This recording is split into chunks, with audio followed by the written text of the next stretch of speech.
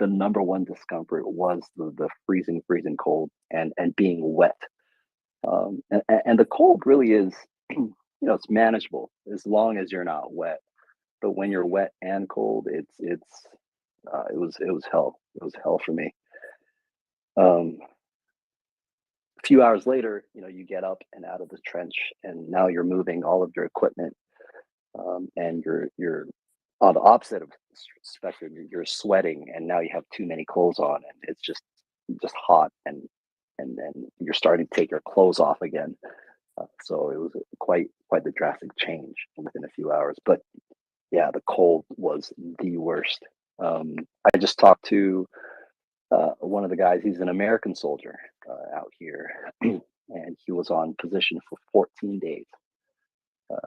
14 days, and that's now, not in September, not in October, but now. Um, and yeah, the temperature goes down to about freezing, uh, especially in the morning. You'll walk out to what looked like a puddle last night, but is now just a frozen piece of ice. Yeah, and 14 days in that, and it's been raining within that time frame. It's rained probably 3 or 4 days. Um, Unbelievable, just unbelievable conditions. And yeah, 2 to 3 days is the standard rotation. But some of these soldiers were out there for 14, with casualties. 14 days. Um, yeah, and that's why I say I can't begin to even pretend that I know what it's like, but I know what I don't like out in the trenches, and that's the cold and rain. Yeah, I hear you. I live in Western Ukraine, and the climate's pretty similar. And I kind of dread when the weather report says like -2 +1 Celsius, because it just means it's as cold as it can be, but everything's still kind of wet. And once it goes down to like -3, -5 Celsius, the air dries up a bit, and it's a bit more. I don't know. For me at least, it's a little easier than like the cold humidity. Just another quick question, as you were talking about uh, like explosions and being fired at. Uh, have you been out there long enough to like distinguish between like outgoing artillery and incoming, and different sorts of ammunition? I see a lot of journalists when they when they first come out, they get scared, and a soldier, and kind of the experienced soldiers are like, no, don't worry, that's our artillery just going out. Oh, for sure, for sure. I got very good at it, at deciphering between. You can't tell, you can't differentiate everything, obviously, but you get quite good at it when you're exposed to it for a while. And I was, along with some really brave evacuation volunteer teams that I covered for a few months out in the Donbass, and um, sometimes you can tell for sure if something is incoming, and outgoing is very clear. It's a very clean sort of, like, like a pop, an artillery cannon, M777s, the 155 millimeter rounds. The M777s, they make this kind of like a metallic, like, ping, like resonance. There's a tail of resonance after the big boom. It sounds quite pretty, to be honest. So you can begin to tell what's outgoing. Sometimes incoming is a little bit confusing, but when it hits uh, sort of like a concrete structure, uh, it's very clear. It's very clear that something is being decimated. When it hits dirt, it's a lot more thumpy, and sometimes you can mistake that for outgoing. Um, cl- Cluster bombs or cluster munitions are very easy to tell. They'll just pop all over the place. But there is a very interesting one where it's these grads, these grad missiles that, or rockets. When they fire out, a lot of these grads, they're airburst, So you'll have a barrage of maybe there's 40 rockets on the back of a grad truck, but they won't shoot all 40. Maybe they'll shoot 15, and most of those 15 they will airburst, and you'll hear these little plastic things hit the ground all over if you're close enough. And then give it a few moments and they'll start popping all over the place. And these are sort of anti-personnel airburst grads, and they'll burst in the air, spread all of these mines, timed mines all over the place, and they'll start just popping within the next a minute or two, sometimes even less. The real big issue with these mines is sometimes they won't pop, and sometimes it'll be hours until they do. So you'll have like 1, 2, 3, 5 outliers that didn't pop, within its timed within the correct timing, and it'll just pop randomly several hours later. So if you're thinking you're clear, you're in the clear, and everything's good, and then a mine pops very close to you, that'll freak you out. Thank God I haven't experienced that, but I have experienced cluster bombs, and that's like you don't even have to know what it is. You know what it is when it happens, and I think anyone who goes to the front, they would learn very quickly what this is, what that is, especially when you have experienced soldiers around you who can tell you exactly what's happening. Tank rounds, Great, by thanks the a way, lot. Are uh, if I can say this, tank rounds sound absolutely beautiful, even when they're coming in. It's like the whistling sound. It's almost like an alien. It's almost like it sounds like a language. If I can even say that. Of course, That's great. when they're hitting you, that's a different story. Cool. I see we've got a couple questions. I'm just going to take kind of co-host privilege for one more, and then we'll go back to hands. But can you? I'm dying to know about the food, man. How is it? How you doing? Do you have the one guy in the squad who cooks, or how's that work? There was a Spanish guy in a different company who loved to cook and who did. He was actually Argentinian, but part of the Spanish speaking squad.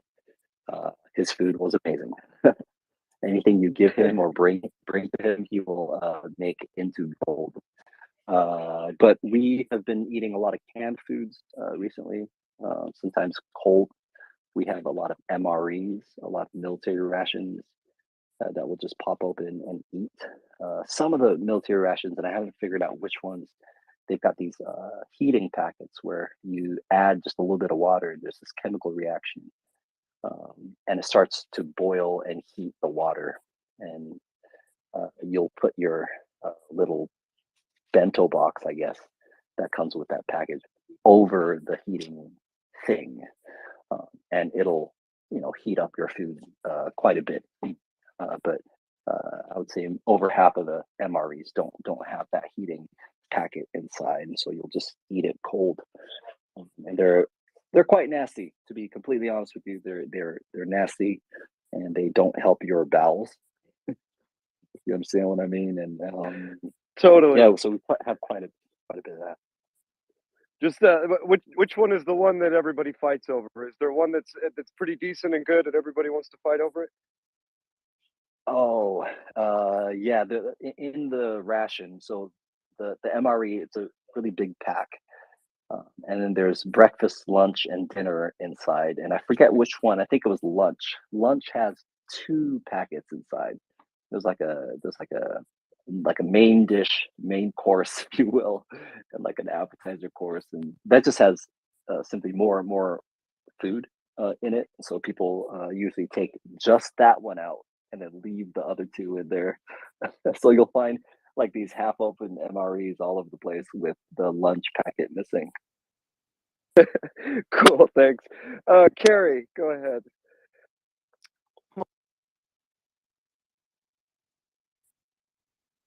Jerry, I think you remuted your mic. You got to unmute again.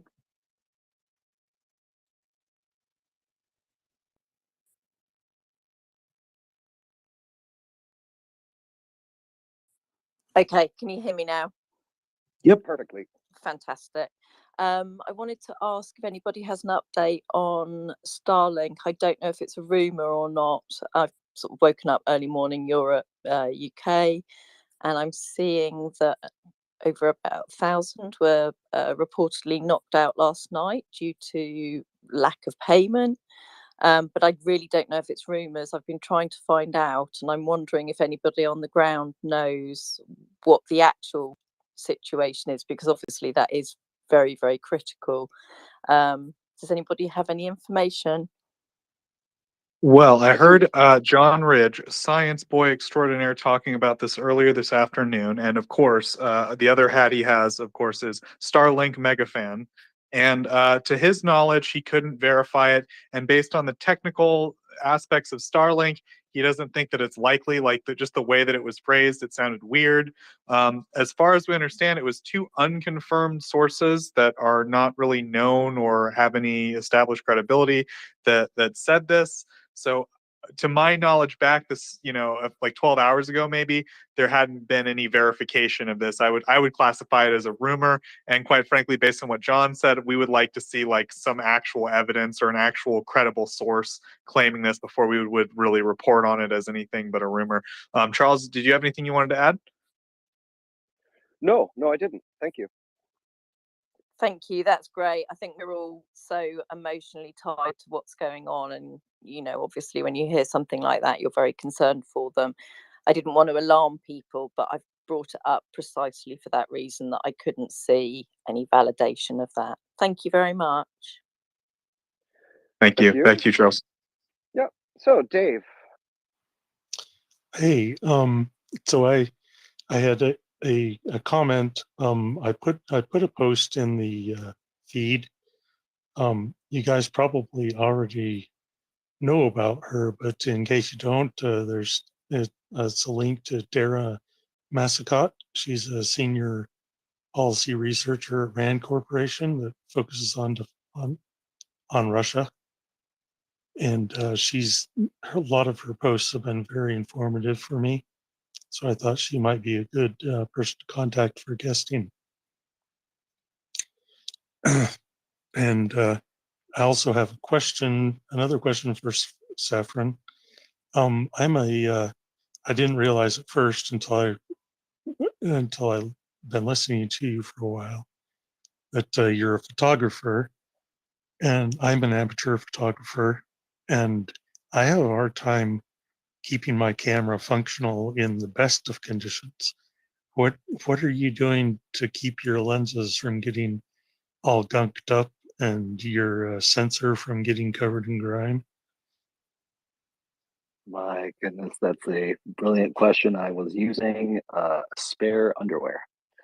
I had spare boxers in my bag, and I had sworn I threw in my towel in my bag, and I couldn't find my towel while on the front. But when I came back and emptied my bag completely, I found out that the towel was tucked at the very, very bottom.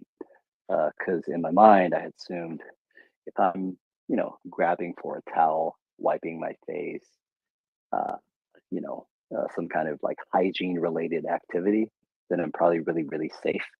And I'm ready to open up my bag, go through it. And so I put it at the very bottom. Uh, yeah, but I couldn't find it while I was on the front. And so I was using spare underwear. But of course, when taking off all of your clothes to change your underwear isn't the safest option. You just don't.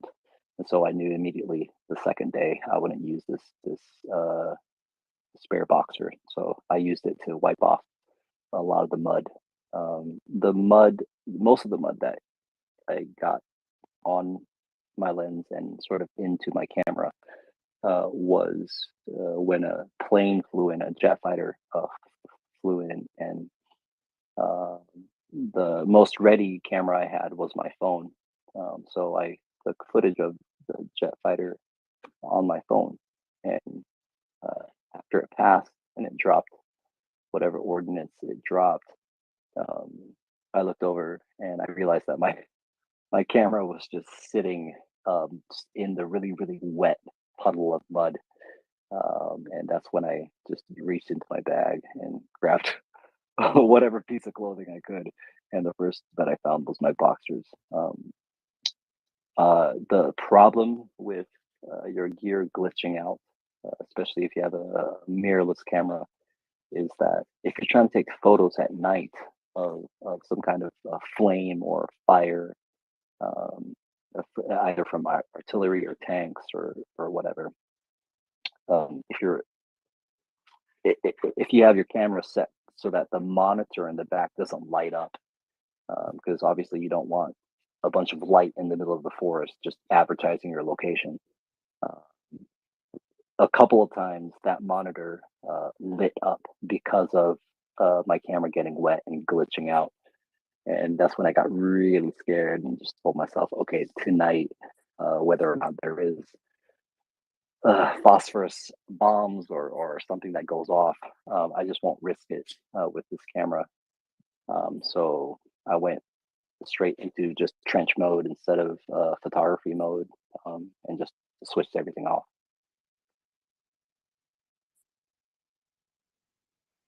Great, thanks a lot. So, I will be signing off for today. I think we'll go to the hand, Mikhailo here in a moment. I just want to thank you, Saffron, for. I'm lucky to have the chance to talk to you today and ask you some questions about life on the ground. I appreciate all your work and all of your insights today. But I will be starting my day here in Germany. I hope you have as the best day possible as you can there, and stay safe. But I'll be signing off. Thanks a lot, Joseph. Em will be coming up soon, and let's go to Mikhailo. Thank you, Charles. So, Saffron, another photography-related question. Can you tell us about your approach to taking photos from an artistic point of view? For example, are there certain like color palettes that you look for? I just quickly scroll through your Instagram, but of course, there's going to be a lot of like browns and earthy tones. I also noticed a lot of like portraits. So. Can you just tell us a little bit more about like being a photographer and like what you think about when you take these photos? Well, absolutely. I've been a photographer for a while now, but I've never done actual photo journalism.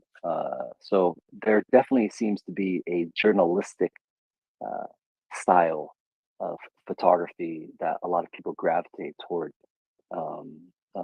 Of course, especially among photojournalists, and they use a lens that is very standard in the industry, which is the 24 millimeter to 70 millimeter uh, aperture 2.8 lens. So it's 24 to 70. That's what we call it. And I've used 24 to 70 before, but coming out to Ukraine, I wanted to use something completely different. So I brought in a more wide angle lens because I knew I would, if all things go to plan, I would spend some time in trenches. And in trenches, you don't have a lot of space. And so you need a lot of wider sort of angles. So I brought a wider angle zoom lens, 16 to 35.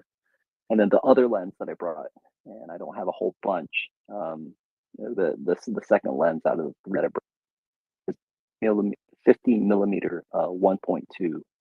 And a 1.2 means that the aperture or the opening to let the light in is really big. Mikhailo, I'm not telling this to you. You are probably very aware. But what it does is it really allows you to focus on the subject, whatever it is you are focusing on, and then it'll blur the existence out of whatever's behind that subject. The further things are behind the subject, the more blurry it becomes. And a lot of times, I have to be honest, I do shoot at 1.2, and that's not very journalistic, because journalists they want to capture not just the subject, but the the thing that the subject is standing in front of, and the background, and the scenery, and everything, because that helps to tell the story, etc. But the reason I like to shoot with a very high, a wide open aperture at 1.2 instead of 2.8 or 5.6 or something like this, is so that I can focus only on the subject. And I think this kind of photography is very lacking within the journalistic space, because there is a standard, there is a certain way that you're supposed to do things. And I don't consider myself a conventional journalist in any regard. So I wanted to provide sort of the journalistic space with photos that most journalists simply, I wouldn't say can't take, but refuse to take. So bringing a very wide open aperture lens to a war zone, if you ask a veteran journalist, they will just laugh you out of the room. But I'm able to, in that way, take photos that you probably wouldn't see from other journalists out on the field. Um, and I'm not trying to contend with journalists. I have to bring something different. I have to do my own thing in order to um, make this meaningful, not just to the viewers, but to myself as well. And so I took a lot of my portrait photography background and just, literally brought that to the front. Um, yeah, that's sort of my style in a nutshell. If I may, do you find that do you find yourself drawn to portraits because they tell a better story? Do we are there certain like emotions that you can like read on someone's face that, like, for example, a landscape shot won't show? Or like in terms of like telling a story and relaying emotion, and like an understanding of the situation there, like what do you find works best, or is it just a combination?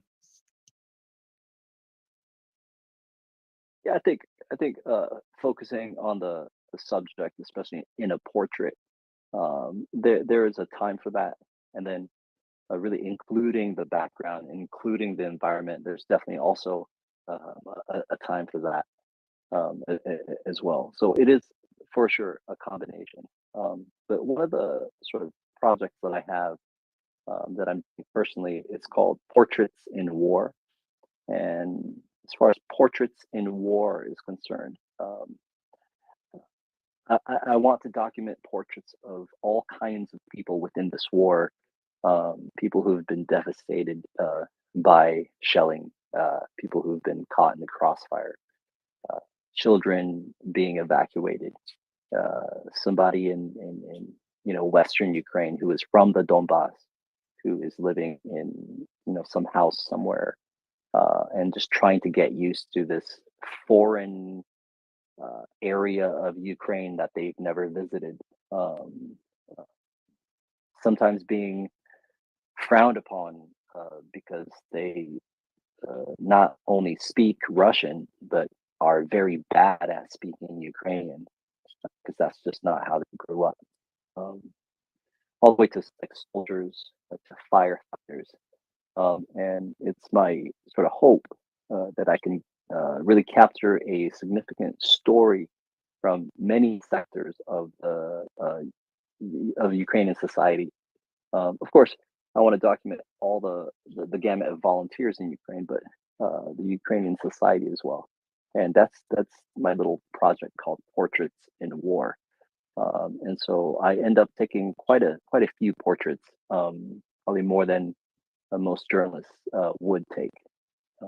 And yeah, hopefully I could publish them in some kind of really meaningful way in the future. But I have to complete my work on the front line first before I can really focus on that.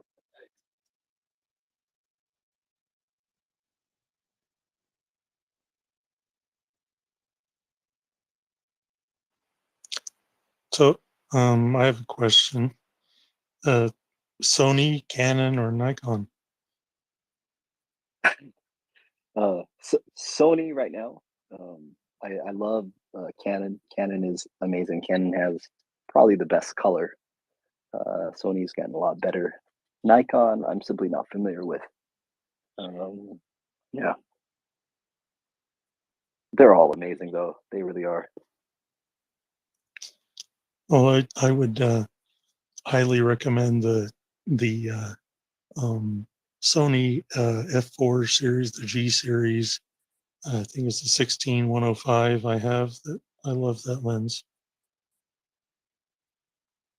Very nice. Very versatile. Very nice.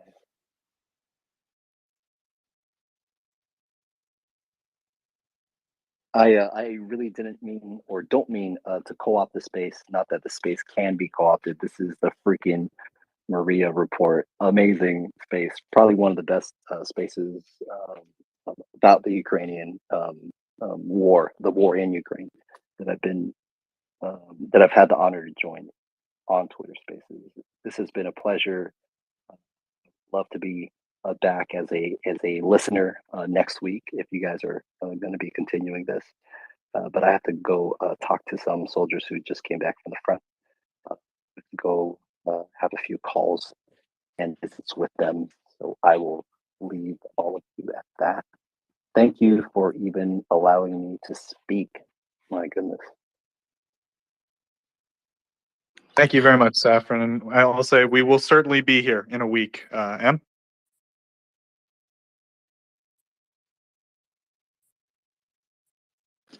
Good morning, everyone. Thank you so much for joining us, and feel free to stop by whenever you have time. You're more than welcome all the time to visit us and contribute your stories and your insights. Thank you guys. Have an amazing day. Thank you.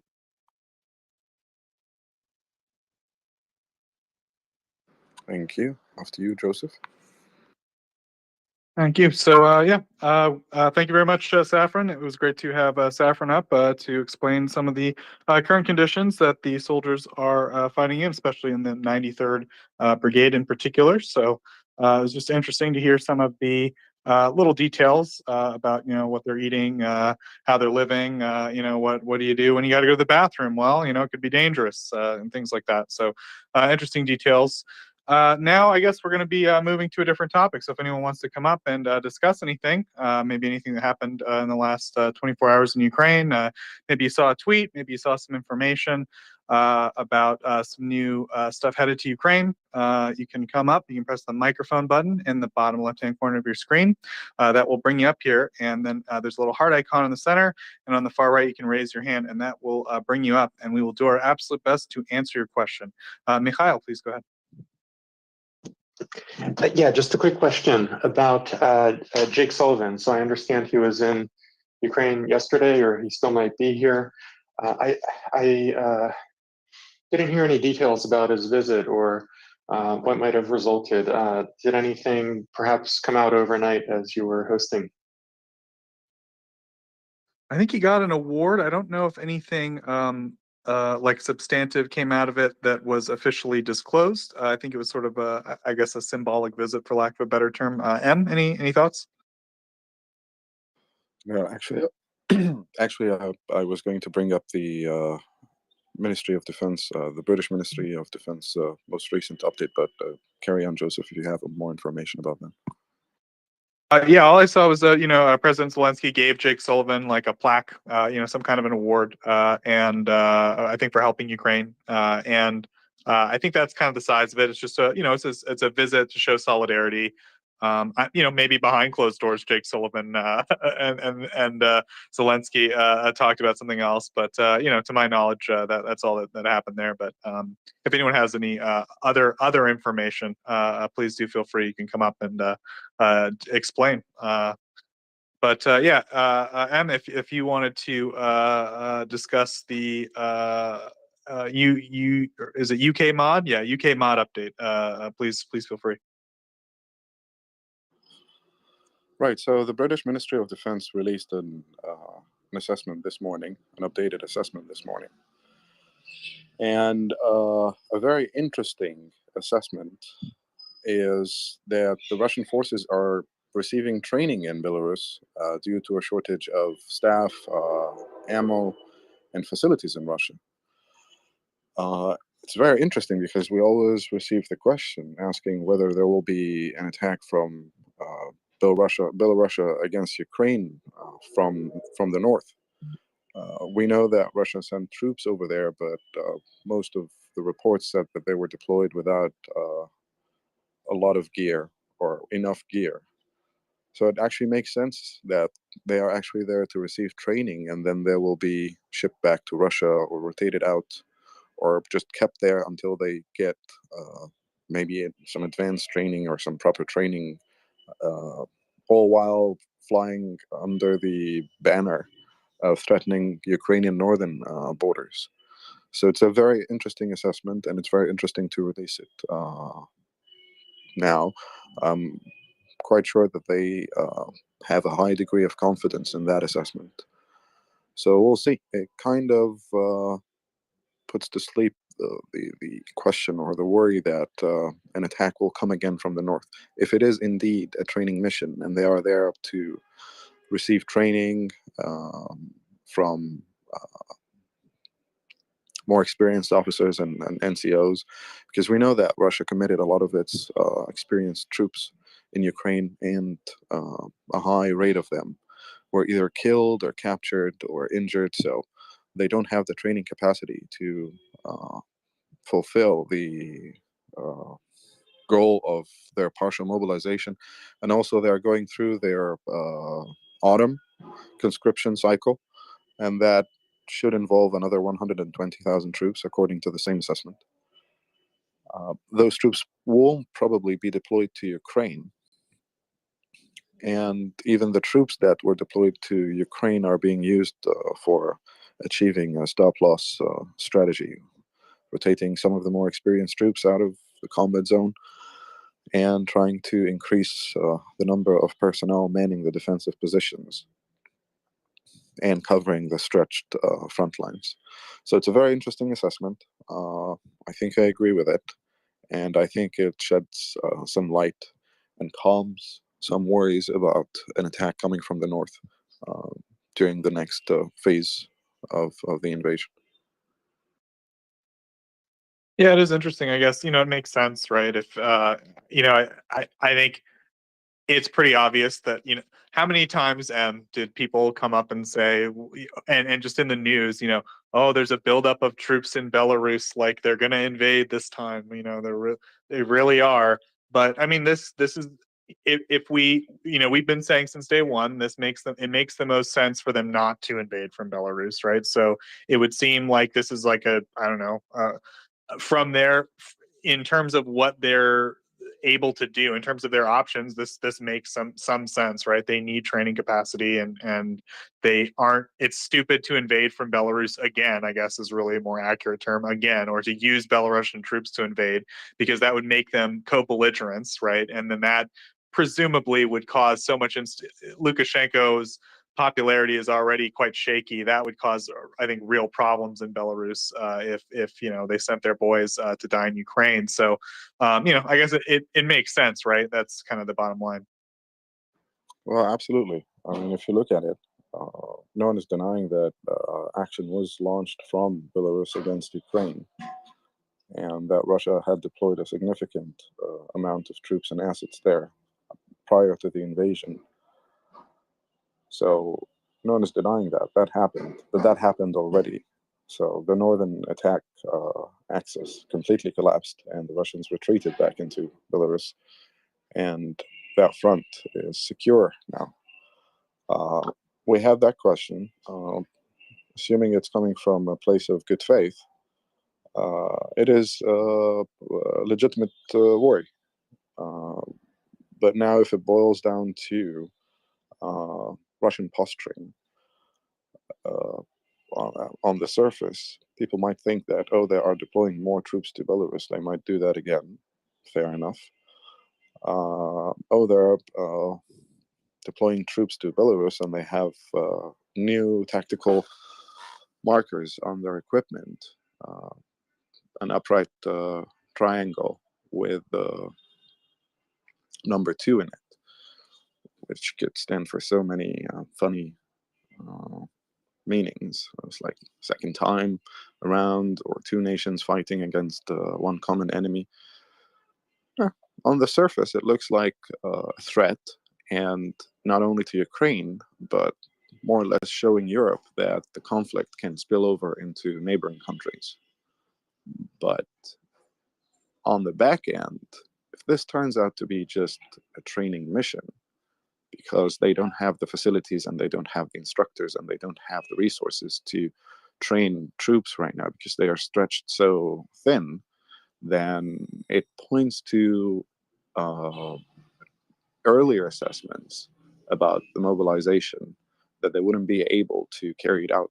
And the best thing that the current Belarusian president can offer Putin without getting involved in the war and without undermining his own position of power in Belarus is to offer him his facilities, his instructors, and his ammo stocks to train more of his troops.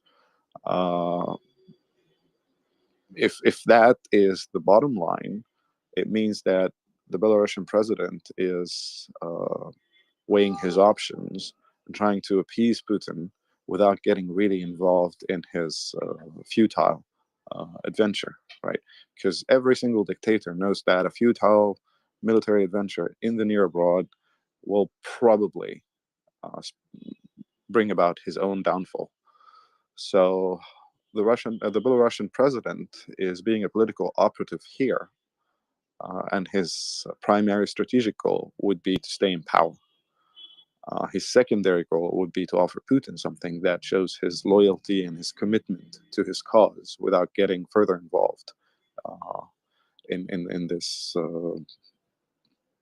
gigantic disaster. It's a quagmire at this point. And if that's the case, then it should calm down a lot of worries about it. But it also means that the Russians are considering more offensive action when the spring comes. If those troops spend the winter training there and then rotate back to Russia and then get deployed to theater, that means that you have a significant force that was relatively better trained than the current force in theater and the current mobilized troops. So we'll see. It's a very interesting assessment. I think I agree with it. And I think the time of release is also very interesting because those worries have been voiced for the last couple of weeks. And with that assessment, people can be less worried about that possibility. Yeah, it's as you said, very interesting. It's not something I'd considered, but it makes sense. So because it tracks, I would be inclined to agree with you that it seems likely. So yeah, I also I guess wanted to bring up the list of Russian losses was published. It seems like I guess for lack of a better term, a pretty typical day. It's 600 liquidated personnel, 8 tanks, 20 BMPs, 4 artillery systems, 1 anti-aircraft system, and so relatively typical day. 10 trucks, I would say that's about average, to be perfectly honest. As crazy as that is, we're not seeing like a ton of artillery systems taken down. I mean, one day we saw, I think, 30 tanks. That would really raise my eyebrow, right? Or 40, 50 BMPs. And then there's a new kind of interesting graphic. It's probably not new. I'm sure that the people who follow things would tell me, "Oh, that's not new, Joseph." But it's I guess relatively new. I haven't seen these as commonly as the other graphic that shows what air defense doing in Ukraine, Ukrainian air defense. And so there are 11 Shahed drones shot down. It looks like 3 Orlan drones shot down. 2 cruise missiles, Ka-50, Caliber, I believe, missiles. Yeah, Caliber cruise missiles. And then, interestingly, 2 Ka-52 helicopters shot down. And this has been pretty typical. I think for some reason we've seen like pairs of Russian helicopters shot down quite a bit lately. So I don't know if that's part of a pattern. And then just one last thing. There is currently an air raid alert in basically all of Ukraine, including Donbass and so forth, except for occupied Crimea. So as usual, Ukrainians are currently going into shelters because Russians are deliberately targeting civilian areas in Ukraine for terror attacks against the civilian population. So that's basically happening in all of Ukraine right now. Thanks. Em, any thoughts on the current losses? In line with the futile attempts to continue to conduct offensive operations under these conditions, means that the Ukrainians are quite dug in. And also it means that the Russians will definitely at some point run out of equipment. I mean, given the condition of their stocks and the reports and videos and images we saw of so many things, the conditions of captured equipment, the conditions of equipment left behind, the conditions and the models of some equipment being sent into theater in response to their heavy losses. I mean, at some point they will run out, and right now all tensions are inflamed all over the world. I doubt that they can source more heavier equipment from any of their allies. Like they lost a lot of bridging equipment, they lost a lot of engineering equipment. They're losing APCs and trucks at a very high rate. And their armor has been attrited to a significant percentage. Again, another pet peeve of mine is losing 30%, more than 30%, or almost 30% of their Ka-52 alligators, their attack helicopters. They developed that platform and they marketed that platform as a more powerful platform than the Apache attack helicopters, right? And they are losing them at a rate that would definitely undermine their capability to maintain the rest of their fleet operable. And again, no information on stocks of spare parts for that specific platform, for instance, in Russia. And not enough information yet about how the sanctions regime will affect procuring components needed for building those spare parts and getting spare parts for the machines used to machining those spare parts. We're looking at, if you just examine one platform, the alligators, just one platform, right? And 33% or 30% of its procured and operational fleet in service, 90, is gone. They lost anywhere between 28 to 30 alligators since the beginning of the war, to man pads, to, in some cases, even to anti-tank guided missiles. I think a couple of videos showed the Ukrainian forces taking out alligators using Stugnas. It's bizarre what they are doing, and those losses are just absolutely higher than any average anyone had ever seen throughout the history of modern warfare since World War II. I mean, look at their losses in Afghanistan. They stayed there for how many years? And look at their losses in Ukraine, and they haven't been there for, one full year yet, right? It's just, it shows the futility of attempting to project power in the near abroad. This is their backyard, and they can't even do it. We're not talking about flying heavy transports or sending out transport ships or sending out aircraft carriers. It's their backyard. They have been absolutely bad at organizing stable comm lines and providing logistics and even medical care to troops committed to this, right? And there are significant game changers. So the first one is, of course, Western countries decided to share intelligence with the government of Ukraine, and that helped the Ukrainian armed forces planners to better understand the threat matrix and therefore better respond to it. There's also the military aid. It started very simple. It was just NLAWs and then javelins, anti-tank guided missiles, or ATGMs, and that in the hands of small, capable, willing, and better trained Ukrainian teams, managed to attrit almost 25%, maybe more, than their entire tank stocks in the opening days of opening weeks of the war.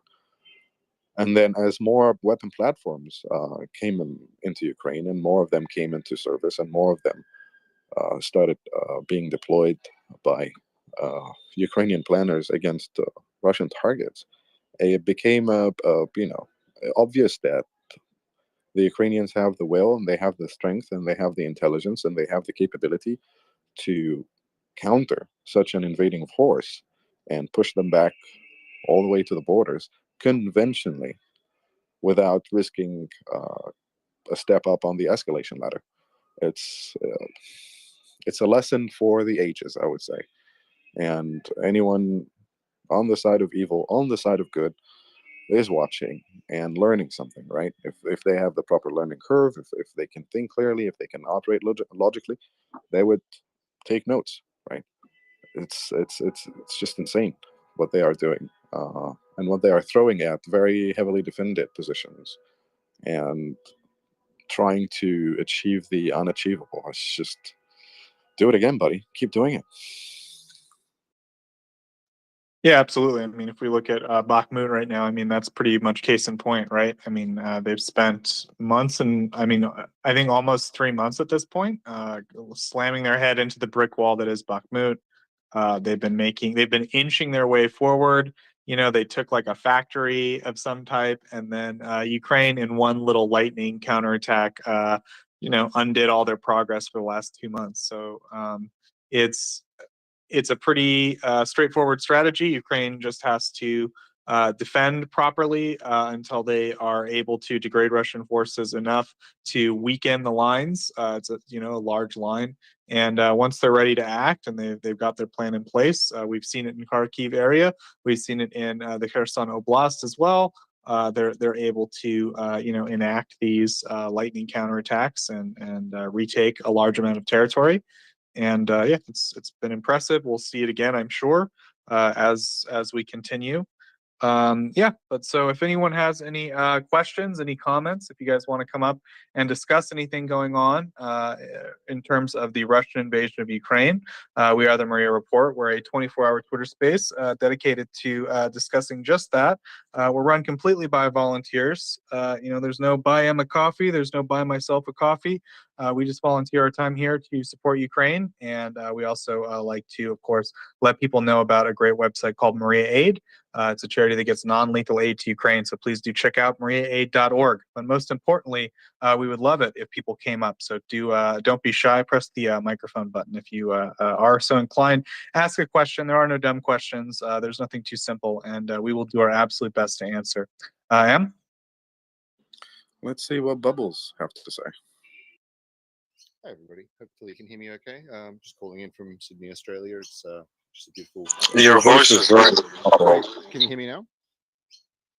It's very low. Okay. I'll try and speak louder. Can you hear me okay now? Hello? Okay. Yes, sure.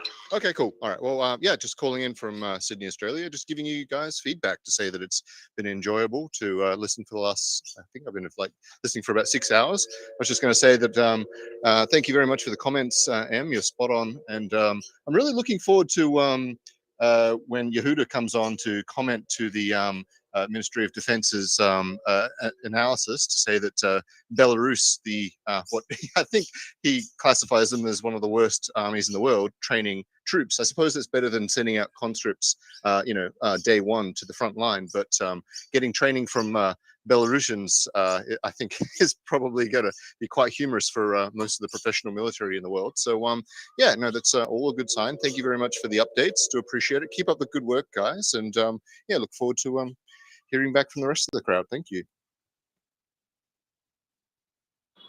Thank you, Bubbles. Actually, that's a very good point. But again, some training is better than no training, right? And it's not a testimony to the efficiency of Belarusian training. It's more a testimony to the lack of resources on the Russian side to provide minimal required training for going into this, right? But it's a very good point. It's a very good point. It doesn't mean that they will be trained efficiently, but it means that they might be receiving a measure of training, which is better than no training for them. And again, never underestimate your opponent.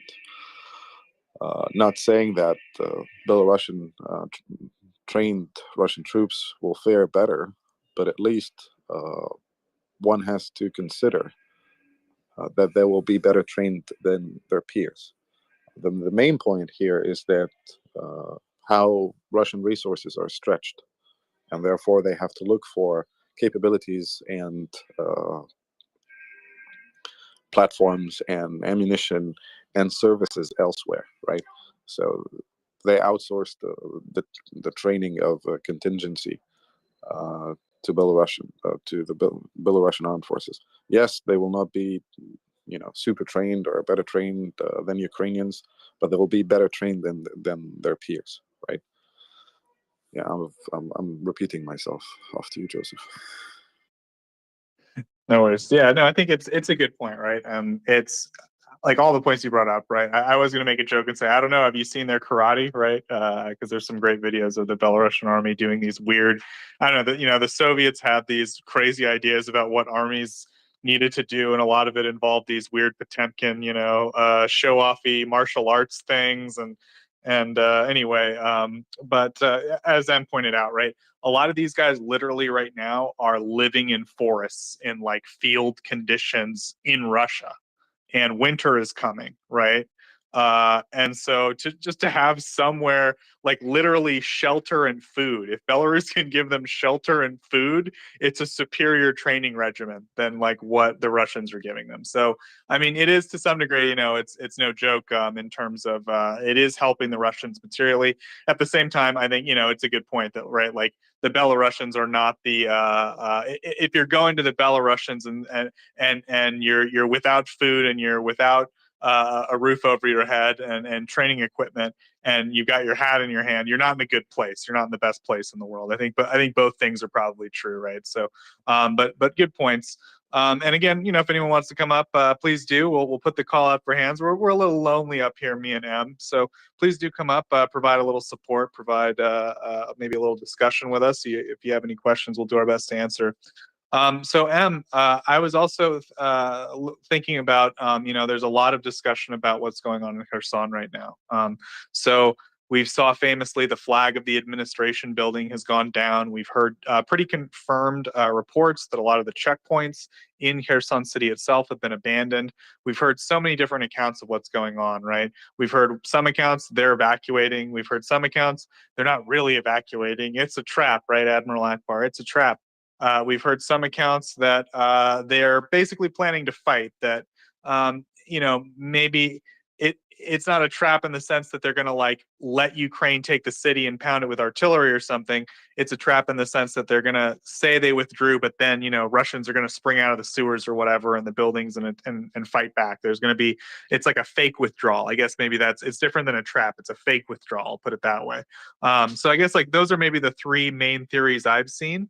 Actual withdrawal, fake withdrawal, and it's a trap, right? Like lure them into the city and then use, artillery or some other thing to hurt Ukrainian forces once they're inside Kherson city. So I mean, what are your thoughts about going forward with Kherson? What do you think's going on right now? The Russians have a lot of time there to prepare surprises, right? I wouldn't worry about close quarters combat in an urban setting. I think that they are trying to conduct a somewhat orderly withdrawal from certain areas to fortify other positions and to increase the ratio of defenders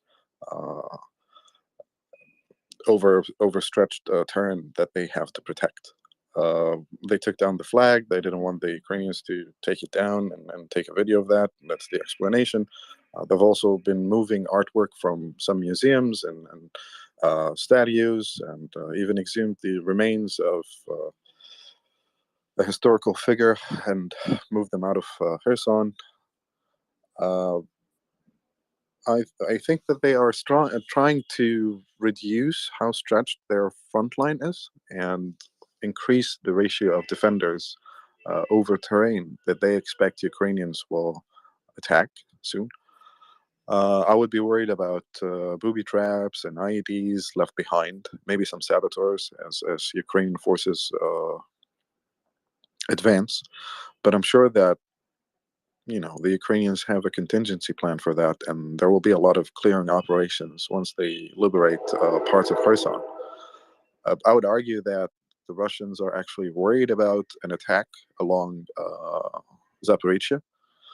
So Ukrainians have been amassing forces near Zaporizhia, and we know that fierce battles have been taking place there, with significant losses to the Russians.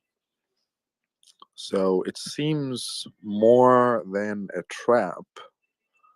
It seems more. It seems more an somehow relatively well-organized withdrawal to try and stop the Ukrainians from trying to take Zaporizhia and trying to go all the way down to Mariupol and liberating Mariupol and reaching the Sea of Azov.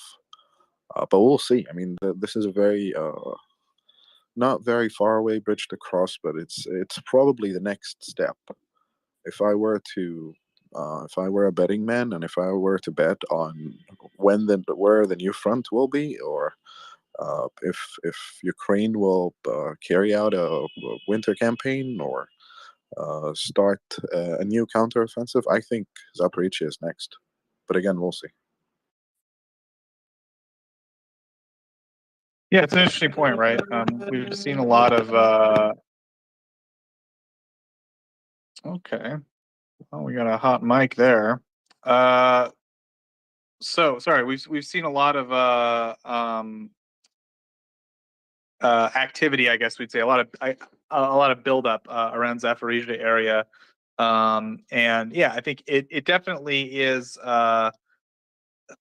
I think something's afoot, right? Something's cooking. It's hard to say exactly what and when it'll happen, but I think it's fair to say that there's a decisive action could happen down there. And I mean, what would you say? And like the goal of that would be to take Melitopol, right? I mean, if you take Melitopol, that puts kind of the whole Russian operations in the south kind of really in jeopardy. That's where a lot of the command structure is. I would say a lot of the logistics like passes through there to the front line. And it would require Russia to like have a whole shift in what they're doing if Ukraine was able to push down and retake Melitopol. Would you say that's kind of the goal if there was an attack from the Zaporizhia front? Well, they are not able to hold Kherson for long. They won't be able to hold Kherson for long, right? They're getting hammered there, so they realize that they need to reduce how stretched their fronts are, and that they need to increase the number of troops in certain places or certain areas, because they're probably worried about an attack coming in to Zaporizhia, Ukrainian counteroffensive aimed at Zaporizhia. Now, when they do that, when they withdraw, they are leaving units behind, right? And supposedly, their calculus is that they can stop the Ukrainians from advancing there, all while rerouting more experienced troops back to defensive lines that can be used to protect Zaporizhia if Ukrainians decide to attack there. But the thing is, sooner or later, the Ukrainians will be advancing into Kherson, and as they secure their positions and conduct clearing operations, they will be bringing in rocket and tubed artillery. and that will put the communication lines between Crimea and the southern Russian effort in range of those platforms, and therefore the Ukrainians can do their best trick, which is using long range fires to target logistical support nodes and C2 centers, command and control centers, and disrupt the Russian rear, disrupt communication lines, disrupt supply lines, and take out C2 centers. That, combined with an attack coming from the north, trying to take Zaporizhia, threatens the collapse of the whole Russian southern front. Their effort there started with them crossing from Crimea into Ukraine, then turning right, trying to take Mariupol, turning left, trying to secure Kherson and Mykolaiv, and then go into Odessa. I mean, it's not really an opinion a lot of people like, but on paper, if we're talking about country A and country B, so forget about Russia, forget about Ukraine for a minute. Let's talk about the military planning aspect of it. They have country A and country B, and country A decided to carry out that plan against country B. If we take all the history out of the equation and all, let's assume that country B did something really bad and country A put this plan on, and they were going to do this because they needed to do that, or there were them for whatever reason, right? We're talking purely just military planning and execution. The plan itself is overwhelming. The plan itself is good, right? But it's only good if it was carried out entirely and in full harmony and quickly, right? So if all three axes were functional, because there is no other way to put it, and they actually did that, they attacked along the northern axis, securing both flanks, going into Hostomel, going into Irpin, and then trying to go all the way to the capital. And in the south, crossing from Crimea, turning right and turning left, and in the east, going for the administrative borders of the Luhansk and the Donetsk oblasts, while securing the flanks, Kharkiv and south, Mariupol, and securing the Sea of Azov. That plan requires every single element deployed for it and every single branch to operate in harmony, right? The Air Force and rocket artillery need to be attacking country B's C2 centers, right? Those forces need to move fast, and they need to move professionally, and they need good logistical support. Their echelons should be put your ducks in a row. Maintenance and supply and fuel and ammo and medical care, etc. All this should be all working together. And there were, early on, everyone was worried about a naval infantry landing in Odessa, right? That didn't happen. It shows one thing: the Russians cannot conduct combined arms maneuvers on that scale, right? So they dreamed big, they have a plan, but they never executed according to plan or according to doctrine. They relied on the northern axis to reach Kiev and force a political capitulation that will cause a collapse of chain of command, and then therefore the entire country would capitulate, and the Ukrainian armed forces would lay down their arms. So they underestimated the capabilities of the defenders. That's number one. And number two, they overestimated their own capabilities. So they believed their own lie. So they said, oh, years and years of modernization, years and years of doing this, and years and years of their media narrative trumping up their capabilities and scaring everyone of what they can do. They ended up buying their own lie. And, the bubble burst. Like Charles said yesterday, it was just an onion. One layer is coming off after another, one layer after another, one layer after another. You know, you guys thought you're good at combined arms operations. No, you cannot operate in harmony. You can't even secure your comms. Your jets are flying using commercial GPS navigation units. Your comms are insecure. You had to sit there idle by the borders for 7 days, burning through fuel and burning through supplies. That when the order came in to go in, you didn't have enough supplies to last you for 3 days, and then, oops, your tanks and your APCs stopped working, and you were asking Ukrainians where's the nearest gas station. Videos of you going into farms, killing chicken and putting them in a bag and taking them away because you ran out of rations.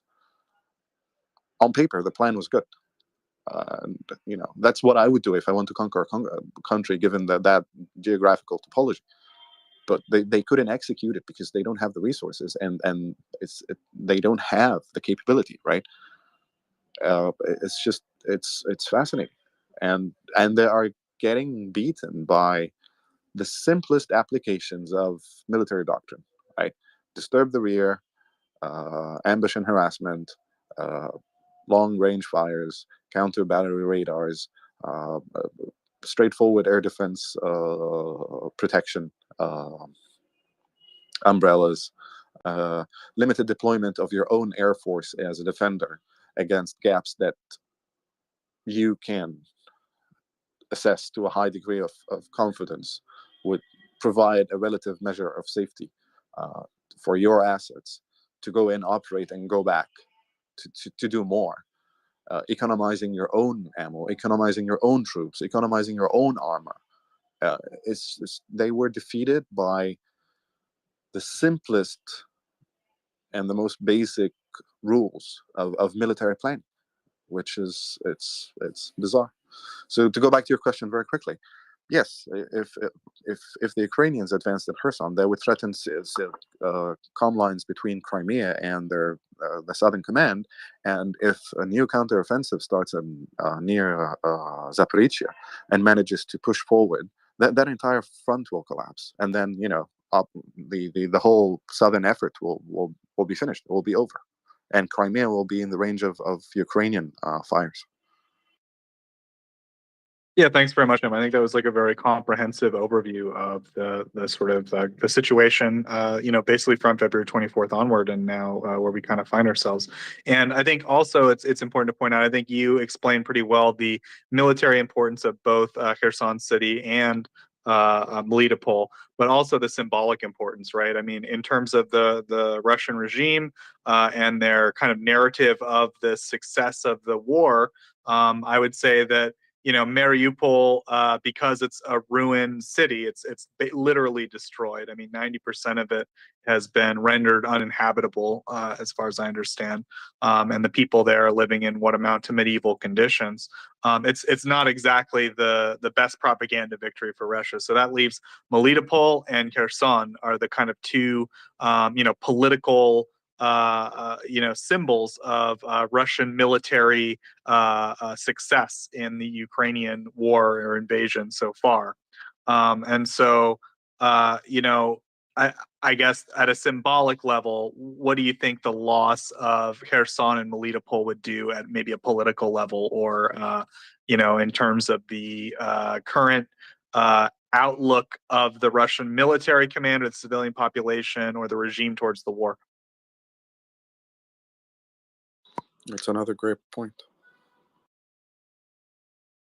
Yeah, I don't know. I guess it's yeah, we don't have our crystal ball, right? So yeah, it's an interesting question. So I wanted to I guess we can change gears a little bit, but I will once again, of course, put out a call for hands. It's early, we know. Maybe there's some Aussies down there. It's maybe a good time for you guys. Come on up and represent. How you going? How you going down there, Aussies?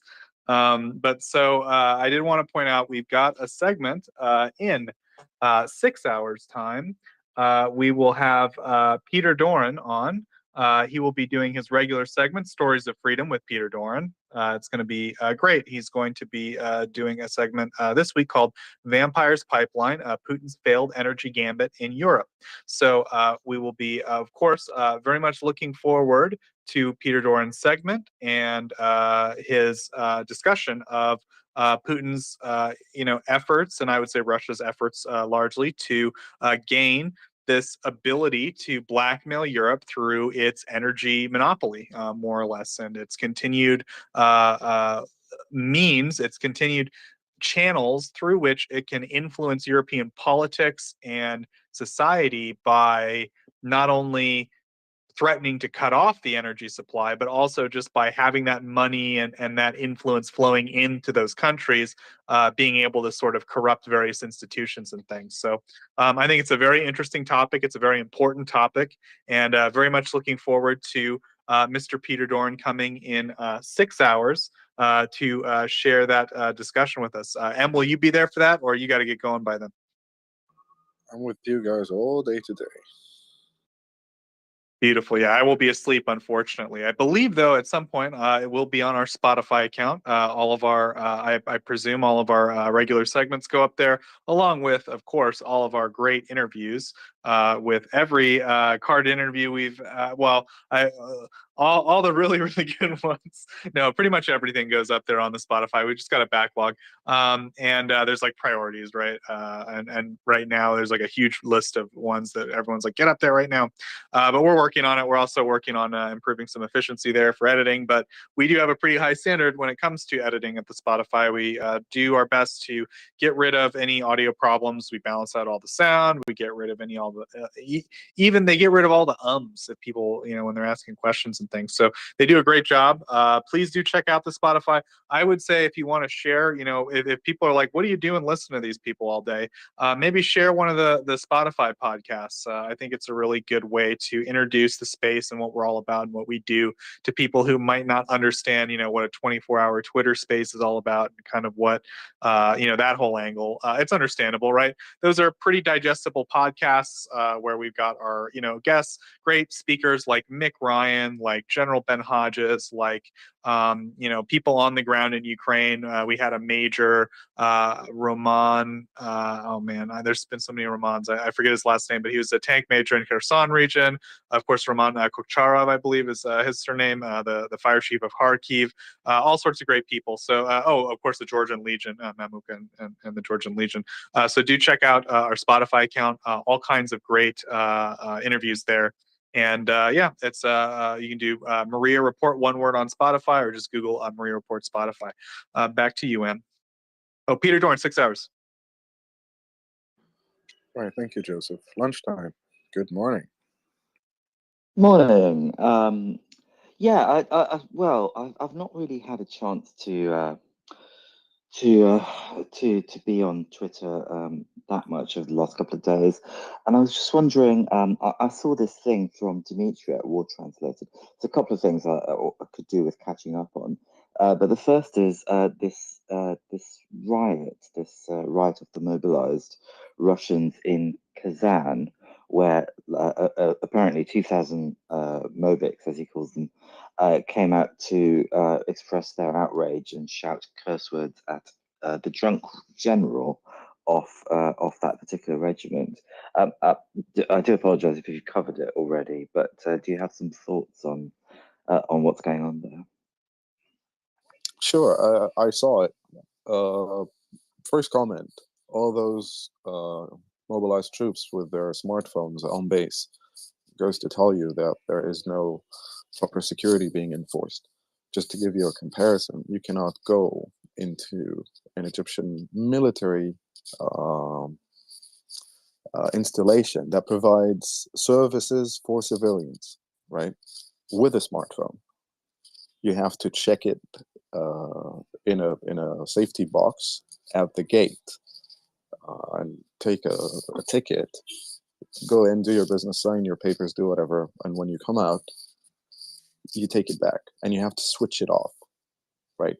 So first interesting observation by looking at the video is that all those troops have their smartphones on base. That's a big no-no. Even troops who are allowed to carry a phone in our bases, for instance, they have to carry a feature phone. That's it. It's just an old Nokia. That's what's allowed. And you're not allowed to send SMSs out of the base. And you sometimes it goes to enforcing a call fence, incoming and outgoing calls. Certain numbers only can go through the station that provides cell phone coverage for that base, right? I'm not even talking about secure comms.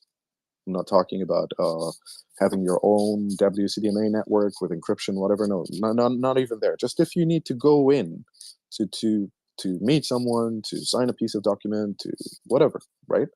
That's it. No phones, right? So that's the first interesting observation I noticed when I watched the video, is that they are not really doing what any military would do on base when it comes to security. Number two, I think it's the entire base, more or less, staging a mutiny against the commander. So it was a significant number of troops in that video, and all of them were carrying their smartphones. All of them were taking videos of it as it happened, and that's how the video was posted to the internet, right? So that means that even the base is not employing, or the camp is not employing any sort of jamming for the cell phone signal around it and near it. And that's what you do actually when it's a combat training center. We have jammers here that would jam GSM signals around those areas. Even if you managed to sneak in a smartphone, you wouldn't get a signal. That's it, period, done. Kazan is the capital of Tatarstan, and Tatarstan has always been the most significant pressing problem for a central government in Moscow when it comes to exerting power and pressure and control over them. Proud nation, very rich history, and also a very robust regional economy. Most of the heavy defense industries are more or less centered around Kazan. So it's very interesting to see one specific ethnic group in the Russian Federation in open disobedience and open mutiny to what the central government is trying to exert over them. So these were my main two observations. One of them is more or less related to human behavior on base, and the other one related to the political implications, or what the video means on a larger scale. Lunchtime. Wow, yeah. So both really, really on point observations actually, because I didn't really put my finger on it, but when I did see the footage of all those phones up, there was something in my head going, there's something funny about this, you know. And as you say, to see that many phones, it's a complete absence of security, as you say. I couldn't, I mean, the video footage was so dark, I couldn't actually see much about, you know, they're apparently addressing a general. I mean, have you seen better footage of that? Do you know, was it a general? Do you know who the target of this was? Do you have further information, basically? So far, no, but someone is working on it. If we get more pieces of information about it, we'll definitely share it. But I haven't seen a closer video of the actual confrontation with the commander being identified or spoken to. And most of the words I managed to make out of the video were just like, you know, Russian cuss words. So. But if I stumble upon anything, I'll let you know. Oh, that's super. Okay. So to change topic slightly, I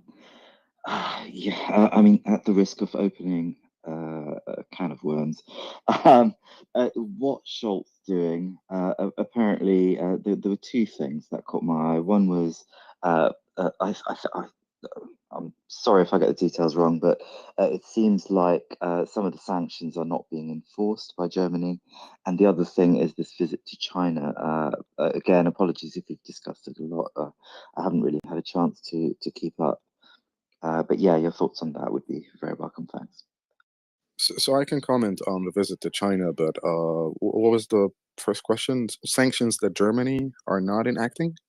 Yeah, there's some. I'll try and find the tweet, and I'll sort of that'll. The jet fuel on lunchtime.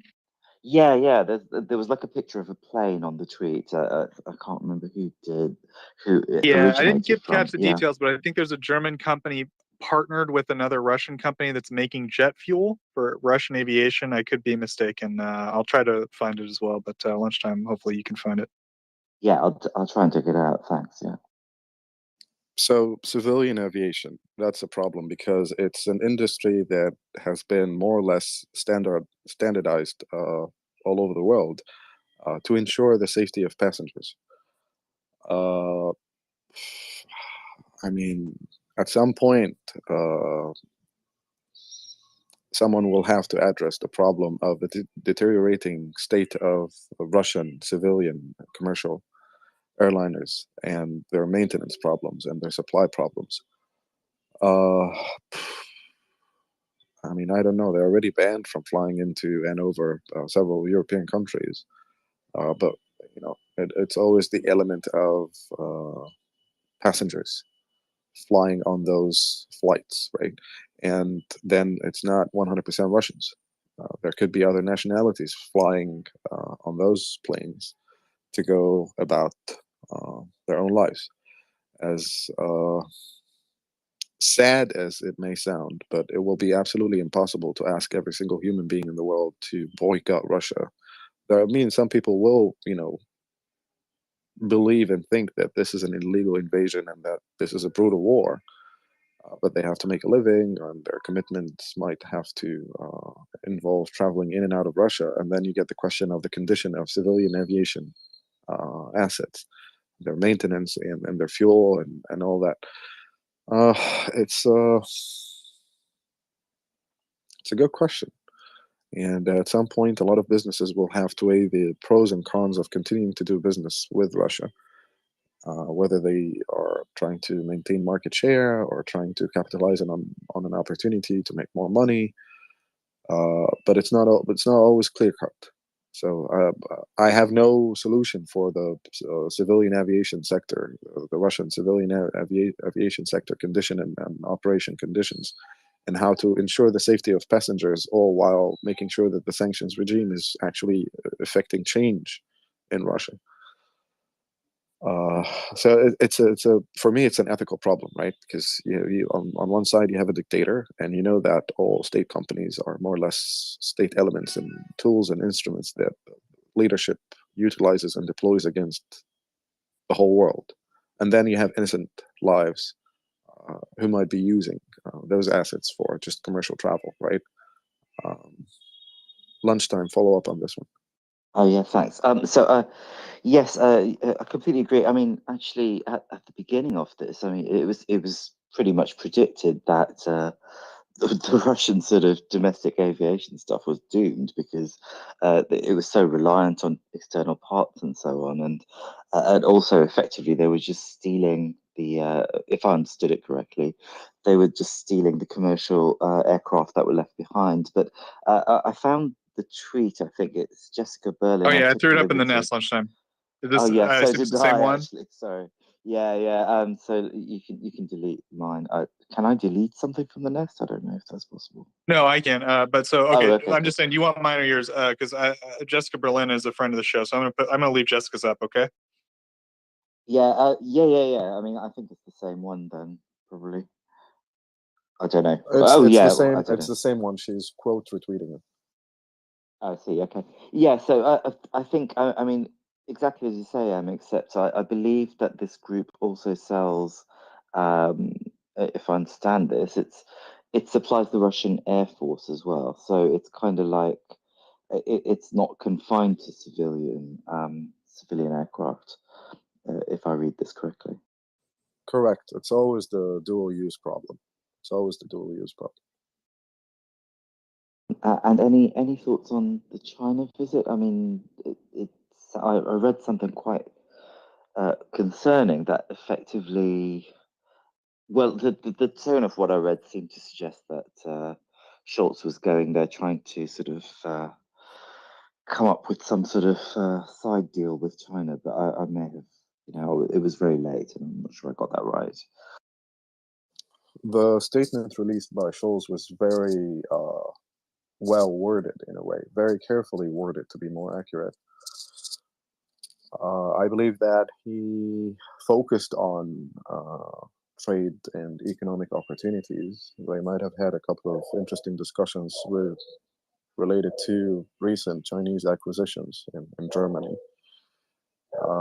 And according to the statement, Prime Minister Scholz stressed on preventing the use of nuclear weapons and stopping threats of using them. But then, in the statement, it's very murky. So it clearly says that he communicated to the Chinese president that this should be a red line and that he considers it a red line. Whereas the statement itself doesn't really or clearly highlight the Chinese response to that comment, right? I guess more to come as we go forward. China has to make a couple of choices right now. But my biggest fear is that the world is reorganizing along ideological lines, and governments that are more or less trying to prevent this from spilling into a global head-on conflict, engaging in diplomacy based on some political calculations, are still not getting the bigger picture. Is that this could be a window for other ideological players to make their move, and that's why we need to close the window, because what's happening right now is that Russia is trying to draw out this war for as long as it can to force Western governments to cave in and apply pressure on the government in Kiev to engage in negotiations. That's the problem, right? That's the strategy right now, and that's basically because they were unable to win on the battlefield, and that has been clearly demonstrated, right? So they will try to win this war again by regressing to their principles of hybrid warfare, aggression, as in a campaign of aerial terror against the people of Ukraine, and propaganda, misinformation, disinformation, and trying to attrit the political will of the countries by attritting the will of their peoples instead of attritting Ukrainian forces, which they fail to do. It's, I mean, it's a chimera, right? It's just turning and changing right in front of your eyes. So you can use a lot of descriptors to describe it, right? But it's like an electromagnetic wave, right? It's oscillating according to different axes, but certainly all the time traveling in one direction. And that one direction is undermining the collective will of the Western community and undermining NATO countries. So more to see. I mean, diplomacy is good. If Scholz can actually engage in diplomacy with the Chinese and manage to relay a message that they would consider, it might not change their position, but they may consider. Maybe they would, right? And China right now knows that Russia is not as strong as it claimed to be. And they're using this. All the regional powers near Russia are having second thoughts right now, but they're also considering this window, right? This is a window of opportunity for everyone. And everyone's trying to figure out how they can seize this window of opportunity with the least amount of effort, the least amount of resources to achieve the most gains. Look at Turkey, look at Erdogan. All of a sudden, he becomes the baron of cutting deals. On one side, he's seen as the benevolent NATO president ally who's providing Ukraine with TB2 Bayraktars to counter Russian heavier platforms. That's good. I have no problem with that. But we know that he's doing this for money. And he's doing this to sell the platform to other countries who will be much more interested in the platform now that it's battle proven, right? It's first Libya, Armenia, and now Ukraine. So a lot more clients are now showing interest in procuring TB2s. That's a win for him. By leveraging the power of international law and closing the strait, Now he becomes the baron of cutting deals of grain transport. And he can be seen in Northern Africa and the Middle East as the man who managed to secure food shipments because he's well placed in the halls of power to negotiate between Putin and the West. And the list goes on, right? So everyone's trying to achieve as many political gains as they can by leveraging whatever tools they have and considering the changing dynamics and possible outcomes. So that's my comment regarding China. Lunchtime, one final comment before we go to Daniel. Real quick, Yeah. I gotta go to bed, everybody. So I'm just gonna sign off here and just say, I'm sure you got a great show ahead. We're gonna get on to up here. Thanks everyone for sticking around. I appreciate everyone in Europe and elsewhere. I feel a little weird saying I'm handing it over to Europe when I hand it to M. So I also feel it'd be weird to say Europe and friends. So I'll say we have volunteers from all around the world, right? And so I'm handing it over to Cairo. I'm handing it over to Egypt, and I'm sure you guys will love the lovely sounds of the streets of Cairo, as I always do when M speaks. So with that, I will hand it off to you guys. We got Peter Doran coming in a little under 6 hours for, I'm sure, what will be a great segment. I'm sorry to cut you off there, lunchtime. I'm going to leave. Slava Ukraini. No worries at all. Thank you, Joseph, for your work and your help and your support. You can always say I'm transferring to GMT regions. How about that? That's neutral. Welcome, Enda. Good morning. Good morning, glad to be here. Thank you. Okay, lunchtime. Go ahead. Actually, I've slightly lost my train of thought, but incisive comments as ever. Thanks so much, and I'm sure you've got a barnstormer of a day coming with Peter Doran and so on. And yeah, nice one. Cheers. Thanks. You're welcome, lunchtime. Daniel, good morning. Please go ahead, sir. Good morning. You have the window closed. I cannot hear the traffic, which is wonderful. Believe me. I know it's a hell, but I'm using a noise canceling headphone. Okay. With Chinese, I saw some official declaration about, don't play with that shit. They made another statement, which is more obvious than what Xi will say. They said they will buy Airbus for 17 billion. That is a statement. They have both planes in their fleet, Airbus and Boeing, but stating this after Scholz meeting is very obvious. About wavering, I don't see any wavering. And name and shame works. Maybe Germans try to be mercantile like was United States in 19th century, but they will have a lot of backlash.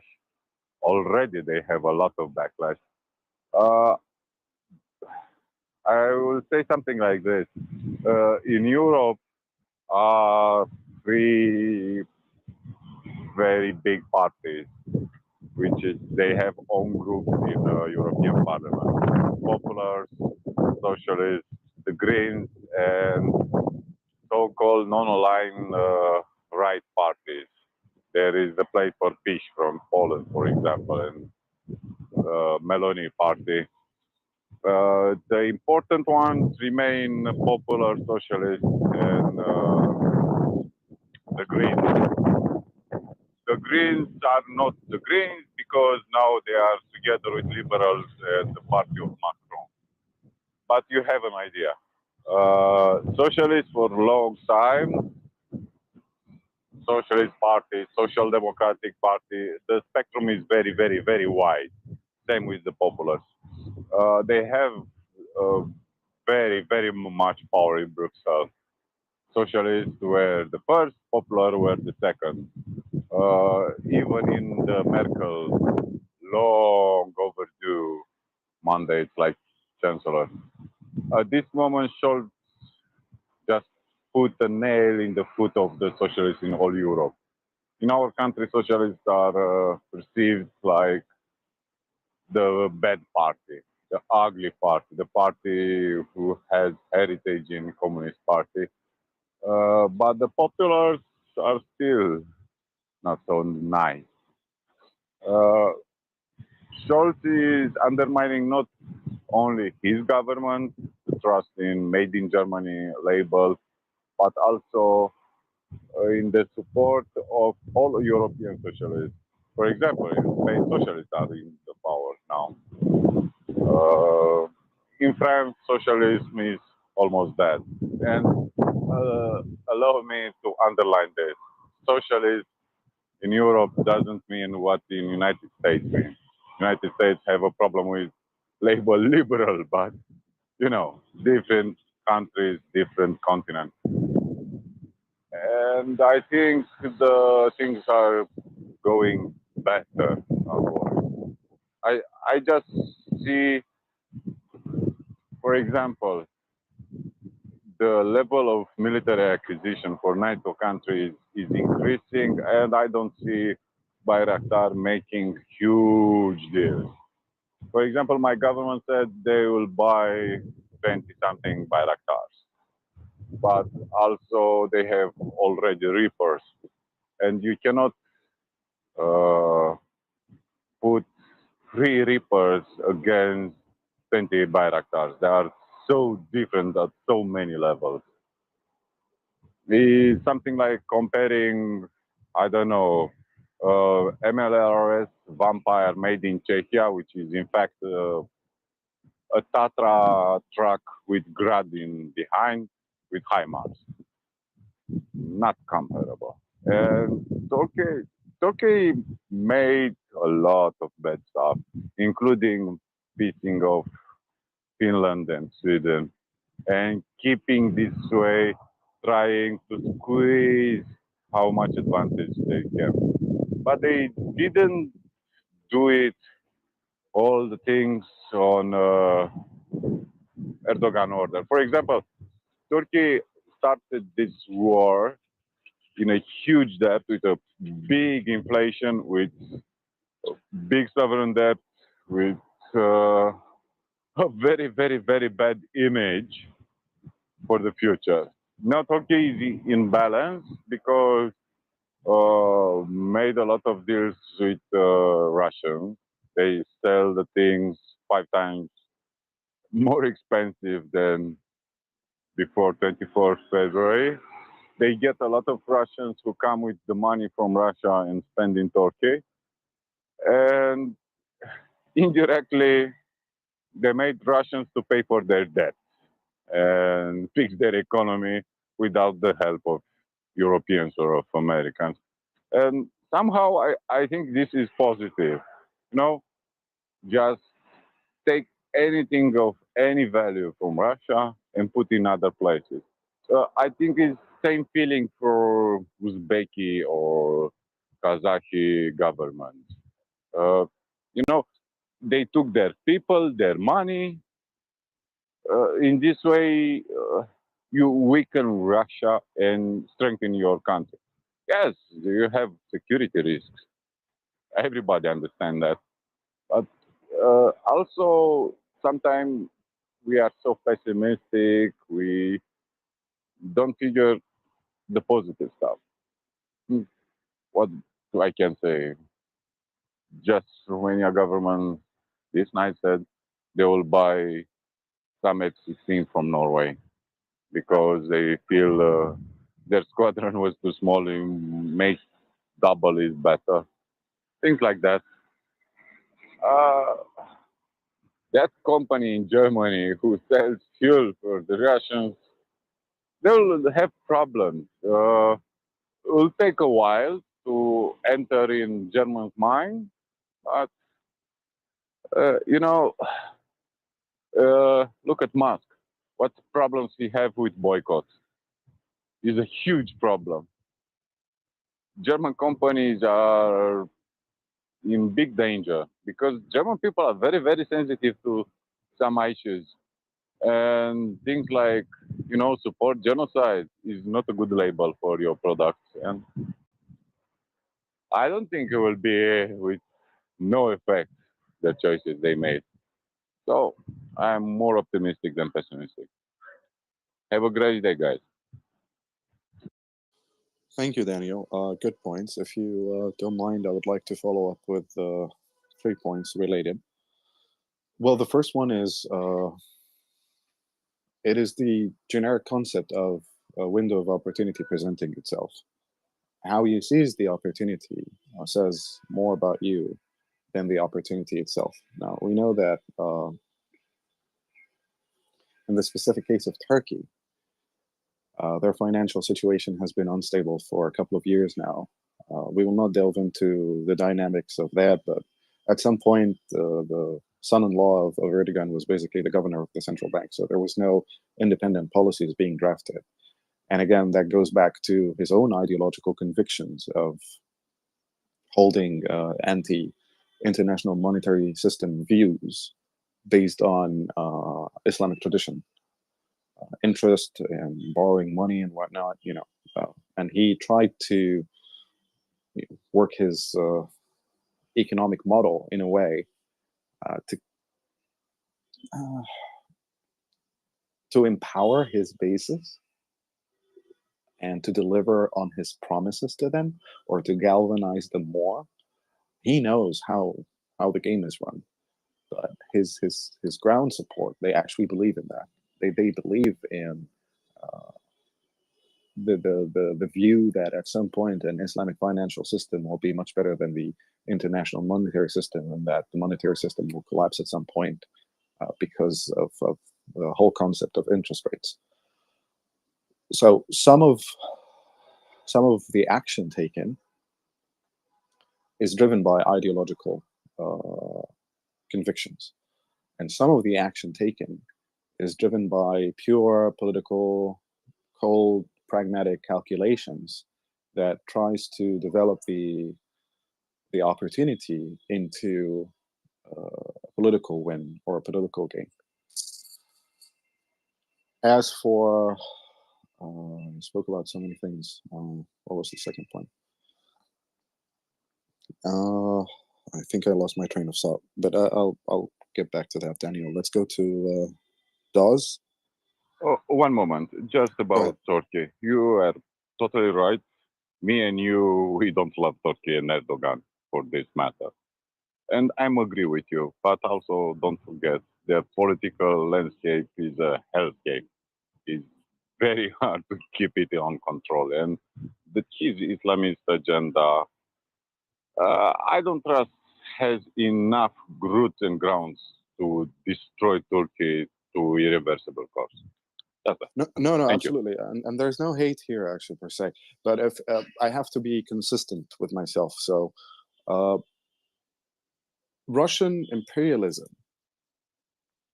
is driven by their perceived version of history, this glorious past that they are trying to revive in a modern world, using modern terms, using modern tools.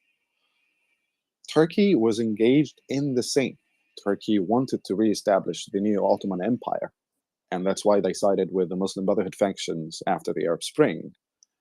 And they are relying on one article in one treaty that would give them control over Al-Hijaz, or the holy sites in Saudi Arabia today, because that article says that it is understood that the religious authority of that the Ottoman Empire enjoyed and that Turkey might enjoy afterwards are not to be undermined or challenged, right?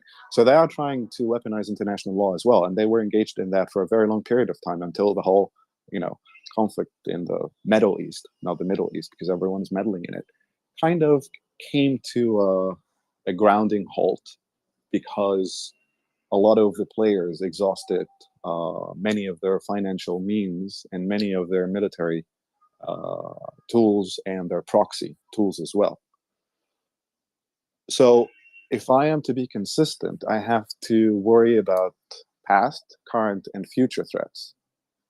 And if one country tried to project power in the near abroad using soft power, subversion, and misinformation, disinformation, and another power tried to project power into its near abroad as well, using misinformation, disinformation, hybrid warfare, and then an overt invasion, I have to worry about the other country following down the same path. And that's probably why, for instance, the Egyptian Navy modernized into this huge, not prompting my own people, but that's why the Egyptian Navy modernized and reorganized, for instance, and created two separate fleets, right? The entire structure of the Egyptian Navy was changed to respond to the possibility of a future threat coming from Turkey, threatening our gas production assets in our exclusive economic zone. And given also what they have been doing and saying regarding Cyprus and Greece, right? Because you don't want another one coming and saying, oh, okay, those Greek islands are mine, I'm going to take them. Or, okay, I will inflame the crisis or the conflict in Cyprus again. And, I will take over Cyprus, and Cyprus will be another satellite state in my orbit, and therefore I can start threatening the economic interests of neighboring countries in the Mediterranean, in the East Mediterranean, right? It can go on and on and on and on, and at some point, you see a window of opportunity to put that model to the grave, and that's it. This is the opportunity of using. Of preventing anyone from ever again using whatever tools they have at their disposal to project power in the near abroad and threaten the sovereignty of any country they consider or perceive as an enemy for whatever reasons, right? But that's regarding Turkey. Dawes, please go ahead. Hi, how you going? Can you hear me all right? Sure. Awesome. Well, I put my I logged up to be a speaker about half an hour ago when they were suggesting that perhaps a few Aussies should put their hands up. So I thought I better oblige. It's about 7:30 in the evening here, and very nice day. So hello, all you guys around the world. It's a great channel. I don't know, Space. I've been listening to this probably for the last 4 months, something like that, since, I don't know, not long after it started, and it's an amazing source of information. Although it's quite daunting, I even just in this half an hour putting my hand up, the speakers and the sort of knowledge and intellectual capacity of the crew is pretty daunting. So I thought I had something interesting to ask, and then I'm like, oh my god, no, I don't. But there you go. I'll go ahead. I was going to start with a fairly kind of benign, but maybe mildly interesting to some people. But I was flying over a certain area of Australia recently, and I noticed a large number of bushmasters all lined up and painted in a particular colour that we don't use in Australia. So I suspect there's a nice number of new bushmasters heading, and I'm assuming, to Ukraine. So that's pretty good news. Yeah, well, thank you for that, Dawes.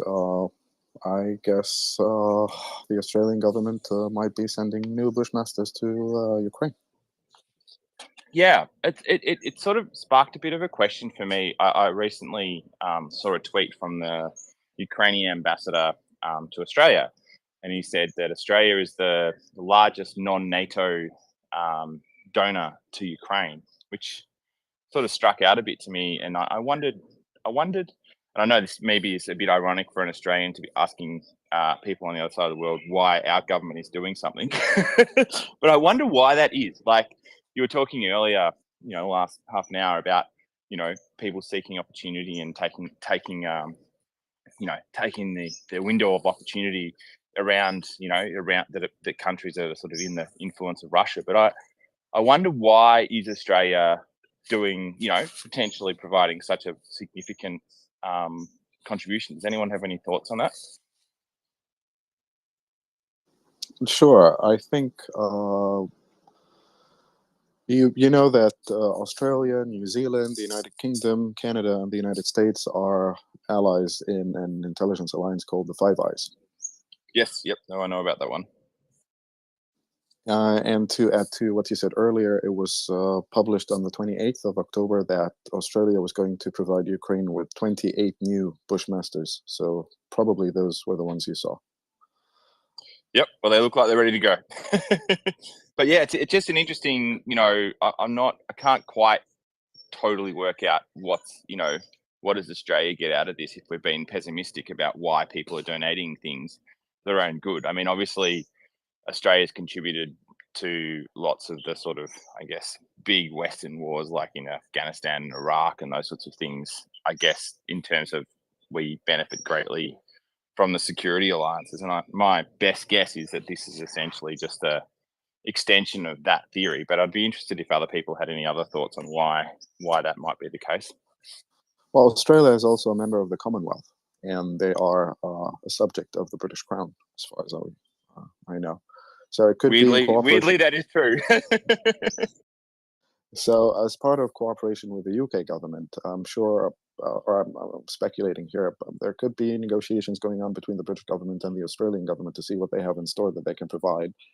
And by choosing the Bushmaster, they're actually providing a lot of help that is also considered not escalatory in any way, because the Bushmasters are APC's armored personnel carriers.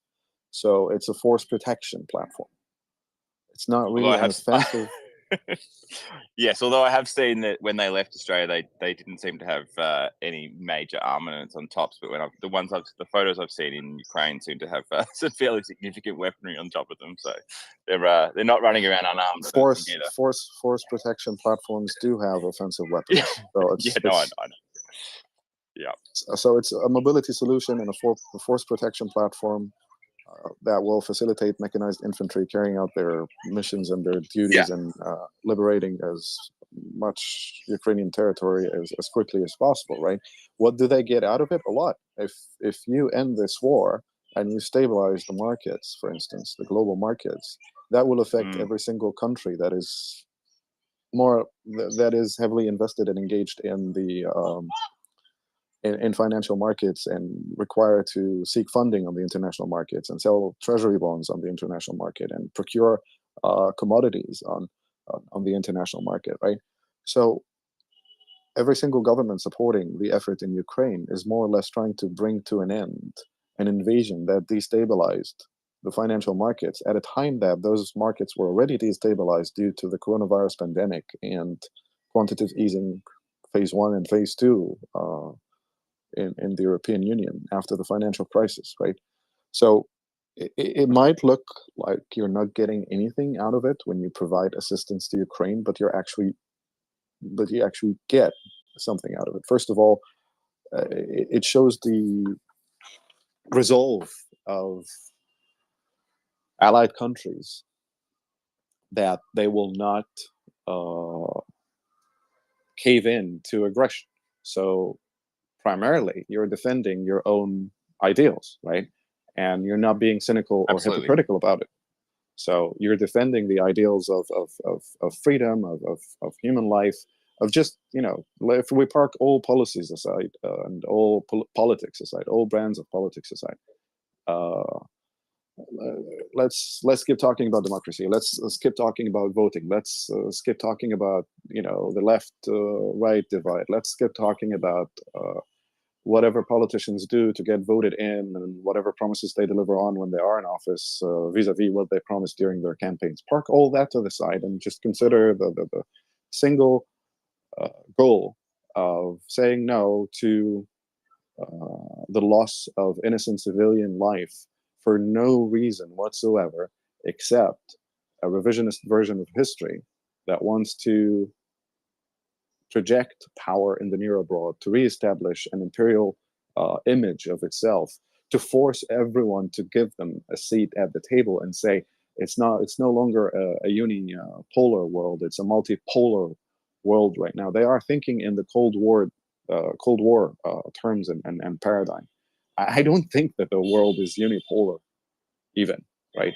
I mean, the United States is a massive power, global power, and then militarily, economically, politically, it's a powerhouse. No one is saying that the U.S. is not the major superpower or the most major superpower in the world right now. But I don't think it's a unipolar world anymore. The world right now is so dynamic that you can't just sum it down to the view of being unipolar and you want to stage a multipolar comeback we're more connected than ever. We're more affected by incidents and events in other countries than ever. International travel, international trade, international cultural exchanges, all these things we can build on, right? But they are not in the plane of thinking of reducing everything to one view of how the world is run and another that's competing against it, not diplomatically. Not so the Russians aren't competing against the West economically. They haven't provided new economic theories that would lead to the prosperity of people, right? They haven't provided new political theories for governance that are better than democracy. They're not providing technological advances or building superior platforms or superior products or superior or adding to tech innovation, for instance, to provide everyone with, you know, a solution that they would use over other solutions provided by competing countries. Even if it's a major power competition or great power competition model, how are they competing, right? It's like you in a classroom building something, a Lego set, and then someone telling you, well, without a table, you wouldn't be able to build a Lego set. So I'm going to take that table away from you. And if you want to build the Lego set, you have to, you know, sit on the floor. You can't sit at the table unless you let me sit next to you and build that model with you. And you realize that they are not even adding components to the right places or helping you sort out the different components or handing you those components if you want to continue building that model. Instead, they're just sitting there to cynically crack jokes at how slow you are at building the model, how stupid you are for not knowing which part goes where. And when you are actually progressing, they try to take parts away of that model to slow down your progress towards finishing it. It's a stupid analogy. Yeah. Oh no, I like a Lego. Lego analogies are just always good in my opinion. But no, I totally agree with what you're saying. That don't misread what I was saying about that. You know, I personally feel like we should be able to, you know, how are we getting value for money for our investment kind of thing. But I've sort of followed lots of although I guess those key conflicts reasonably closely, and I've always felt there's always, you know, I've never felt 100% clear on, you know, wars like Iraq or different things like that. But I feel like this war really, I keep trying to look for, am I being blinded? Am I looking at only reading my own media? But I've logged on and watched bloody RT News, and I've listened to people speak with both sides here. I've tried to, you know, get as balanced a view as I can. And this seems to be pretty much a fairly clear case of good versus evil. I can't, you know, I'm sure not all Ukrainians are wonderful people like nowhere in the world, but this is just a bully picking on a smaller neighbor, and it's bloody awesome to see that the smaller person punch him in the nose. I just wish it, you know, it's just an absolute disgrace, the destruction and loss of life and so forth that it's causing and that the Ukrainians are bearing. So I wondered, you know, when looking at this, I've sort of reflected on, you know, how would a country like Australia go in this sort of a situation if we were attacked by a larger neighbor? And from what I've gathered, so this is a bit of a tangent, was going to be my next point. Yeah, thank you. Go ahead, please.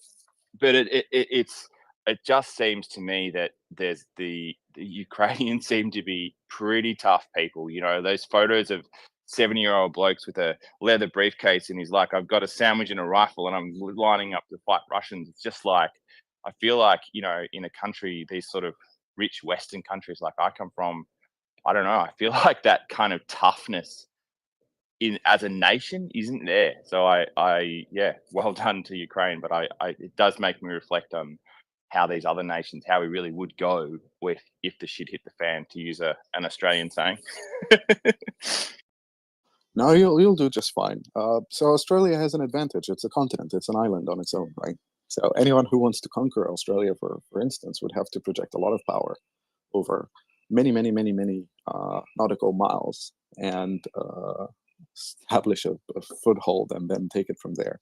That's a very expansive proposition, and a very expensive one as well. So what is China doing, for instance? So China has Australia in its crosshairs, and they're trying to undermine the political system there by their subversive operations and activities in universities, in politics, and in the media. And therefore, for Australia to join its Western allies in the response to the crisis in Ukraine, it is sending a clear message that the alliance holds, and that they are part of that alliance, and that alliance would come to help Australia should need be, hopefully not. And also, since China right now has to make a choice between going down the same path of Russia or changing its course, it is also sending a clear message to China that you can't do this to Taiwan, you can't do this to Australia via subversive activities and media operations. And for instance, there's this huge case going on in Australia right now of the American pilot who got arrested for starting a company in Australia and training Chinese pilots on takeoffs and landings on aircraft carriers. And he's going to fight extradition to the United States because he's an Australian citizen, right? These activities, they happen in the gray area, and people aren't aware of them until they are brought into the light. And those activities are the things to worry about. And therefore, Australian response to the crisis and providing assistance is in accordance with its defense obligations to the alliance that might, come to its aid in the future. No, look, that was my main, like going back to the original question, that was my main understanding. I just wondered whether there are people with greater other levels of insight into certain areas, of whether there were other reasons. But yeah, that makes sense. I mean, personally, going back to your Australia-China influence thing, I mean, I've just got back from a certain Pacific island recently that's definitely in the crosshairs between a sort of struggle between the West and Chinese sort of situation. It's very interesting to see how that's unfolding. But yes, I do hope one potential massive positive out of this may be that China looks at the Taiwan situation with different eyes and different calculations, and hopefully doesn't do it, because if we think this situation is bad, that one I can only assume would be horrifically worse. So that's, who knows whether I'll be right on that. I think we probably all agree that we hope that that's a lesson that's learned, but certainly hasn't worked out that well for Russia, I don't think, in this situation. And I suspect be a lot of different things at play with the China situation, but certainly I think some of the same principles will probably apply. Absolutely, 100% does. And thank you for the lively discussion. Enda, please go ahead.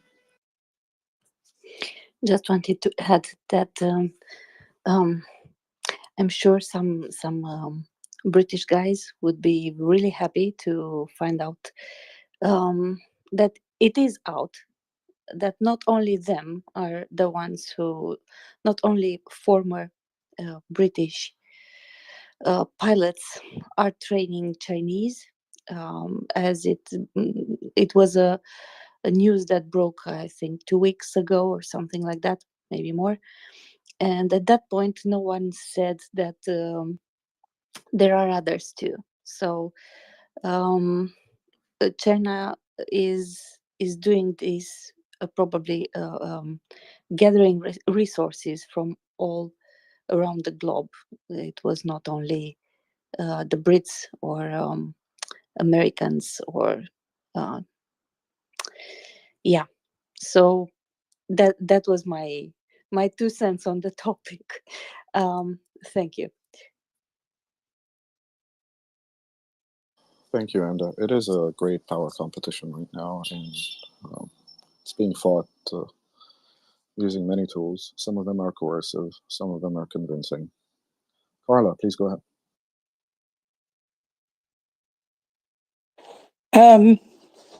Long time listener, first time speaker.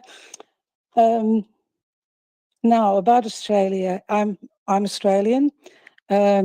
As a proportion of GDP, we are 7th, not first. It is something our government says which is just not true. And it was brought up on the ABC Australian television last week by Mick Ryan, who also said we should hang our head in shame because we're way too slow getting stuff for Ukraine to Ukraine. And I think too that we could do a lot more.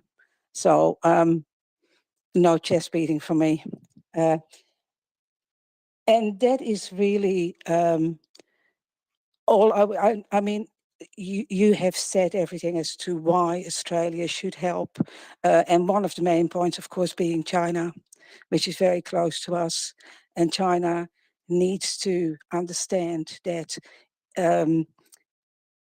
it really should not interfere with Taiwan or Australia or the Pacific. Thank you.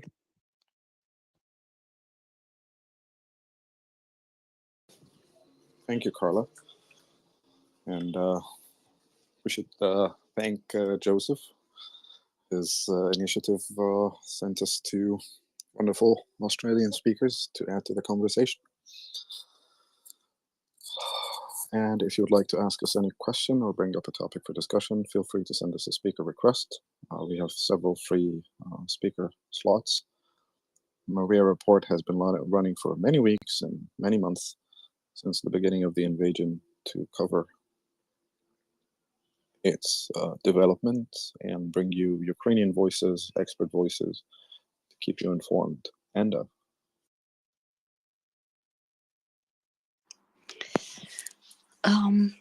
Well, I kind of wanted to shift a bit the discussion from Australia to Iran and to the drones from there. I actually have a thing, a question in the back of my mind.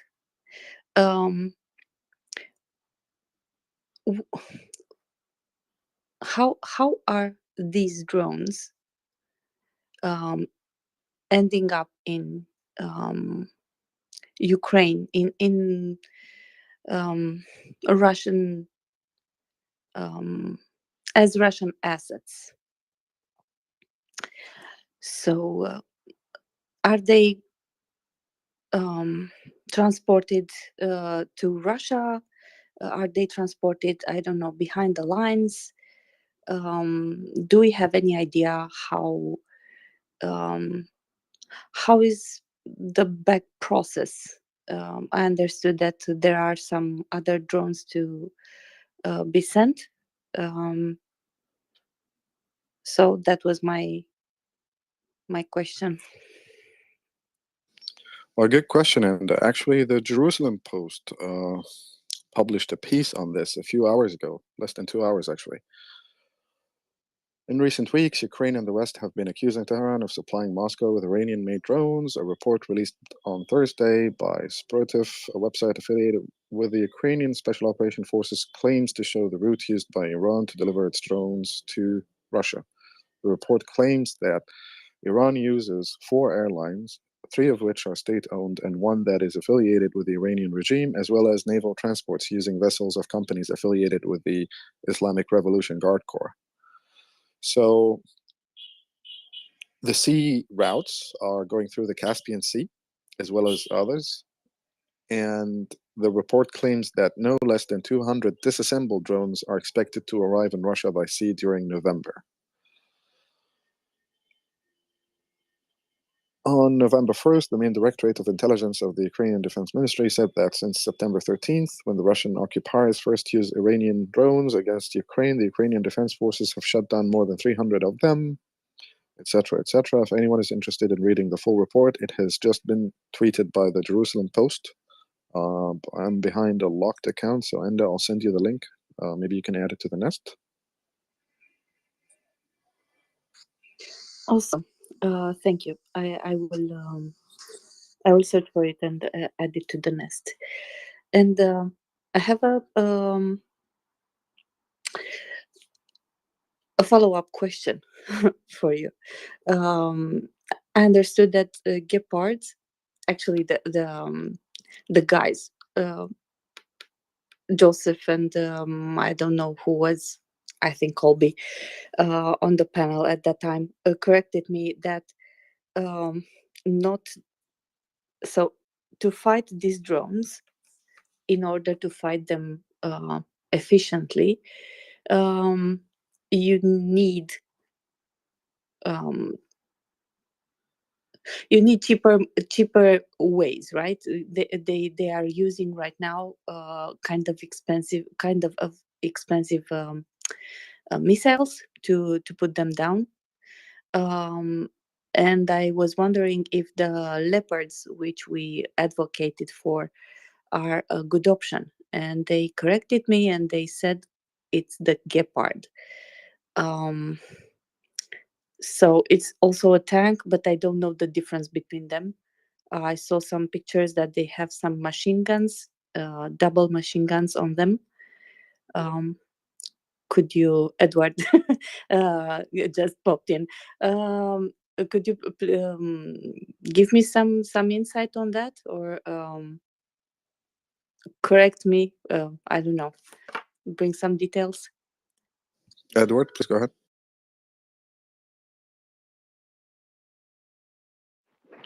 Thank you. I'm sorry I didn't listen to you what you said, and I had another thing to say. But if anyone else, I'm very sorry. I'm just so upset right now. So, but is it okay to speak about something else? I'll quickly answer Anders' question. So the Gepard is an air defense platform that was produced by Germany. It was phased out, actually, I think, in 2010. It acts more or less like a close-in weapon system. A close-in weapon system is a system that detects incoming projectiles and then fires a volley of rounds at them after tracking them to shoot them down. And yes, you do need a cheaper way to shoot down those drones, given their numbers, because every time you expend an air defense round, you're one air defense round short when you are defending against the next sortie.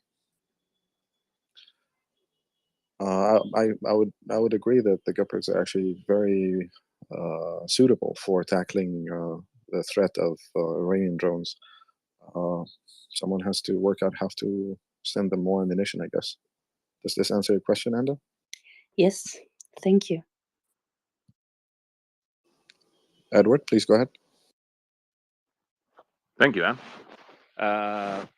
I'm just wanna say a couple of things, because when I wake up this morning, I'm feeling a bit ashamed, actually, because the Sweden government has decided to dance after Erdogan's tune regarding the Kurd issue and regarding the NATO issue, and I'm feeling ashamed right now, and I'm very sorry for that.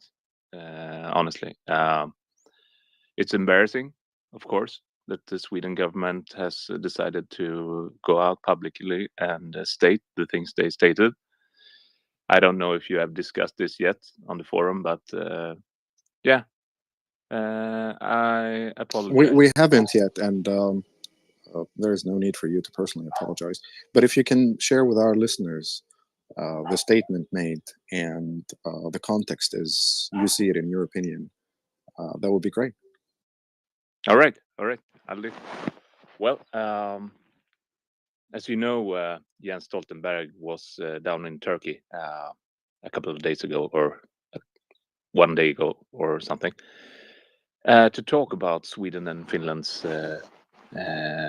NATO membership. And now the former government in Sweden, run by the Social Democrats, always supported the Kurdish, the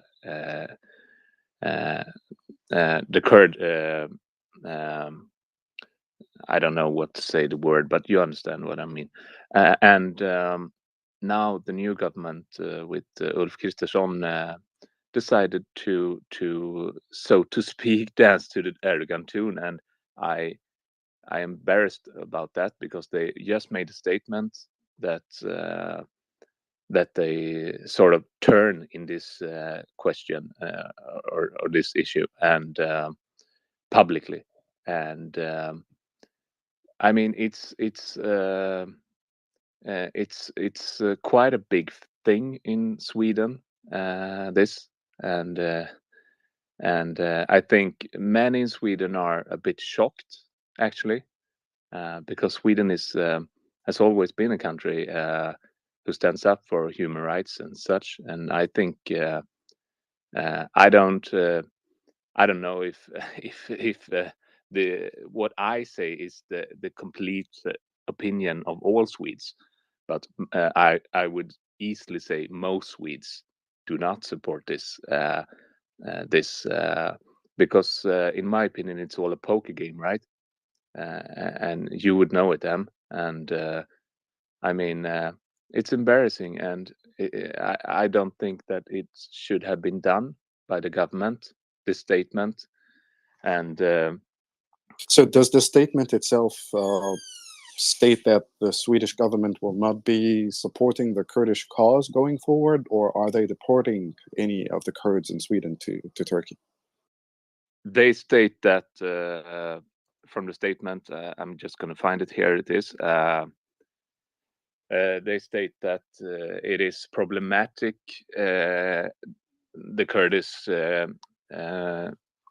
The Kurds, and that it hurts our relationship with Turkey, and that's the foreign minister Tobias Billström who says that. And he also says that that the PKK, I think you say PKK, it's not good for the relation between Turkey and Sweden. I mean, and this comes out today, and I think the government or the Prime Minister Ulf Kristersson will meet Erdogan next week, I think, to discuss the Swedish membership in NATO, and it's just embarrassing. I mean, and it has been. It's a big thing in Sweden. This I can see it on Twitter, and I don't know why it had to be done. You know, as we have discussed this before in this forum. I mean, Sweden is a small player. I mean, we're not even close to be, you know. So I just think that Sweden in this issue should just, as we say in Sweden, sitta still i båten. It means you don't have to make these statements right now, because Erdogan's got his own problem in Turkey, and I think the big picture, is lost here from the Swedish government, so to speak. But the statement says that the Swedish government thinks it's problematic with the Kurds and stuff like that. Yeah. To add a little bit of historical depth here, so there are Iranian Kurds, there are Syrian Kurds, there are Iraqi Kurds. The Kurds are mostly Shafi'ite Sunnis. So Shafi'ism is one school of the four schools of Islamic jurisprudence, Sunni Islamic jurisprudence. Another data point is, at some point, the armed factions of the Kurds were basically communist Marxists, like hardcore, actually. And at some point, they were attacking Turkey after Turkey had become a NATO member. And it was ruled by the Kemalists back then, before the Islamists took over. It's just the irony of fate, right? Everyone attacked the Kurds. Everyone used the Kurds left, right, and center for whatever set of short-term, medium-term, long-term objectives that were considered important to national security of countries involved in that power play. Decades later, you find Turkey, again, the window of opportunity opens and they try to achieve another goal, which has always been controlling the Kurds. Basically, Turkey is trying to do to the Kurds what Russia is trying to do to Ukraine, right? They wanted to eradicate their cultural heritage. They wanted to deny them national identity. They want to deny them ultimately the right to self-determination. The fact that the Kurds are spread over 3 different countries, Iran, Iraq, and Syria, has always played into Russian disinformation aimed at the Middle East. That the West is always trying to undermine Middle Eastern countries, mainly post-Soviet republics, and prevent them from being nation states that can assimilate all ethnicities and races and religions and colors and divide them along those fault lines. And that played very well in the Middle East. Everyone almost more or less buys this theory that Western countries are working to undermine Arab countries and eventually split them into smaller states along fault lines. Fast forward to the future, and you see Kurds who immigrated to Europe pretty much well integrated into their societies and contributing to them, actively participating in the political life, contributing to the arts, culture, and the economy.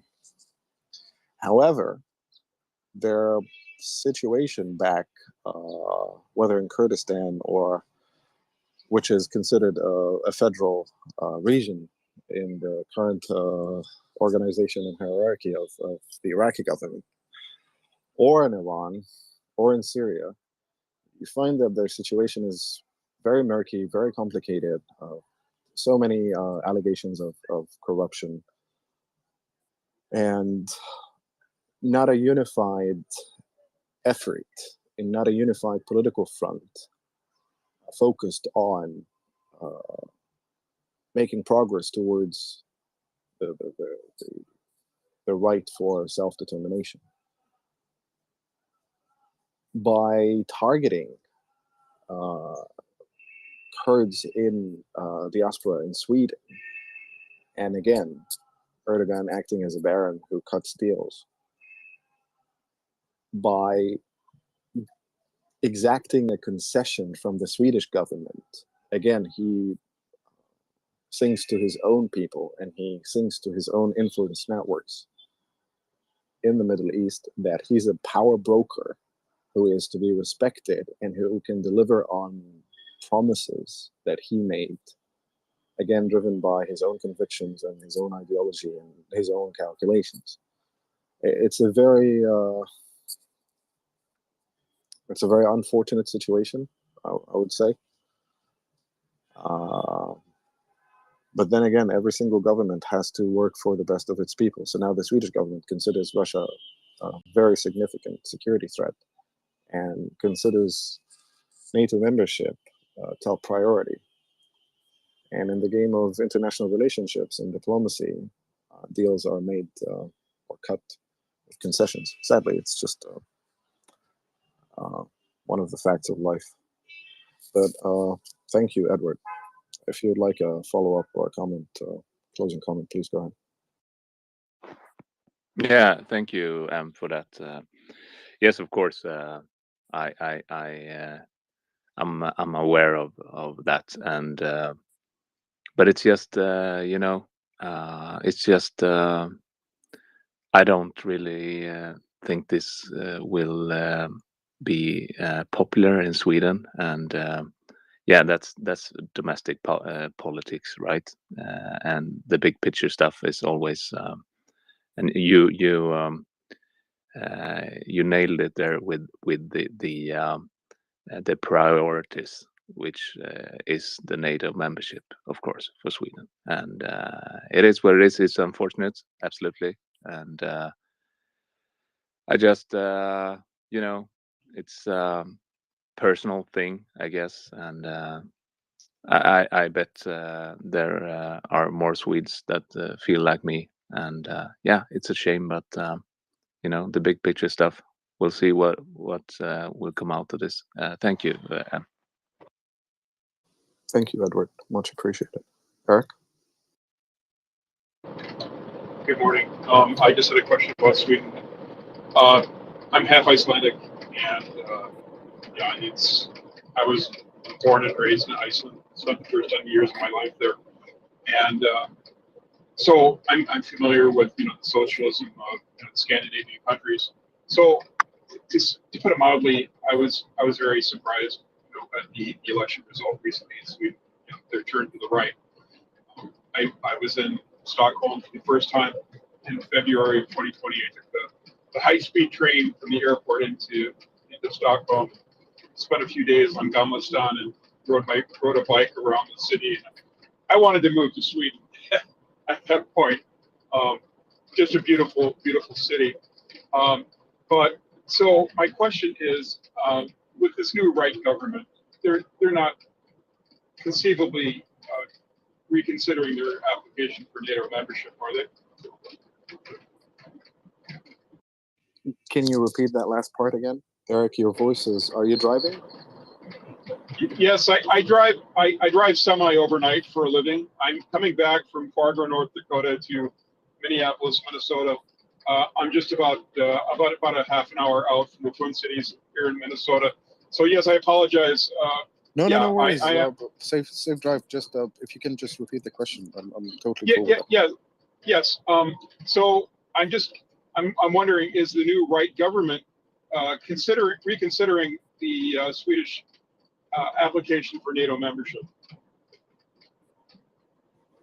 As in, they would recall it? Yes. Oh, that's an absolute negative. Okay, Sweden and Finland will not retract their request to join NATO. If anything, it's going forward. Okay, good. All right, thank you, Eric. Abdullah? Hey, thank you. Just wanted to ask. Sorry, I missed what Edward said. Are the Swedes saying that they're gonna extradite, or what's going on?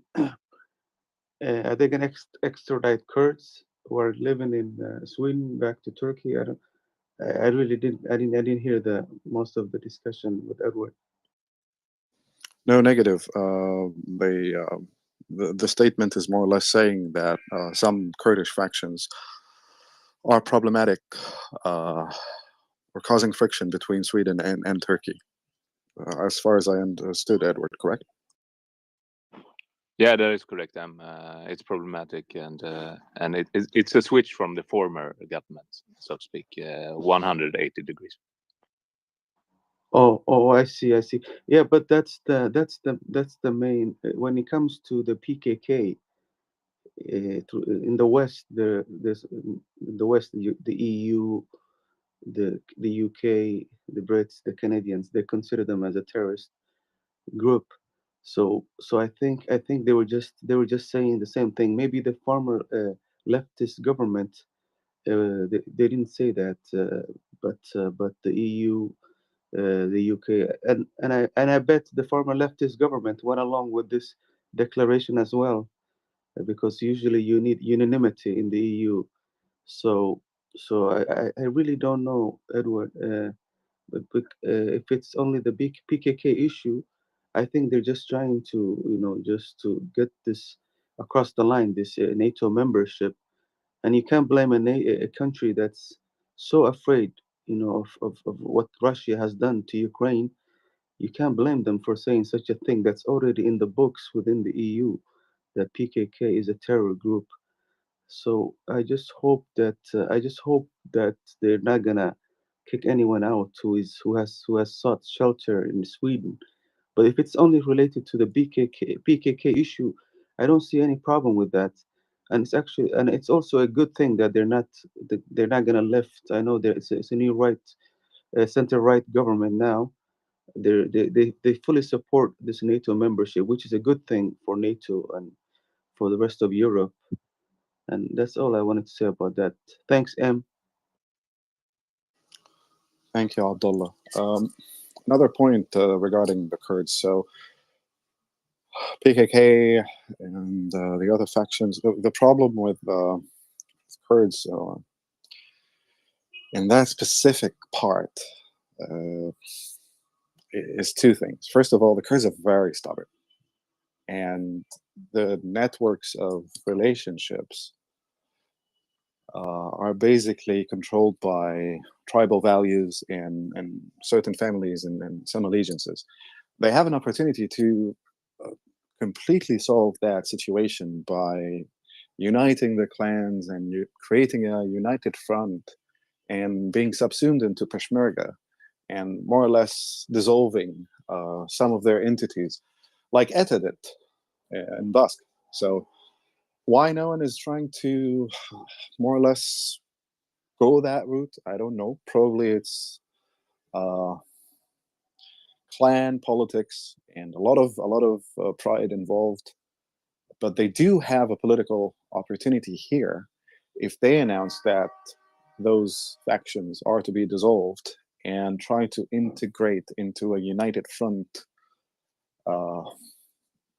maybe under a single leader or within an agreed federal organization. But the families and the clans are not even considering that option. The only way forward for the Kurds to stop this for them from happening for them is to do the same thing that ETA did. But it's just, it's not happening. Edward? Yeah, I just wanted to correct myself there with the statement.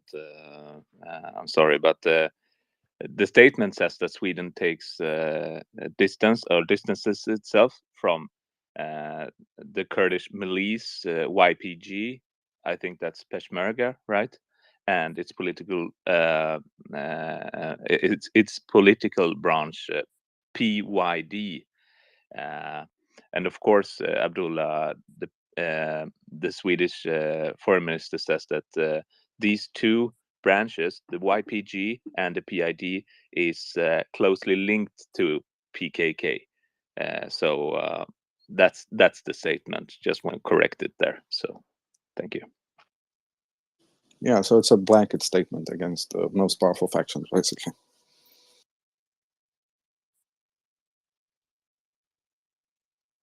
All right. Thank you, Edward. Thank you, Abdullah. Thank you, Eric. And welcome, Enda, as a co-host. If you would like to ask us a question or bring up a topic for discussion, feel free to send us a speaker request. It's a very slow, quiet morning in Cairo. Currently, it's 11:22 a.m., 9:22 a.m. in London, and 11:22 in Kiev, and 9:22 UTC. So, depending on where you are, send us a speaker request and ask us questions. Enda, please go ahead first, and then Abdul. I have another tank topic. So if Abdullah wants to continue the discussion that you had prior, I will let him first, and I'll ask you later. No, go ahead. Yeah, I was gonna bring up another discussion with M. Go ahead, Enda. So I had a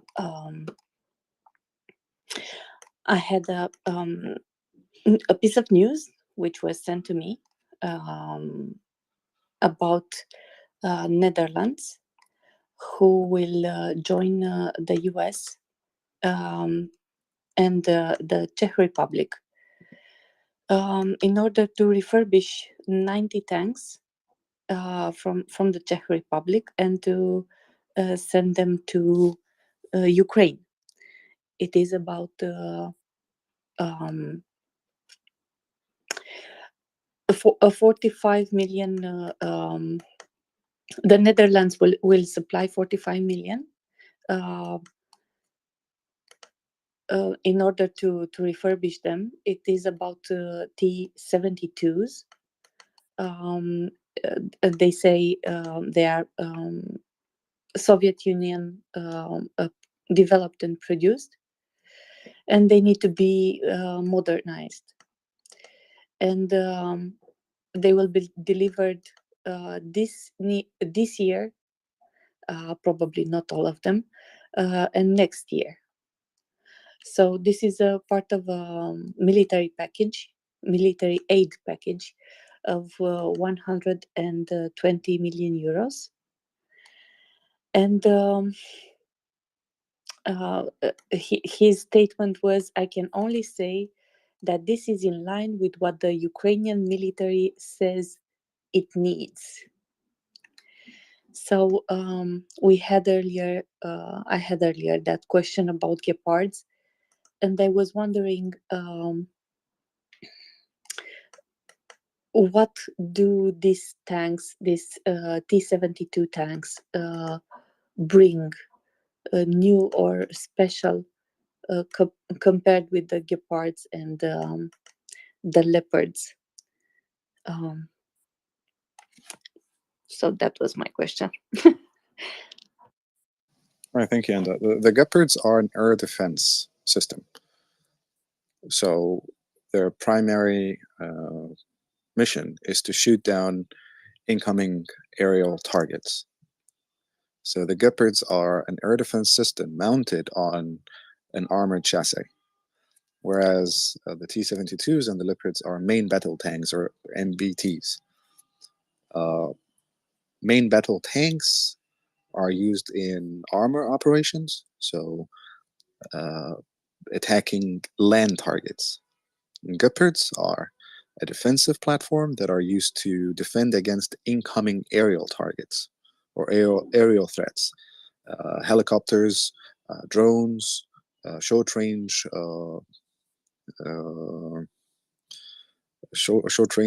rockets and missiles. So these are two different platforms. One of them is an air defense platform, so it tackles the threat of aerial. It tackles aerial threats, and the main battle tank is a ground platform or land-based platform that is used for offensive operations and defensive operations, providing superior firepower to infantry and mechanized infantry in infantry operations. And they work together. So in combined arms, when you have an armor element, a mechanized infantry element, an infantry element, and an air defense element, right? So you have your Ricky elements in the front, trying to gather information about enemy positions. This is a very simplistic explanation.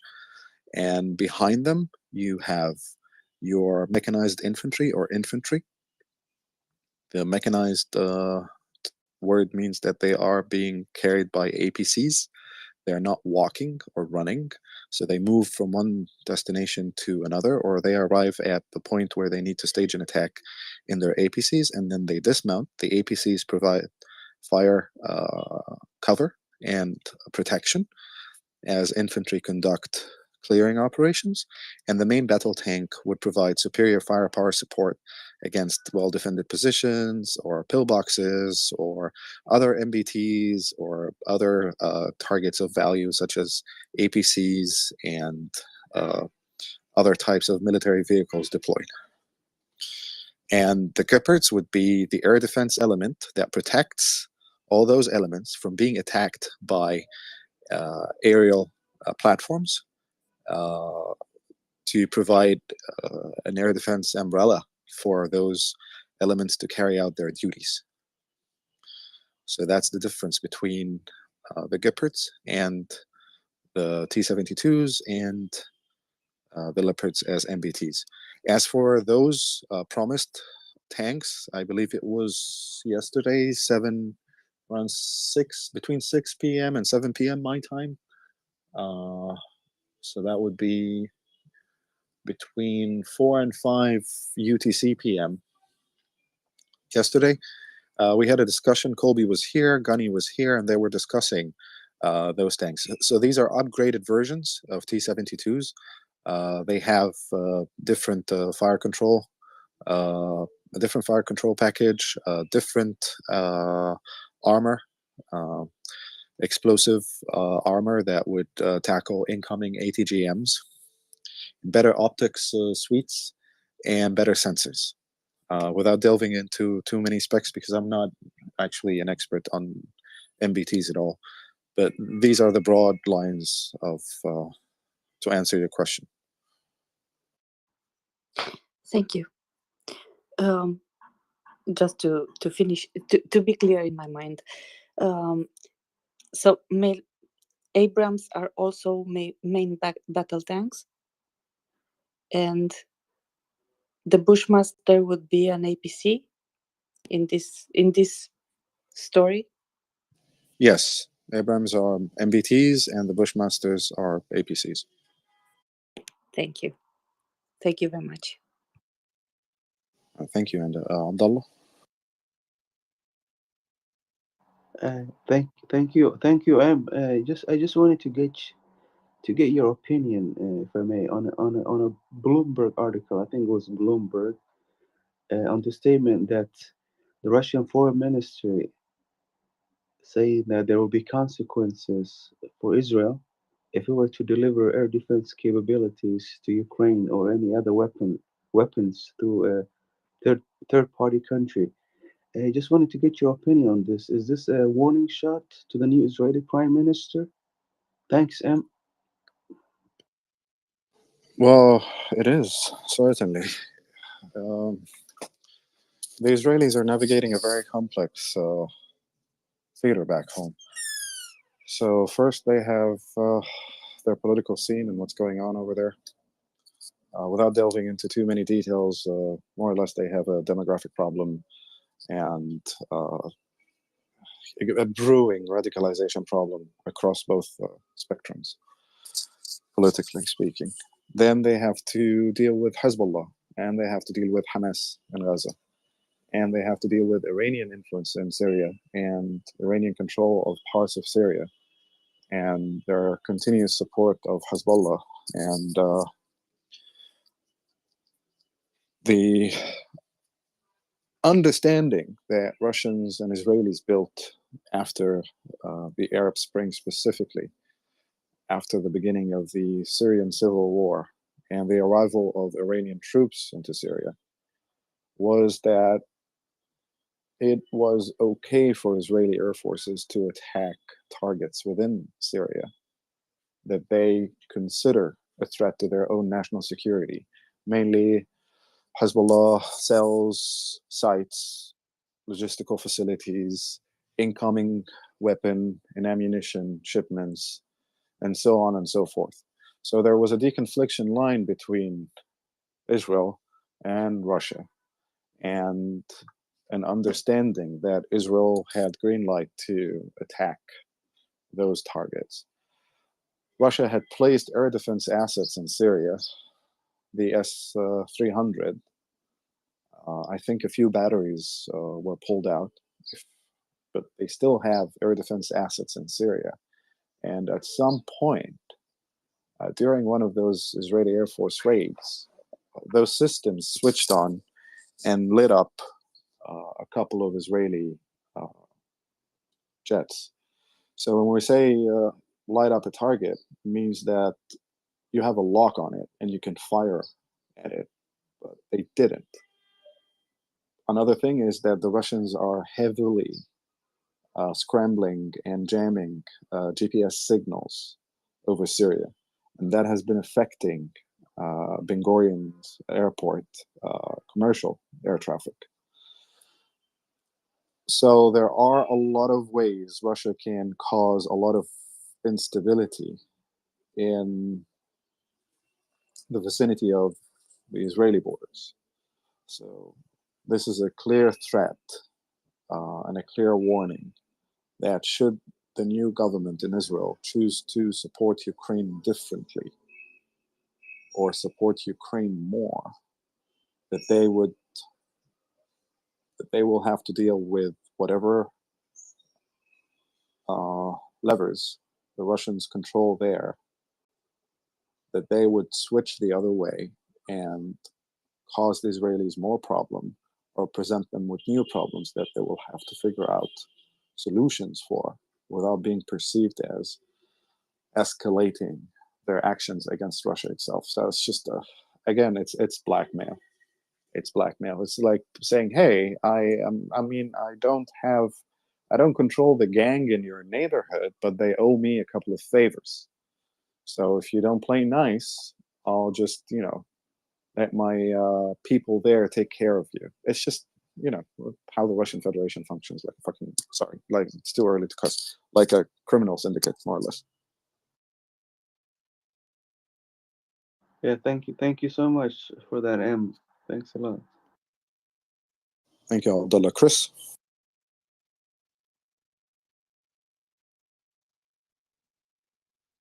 Hi, morning. Mic check. How's the distance? Volume. Loud and clear. But not too loud, right? Yeah. Not too loud, and the dogs are not around you, or we cannot Well, hear them. well, they are around me because I'm cooking the breakfast, so they're waiting expectantly. So I'm trying to multitask here, which that's always difficult. Anyway, I was just going to say, Ander, I thought there was something actually interesting in what you said, because you said about tanks. Sorry, because you said that they said that these were what Ukraine wanted. I think you said, right? And I was listening actually very intently to the tank discussion with Gunny involved and a few other tank experts. And I think there is this possibility.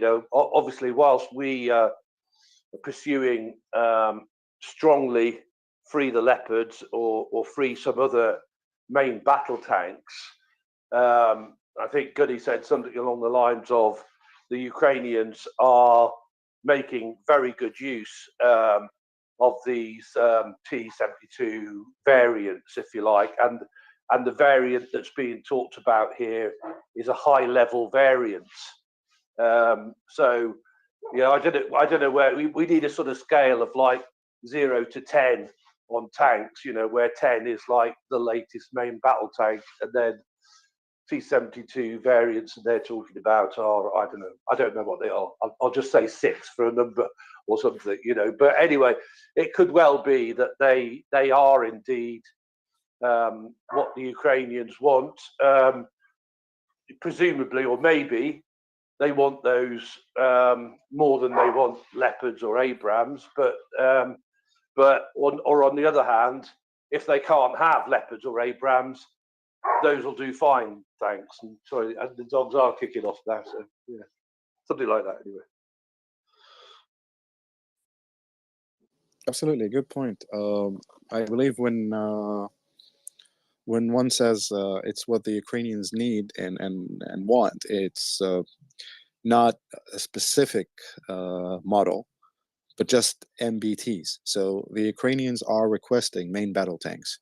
And why are they requesting main battle tanks? They are requesting MBTs because they want to provide superior fire support to their ground teams to conduct offensives and counteroffensives to liberate their territory. So the demand that the Ukrainian government had registered and voiced is the need for more MBTs. Leopards would be great because they are the most available platform for them to use right now, and the numbers in stocks would allow giving them to Ukraine and allow Ukrainians to arm maybe one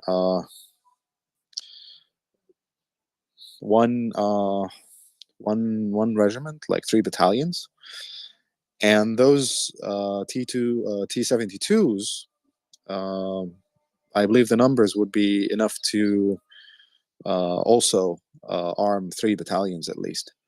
It's not much, but it would definitely help if you have so if you have 3 armored battalions, you have a brigade. So if you have one armored brigade that you can throw into this, it will definitely make a difference, right? Part of the discussion as well focused on the tank crews, that the crews themselves are, the tank is as good as the crew operating it. Ukrainians have shown great resilience and a great will to fight and win this war. Their morale is quite high and they're motivated, and therefore they would make, or may have been making, better tank crews than the Russians, right? So they're willing, they're ready, they're just requesting for more arms to fight the fight, and those definitely will make a difference on the battlefield. Chris, please go ahead. Yes, Em. I think you got to the additional point I was going to make, which was basically where Gunny had said, and I'd noticed as well that the Ukrainians are like artists, with these main battle tanks that they've got already. They like really know how to use them and that. So it may well be that they're just happy with lots more of those, for the time being, but that don't stop us from hashtag free the leopards and all the rest of it. But that seems to be what they want more of for now. It's a bit like, isn't it? A bit like the sort of like MiG Sukhoi versus F-16, F-15 discussion. A bit, yeah, great guys, we do want those, but actually these are the ones that we know how to fly and fight at the minute. Yes, absolutely. And during the early weeks of the invasion, everyone was wondering, where's Ukrainian armor? They managed to economize using their armored assets and reduce losses to their armored assets for a very long period of time, so that when they actually deployed them, more or less they had attrited the majority of Russian tanks deployed in theater. So that's another tactical victory right there, is that they managed to protect their own armor, avoid having cavalry battles, basically, or tank battles, and relying on ATGMs to attrit Russian tank corps before they deployed their own tanks to support their mechanized infantries carrying out defensive and offensive operations. Chris?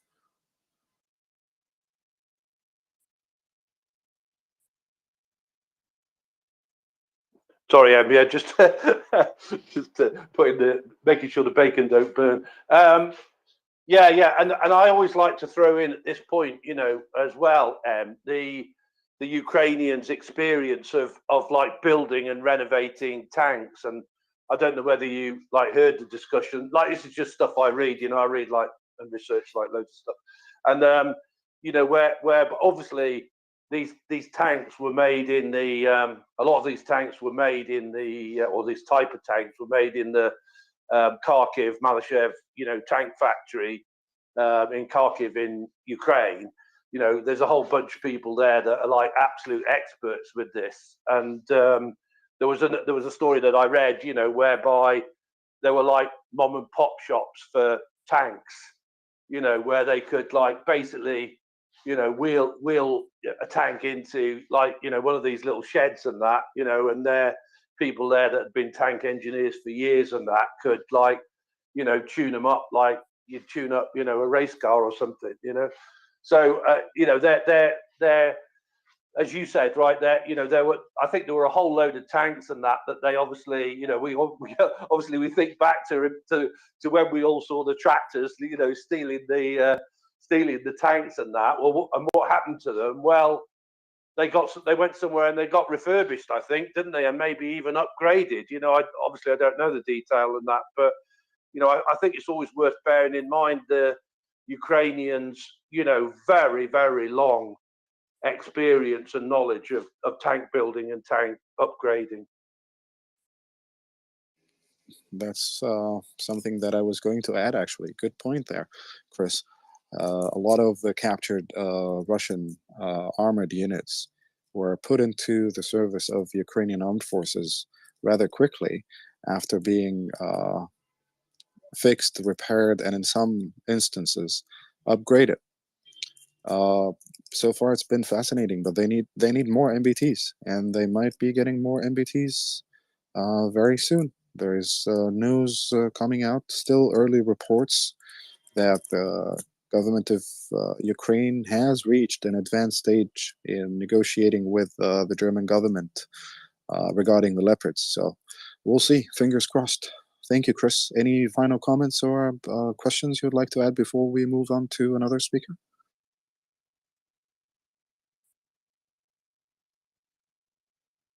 Still busy cooking breakfast. All right. UK for UA. Good morning, good afternoon, good evening. Mic check. Loud and clear. Thank you. I just want to add to a couple of points that I've heard this morning whilst on the road to Ukraine. The Ukrainians will take, it's not just the Ukrainians have requested these specifically. The Ukrainians need MBTs, main battle tanks. They will take whatever we can give them, and these over nothing is the best option with the reluctance of NATO and some governments to provide modern NATO armor. So yes, it's this.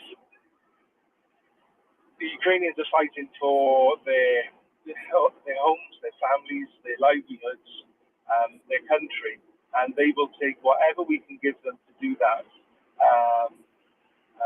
And they will make the best of it because they don't have a choice. And it's not as if they've turned down leopards over these because they prefer these.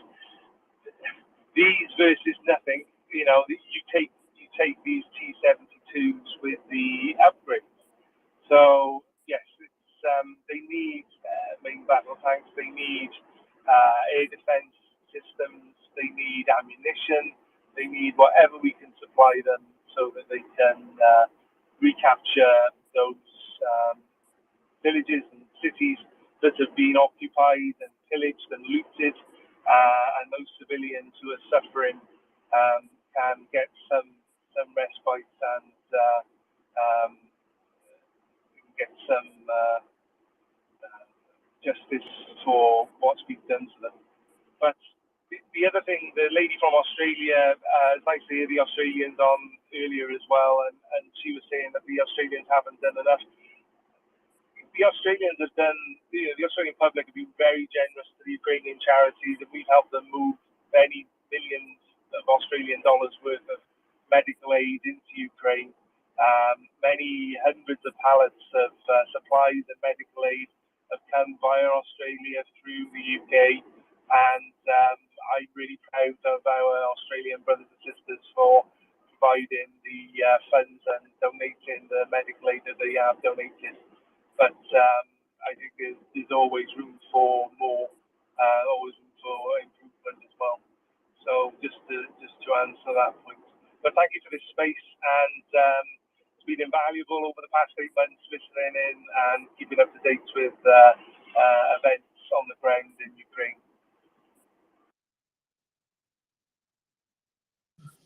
Thank you so much for your comments.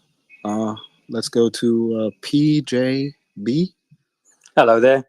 Good news, what you've just said about the leopards, and hopefully Germany have now sort of finalising the details of that. But I was wondering, could I just hop back to the Kurdish discussion? Would that be okay? Sure. So I just wanted to put some clarity around the YPG, which are not listed by any European or American government as a terrorist group. They're actually partners with a coalition in the defeat of ISIS. You know, they effectively, you know, Kobani was the final stand. They turned it round. They started to liberate northeastern Syria, including Raqqa, and ultimately defeated ISIS in Syria. So I know the Turks constantly keep trying to align them with terrorism, but the opposite is the case. And they work very closely with both the UK and the US in that struggle. And also, they've now created a sort of a free area in northeast Syria where both Arabs, Christians, and Yazidis and Kurds live peacefully together, constantly under Turkish attacks. So it's almost the frustration I think a lot of people have is Turkey. The discussion is always around Turkey should prevent Sweden and Finland coming into NATO because of their support for the Kurds, when almost the question should be, why is Turkey in NATO when Turkey has more alignment with Putin and autocratic nations than it does with Western democratic values? I mean, if you look at northwest Syria, which Turkey governs in coordination with Al-Qaeda and Islamist groups, they are not a partner that can be relied on from an ethical point of view. I get that geographically they're in a very important place, but why is the question of Turkey's role in NATO never questioned when it so clearly doesn't support Western or democratic values? Well, I don't have an answer to that because I have two strong biases here and two disclaimers to share. So I knew that YPG is not considered a terrorist organization, but I was allowing everyone more or less to go with their flow today. Yeah. The thing about Turkey, and the second disclaimer is that, you know, the government of Egypt right now is considering Turkey a long-term threat, security threat. And we don't consider Turkey a functional NATO country. And we have, not that we have that stellar of a democracy or that stable of a system anyway. Again, it is how the calculus is shaping up regionally. I believe the only comment I can say here is that, you know, the realities of things, the realities of doing business. Yeah. I believe Western countries and NATO countries right now cannot afford to lose Turkey as an ally in the current situation. The problem is that for so many years, since Erdogan's rise to power, the argument within Western think tanks and government was that integration was going to bring the Islamists into the fold and make them less ideological and more moderate, right? So the myth of inclusion, as I like to call it, is that if we include China in the economic global system, they will modernize and they will step back from their communist ideology. The cynical response was industrial espionage, propping up their own metal values, currency manipulation, subversion, intelligence operations in Western countries aimed at undermining security services, academic life, media operations, and so on and so forth. So the myth of inclusion in China's case, for instance, which is a much longer case than, let's say, Russia's or Turkey, was built upon bringing them into the global economic system to make them more liberal. The complete opposite happened. Then you get the second myth of inclusion that happened after the fall of the Soviet Union. We will engage Russia, we will engage the Russian Federation, we will try to help set up a lively democracy, and, you know, maybe Russia will go away, step away from its ideological convictions or forget about the Cold War and its old methods. The absolute opposite happened. The country descended into a state security country ruled by a very close, tightly knit ring of people controlling oligarchs and controlling the resources and carrying out the same type of subversive activities against the global security order. Now, at the same time, or during the same time, there was a third myth of inclusion, which was the Islamists in Turkey. The Muslim Brotherhood is a moderate brand of Islamism that can help us transform those countries into democracies and stop the terrorist threat, and all while keeping our ideals of a free political life and democracy. The opposite happened. The Islamists weaponized the democratic process against the concept of democracy. So it becomes a form of ballotocracy. The more ballots you stuff into the box by driving people using ideological slogans or by trying to deter other minorities from voting. That happened in Turkey. That happened in Egypt as well. But without delving into too many details, they slowly turned into a theocracy that is not really openly theocratic like Iran, but it's driven by ideological convictions, dressed in very nice Italian suits, and cutting good deals, like good politicians good pragmatic, rational players. So everyone knows that Turkey has a problem, but is now the right time to tackle Turkey? And then there's always the hope of, when Erdogan goes away, someone else will come along, and maybe they will be less ideological, and maybe Turkey will change course, and therefore there's no need to take immediate action against them right now. Let's just wait it out, because what is 5-10 years in the scale of nations and countries, or the history of nations and countries? And that's always reliant on the fact that you have a stable government in the United States, in Western communities, built on a set of ideals and a democratic process and functional security services that are not ideological and not serving people in power, providing actually honest assessment and urging for actions on that assessment. Because this is how you maintain your entropy. And the more you learn, the more you have more pieces of information and more knowledge and more wisdom to deal with a situation as you see it unfold over many, many, many years, that will consume a lot of human lives and a lot of human aspirations. But when it comes to countries as a whole and governments as a whole, it is nothing on their time scale and their entropy scale. So it's just, it is what it is. I don't know what else to say to it, honestly.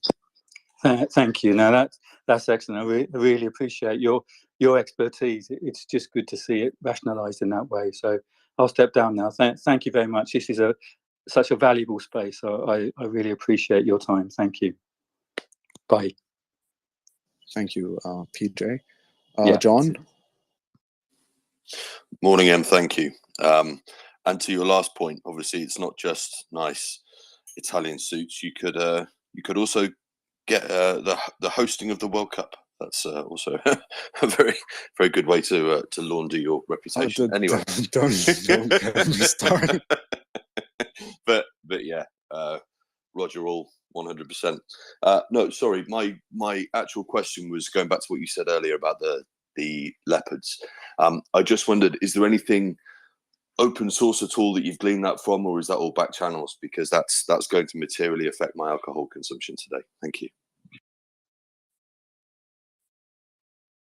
Actually, it's one report. I'll DM you the link. And the report is being published right now by Flash News Ukraine. That's at @flash_news_Ukraine. And as reported by NTV. So I still haven't looked into the website because I'm quite busy being with you guys right now. But basically, the news is saying, or we have reasons to hope that the decision will be made to deliver Leopard 2 from Germany directly to Ukraine. This is the subject of negotiations with the federal government, says the ambassador of Ukraine in Berlin in an interview with the FUNKE group, Funky Group. Could be funky news, could be good news. But according to the ambassador, if that statement was made, Germany has already demonstrated leadership with the delivery of Iris-T missile defense systems. And here's something that I know from the back channels, is that those Iris-Ts were actually coming to us. We had placed an order for 4 of them, and the government of Egypt agreed to place Ukraine higher than itself on the priority list of deliveries. So who knows? Maybe we'll see something. All right, thank you for that. So I'll sign that off with a big fat inshallah. Thank you. Inshallah. Thank you, John. Let's go to Anne.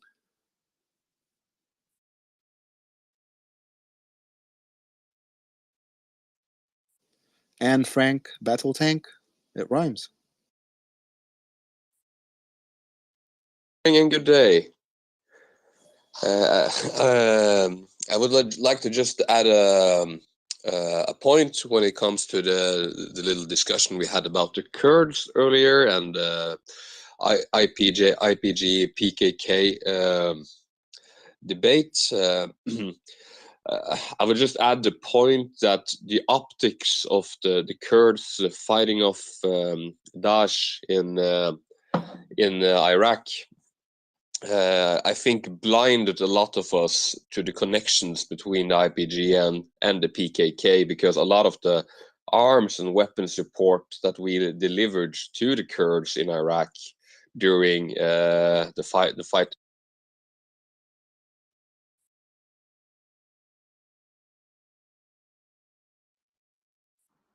Mic check. Mic check. You're good. And you Hello? received a call. Oh, okay, go ahead. I'm back. I don't know where I dropped off. The amount of weapon delivered, and then you cut off. Okay, yeah, a lot of the weapons delivered were later on used against the Turks in Turkey by the PKK, and there's even been, I've seen admittance of the how should we put it, double membership of IPG PKK. So that this has been a sore point for the Turks is well understood, and we should be kind of, if not humble, but understanding of that point. But at the same time, I can understand that people have started to wake up and smell the coffee of what type of system, political system Turkey has. That's all. Thank you. Well, good point. You reminded me of my second disclaimer is that I actually worked closely with some of the Kurds at some point. Thing is, proliferation and conflict is always the primary nightmare. Everyone's worried about their shipments getting sold on the black market or making their way into the wrong hands. Just to add a small cynical note to this, the Turkish Foreign Intelligence Service, MIT or MITI, is doing the same. So, in a power play that saw Turkey doing stuff, Qatar doing stuff, Syria doing stuff, the United Arab Emirates doing stuff, at some point, I think 120, if not more, 1,000 hand grenades that were sold by the Swiss government to the government of the United Arab Emirates miraculously made their way into theater in Syria after being donated to the Jordanians. So for one to say that Turkey has valid concerns, that's if Turkey was not part of the civil war there and not conducting its own covert operations there and not funding arming training its own proxies there and not engaging in a conflict in the near abroad for subduing an ethnic group that they have considered a threat to them, right? So to say Turkey has valid concerns, yeah, well, that's just like the first layer of it. But they have been an active player in that conflict from day one. What goes around comes around, right? So it's a bit of a cynical point to make, but I wouldn't really honor their concerns because this is diplomatic language being voiced in order to achieve a diplomatic and a political gain. We understand that. That's one part of the game. But the reality of it is that MITI officers were involved in smuggling artifacts out of Syria, smuggling oil in and out of Syria, smuggling weapons in and out of Syria, even smuggling certain persons of interest coming out of Syria into Europe. Can I So reply to that? it's an ugly game, right? You get what I'm trying to say, right? Yeah, I really do. But I would just add that when it comes to the quagmire of the Syrian civil war, we all had our dirty fingers in that pie. Maybe not as dirty fingers as Turkey, but there were a lot of countries training proxy forces. And I would also add to subquell or to subdue an ethnic group. The Kurds are about 30% of the Turkish population. So I find I know that they're very unreasonable and harsh and has done a lot of bad stuff to some segment of the Kurdish population, but they are a quite sizable minority of their own country. And how are they being more or less harassed if they choose to play politics against Erdogan and play democracy and start parties and try to win regional elections or national council elections? I mean, I understand, I'm not denying that. I know that they are a sizable part of the current population, but are they being allowed to exercise their political rights and their political freedoms within Turkey as Turkish citizens to challenge the AKP or be an effective player in a healthy democracy that looks after the concerns and the priorities of its constituents? Is this the case? No, but when has that ever been the case in Turkey? If you look at modern Turkish history, when has that ever been the case that you have had a healthy democracy that has not suppressed one minority or another? Reading Turkish history for me seems like that's been the normal, and we have just had this dream ideal that they're actually a democracy while they're actually not. So we're not differing on anything actually, but you basically ended right where you started and where I ended. You canceled out saying that Turkey has valid concerns that they need to be addressed or taken into consideration or understood, which is now the final station we arrive at, is that it's all cynical, pragmatic business dealing, right? I feel like we're kind of talking around each other here. What I meant about the valid concerns is like, I feel like we're kind of brushing over the overlap between PKK and IPG. That's what I'm saying. But at the same time, no one is. I just, if you were here earlier, I was saying that the clans, that the Kurdish clans are more interconnected and more governed by clan dynamics and clan politics than anyone know. And sometimes they do cut deals. No one is saying that. Cut deals is one thing, but that we can see an overlap in leadership. That we assume that the IPG just like kind of magically appeared there and has no connections to the PKK. It's weird, but at the same time, maybe we should have had a more realistic view of what Turkey really is, because yeah, my understanding is that that's the name of the game in Turkey, and they're our allies, so we have to, yeah, it is what it is. If I may, and sorry to intervene, but we are talking about a country which is right now discussing legalizing the right to wear a scarf, right? Which is Iran is trying to get rid of this, right? And Turkey tries to make it a right, as if at this point they don't have the right to wear a scarf, and from starting tomorrow they will have this right. And we are talking about, right, half of their population imposing something from the government, not for 30%, but for half of their population. So I don't think Erdogan is going to back down or to be a more understanding person, a more liberal person, or a more how to say this, flexible person in the future, because he's not going in that direction, right? And we are not talking, I'm talking about their women, right? Half of the population, right?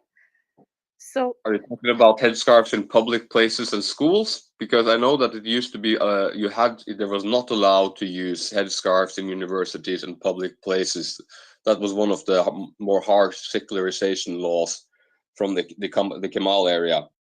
So I know that one part of the Erdogan platform is to allow people to wear headscarves in public places, in administrative buildings and universities, etc. Is that what you're talking about? yes, that's what I'm talking about. And, how can you say that is forcing other people to wear headscarves by allowing some people to wear it? No. She didn't say that. Erdogan's game is to eradicate the Kemalist legacy due to ideological convictions, right? So don't play, or don't, not you. One doesn't claim to be playing international relationships and diplomacy when they are playing caliphate. These are two different games. So when you're playing caliphate, you cannot really play international relationships and diplomacy, and I'm worried about terrorists, etc., etc. It's all cynicism at this point. Do you think that do you guys think that he has some support in the population? Reading about, you Oh, know, he has a lot of support. He has a lot of support. talking about, for example, that it was not allowed to wear a headscarf in a university or a public building.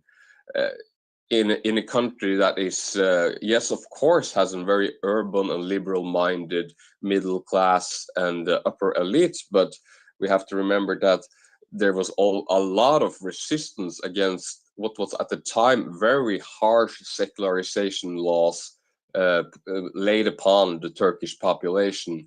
And It's not there's really always harsh. It's not really harsh secularism when you understand that the threat itself is not going to stop, and the threat itself is not fighting for inclusion, it's fighting for dominance. There's a difference between a secular elitist saying, sure, I have no problem with anyone doing anything. If you want to wear a cross to school, go ahead. If you want to wear a headscarf, go ahead. If you want to wear a keppa, go ahead. And then what happens? And then you divide your own society along ideological fault lines. You know, what did the Nazis do? They made the Jews walk around with a badge that identified them as Jews. But it is not, no, hang on. Okay, because I grew up in this and I lived this. I've been living this for 38 years of my life now. It is not really harsh secularism when you're not forcing anything on anyone, but rather saying, you guys are not playing nicely. You guys will eventually divide the country along ideological fault lines.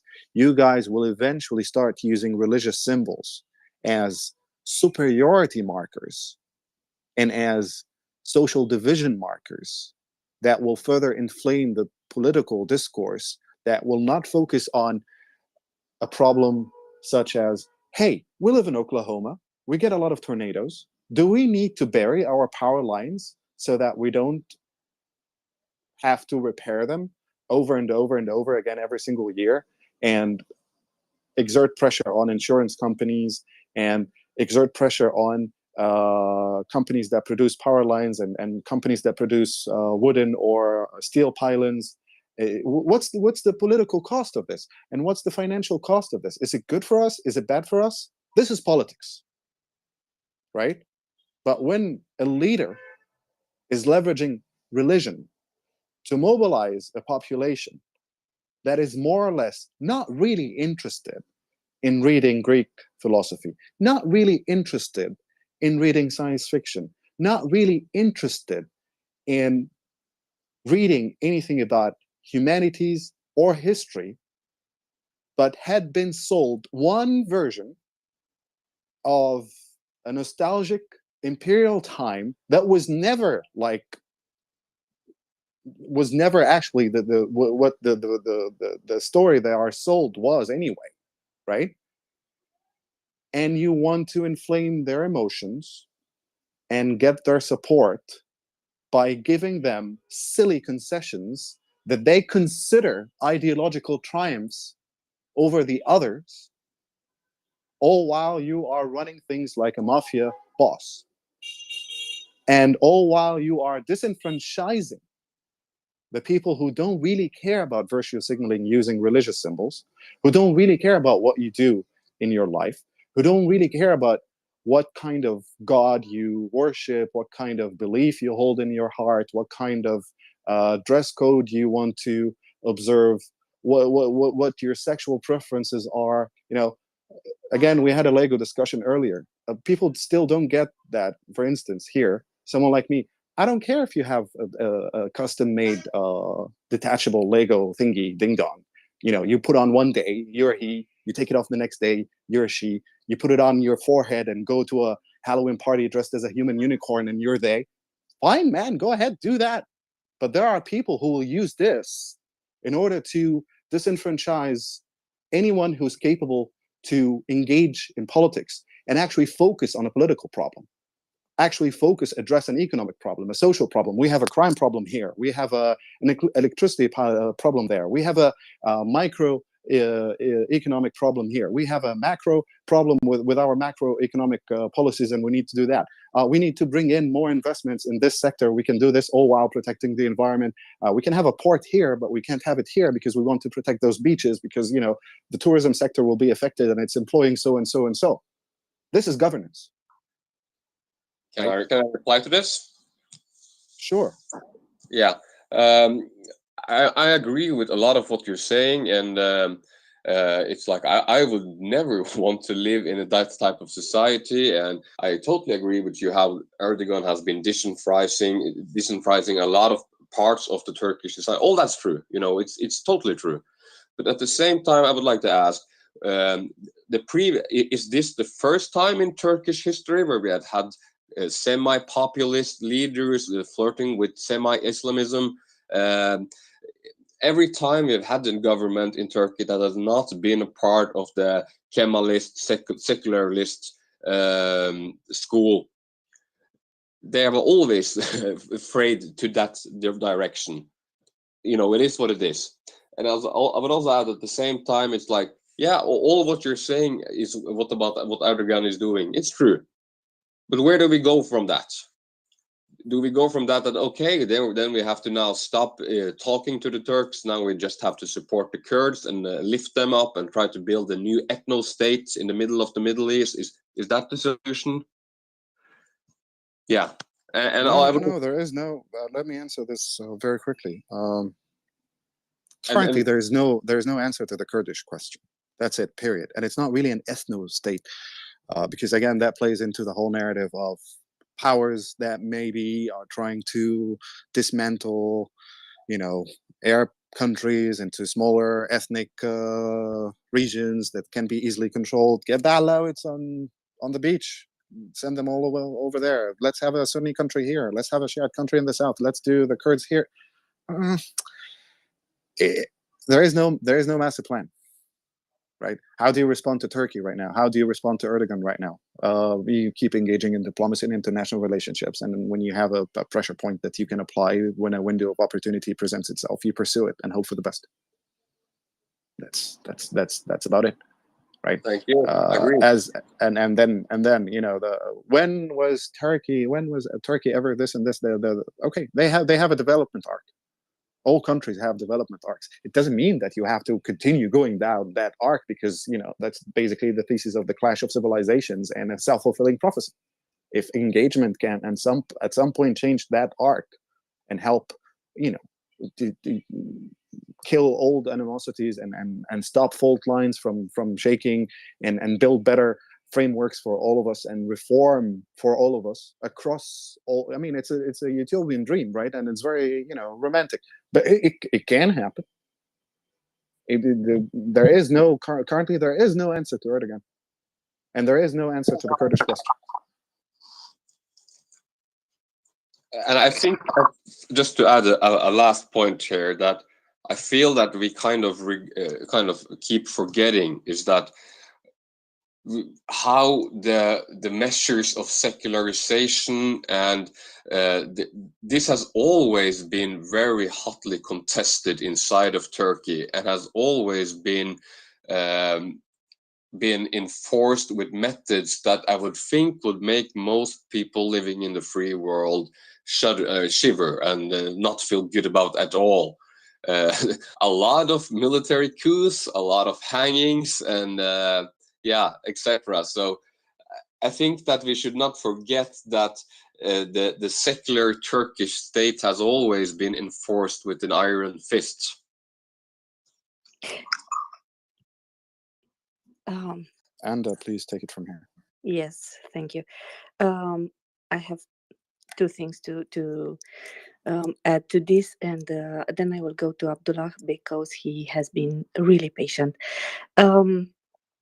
One, it is, or in the past, when Ataturk made the secularization, because this is what we're talking about, right? This is what you're bringing here. Indeed, he had to be really forceful. It wasn't a soft transition, and this is something I know from my grandfather and from my grandfather, right? So that's true. Any change in such circumstances from a very Islamic state to Islamic, it's not Islam. You get my point, right? From a very religious state to secular state. The Ottoman Empire was the seat of the Islamic Caliphate up until the end of the First World War. So it was quite something. It wasn't a theocracy, and it wasn't that religious or conservative at all. But that's the trumped up dream that they are selling the people right now. That the West didn't deserve to win World War One, and the Ottoman Empire didn't deserve to be divided after World War One. That's the flame that they are trying to inflame right now, or continue to keep it burning. Selling people an old version of the past that was untrue. And only because the Ottoman Empire was the seat of the Islamic Caliphate, and the last Ottoman guy was just considered the Caliph of all Muslims, and that's actually the founding idea of the Muslim Brotherhood. One more layer of onion to add to Erdogan. And to add to that, I just to bring it up to here, to now, to today, right? We cannot change them. We can change ourselves, and we can decide what are we going to do in the possibility 1, 2, 3, 4, 5, 6, 7. So you can make some scenarios, and you have to decide as a country what can you do in order for things to be okay for your people and for the people you support. In this case, we are supporting Ukraine, right? So this would be my point. We cannot change them. We can change ourselves. We can decide what we do, what's our stance, right? So coming from this point, it's much easier to decide what you have to do and what's your stance going forward. So that was my point. Abdallah, I'm really sorry. We kept you a lot. Do you have something to add to this, or you have another point? Oh, thank you. And really quick, just wanted to, and Frank guy, he mentioned that the Kurds were about 30% of the Turkish population. The correct number is about 15 to 18%. And also, he mentioned some good points when it comes to secularism. Post Ataturk, it was really enforced brutally in public life. Young girls and women who wanted to wear the headscarf by choice, by choice, they were not allowed. And some professors used to say that used to actually kick girls out of school if they showed up, or the professor would just choose not to teach if one woman or a girl was wearing the headscarf. And also, I wanted to say that the Kurds are not one united group, and lumping them together might not be the way to go. Kurds, like for example, the Kurds in northern Iraq, in Kurdistan region, they for a long time they have been working with the Turks, and still to this day they work with Erdogan. And at the beginning, you have to understand that Erdogan was a very charismatic leader, and but he's been in office for so long that things are going the other way when it comes to the way he governs. And the other last thing I wanted to say about is the issue with Syria. A lot of people are not talking about it, but we don't know what's gonna become of Syria, and especially the areas now where the Turks are, the Americans, this YPG group. There's gonna be another flashpoint in the near future. Thank you so much. Thanks, Anda. You're welcome. we're, at least in this space, we are not, we are trying to stay away from the Syria topic. Unless it is directly related to Ukraine, because these and other topics can derail, and as we don't have a solution and we are not in power to make those changes, as any porcupine problem, it is very hard to address and to touch. And please, I think you have something to add to this, and then we go to Joanna.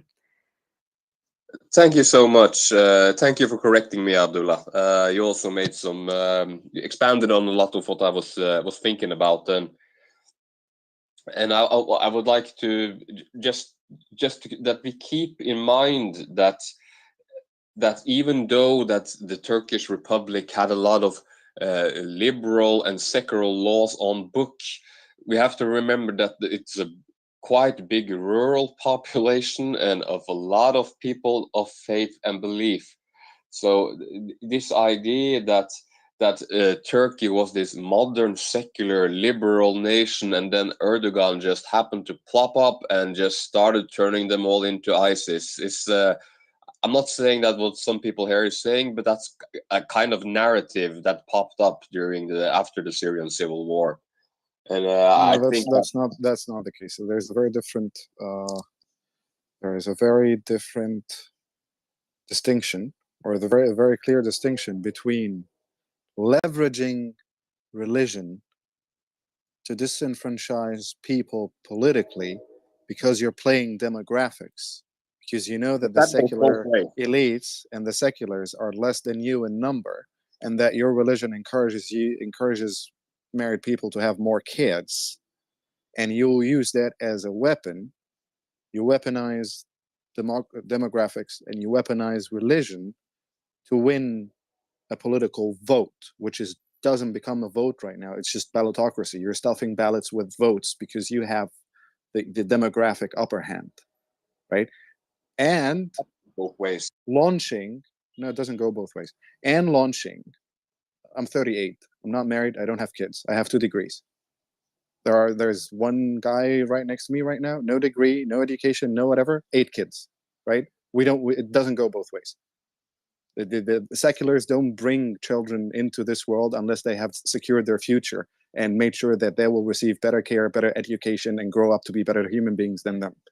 That's not the case with 90% of Erdogan supporters in Turkey, I can assure you that, and 100% of the MB supporters here in Egypt, I can support you that. These are people who actually believe in weaponizing demographics as a heavenly command by God, right? So, and yeah, but there is a clear distinction between doing this and actually launching a social engineering program to fight secularism, right? I'm not going to speak about Turkey, but I'll speak about what the Muslim Brotherhood did here when they first came into power. You know what's the first thing they did? They forced all pharmaceutical companies to stop producing emergency contraceptives. They undermined the Planned Family Program, which is modeled after Planned Parenthood in the United States, that the fertility rate here that we were trying to bring down a little bit, because it's a runaway population at this point given Egypt's resources, especially water resources, and I won't let alone the fact that 90% of the country is a desert, right?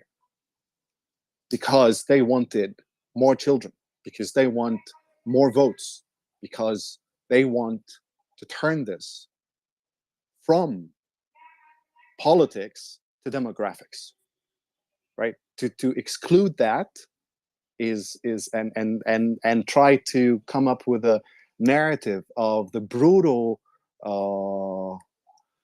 secularism that tried to prevent a girl from wearing a headscarf going to school. Well, how about child indoctrination? Do you know why they keep focusing on children? Do you know why they focus on college students? Right? Because they don't know any better. Because they haven't received enough education, and there is almost zero historical entropy ingrained in their brains. and their frontal cortexes haven't been developed yet. So it's so easy to polarize them at a young age and convince them that they are a victim of a struggle against the brutal secularism that is preventing them from covering their hair going to school. Also, they do that under the banner of sexualizing younger girls at a very young age and considering the headscarf protection against men who would, try to do whatever. Right? I don't want to get this conversation heated up, but this is something that I've been studying for 11 years. It's just one trick: childhood indoctrination, college year control, and then getting involved in whatever social activities and charity activities that they conduct in order to filter cadres or cadres that they can use in their political process, use the political process itself against the political process to undermine it and reach power, and then launch their social engineering programs under the banner, of course, of like, look, the West is doing this. Why can't they say this and we can't say that? Because you're denying me freedom of prayer. With all due respect, Prophet Muhammad said, don't bloody pray on the streets. And then you see Muslims blocking entire streets in London in a show of force to pray.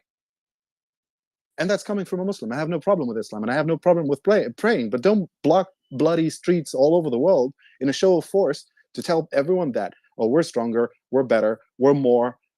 I mean, the whole stronger, better, more argument has just been defeated on the battlefield in Russia. 200,000 troops equipped with a lot of equipment and a lot of ammunition, and fighting far smaller troops equipped with almost nothing, and boom, 50% of your task force is gone. Numbers don't mean anything. But in this cynical game of using the ballot box as a weapon, it means something, right? And it doesn't go the other way around, because secular people don't have as many children as the ideologues do. It's a fact. It's a scientific fact.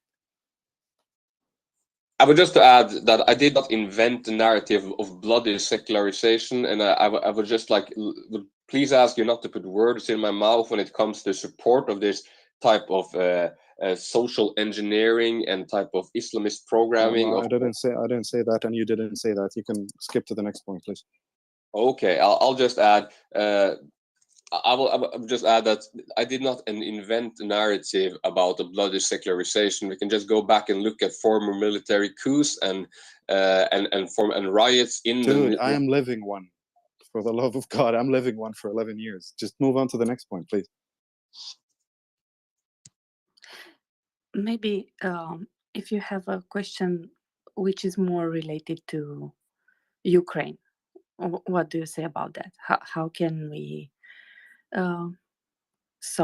and left? I think it was an interesting discussion, and I learned a lot during it. But if everyone or anyone can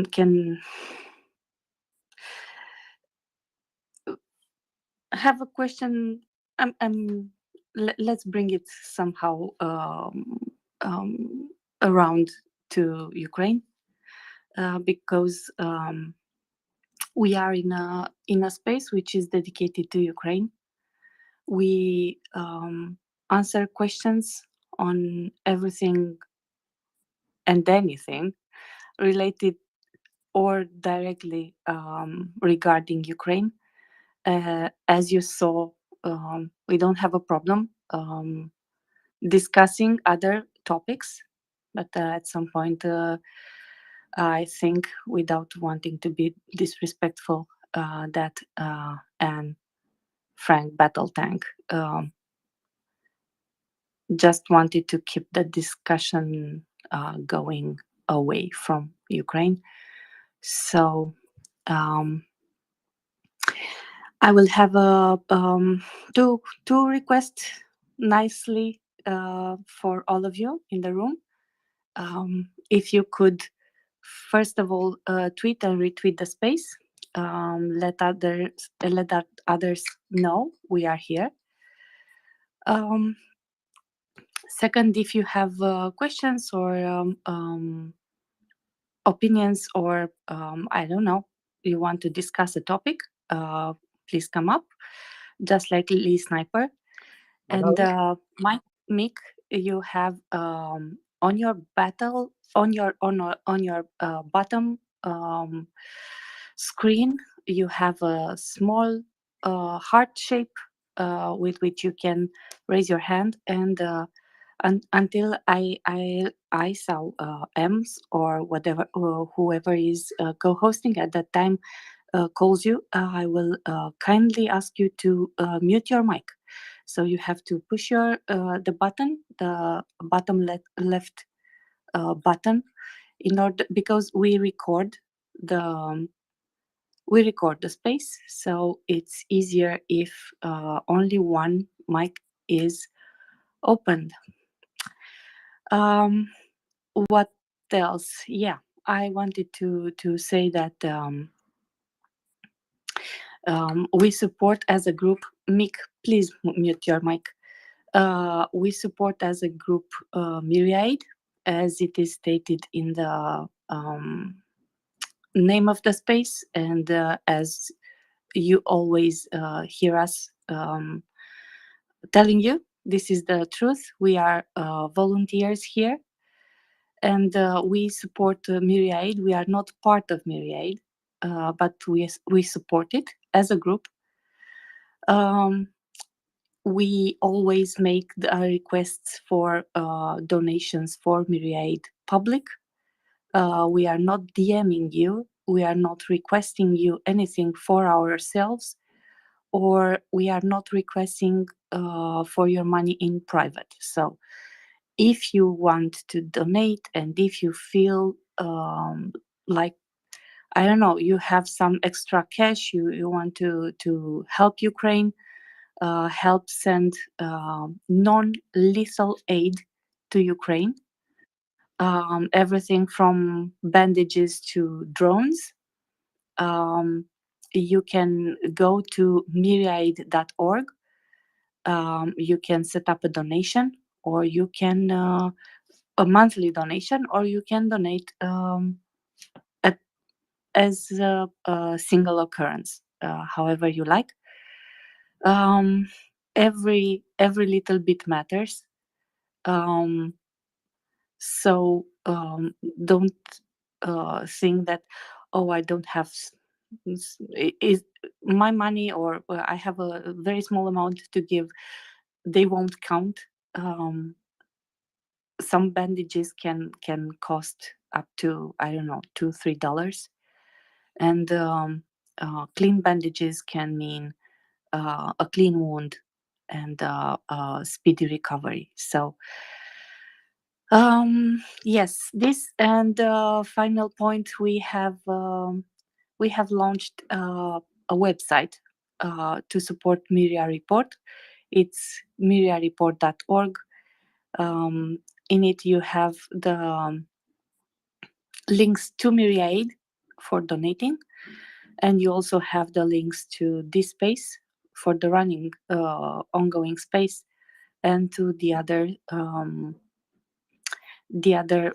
social accounts we have on Facebook, where we have a group, or on Instagram. Or so, if you want, or are more familiar with some other spaces, or I don't know, you can use those.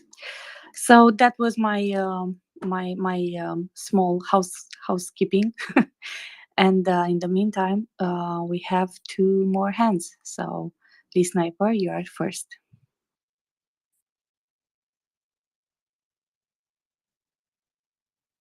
Sorry, was it my turn? Thank you, Anna, for excellent job. You're really doing good, and I completely agree that this is a Ukraine-focused space, and I'm trying to build a bridge or pivot the discussion from Near East to Ukraine war again, because yesterday I heard that the Ukrainian side would have figured out how the Iranian drones are coming to Russia. And this morning I saw some just headline that the Iran would have for the first time, admitted that they would have delivered drones to Russia. And I don't know if anyone has more information regarding this, because so far Iran has said that they're not delivering anything.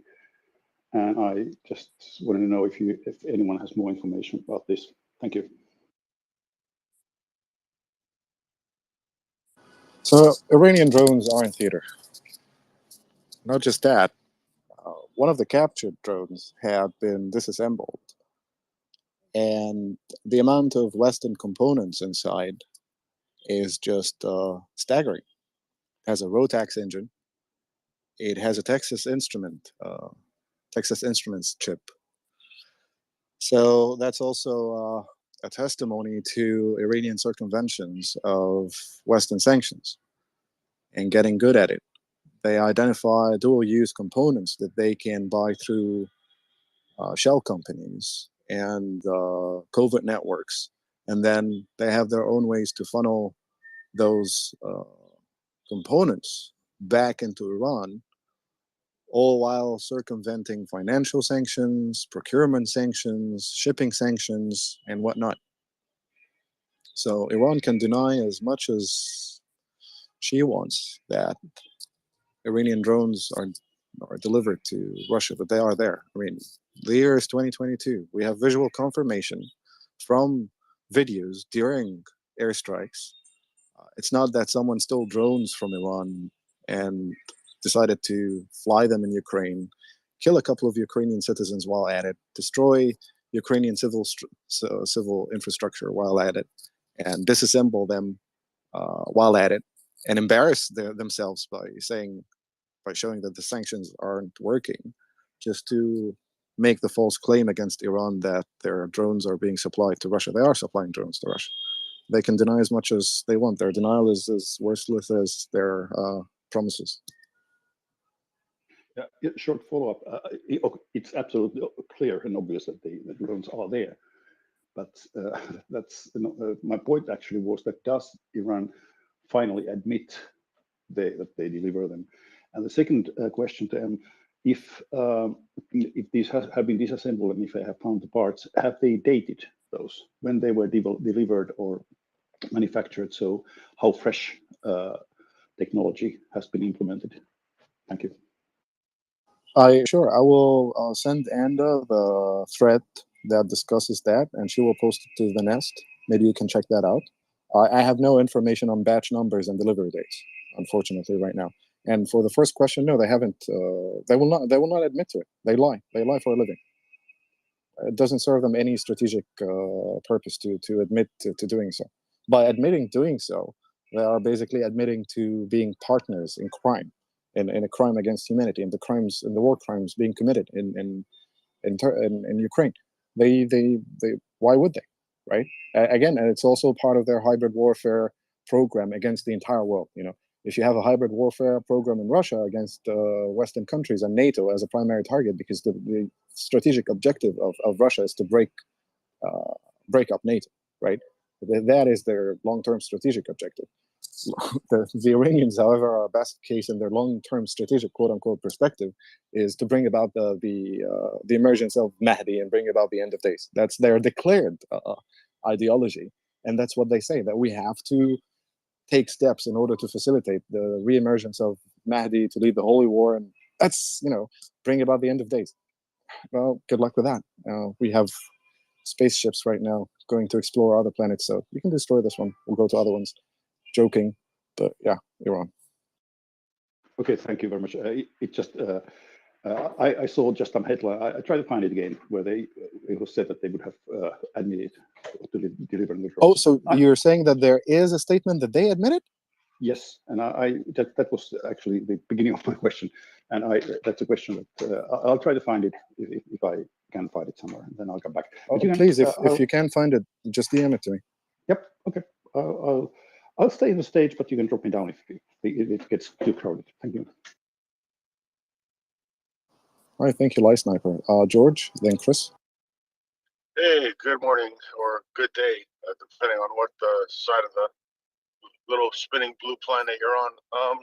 I just wanted to say, Anda was talking about donations and every little bit helps. So here's something people can contemplate.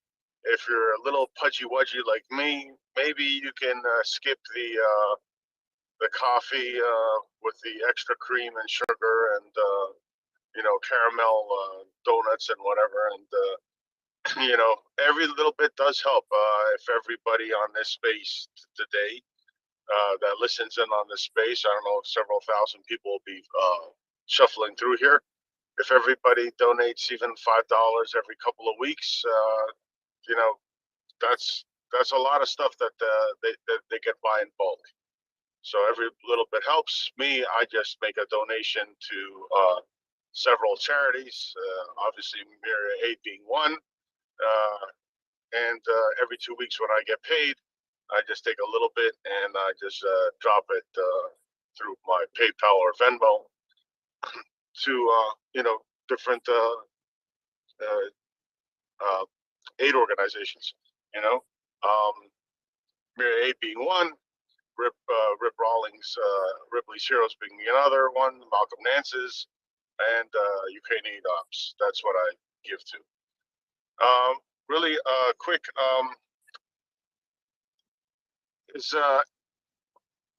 has anybody seen the videos coming out now lately, the last couple of days, of Ukrainians liberating, villages and towns from the Russians? Have you seen those, Em? Sorry, George. Train passing by my house was too loud. Can you please repeat the question? Yeah, I was going to say there's been several videos that have come out the last maybe 48, 72 hours of Ukrainian troops liberating, towns and villages in Ukraine. I was just wondering, have you seen any of those lately? I did actually. Which direction are you looking at? I'm not sure because I didn't have a map handy. So you've seen them. Is there someone peeling onions magically in the room while you're watching those? Have you noticed that? Say that again. I'm saying, is there anybody peeling onions around you when you're watching those videos? No, not at all. There must be. There must be for me, because every time I see them, I kind of get choked up. That's why. So I think it's just great. Just hoping that it happens sooner than later. I know there was another aid package announced, and it's a little confusing. I think it was more of a funding package to fund for certain things to happen. It looks like the U.S. is going to dust off some Hawk missile systems for Ukraine. Probably the radars and the launchers. The missiles are still being produced. I think they're called the Block 3 missiles are still being produced, but it's nice to see that they're going to give those to Ukraine. The newer missiles are still very capable. Patriot, just for people to understand, those are the missiles that the Patriots replaced about 20 years ago.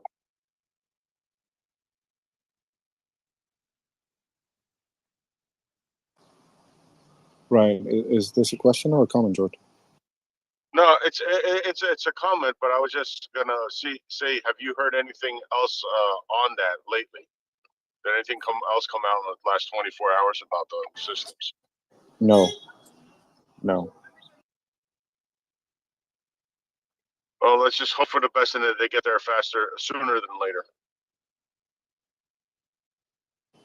All right. Thank you, George, and apologies for being distracted. So it seems that the Iranian foreign minister is admitting to shipping a limited number of drones to Russia a month before the invasion. He's denying sending any missiles, and he is saying that they agreed to give evidence to the Ukrainian Foreign Ministry.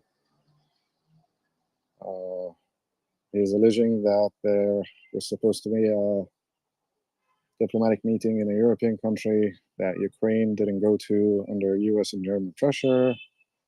And he's accusing the US and the EU, in particular Germany, that they want to enforce sanctions on Iran for the drone problem, and therefore that they want the Ukrainian delegation to meet up with the Iranian delegation. He says that a few days ago he spoke to his Ukrainian counterpart, so the Ukrainian foreign minister, and they agreed to delivering evidence to the Iranians if they have it. If they keep to their promise, we will be able to consider this issue in the coming days. We will pay attention to their evidence. Foreign Minister of Iran, if it becomes clear Russia has used Iranian drones in Ukraine war, we won't remain indifferent. Our stance towards Ukraine war is ending the war, return of the parties to negotiations, and return of refugees to their home. Iran has made lots of efforts in this regard, but of course, no talk of maintaining sovereignty or giving back Ukraine its territories. George, please go ahead. Yeah. So this, and sorry, but at this point, other than clown, there's no other adjective that can fit the bill. This guy is sitting there saying that they gave Russia drones before the invasion, and Russia just held on to them until 30 days ago to use them, right? That's what the that's what. You know, there's always a pot at the end of the rainbow. The guys are diplomats. They lie for a living. So that's what he. This is the kettle. This is the halibut he's throwing up on the deck and expects us to see it as a bucket full of lobster. Okay, I'll try to be polite and I'll try to deconstruct his statement. Okay, first of all, give us the evidence. Share with us the evidence, right? Evidence of what? Of Iranian-made drones. Okay, how about you send a drone that you made so that we can compare the evidence that we have with the models that you produce? But oops, you're not going to do that because you will basically expose that you've been circumventing sanctions and procuring items you're not supposed to be procuring illegally on the black market, or after developing covert networks to acquire those components and ship them back to Iran. Yeah, okay, that's one part of the statement. We want evidence that they were used. Well, give us evidence. Open up one of your drones. Send us one of your drones. Let's disassemble this one next to this one. You can be there. We can invite whatever country to. We can televise it. Put it on primetime television. And oh, voila. Okay, is it the same one? Pick out the differences, and then what? Oh, then we will ask you, how did you manage to buy this? Do you have an answer? Will you tell us? Will you say, oh, okay, these are the networks that I developed over decades to circumvent the sanctions, and because that proves that we purchased these components and we assembled them. Are you going to give us the original design, the blueprint? Are you going to tell us what you have in your drone so that we can compare it to the drone that we have? We don't need that because there's already intelligence on the type of weapons you're building and their components. And now it's just come to the surface, right? Well, that's one part of the statement. Another part of the statement, like George has just said, or the opening one, is that we gave them that before the war. But that miraculously, in an act of desperation, they are being used now. Okay, does this explain your instructors who were killed in Crimea? But they have the proof because they have the bodies, right? And you don't have access to Crimea right now to collect the evidence to say, oh, okay, these are your people. They died here because they were training Russian troops on how to operate the drones because, after they received training and traveled to Iran, and some people, watched that and then went back to Russia and then went into theater and then received the weapons to use, they effed up and they managed to lose quite a few of them due to wrong maintenance and an operation. Oh, okay. What's the next part of the statement? Germany and the U.S. Forced the Ukrainian delegation not to show up because they want to impose sanction. Again, victim mentality, victimhood. They want to expose sanctions on us because you're doing something. Because you're pursuing an ideological goal that can pretty much trigger a nuclear apocalypse. If that's not a good enough reason, I don't know what is. And that's about it. I mean, the audacity on this of this man. But then again, that's the messaging, diplomatic messaging that they chose and going for, and these are their explanations. I don't know if anyone would like to participate in deconstructing this. George?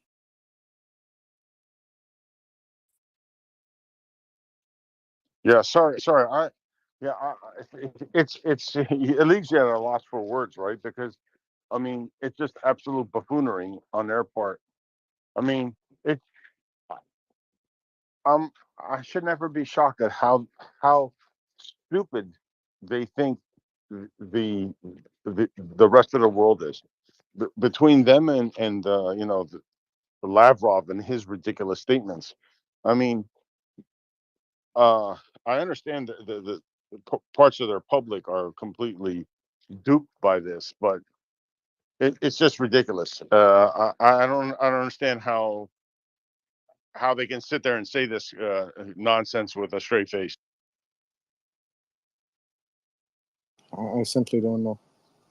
I mean, you have the Ruski mayor, foreign minister saying that, and you have this guy saying this. It's incredible, honestly. Well, thank you, Em, for reporting that. I'm gonna drop down. I'll be listening during the day. Hope you guys have a good day, and Slava Ukraini. Haram Slava. Thank you, George.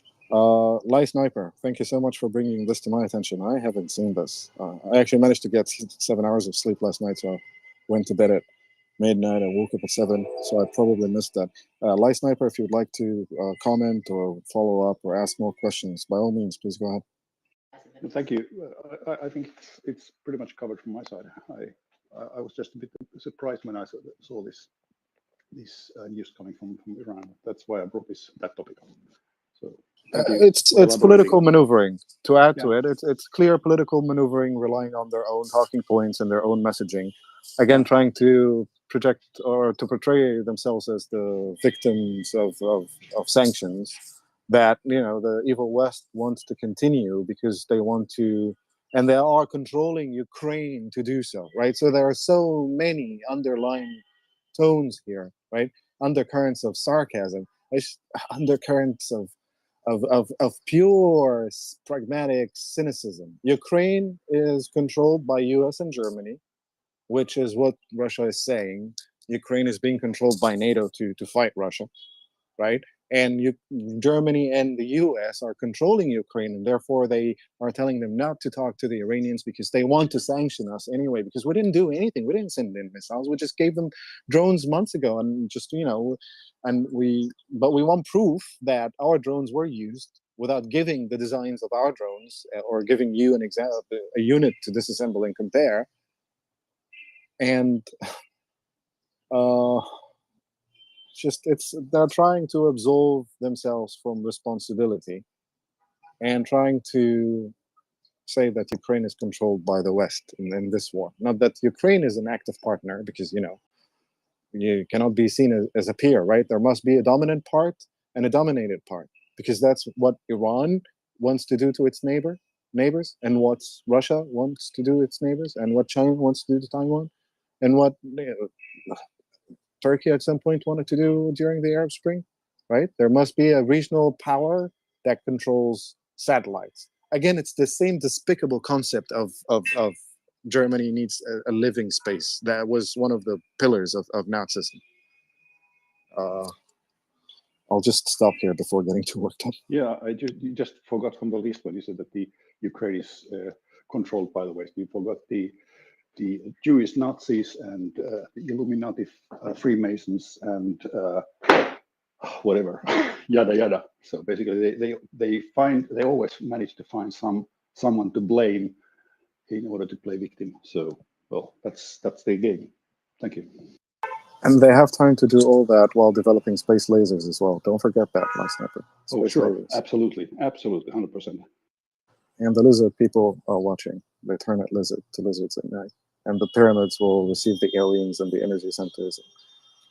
Oh my, this is like going down the rabbit hole of the entire Russian disinformation, misinformation ecosystem that is actually customized, It goes to the US, it plays on the fault lines in the US.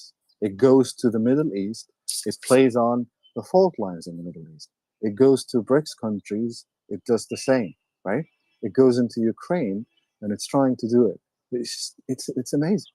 It's absolutely amazing. All the biolabs, biogenetically engineered soldiers, sharks and dolphins with lasers and cameras.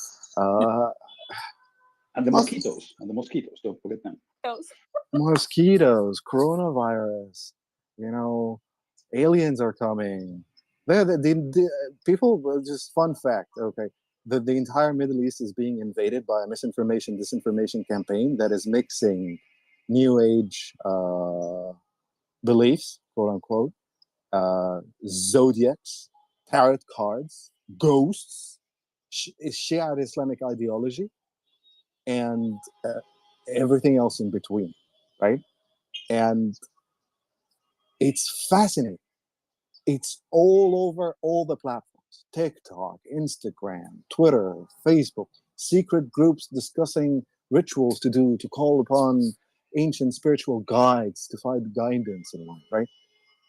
It's fascinating, and it has one of its components is coming directly from Russia, right? So you can imagine the nightmare that I have to live with here. So be nice to these people. I don't lose my shit for nothing. But hand off to you. I like the mosquitoes. That was a very, very good, very good idea to be launched in October, when there are no mosquitoes in the region of. It's actually this is coming from their playbook, because they used this in South America. There was a program about controlling a certain mosquito population to stop the infections of the Zika virus. It was an experiment. There is scientific merit to it, and there is scientific literature against it. But no one has managed to weaponize mosquitoes, right? There was one program designed to do one thing, which is to replace the genes of one type of mosquito to make it unable to carry Zika virus or malaria. It's no one is going to weaponize mosquitoes against humans, but the mosquitoes at some point were considered a vector that could be weaponized against their own, right? That's science. You take one part of the story, and then you build an entire fictional narrative around it, and then you just boom, fire it, right? And there will be people receiving that, and there will be people thinking about that because they're doing their own research, man. I'm doing my own research, man. And off to you. Because we are all doing our own research. I was searching for an explosive that could be so little that you can add it to a mosquito to sink or to actually hit a battleship, right? Because this was one of the topics that arrived. I was yeah, probably there is one. C4, I think it's in this quantity is not enough, but who knows? Maybe, I don't know. Sorry to add to the joke. I mean, if you're going to release PowerPoint slides or infographics to the world and say the bridge and Sevastopol are protected by military dolphins, use of animals in warfare. This is the advertisement or the commercial section or the public service announcement, is a very well established tradition. Dogs can sniff out bombs. Cats can make you feel good about yourself in a trench. That's a joke, a bad one. And training is some people right now, to take it into the future, have been looking into using falcons to intercept drones. The same way you train a dog to find explosives, to search for trapped people under rubble or after an avalanche, you can also train falcons to intercept smaller drones. And it was thought to be a cheaper way than to develop anti-drone platforms, right? But now we have so many solutions. But at some point, certain companies looked into using Falcons to intercept smaller drones and provide perimeter securities to places like stadiums, for instance, right? Or other facilities. And dolphins can be trained. But if you tell the world that you have dolphins, I mean, the only proof to this is the beluga whale who actually escaped. So he was smart enough to escape from the Russians and, defect to the evil, what's the word? Just the evil West, right? And the beluga whale that you spend so much money probably and so much time trying to train escaped, and he had a harness on, so he got rid of his kit. The guy was smart. He just like lowered his load, right? Lowered the amount of weight he was carrying, and he's like, "Fuck this! I'm gonna destroy this, but I'll keep the harness on, so that when I arrive, to my handlers." Because that's my bona fide, right? I have to prove to them that I'm a military trained beluga whale by the Russian Federation, by wearing a harness that has a Russian Federation symbol on it, or a Russian military Navy or unit symbol on it, or something like that. I mean, that's what you get. Where are the dolphins? I'm seriously concerned for the dolphins. Free the dolphins, right? They're not protecting the bridge. They're not protecting the port. Free the dolphins. Where are the free the whales movement that was attacking aqua parks, which is, by the way, was another leftist. I have all due respect to the left and leftists, all of you guys, but it was a leftist model subversion campaign, to prop up the ecosystem of other subversive campaigns that are being funded and carried out by Moscow against the West to achieve certain long-term political goals. I'm very sorry for their end, but you know what? Free the leopards and also free the dolphins. Let's free the dolphins. They are not carrying out their military mission. Free the dolphins, Russia. They're not protecting anything. Free them. Off to you, Enda. Sorry. I'm sorry. I was laughing so hard. So yeah, this is always an awesome. So I didn't get an authorization for this. I'm taking a personal initiative. So the Saturday Night Live stand-up comedy with M started early. My time. I wasn't thinking I would, get my marbles this quickly. But two large presses of coffee actually helped. So if I make you laugh at a point, if I make you boo-hiss, piss you off, make you so angry that you want to send me a DM and says, I am, just go do whatever, at a point, sum up the points by the time you have to leave the space, convert the points into dollars, 1-to-1 ratio. I'm sure you're aware what is 1-to-1 ratio, and then donate that to MriyaReport. Translate your anger at me today into something good, And the more donations we get today, I'll promise you I'll be spending less hours on the space just in case. All right, let's take the hands now. Ladies first. Joanna, please go ahead. Thank you. I just wanted to say that actually the dolphins, the military dolphins, this is a thing. They were used by the United States to protect some harbors because they can detect swimmers or divers or even mines. So they may be a thing, but I just wanted to. It is a thing, actually. I grew up with the dolphin on board the. What was the name of the show? Sequest. Yes. So I know dolphins can carry out military tasks, but their dolphins aren't good enough. Why keep them against their will? They probably don't want to work with Russia. Free the dolphins, but definitely, Ona, you're right. Please continue. Exactly, but I wanted just to attract your attention to another thing related to dolphins. Since the beginning of the war, hundreds of dolphins died in the Black Sea. We found them in Romania on the shores. They were found in Turkey on the shores and in Ukraine. Because of the sonars used by the submarines, they are disoriented and they die.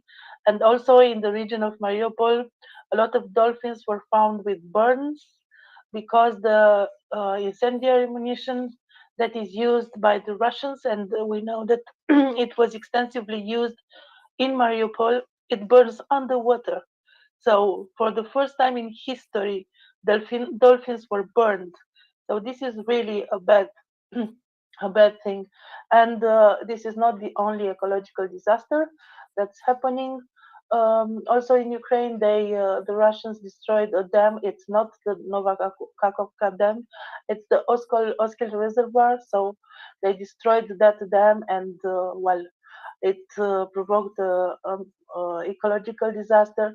Something similar happened in the region of Zaporozhye because of the oil terminals that were destroyed. In Mykolaiv, the waters were polluted with oil and other chemicals. So this is really, really a bad war for the environment. So we joke about the dolphins, but sadly, a lot of dolphins were killed in this war, and a lot of damage was done to the environment. Absolutely, thank you, Ioana. These are all very, very good points. It's scorched earth. They're leaving a lot of disasters behind them. One of the earliest things I said on the space is that I'm not worried about wheat prices. I'm worried about the ecology of Ukraine. And on the good side, if I may add, I've just seen in Romanian news that Ukraine managed to demine 64,000 hectares. And apparently they go with a speed that is unmatched by previous operations. So they managed to demine the field using technology and experts at a very good speed. Like normally a settlement um, necessitates like a month to be demined, but they managed to advance quite quickly, and 64,000 hectares were demined in the freed territory. So this is a good thing.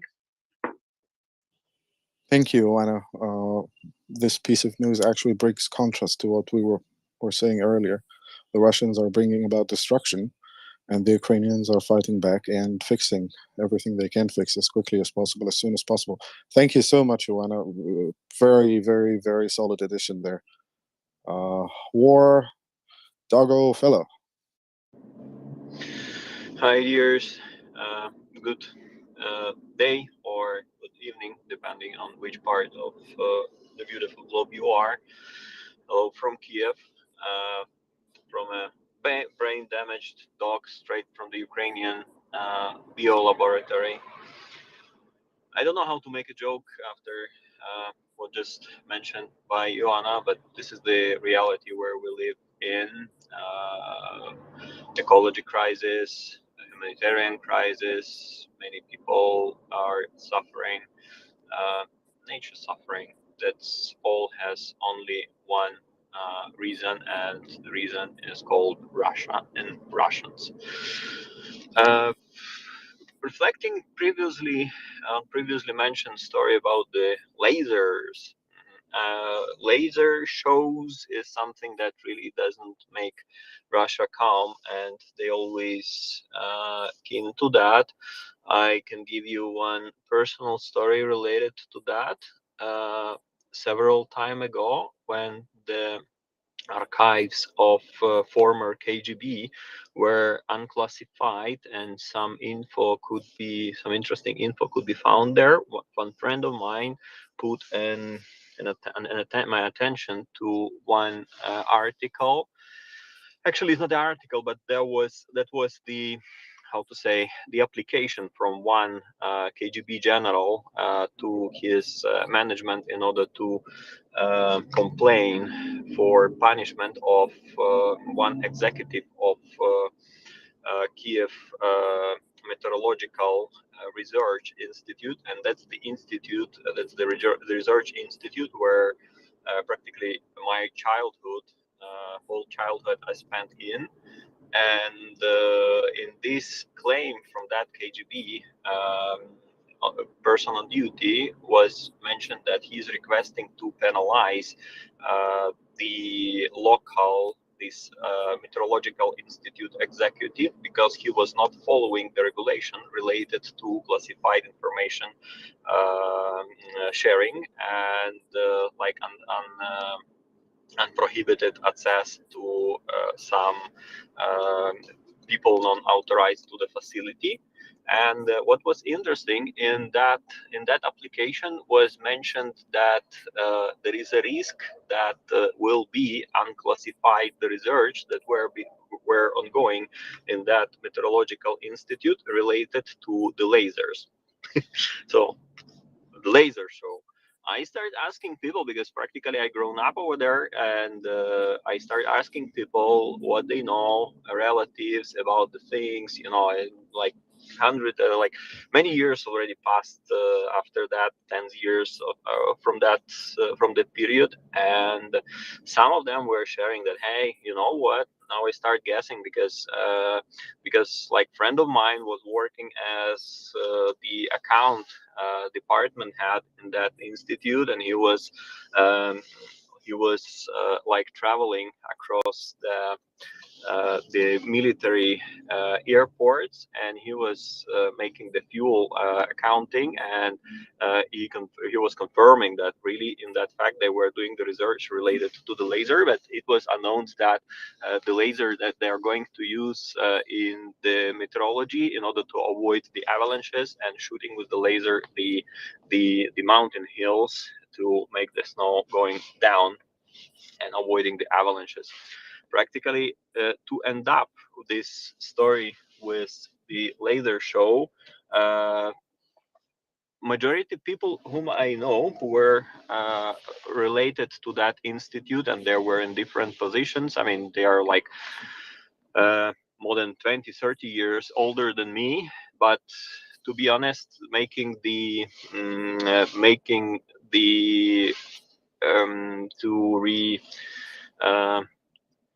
approaching many relatives related to that point, I understood that 90% probably of those who were working there, they simply died from cancer, from that or other reason. That's how safety matters, and how it doesn't matter in the country who called itself Soviet Union. So the laser show has practically bad ending for those who make research, because probably nobody were respecting the safety rules, and who knows what they were doing there. But in fact, that is the sad ending of the story. Laser show that ends sadly also for that part of the story.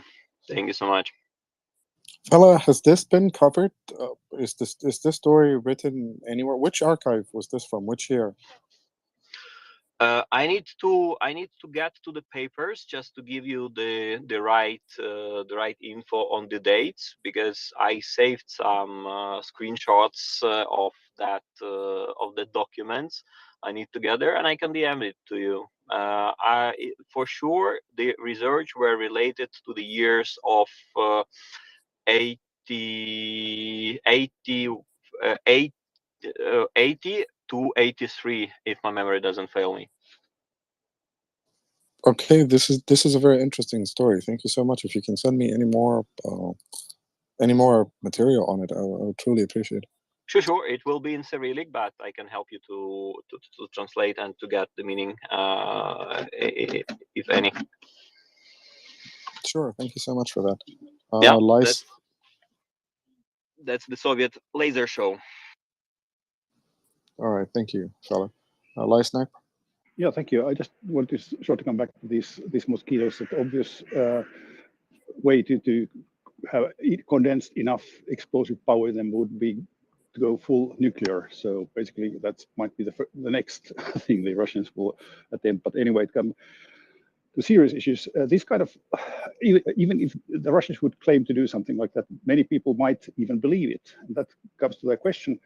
There is a certain term, I have forgotten what it is, but if someone believes in a conspiracy theory, then the probability is high that they would believe in several. So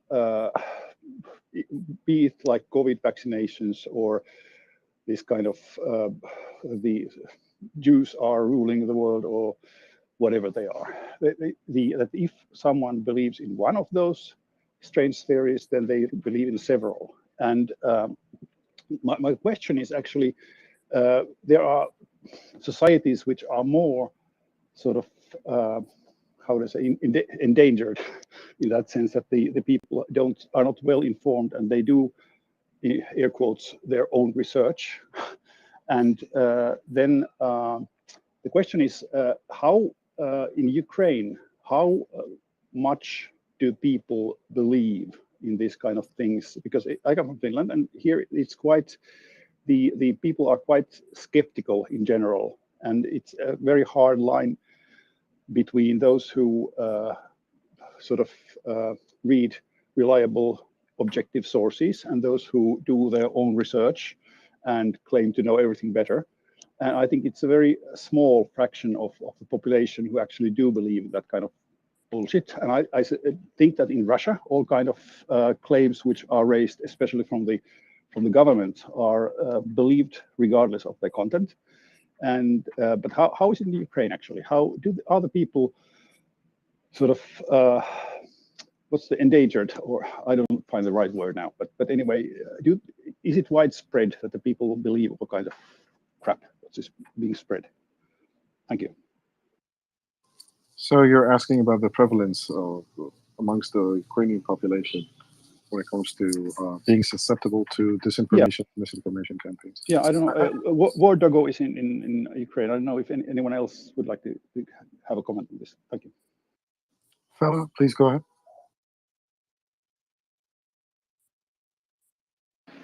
I apologize. If the question is if Ukrainians believe the crap that is Russia is spreading, the simple feedback is no. No, as in, do you how many Ukrainians, or do Ukrainians believe in conspiracy theories? Forget about Russian misinformation, disinformation aimed at Ukraine, like general conspiracy theories and myths.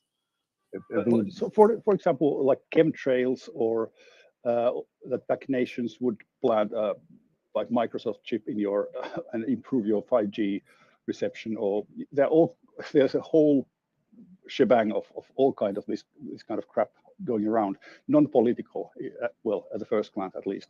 But how susceptible are the Ukrainians in general to believe these kind of things? Thank you. I believe that the point that is mentioned is not related to nationality or the country or any specific people, but is mainly related to the critical thinking ability of like separately considered part of the globe population. What about the critical thinking related to Ukrainians? Hey, we grow up many born and now part of the population doesn't know what is the Soviet Union, but critical thinking was all about Ukraine, because when you live in the crap and bullshit that is called Soviet Union, you learn how not to trust the authorities, and that is the big problem of nowadays, by the way, in Ukraine, because Ukrainians have accustomed to the fact that through hundreds of years and even more, the representative of the government was always related to occupation, and it has always the related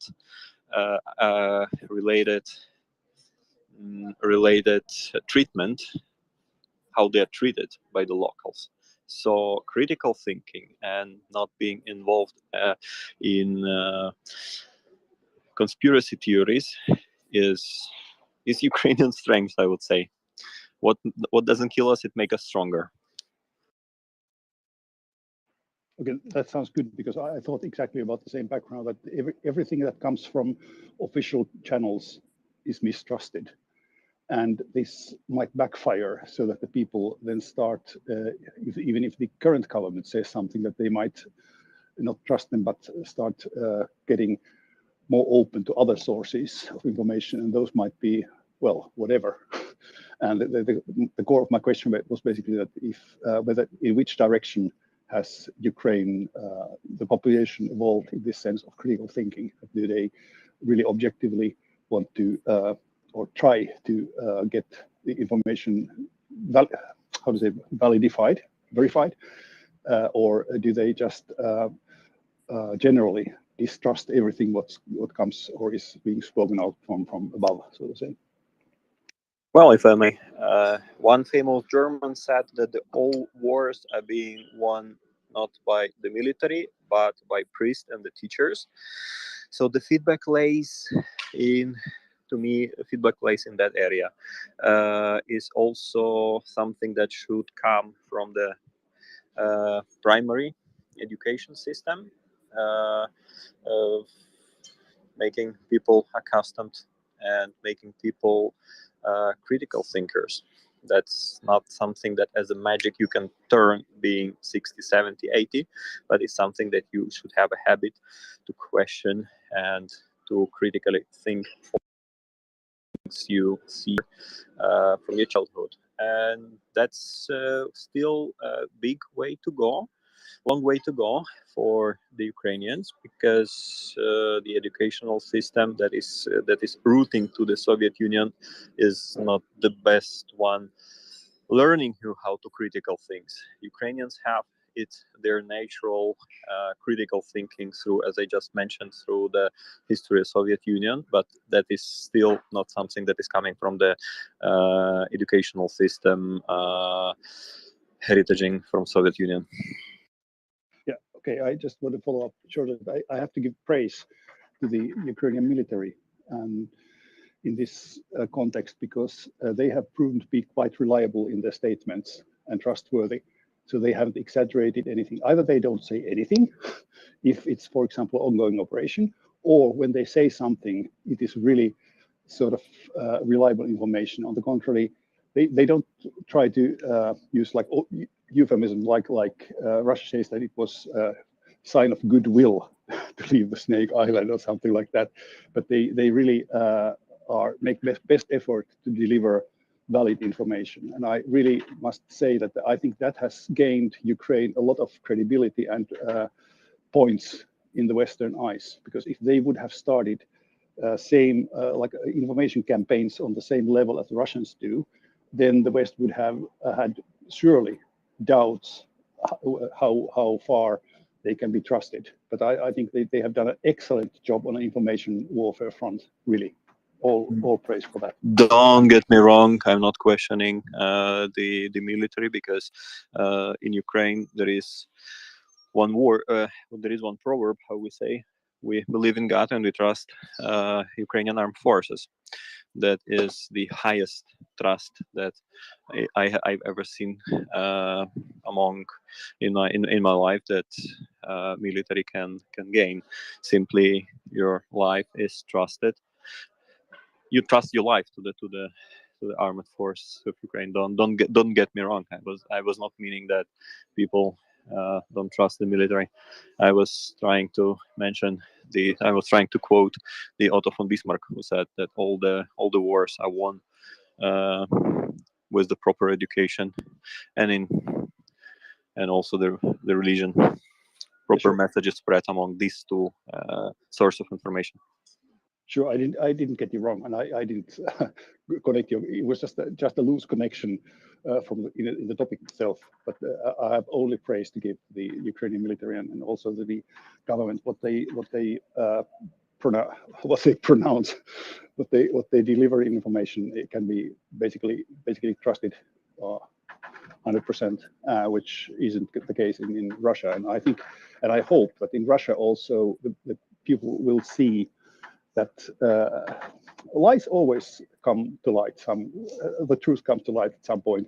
So basically, the Russians must, or some of them must start wondering, what is it actually? Is it a 3-day special military operation? And how can it be that it's going backwards? And despite all the claims which have been expressed by the Russian officials. And I think that the strength also within the nation, as you said, that if the people trust the military, then that's a huge advantage in this kind of situations. Because in Russia, if the people start questioning why are our sons sent thousands of kilometers away to fight some Nazis which are actually not there, and biolabs and all these kind of things, they start questioning. And when the people start questioning the military and the government and so on, then there's shit is about to hit the fan. And I hope that it will happen sooner or later in Russia. Thank you. I assume partially you just answered your question, because the feedback lays in the source. Ukraine uses Ukraine as a government. I mean, Ukraine as a country using its own armed forces to defend, and Russia is using armed forces in order to attack. And Ukraine knows why Ukraine is defending, and Russia. Most probably they also know why they're attacking, since they're imperial and their imperialistic colonial past not letting them go. But it's a big question if it is wars. So they maybe support, maybe they know what they're fighting, but majority don't think they really support in that active way as Ukraine supports the defense ongoing.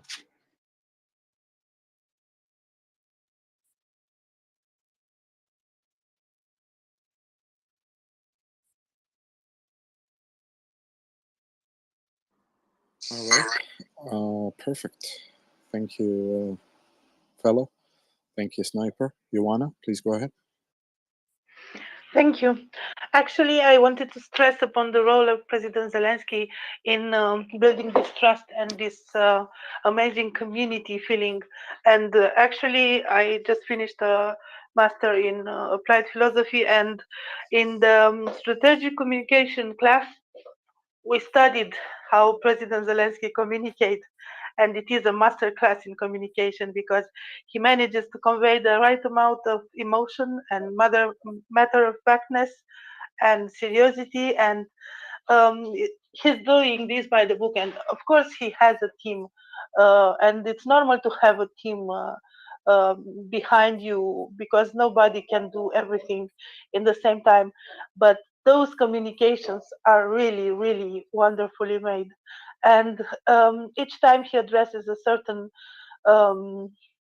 audience, he uses examples and things that relate to the personal experience of the audience. For the English people, he used Churchill. For others, he used other references, and it's so good. And I wonder if we can get somebody from the communication team of President Zelensky here, because it would be amazing. And about how the war is fought by Russia and by Ukraine, well, Russia tries to rally. On the Twitter, I've seen something that was very beautiful. Something that said like Russians fight because they hate what is ahead of them, and we fight because we love what is behind us. Something like this. And yes, Russia tries to rally people based on hate, on hatred, while Ukraine tries to rally people based on love for their own family and country and everything. And we should not forget that hate is always divisive. You cannot build community based on hate. So, yeah, that's what I wanted to say. Thank you so much, Ioana. Enda, can you please take it from here for the next 5 minutes? Yes, of course. Lee Sniper, you have an answer or a... No, I just wanted to aggressively support what Jonas just said, that Zelensky, of course, has his troops behind him who probably write some of his speeches, but if it wouldn't be genuinely him, it would be noticed right away.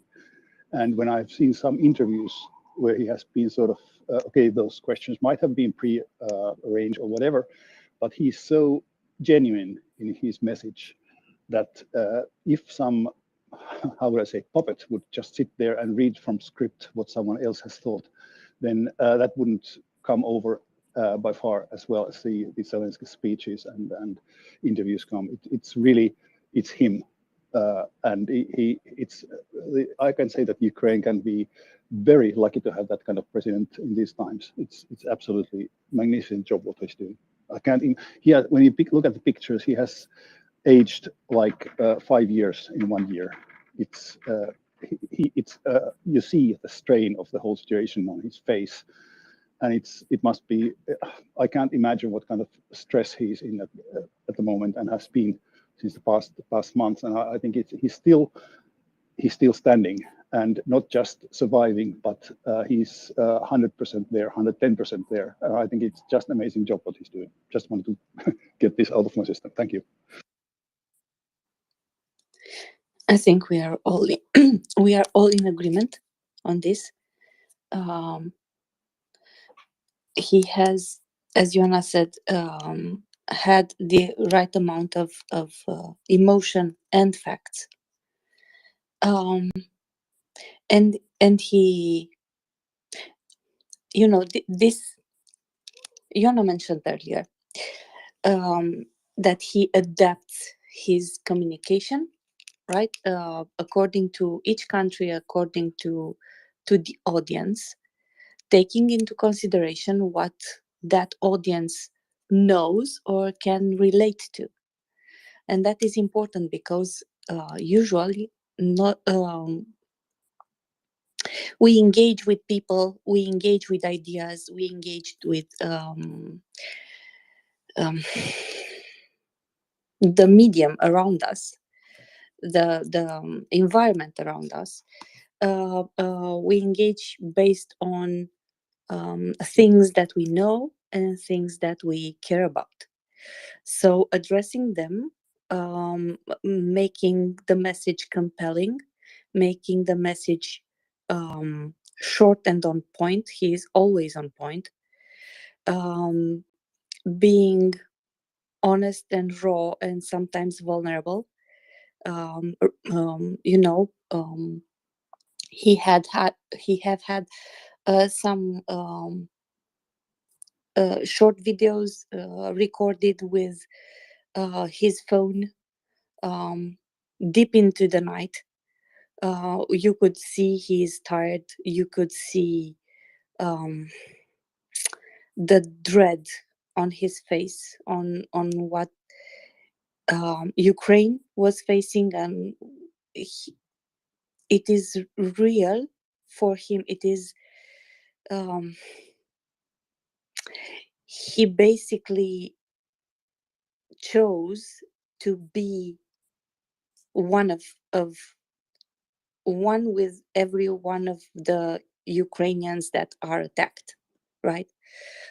Including his clothes. He is not presenting himself in Italian suits, because we spoke about them earlier. He's presenting himself in a camo suit or a t-shirt with Ukraine's name or something. Always the same. Always showing that his function, which he represents, does not change who he is, and he is a proud Ukrainian, right? A person who doesn't back down, and therefore his own people can relate to him easily,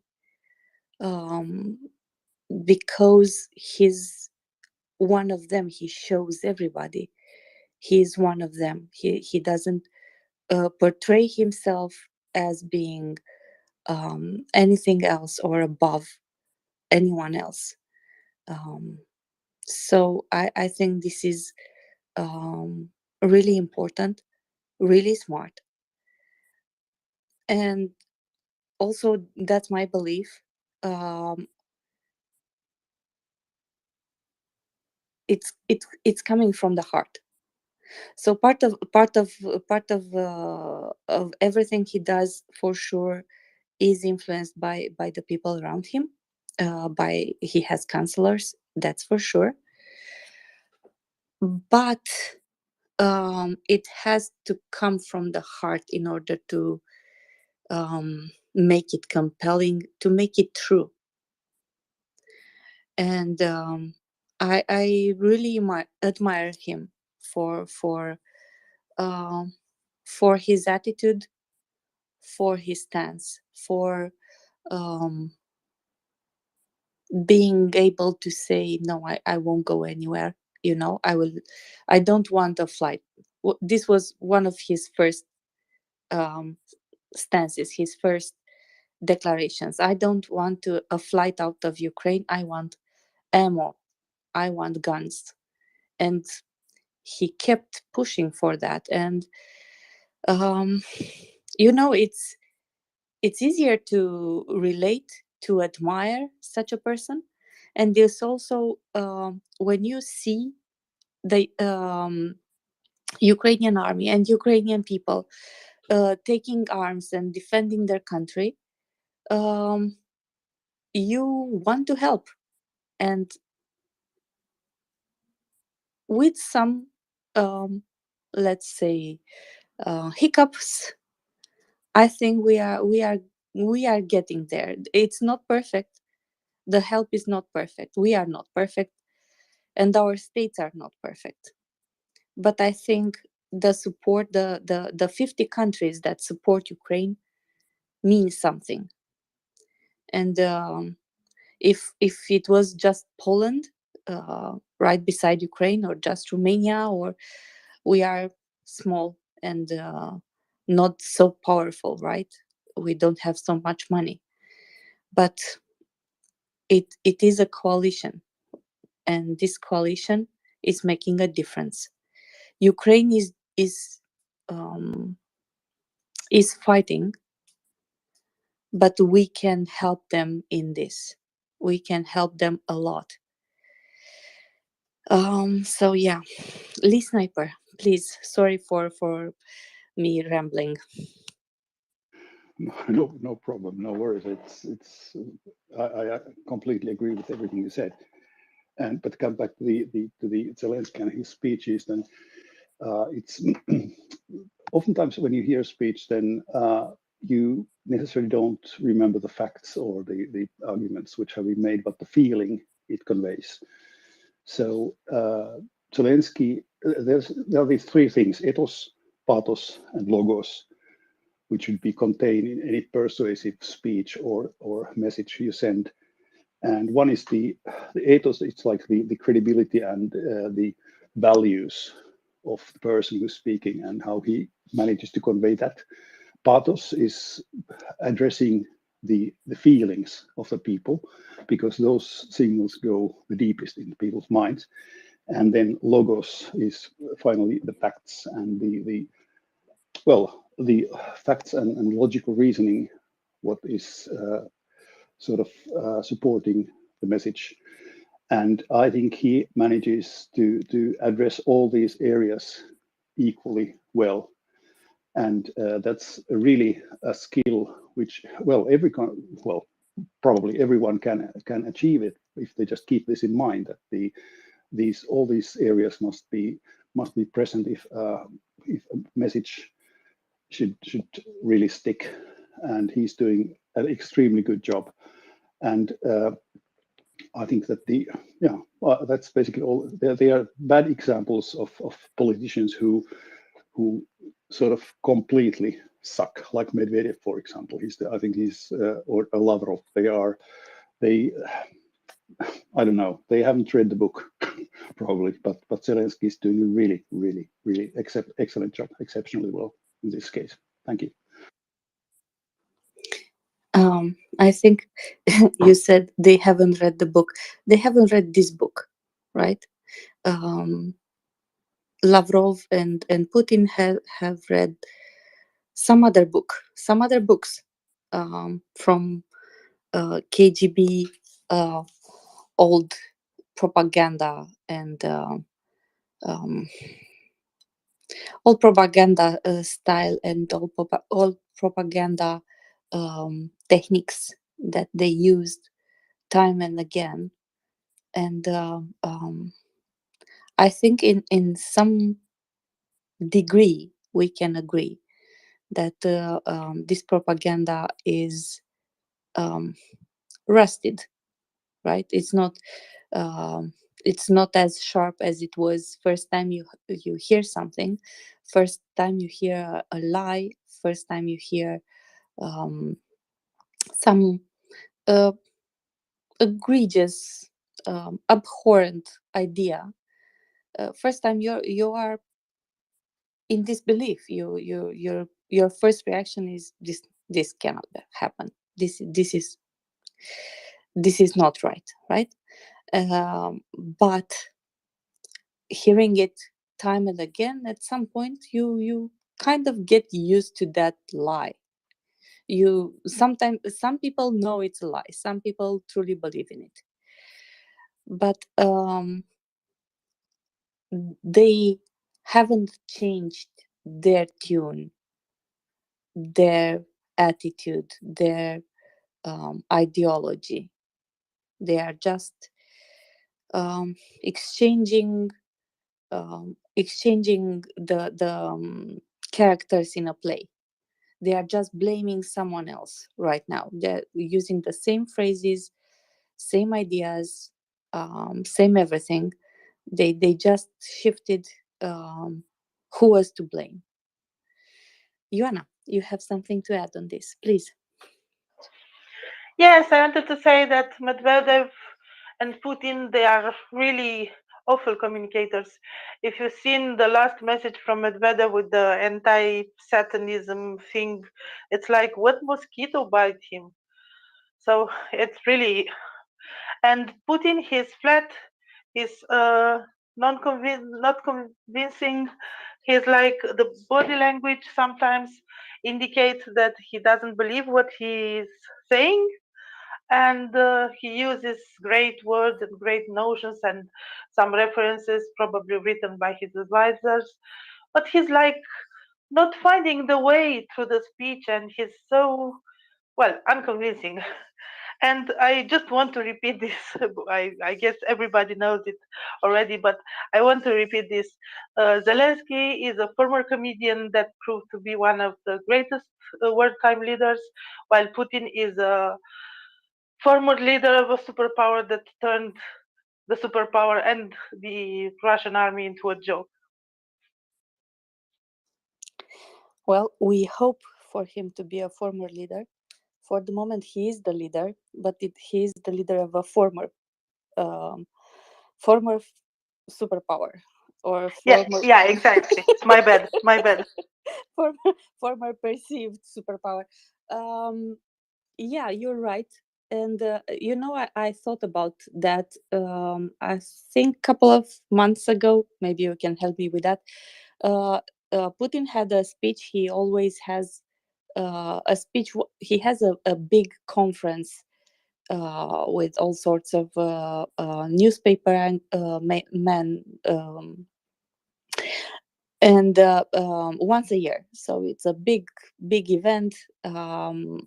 Other than that, he rather avoids interviews, and I was looking at how he presents himself, and comparing him with Zelensky. Right, he is always dressed in a suit. He is always on on a big stage with a big desk, with very few people around him. Everybody's always formal and very something between reverence and the fear, right? And in the proper interviews in which he is portrayed inside Kremlin, it's always a very formal setting with opulent walls, with opulent gilded frames, high chairs, special vase or something behind him. So he's he's trying to exude power, right? Not uh, by how he presents himself, but this has a, like I said, a double edge. You can fear him, his population, or you can look at him like something from another, let's say, level, but you cannot relate to him. He is very distant, even for his population, or at least this is my take. Maybe M has a different opinion on this, please. No. Good points. Absolutely, I totally agree with you and with you, Anna. Let's see if we can get Nino 13. Please go ahead. Hi, do you guys hear me? Loud and clear. Hello everybody. I have two questions. I don't know if it's a bit irrelevant for what you guys were speaking. First is the Starlinks, the problem that occurred last night about the 1,300 Starlinks that were disconnected for the Ukrainian army, and how can we solve this? I mean, do the drones actually work, and can they transmit the coordinates to the guys when they want to hit? Because from what I understand, it's through internet. And how this is going to be solved? If it's true that they say that the bill now it's 20 million, it means that Elon Musk was lying from the beginning, and he was not giving it for free. He was just tagging up the bills just to push them at some certain stage, which was last night, because it couldn't be 20 million, for example, for the last couple of days. We know that they charge differently for the Starlink, for example, in the USA or in other countries in Ukraine. Now I think it's like $2,500 per link. But in any case, this has to be solved very soon, as far as I know. Huh? The other question is what is going on with the winter suits that Canada, those 1.5 million suits that Canada has promised for the Ukrainian army? Have they arrived yet? Because it's actually winter there now, and the guys need warm clothes to fight. These are the two things I wanted to ask if somebody knows. Thank you. Thank you. There was one report about Starlinks saying that 1,300 units of them would go out of service due to money or paying subscriptions. Elon Musk played a very nice trick. We won't comment on Elon. He can do whatever he wants to do. But basically, he provided some of the units, but not all of them, and he certainly didn't sponsor the subscriptions. There are negotiations to consider Starlink bills part of the assistance package, one of the assistance packages released by the United States, to settle those bills. How it will affect combat? No comment. Side note, most telecom solutions in the country right now rely on Starlink one way or another. And they rely on its encryption, and they rely on its latency. But let's leave it there. As for the 1.5 million winter suits or winter uniforms from Canada, I haven't seen anything about that. If you have a link to that, please send it to me. Great. Okay. Last question. Do we know if the Russians can use also Starlink? I have no information on that, but I'm assuming if they want to procure Starlink units on the black market, they will find a lot of difficulty to do that to begin with. And I don't know for sure, but I remember someone saying that Starlink is blocked in Russia. Unless you mean that Russia will start using Starlink on the battlefield to secure its own comm because the comms are compromised. Maybe, I have no information. Maybe Putin decided to pay more. This is what I'm saying. And from what I understand, Elon is like a money-thirsty beast. He would say, okay. No cussing. We don't know. That's speculation. Okay. Absolute speculation. Okay. Thank if you have any information on that, please contribute. All right. Have a good day. Thanks. Yes, I just wanted to note that the date of the disconnection is 24th of October. It's not now. So I guess this was solved by now. Yeah, I'm aware of that report, and there was one report last night as well. But thank you, Joanna. Fella, please comment on this. Yeah, on Starlink, actually, if you ever bought that station, you always, if you buy it on private, you always register the address where the station is going to be used, and unless you do specific actions in your account to make it like multi location usage, it always linked to the address where you're going to use it. So answering the question if Russians can use it, they can use it only in the way if it is authorized by the seller, and the seller practically is SpaceX. All right, thank you so much. Fly Sniper? Yeah, also going back to these locations of possible locations of Starlinks, as far as I know, they have the capability of geolocating the allowed areas and geo-blocking the use of Starlink in areas which they would not like to serve. So even if you would buy some Starlink system, ground system in Ukraine, or acquire it in some means, and would bring it to Russia, then that would be outside of the coverage area. So basically, they can control in which areas they work and where they don't. So that's basically the thing. One thing is if you pay your bill, that individual unit can be disabled, or if you move it outside of the allowed areas, then it can also be disabled. Thank you. Thank you, Fly Sniper. After you, Enda. Thank you. I was thinking, so from this point, if the other side can use what you have, I've seen a report or newspaper article saying that at some point the United States might have been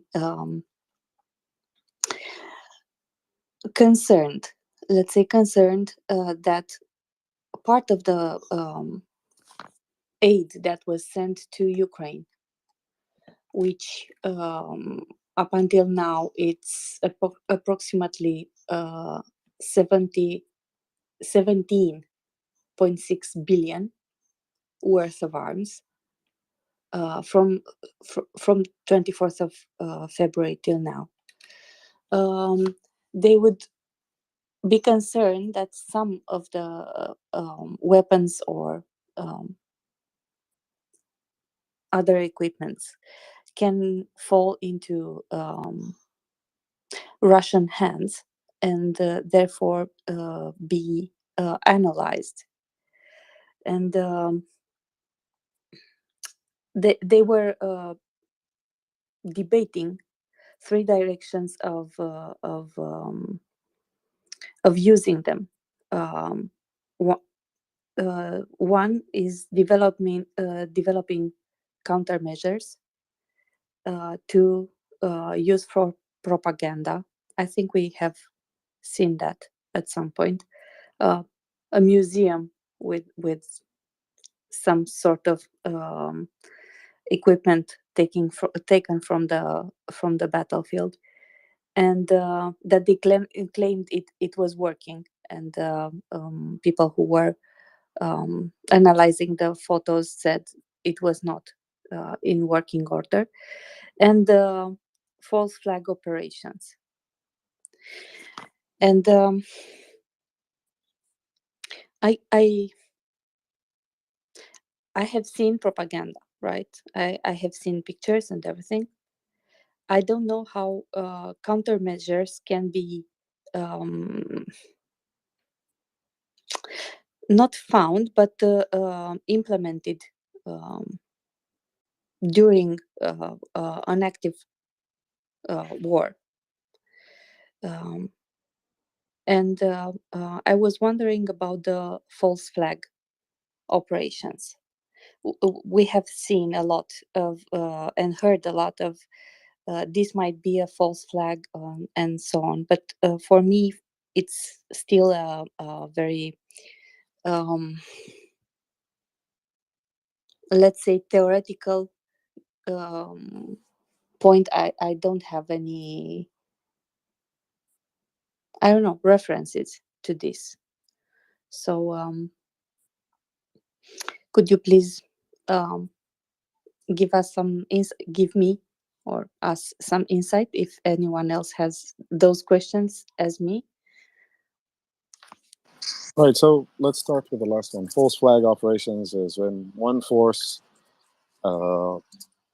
switches uniforms and carries out a hit against its own troops to use it as pretext or provocation to attack the party they disguise themselves to be. This is where the term comes from, false flag, that you're wearing the uniform of the enemy when in fact you are a friendly force that is taking out another friendly force in order to trump up a political pretext. It now takes a lot of forms in the cyber domain, in intelligence operations, and in military operations. Everyone kept talking about false flags, again, due to the obsession with conspiracy theories and not believing the official statements by governments.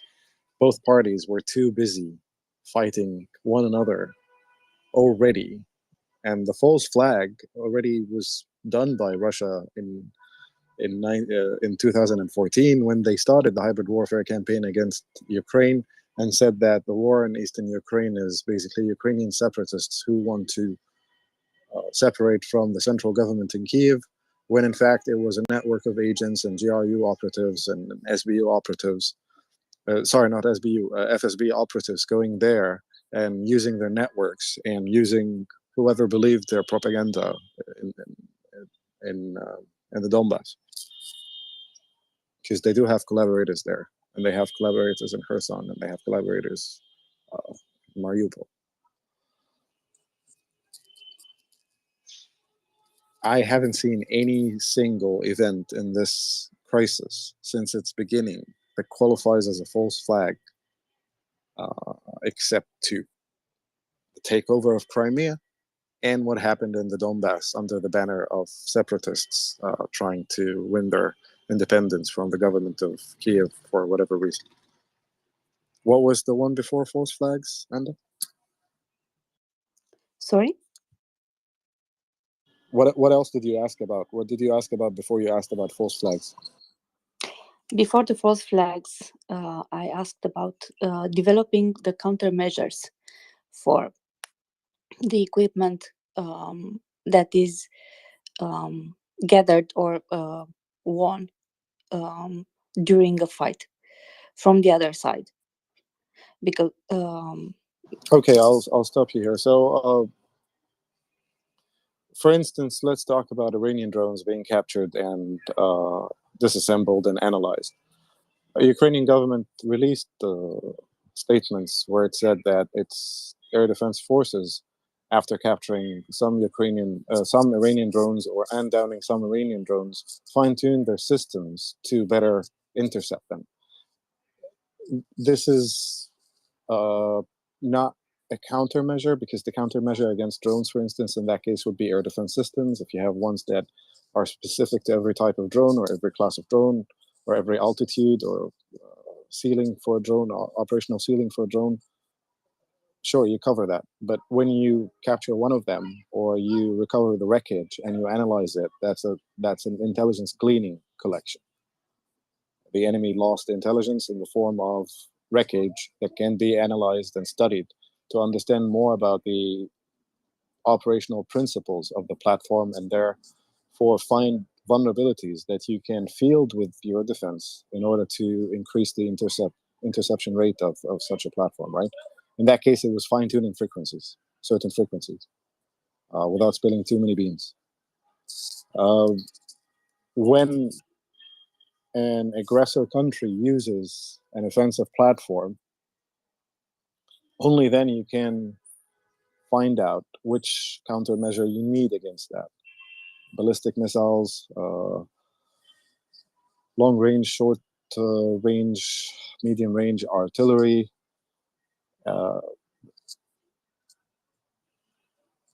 To develop or to acquire are two different words. So to develop is to develop a capability from the ground up. In terms of acquiring a new platform, that would mean training crews to operate those platforms and maintain them and build the logistical supply lines for it. So as a planner, planning for the future, you try to guess the threats posed by your enemies and you plan accordingly. You acquire platforms and you develop capabilities that you would deem good enough to be defenses and act as countermeasures against the threats coming from the threatening nation. But right now, for instance, in Ukraine, it's a fight as you go kind of model. As the Russians field capabilities, Ukrainians make requests for capabilities that can defend against them and outweigh them and counter them, and they get them. What was before that? The third was propaganda. They are using the equipment they got from the Ukrainian army that was in theory sent by other countries for propaganda. Well, there is no defense against that, and there is no need to. You invaded a country, and that country engaged in international relationships and diplomacy to seek help and partner and ally with other countries that would help her win the war and protect her citizens and restore her territorial integrity and her sovereignty, right? They want to reverse this. They want to say, oh, look, Western weapons are in Ukraine. Where's the big conspiracy here? Oh, it's actually what the Iranian foreign minister said. That Iranian drones were in Russia, but miraculously, they only appeared on the battlefield right now, right? So Russia's way of describing things or using them for propaganda just to prove a point, because there are people who don't know who came first. It's an egg before the chicken or the chicken before the egg kind of game, right? So what? They found a piece of equipment. They captured a piece of Western kit that was supplied to Ukrainians. Sure, they will use it in their propaganda material, and not only their own subjects, their own citizens, but other citizens in other countries all over the world will buy that because media literacy depends pretty much on factors that no one can control 100% of the time. Genetics play a role, and this is not eugenics, so no one plays that card against me today, please. And then upbringing, education, nutrition, participation in sports, level of education, just just a decent upbringing. I'm not here saying also that people with academic degrees understand life for all the world more than people with high school diplomas. No, I'm not saying that. So again, don't attack me for that, please. And the conditions the countries they lived in went through. Do you have a coup every 5 or 10 years? Whoever wakes up earlier in the morning in the military decides to take over, they just take over, Or do you have stable institutions and information entropy and a collective human experience, society based on good ideals and good values, promoting peace and hard work that and logical thinking and critical thinking, or not? So then the consumer, right, the one who's consuming the misinformation and the disinformation, you can't control the receiver. You can educate the receiver and try to raise awareness. Say, yes, there's misinformation and disinformation. Always look for the source. Always try to verify. Care before you share. All those government campaigns, private think tanks are also tackling the problem. International institutions are tackling the problem. Security services are tackling the problem. But it all depends on the consumer. The media ecosystem that you're subjected to. What kind of books do you read? What kind of movies do you watch? What kind of TV soap operas are being played in your country? Are there ones about accepting suffering and poverty and finding glorious heroism in it? Maybe. Is it The Bold and the Beautiful? Haha, bad joke. Maybe. Is it whatever very fantastic? Is it Sherlock on the BBC? Maybe. Don't try to convince me that someone who consumes Sherlock on the BBC will be as superficial as someone consumes The Bold and the Beautiful season 1500 when whoever did this did that and they finally found love again. Right? So there is no control over the receiving whatsoever. You can only advise, and then they can decide for themselves. And they get a vote. That's the beauty of it. And they should get a vote. Off to you, Enda. Thank you, Em, for this. I think you kind of wrap it up by so you reached the answer of the article's question. If US is concerned about this, and I think it is safe to say, as a government and as a stance, they are not, right? So Who's not concerned about what exactly? US. US is not concerned about what? About the weapons which were sent to Ukraine being used as propaganda, being used as false flag ops, being used as countermeasures. These are not. Okay. So I got you now. So what I did is that I answered every single part of Enda's question specifically, or kind of explained the terms, and now we're going to wrap it up together in one question. A Western weapon platform falling in the hands of the Russian is equivalent to what happens when Iranian drones fall into the hands of Ukrainians. That will be reverse engineered. The secrets will be passed on to China, seeking China's support, and also because China's industrial capacity, no one has the capacity to manufacture more arms faster than them. So the first risk is that the device gets reverse engineered. The second risk is proliferation. Captured equipment could be captured by domestic or foreign intelligence services officers who would wish to use terrorist organizations as proxies to carry out terrorist attacks using those weapons, then claiming that support for Ukraine during that war is the reason why you have those weapons on the black market being used by terrorists to target civilians, which applies political pressure on the supporting government. And look, the weapons, taxpayers' money. You told us you were helping Ukraine. Why did they end up in the hands of terrorists? We demand accountability. We demand declassification. And those campaigns, some of them are organic, some of them are raised by foreign state actors who want to stir political subversion in a country that they want to destabilize or play with a little bit. And then finally, the propaganda risk. It will only play to their own domestic audience and people affected by the misinformation, disinformation ecosystem. Off to you, Enda. I have nothing else to add. I think it's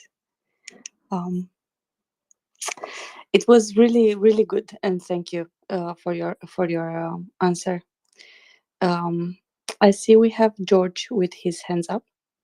George, do you have something to add on the topic, or you have another topic?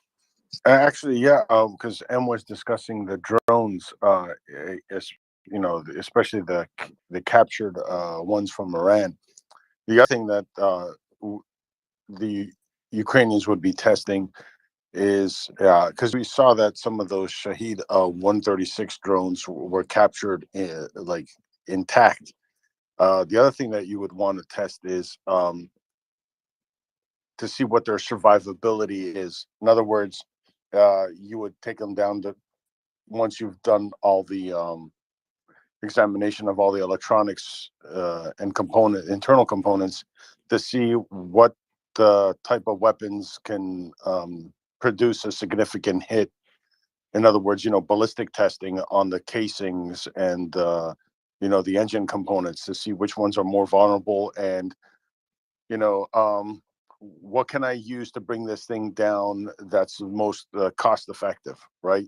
So can I use 7.62 from a PKM machine gun do the job from 500 to 600 meters or whatever? That would be some other testing that you would want to see done, and because that can help you at least save using higher end and higher cost weapons to bring this stuff down if you can't jam them. Absolutely.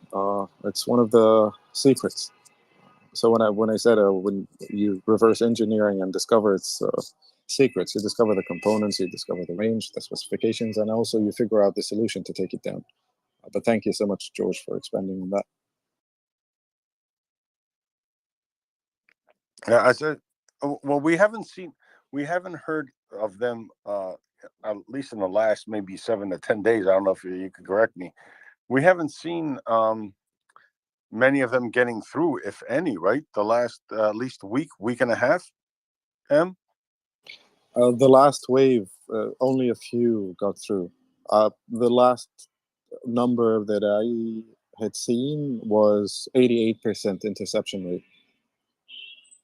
Was that of all missiles and drones, or was that the Shahed specifically? Specifically, okay.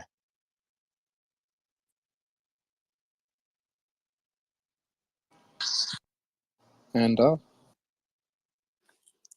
I wanted to, if we kind of close this question, I wanted to make a bit of announcement to have these announcements on three topics.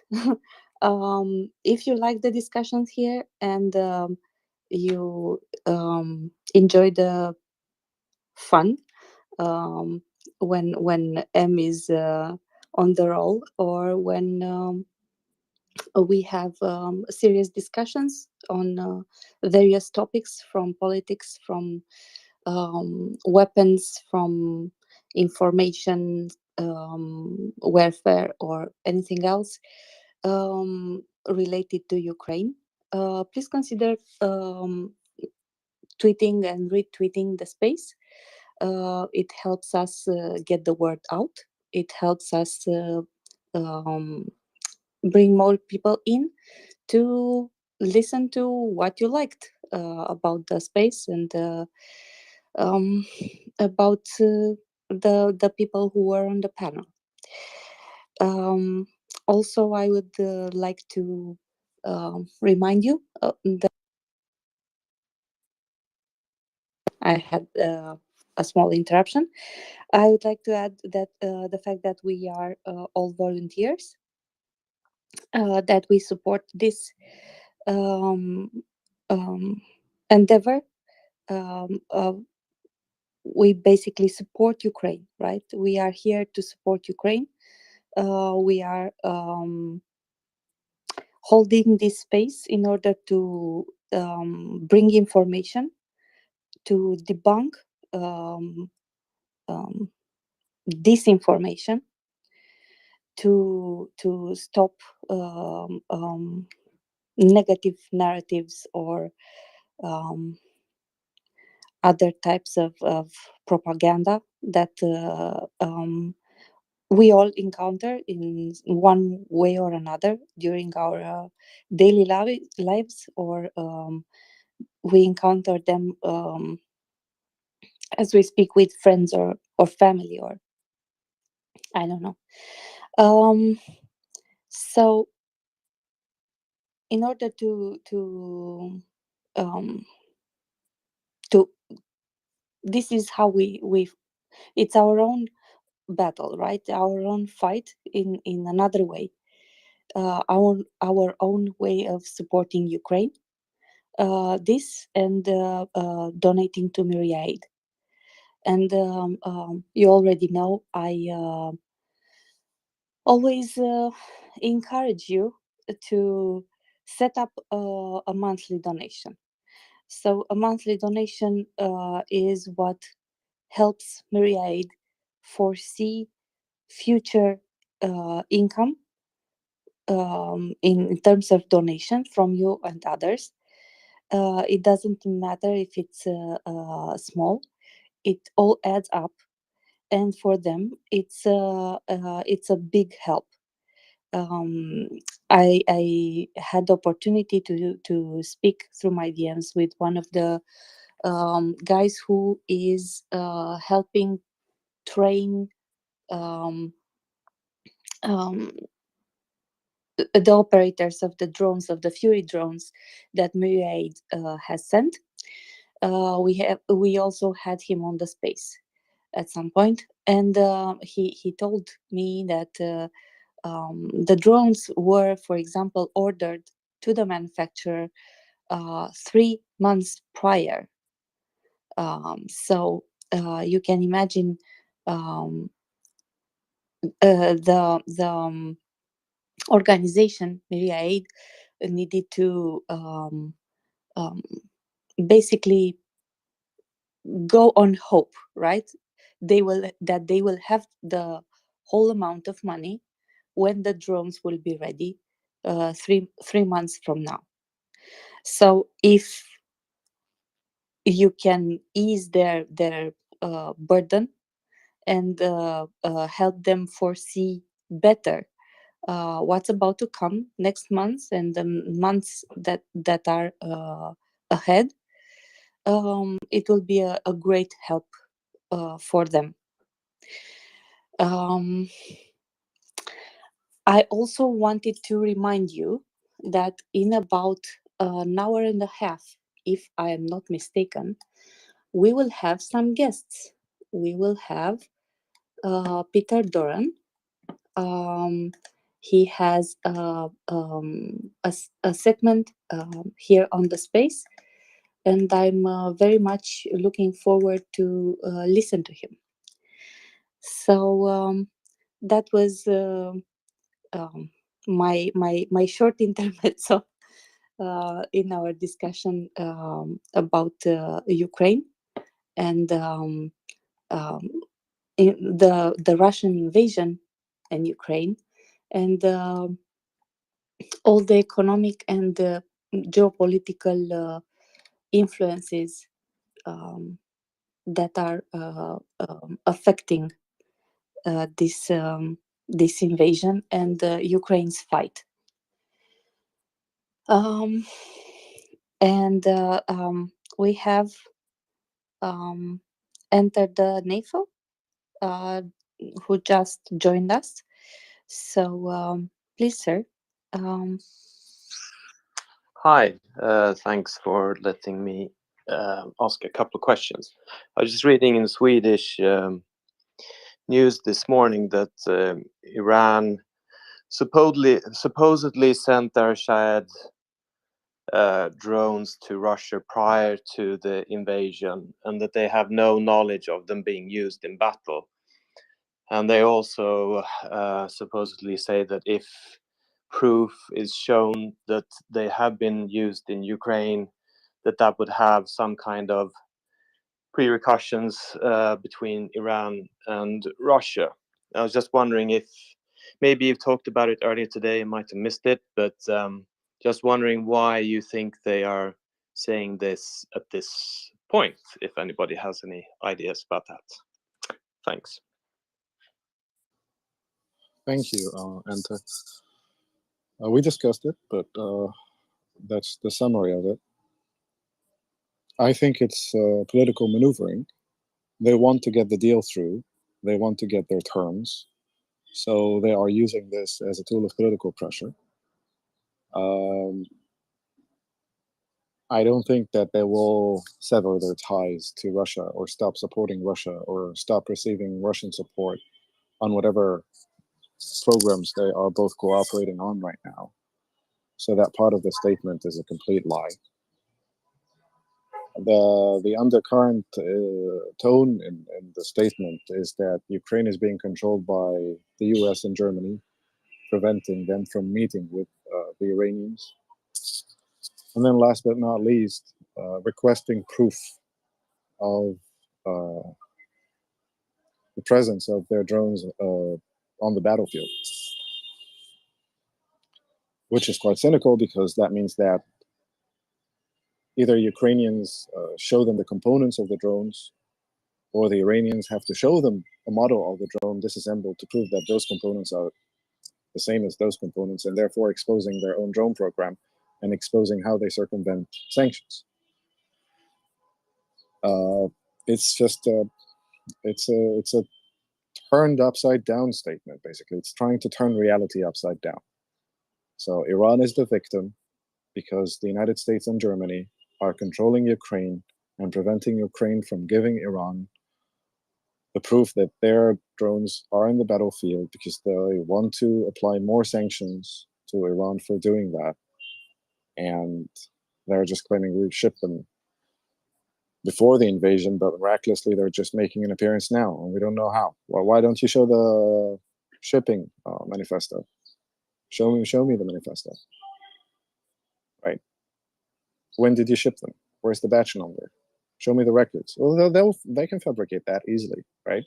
And they'll say, look, we shipped them that so long ago, but why are they appearing now all of a sudden? And again, the other challenge is reports of Iranian crews that went into Crimea to train Russian troops on operating those drones were killed in a strike. But you know, we don't have the bodies. I haven't seen them, so I can't tell you for sure that this exactly happened. But there are reports that this happened, that Iranian crews died in Ukraine to provide training. Okay, so you actually sold them that way back. That goes with training. Ask anyone who works in defense. You just don't buy a weapon. You buy the weapon is like 1/10 of the procurement. There are like manuals translated into your language if the platform is coming from a foreign country. Right? Just that alone is a 6-month project. To translate all manuals related to operating a weapon platform from one language to another, that's a 3 months project, 2-month project, right? And you send the crews to train on using the platform as the platform is being produced. You don't wait for the production cycle to be over and then send crews. Time is crucial. You want to field the capability as fast as possible, right? Or be able to do that.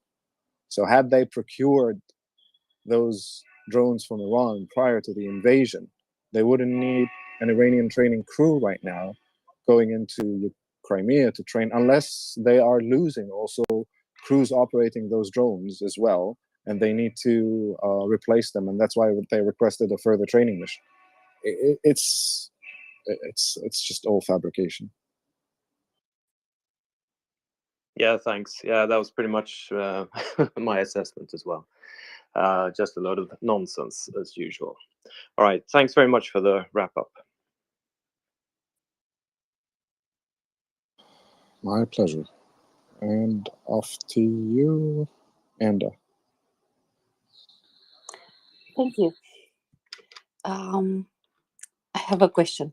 Today I am taking advantage that you're here with me on the panel. So I have I aim all my questions to to you mostly. Uh,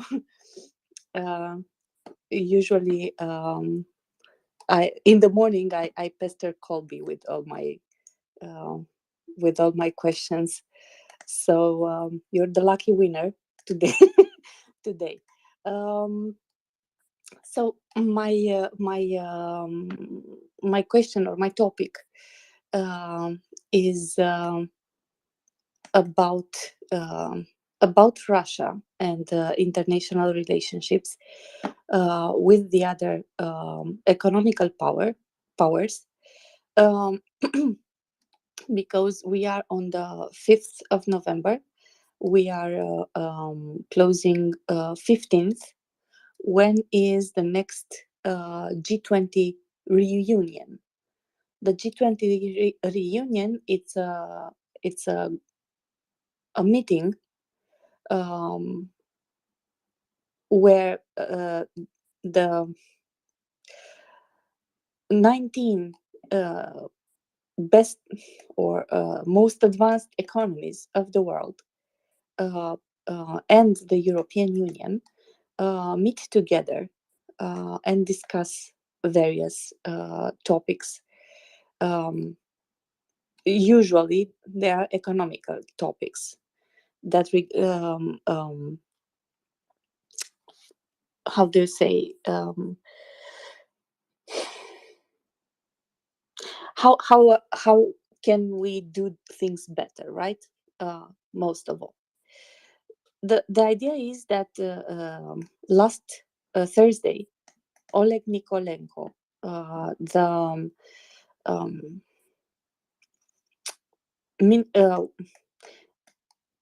I think in the article I read, he is presented as the Ministry of Foreign Affairs for Ukraine, which he is not, but probably he works for them.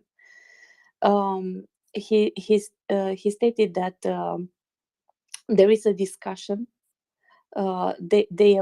Ukraine appealed for exclusion of Russia from this G20, and the meeting will take place in Indonesia.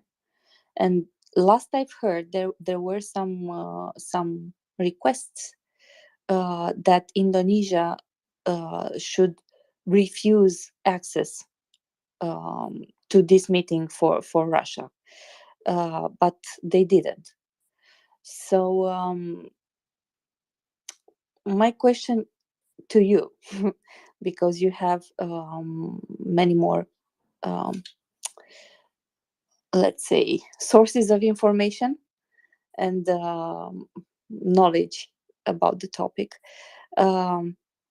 can such a move be implemented, taking into consideration that in this G20 you have also China, which in the UN, for example, a meeting sided with Russia, and how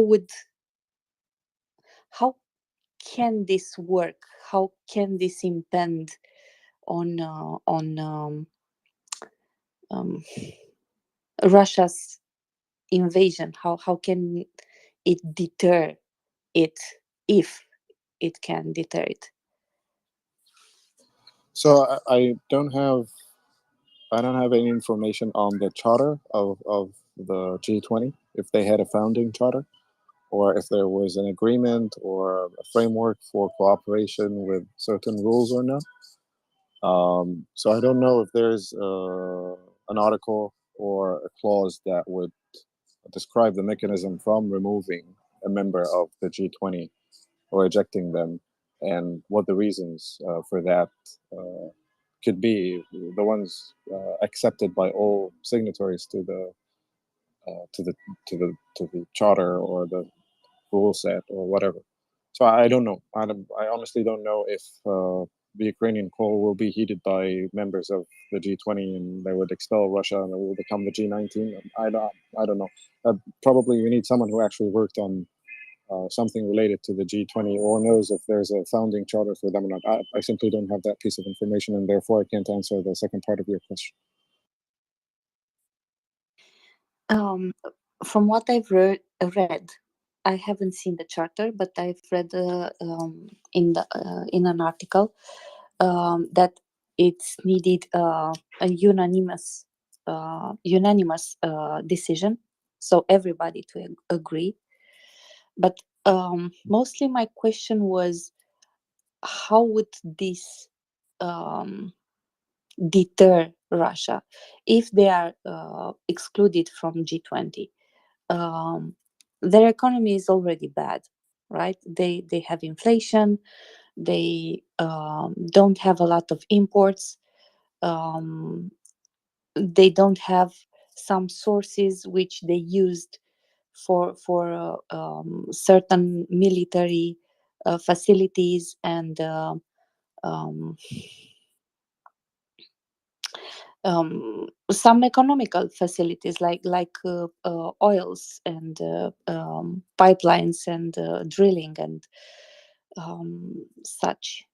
So how would, if they would be expelled, right? If they can, the other countries can obtain unanimity and make China agree with them, how would this, or would it change anything in Russia's economy, relationships? Would it make a difference if they would be expelled from G20, or is just another image, another power move, another image um, to show from outside that the other countries do not approve of their doings? Again, I don't know if there's a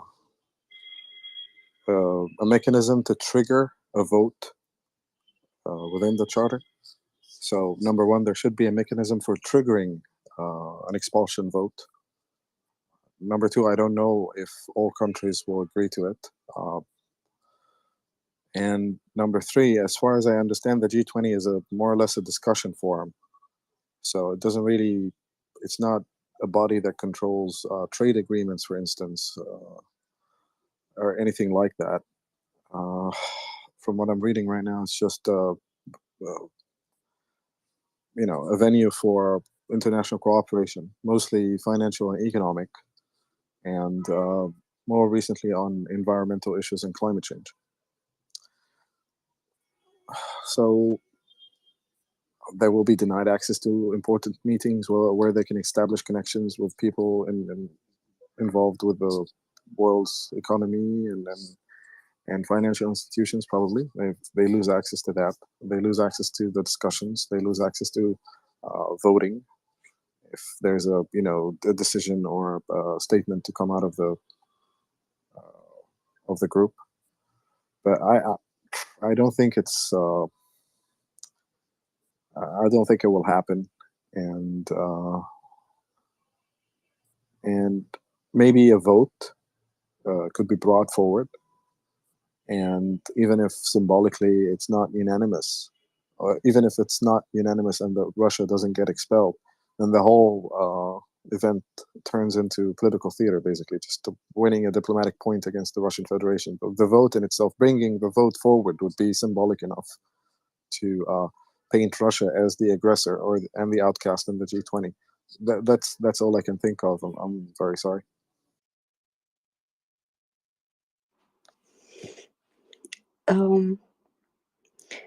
You have nothing to be sorry about. I don't think I have asked you today about molecular biology, but in the rest of it, I think I covered most areas of expertise, and you were able to answer them. So I don't think you have anything to be sorry about.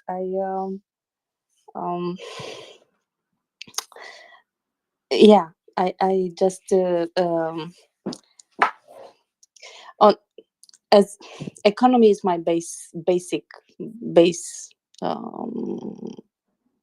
training, basic training. I'm rather inclined in searching or seeing, probably, I don't know,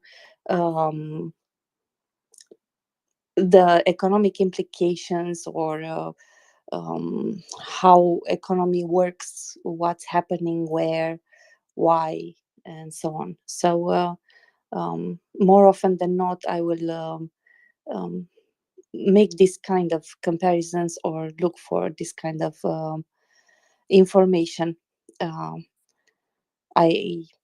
As I said, I pester you, and usually in the morning Colby and John, if I have them, if I'm lucky enough for them to be both around, like this morning. Yeah. I pestered them with the questions on armament and equipment and so on. And actually, I have a question for you on armament, but I will go to Ioana before that. Oh, thank you. Okay. I have two things I wanted to talk about. One is more simple. The other is kind of hard. The first one is, I don't know if you noticed the new package from the United States. We talked about the T-72 tanks, the 90 Czech tanks that will be refurbished, 45 by Netherlands and 45 by US, for a total of 90 millions. Netherlands add to this, so the Netherlands contribution is 120 millions in total, and US is $400 million. But in the package, there are some interesting things. They will refurbish some M1117 armored vehicles. They will also try to adapt some Hawk anti-aircraft systems. They will deliver 1100 Phoenix drones, which is good. But there are 40 armored boats, and I wonder, what are those for? Do we know a river, maybe in Ukraine, where the 40 armored boats can be used? The Black Sea. Well, yes, either Black Sea or maybe the Dnieper River. I don't know. But it sounds good, 40 armored boats. It sounds really good. Black Sea was a joke, Ioana. It's a Oh, bit of upset. okay. Okay, and my other topic. Yes, those pieces of equipment, if delivered, would help Ukraine cross the Dnieper. Yeah, I certainly hope so. And my other subject, but this is a very difficult one. So, there are some talks that that may be a breakout to the south from Zaporozhye to Melitopol. I don't know if it's true or not. There are talks about it. But when I look on the fight map, to the west of Donetsk, there is a place where intensive fights took place the last days in Avdiivka, Marinka, and Vuhledar, I think. And if you look down from there, um, kind of a short distance is Mariupol. And in fact, my hard subject is, can be something done for Mariupol, because there are still people living there and winter is coming, and the situation is kind of very difficult, because the Russians try to do propaganda, try to enroll the children in their educational program, try to do a lot of things, but they did not help the population. So my hard subject is, can something be done for Mariupol, because we may witness another tragedy developing there. Something like what and by whom, Ioana? I don't know, maybe a breakthrough there. I know that dividing the Russian forces into two sides, it will be very difficult. It involves a lot of soldiers to be there and a lot of capabilities, and I don't know if there is time. But if there is to be a breakout to the south, I guess maybe Mariupol would be. I don't know. I remember the spring, and we were all watching what's happening in Mariupol, and like with that knot in the stomach, and well, the winter is coming, and yeah, sorry, I usually don't go for this very hard subject, but right now there are some photos in the media with the people that wrote on the windows, children here or something like this, and it's heartbreaking. I don't know if the photos are true, but regardless, the situation in Mariupol is quite dire now. It is dire, and I'm afraid that there isn't anything that can be done now or immediately. But I wouldn't be afraid. Something will happen. maybe soon. Maybe a breakthrough. Maybe there will be an attack near Zaporizhzhia. We really don't know. That's speculation. And Mariupol has already suffered a lot. The amount of suffering that it had witnessed and the amount of civilians killed is just horrific. So I'm afraid the course might continue for a period of time. So it's it is a reality, but it's again, let's not despair. Okay, thanks.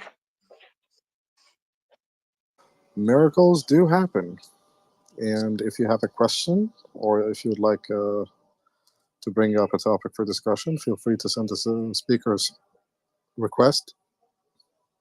We have several free speaker slots, and just send us a request. Otherwise, you'll be stuck with my poorly worded, bad stand-up comedy.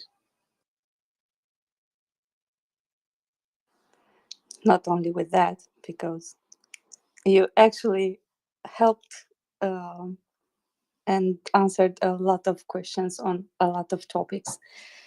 And as I promised, I have. Here's a good one. Why did the chicken cross the road? I don't know. To get away from the Russians. I know it's a really bad joke. Sorry about that. Vishyakovsky? Vishniakovsky. Please go ahead. I don't. Vishniakovsky, have you heard the call? Heard what call?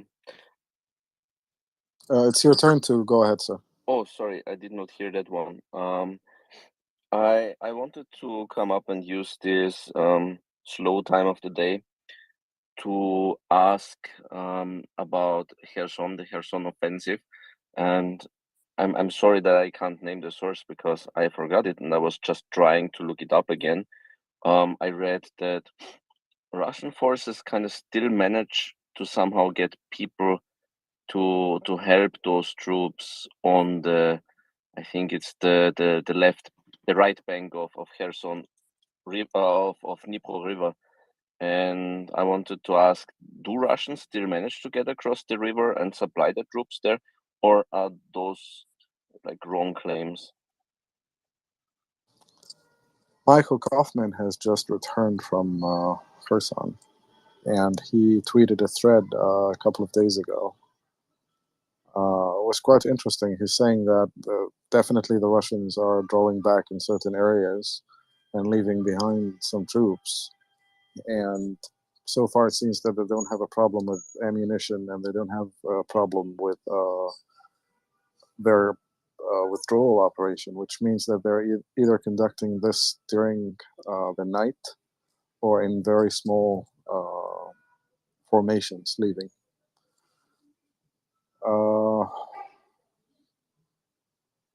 That's it, really.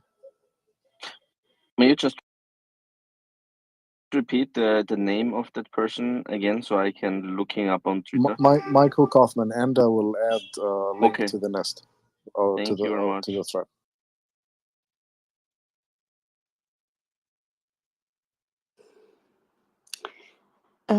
Thank you, Vishniakovsky. And if I remember correctly, you have been together with Victoria in Vienna at a demonstration, at a rally in front of the Russian embassy. Do I remember correctly?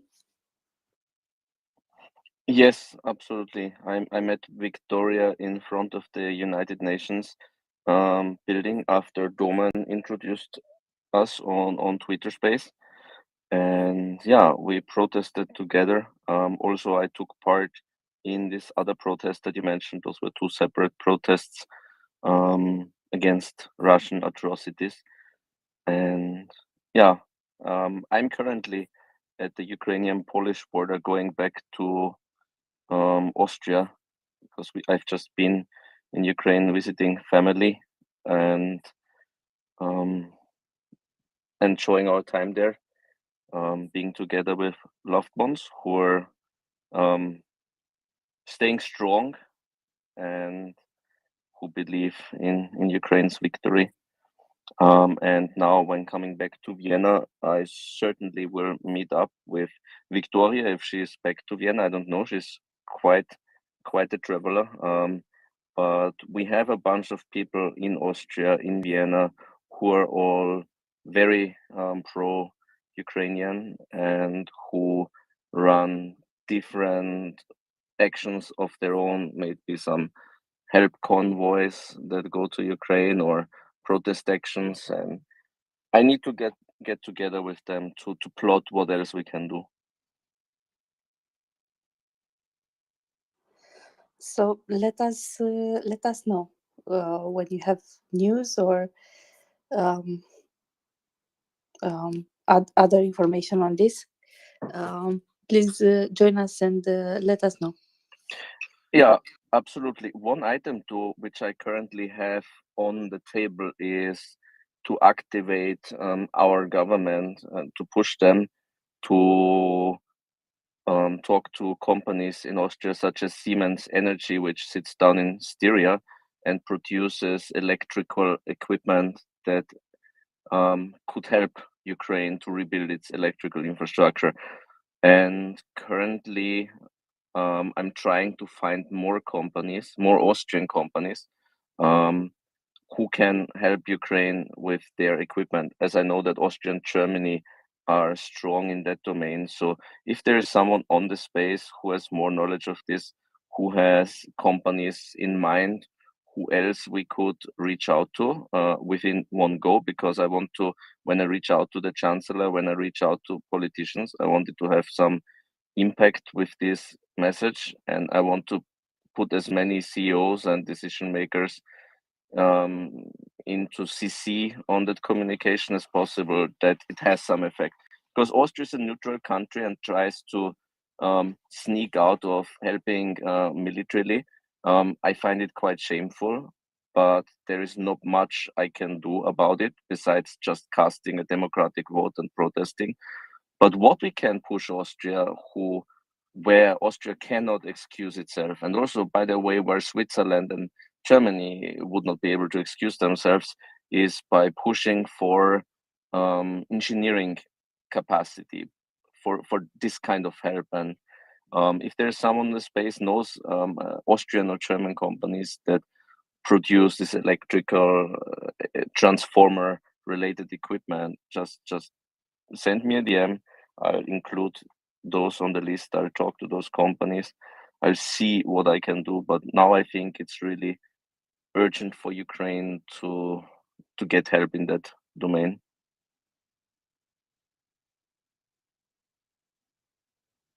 That would be Axel. Unfortunately, I can't help you there.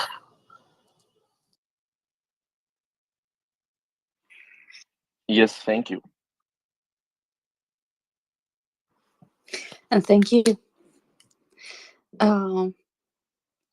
So apparently, as we don't have hands, you're stuck with me and my questions. And I actually have 3, so be prepared. The first one is related to a medical armored vehicle. I know we discussed this at some point on the space. Why do they need the medical vehicles to be armored, and how can they help? So let's answer them one by one. So you're asking about armored ambulances, correct? Yes. Armored ambulances can have a longer range. They provide better protection. So it is a force protection platform primarily. And the more they have of them, the more they can safely advance to the front lines to evacuate the wounded, and therefore the more lives they can save. So armored ambulances are a huge asset, especially in a war like this. The more they have, the further they can go to reach the front line, which means they will receive medical attention faster, which can increase the odds of saving their lives. And that's why they need more armored ambulances.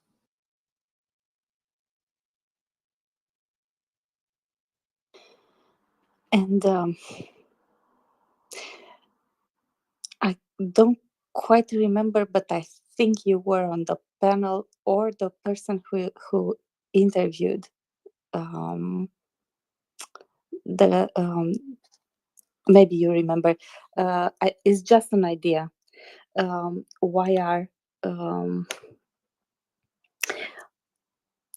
during warfare? Why do they need to be armored? I mean, why are they targeted? Right. This is the question. They are targeted. The armored vehicles, the ambulances, the fire trucks, the it was something with the timing. I think you can put this better. When the enemy hits a target, and then you go and try to rescue the people who are hit, and they hit it again. Double tap. Yeah. So is this the reason for which basically the ambulances need to be armored in order to save the people inside if they are hit? And this is why the Ukrainian government advises not to share images right after certain building was hit. All right, so these are two questions. The armored ambulances will help because they have longer ranges and they can manage the terrain because they are basically APCs converted into ambulances or have medical equipment and kit on board. So, sorry, a call came in. So when you have armored ambulances, you can reach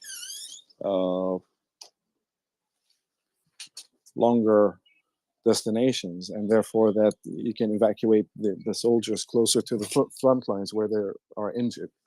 So it's about managing the terrain and providing protection to evacuate people.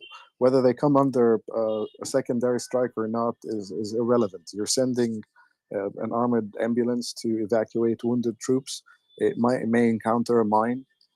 It may encounter an attack helicopter, and a pilot decides to fire at it, even though it's marked clearly as an ambulance. Or there's an ATGM team on ground, infantry with anti-tank guided missiles, and they decide to fire a missile at it to destroy it, even if it's clearly marked as an ambulance. So it doesn't really provide protection. Unless it has active protection systems on board, which is available, but they're quite expensive, and they only defend against ATGMs, as far as I know. Unless also it is equipped with an air defense APS as well, or it is being supported by an air defense element to protect against attack helicopters. Right? It's just a tool. So it provides longer range. It provides better protection. and it can manage the terrain. It has better driving capabilities regarding terrains, and therefore it increases the probability of saving lives. As for the, what was the second part of the question? Double tap. Yes, there's again, there's always the risk to get under a double tap. And when the Ukrainian government asked people not to post photos immediately when an attack happens, it's because they know that the Russians are conducting social media intelligence collection as well, relying on OSINT to try to glean as many pieces of information as they can about the battle space. And any identifiable images can show the level of damage sustained to the target, and whether more valuable targets came to that target, which would warrant a double tap or a second strike. So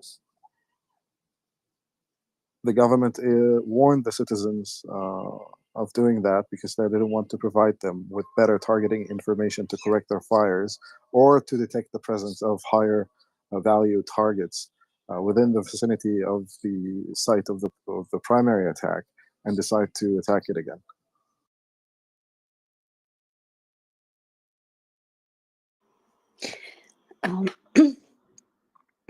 Thank you. Actually, I was asking that because sometimes we kind of look at what's happening and wonder what and how. Oscar, welcome up. Oscar? Thank you. Yeah, I just wanted to add something. It's not only not recommended to post any videos or photos of a strike, it is forbidden, prohibited. And especially during early months of the war, it was like many cases when people would upload their videos or the photos from this after the strikes, and somehow was trying to hype on that, and they had conversation with SBU on that concern. And the spokesperson for military administration, specifically in the Odessa region, he would record many videos asking not to and saying that, guys, we don't think that you can hide behind some nicknames. We know who you are. We know what you're doing. You play on the side of the enemy, so don't do that. And journalists can have their accreditation withdrawn if they post the videos or some footage, maybe photos from an event where or just some strike when they're asked not to, specifically not to. So just not recommendation, it's a strong rule. But then, sorry, if I remember correctly, when the mall in Kramatorsk was hit, I think we saw videos of it like 20 minutes later, so really fast. That's why I thought it's only Garashenko. I think it's the name of the person who posted back then. I may be wrong because sometimes has passed. But that's why I thought it's only a recommendation and not like a law on this. Yeah, and if only you saw. Oh, I'm sorry, you haven't finished. Sorry, go on. No, I finished. That's why I raised the topics or asked about it. Yeah, I mean, Gerashenko gets so much hate on social media for posting the footage, but he's like an official and political figure. He's known, and especially in the early months of the war, when he would post anything like that, he would get so much hate that he's more careful with that. Not too much, but still, it's better. But well, concerning the regular citizens and especially journalists, especially foreign journalists, there was the story when Odessa was first hit, the 3rd of April, I guess it was, when the fuel, just oil depots were destroyed by the strikes, and there was that a country a Dutch journalist, I guess. I wouldn't, I can't remember, but it's European one. And when the city administration and the regional administration were asking, "Don't do that, please, don't take any photos and videos," and he was among the first posting it, including on Twitter, how he's standing, and at his background there is this smoke coming up. It was very clear. The area was, it was very clear where it is and what's around, and he was sent home. He was deported. I mean, not deported, but like withdrawn. His accreditation was withdrawn, and he was very unhappy about that. And since then, it is like, well, people get more careful, smarter, such long time during into the war, and they can post photos or videos, but it is blurred, so you can see the smoke coming up and say, okay, can you see, here is the strike, or you can see air defense working, but the surrounding will be blurred. So yeah, it works approximately like that. Of course, there are exclusions. Of course, there are Telegram channels that are known to be managed from Russia, like Truha or something, and they post the videos sooner than any other channels, and nobody's happy about that.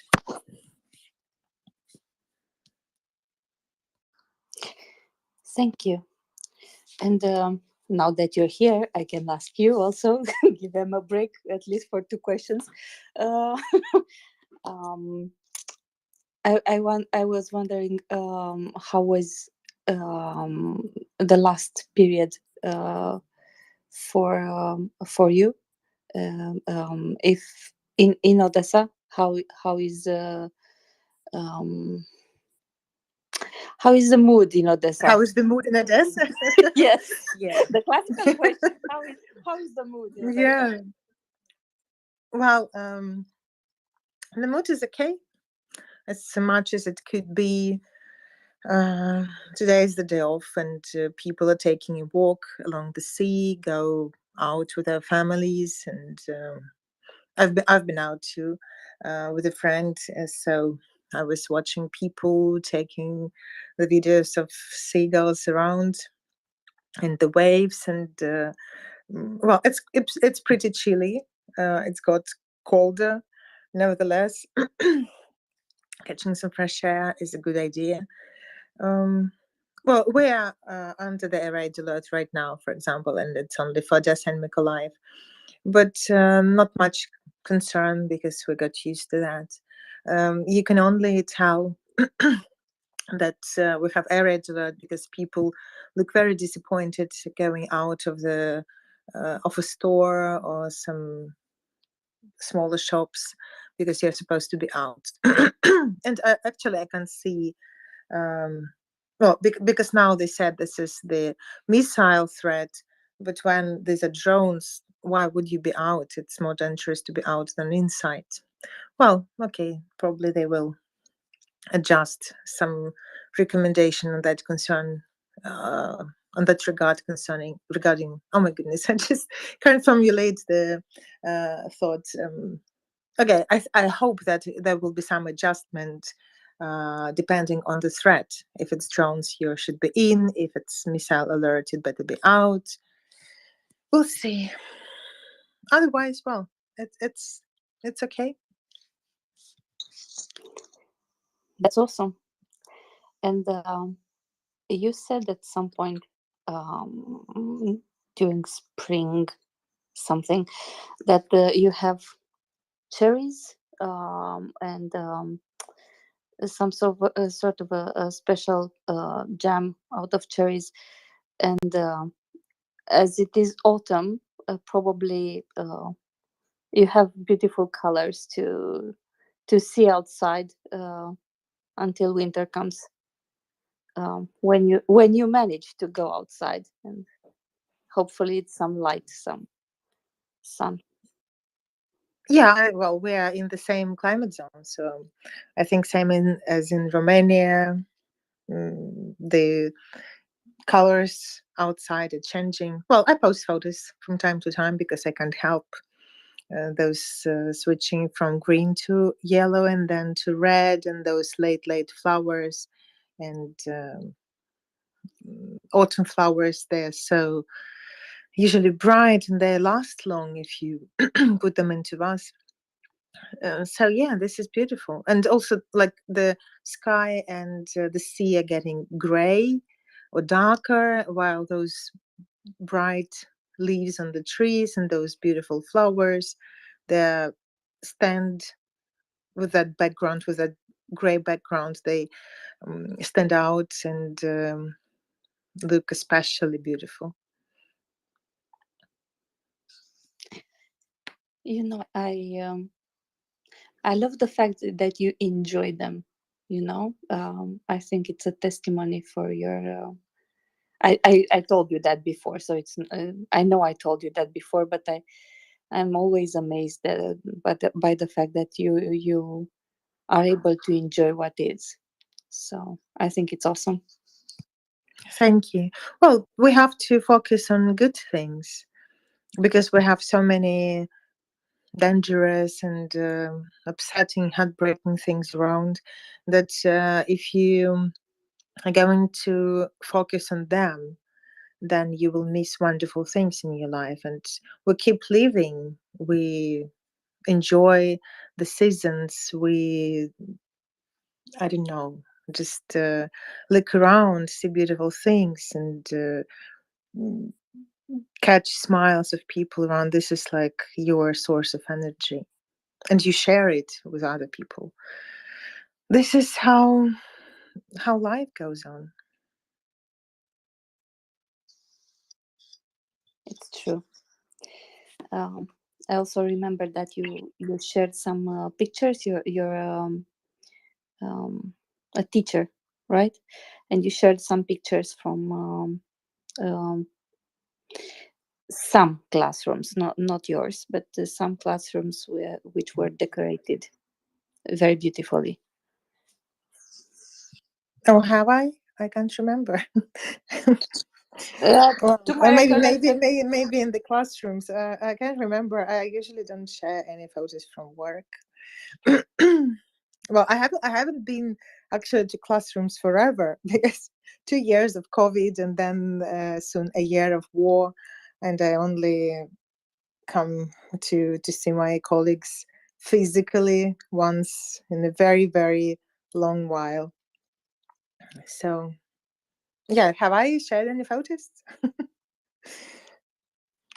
maybe I remember at least talking to you about this. So if it was not shared by you, the picture that I saw at that point that I have in my mind right now, most probably I discussed the idea with you on the space.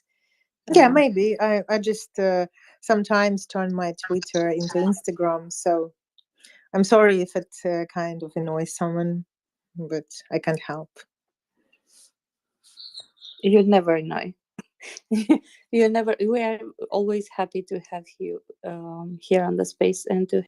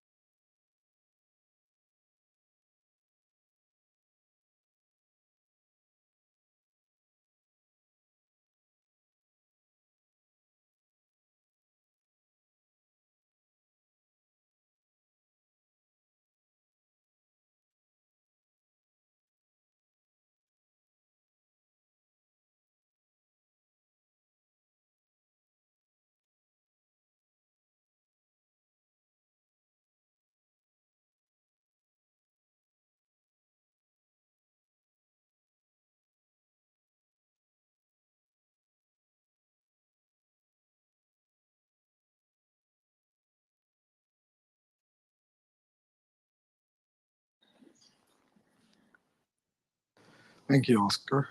Thank you, Enda. Jörn, please go ahead.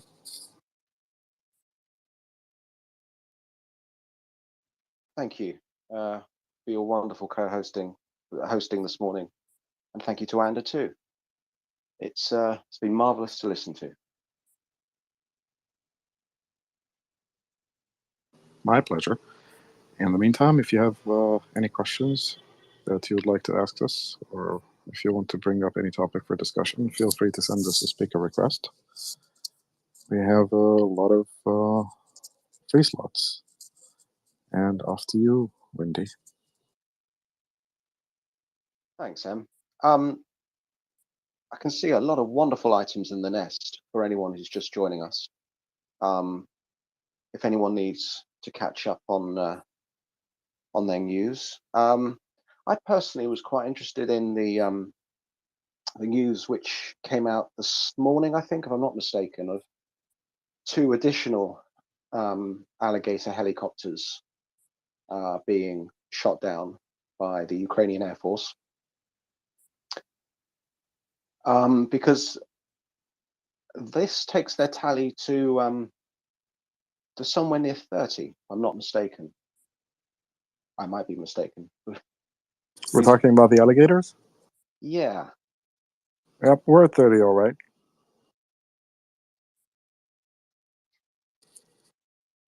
And that's almost 33% of their fleet.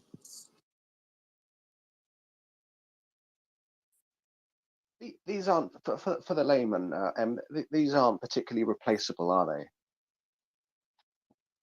I mean, they have 90 of them. They lost 30. They have 60 left. I don't know their operating conditions. And therefore, I don't know what condition they are in. And if they have spare parts for them. I mean, they touted the platform as a very powerful attack helicopter that has been, unfortunately, or fortunately, used for close air support missions, which sends it into harm's way. It can be targeted by manpads, and in a couple of videos, we actually saw 2 ATGM crews shooting down alligators using Stugnas. So I don't know anything about their production facility right now, but I don't think that they can build a whole lot of them, given the sanctions in place, and whether or not it has Western components, and whether or not they have them in stock to build a few more of them. It's just speculation. I just don't have that piece of information. But the most interesting point here is that they lost 33% of their fleet of alligators. Outstanding news. Thank you, Em. Thank you, Wendy. Let's go to Paul. Good morning, Em. Good morning, Randy. Hope you're both well. Just since it's quite quiet, I'm just going to ask a relatively boring tank question. Mic check, first and foremost. Sorry. Can you hear me? 5-5. Lovely.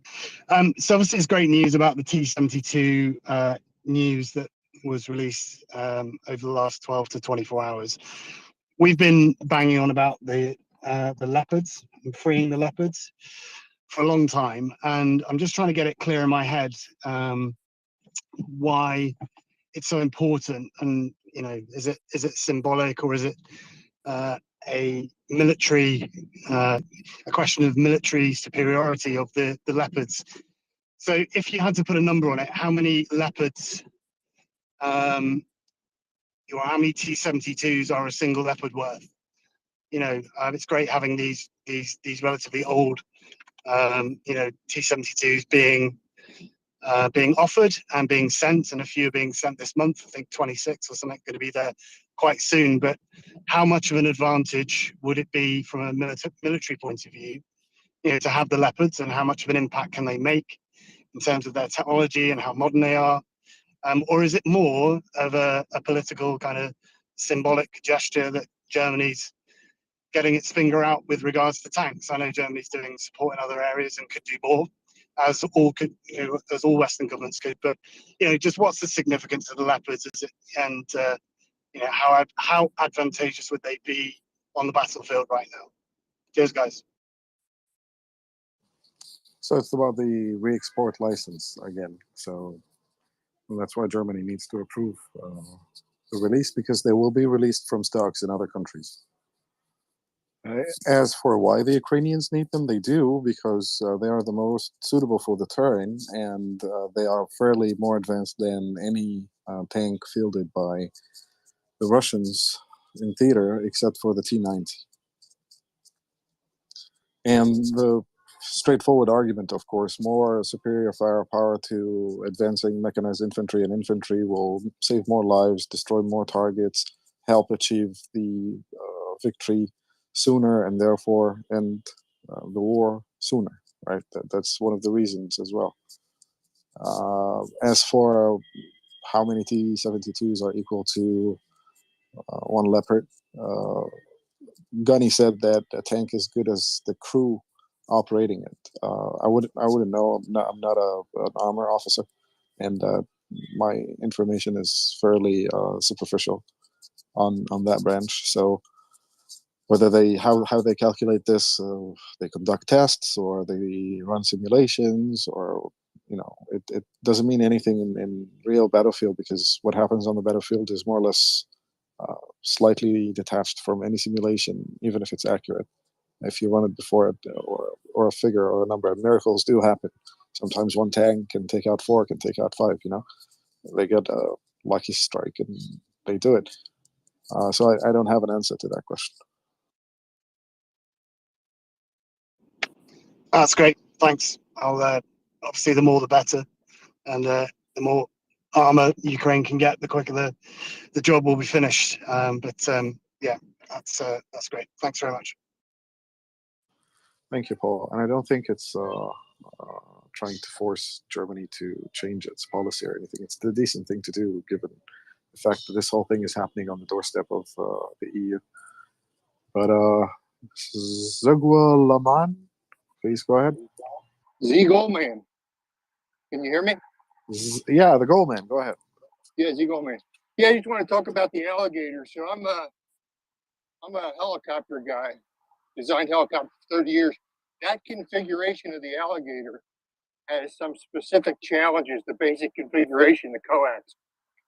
So I suspect that they weren't using them early in the war just because they weren't survivable, because one of the challenges with that configuration are the loads and vibrations. And the loads and vibrations scale exponentially with airspeed with a coax. So I suspect they can only target at low speed, or even maybe even just a hover, because of the vibration issues. And we've seen some pictures early on where they're cruising along, and you can see the weapons wing jumping all over the place. So I suspect that they can't target except at relatively low speed or hover, which obviously makes them vulnerable. But I think they've been forced into action just lately, because they're kind of the only thing out there. So I suspect that that's one of the contributors to their demise, is the fact that they're a sitting duck when they're trying to target. And the second thing that the loads issue does, it makes rotor and drive components have relatively short lives. So therefore, if you don't have a significant spare inventory, it would be relatively difficult to keep a lot of those aircraft airworthy and flyable. So I suspect half of them are hangar queens right now. They've been harvested for spare parts. So although we may have shot down 30 of 100, I suspect there's 20 or 30 sitting in a hangar that are what we call in the aviation industry the hangar queen. It's just a spare parts holder. So I just wanted to comment on the alligators. Why I think, one, they're losing them, and two, why there aren't as many out there as you might think. All right. Thank you so much, the Goldman. Much appreciated. One more point regarding the Leopards. So the modernized Leopard 1 outpaces and outmaneuvers the T-72 for whoever was asking about a comparison, because it has better handling and I think slightly higher torque, which more or less ensures that its speed remains consistent. It is a precision weapon, of course, compared to T-72s. And again, its maneuverability vis-a-vis terrain is better than T-72. So the T-72 has the advantage of being slightly lighter, and therefore it will support like fast advances of mechanized infantry to provide supporting fires, and fast-moving infantry as well.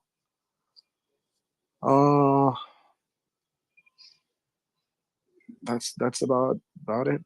I mean, we'll see how that goes. And off to you, Wendy. Thanks, Ed. Your insight on this is ever valuable. I mean, I think most people looking at the losses of helicopters, of which there were 90 to begin at the start of this particular war, and to see 30 of them lost, with none of Moscow's war aims achieved apart from the crimes it has committed.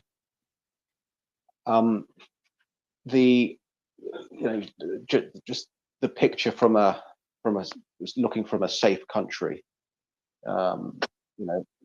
it's extraordinary to see Ukraine having defended itself in the way it has, despite overwhelming odds, and having had the success in terms of the liberation of its country thus far, and ensuring that 30 out of 90 of this particular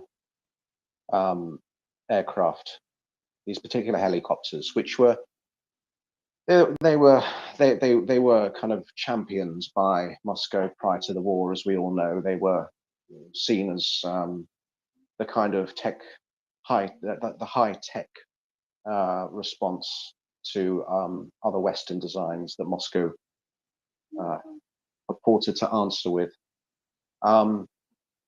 So yeah, it's certainly been it's certainly an interesting statistic to observe, and God bless Ukrainian defenders in their righteous cause.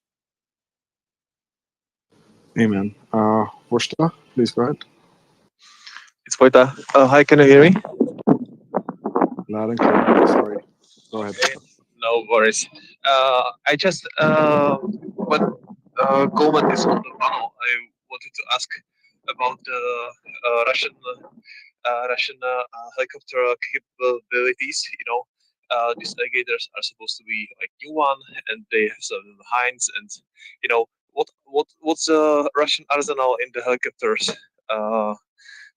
branch of the military? I mean, that figure is publicly available. I didn't quite catch all of your question, but just the alligator probably depends on air superiority to be survivable, because it can't weapon target at low altitude with the missiles they're carrying probably. So I think the design assumption probably going into that configuration is that they would have air superiority, therefore wouldn't be subject to what's happening today, and could be adequately used as a something that's supporting ground troops and close air support. So it's all about what your design target is and what you're trying to do with it. This configuration, the coax configuration, brings a lot of technical challenges, and that's why you don't see U.S. military have that configuration deployed, because it's a relatively niche configuration. And as I said on this space before, vibration and loads are a real problem. So I suspect that they sold it as an advanced configuration, which it is, and that eventually they'd be able to overcome some of the technical challenges associated with the configuration to make it more flexible in its operation. So in the U.S., advanced vibration control systems are just getting to the point where they can be used on this type of configuration for vibration management. So sure, you can sell that eventually you'll be able to make this vibration issue go away to the point where you can use it at high speeds, but it takes an advanced vibration control system to do that. So could you put a PowerPoint together saying, yeah, that eventually could be done because the West is doing it? Sure. But as of now, I doubt that the vibration control system they're using on the aircraft is anything near what is just being developed today for that type of configuration here in the U.S. So if you only need to hover or do relatively low speed, it's a lifting machine. It's what you get out of this configuration is incredible lift capability. So if you want incredible lift capability and you're willing to operate at a relatively low speed, and hover performance and lift performance is really your design goal, then yeah, this configuration is viable, but it comes with the other challenges as far as spares and replacement. I guarantee all the components in the drive and rotor system are life limited because of the loads, and therefore, when you think about what that means is, okay, there are probably 40% more bearings in this configuration than in a typical helicopter configuration. So having bearings on your spare part list is not a good thing for the Russians because they don't have the capability to make bearings. So it brings a lot of challenges, technical challenges that are overcomable, but not easily. Okay, thank you. And how about the other helicopter aircraft? They're actually, I would say that they're not bad helicopters. I think they're not as good as the West helicopters, but they're okay. Would I rather have a Chinook versus some of their heavy lift capability? Absolutely, because it's more efficient design, but it's not like it's not usable. This configuration itself brings it's fielded and it's capable of being used. They use it in other applications, but when you talk about using it as an attack aircraft, you got to know that you can survive a hover to target your weapons. A relatively low speed. Now that's a design assumption. So it's all about what your design assumptions are. They are perfectly capable of designing aircraft, good aircraft that meet a set of design standards. The question is, those assumptions valid in a wartime environment or not, right? And that's what the Ukrainians have done. Is essentially no one has air superiority now, right? So if your baseline assumption is you have air superiority, so hovering in order to target is okay, then they got the right aircraft. But unfortunately, that's not the case.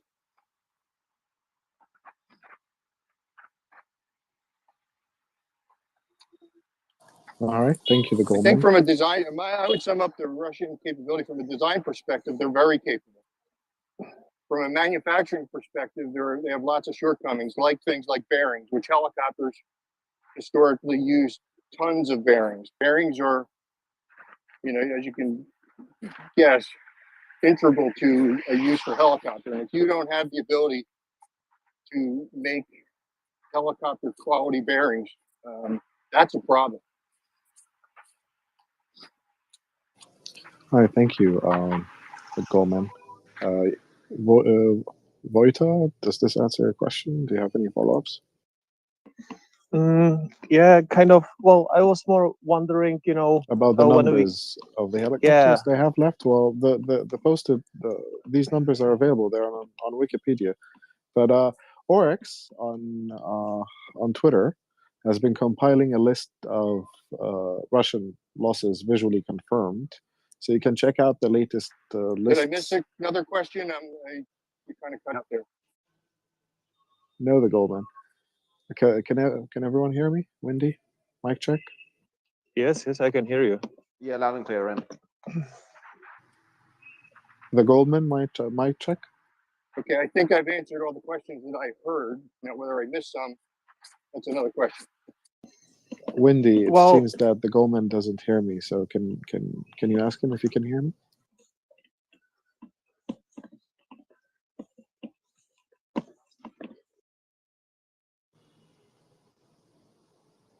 The Goldman, can you hear me?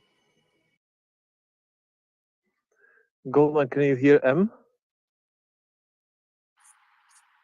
Say again, I didn't hear another question. If you asked another question, I must be cutting in and out. The M was talking to you. Can you hear him?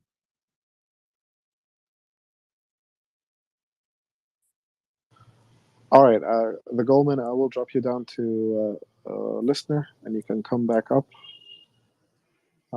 So yes, Vojta, you can check out the latest Oryx list that shows Russian helicopter losses, and you can compare them to the numbers available in the open source domain of their operational fleets, or the number of flights number of aircrafts that they have left. All right, okay. Thank you. I will drop down to listeners. Thank you, guys. Thank you, Vojta. If you'd like to ask us a question or bring up a topic for discussion, feel free to send us a speaker request. The MriyaReport has been running 24/7 for the last month, since the beginning of the Russian invasion of Ukraine, to bring you updates, information, experts, and voices from Ukraine to keep you up to date on the developments over there. And it's a quiet afternoon. Off to you, Wendy. Thanks, Em. Yeah, it is a quiet afternoon. There's a few. There's a few things in the news which I'm sure are interesting people. We know there's a news blackout around Kherson for good reason. The thread that you posted to the Nest, that Anna posted to the Nest, is absolutely excellent with regards to information that that people might want to find out about what's going on in Kherson. As anyone who's been following the Russian invasion of Ukraine this year can obviously see, there's Ukrainians are defending and having to liberate every single inch of square ground in their country at a great cost to themselves. And there is progress, but they need all the support from the West that they can get. So I found the Michael Kaufman thread in the Nest particularly informative on this topic. I think, as we've heard before on this space from seasoned military experts like yourself, Em, and CJ, in Kherson, it's there are some, it's flat land where Ukrainian warriors are facing. I think it's fair to say some of the better trained troops, from what I hear, in terms of not in terms of the way that they behave, which is of course despicable and contrary to the Geneva Conventions, but in terms of their military training, how much of a fight they're putting up against Ukrainian liberators. So for anyone who's trying to find out a little bit more about Kherson during the blackouts, the news blackout, please do check out the Michael Kaufman thread that's in the Nest. It's really very informative. Thank you, Wendy. Yeah, good point. Terrain actually favors the Ukrainians. Uh, Kherson. That's probably why they are carrying out or conducting organized withdrawals, because they want to limit that front. They want to move the defensive lines to terrain where the front would be shorter, and therefore they will have a higher ratio of defenders against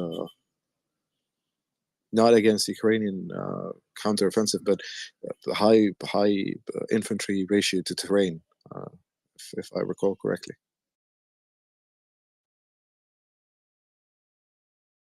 I think, thank you, Em. I mean, people who are, like myself, lucky enough to live in safe countries far from this war, will no doubt try and find historical parallels in such things. And I'm sure,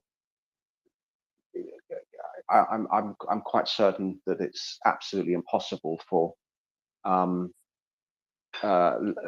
layperson in a safe country to totally understand the kind of conditions which exist on any battlefields, let alone right now in Kherson. But the flat landscape, the flat topography, as you described, is it's quite easy to understand how difficult this can be to maneuver across, and quite easy to defend, given the kind of weaponry which observers in the West, sitting comfortably from behind their computer screen, have been able to witness since the beginning of this war. And this is one of the many reasons why the military aid for Ukraine needs to increase. It doesn't need to stay the same at the same level. It certainly does not need a regression. But it needs to increase. This front line is an incredibly long one, as we've seen. It's something like 2,500 kilometers, if I'm not mistaken. On every square, kilometer, every 50 yards, there's going to be Ukrainian soldiers defending this territory and looking to liberate it from the savage, barbaric enemy which has occupied their country.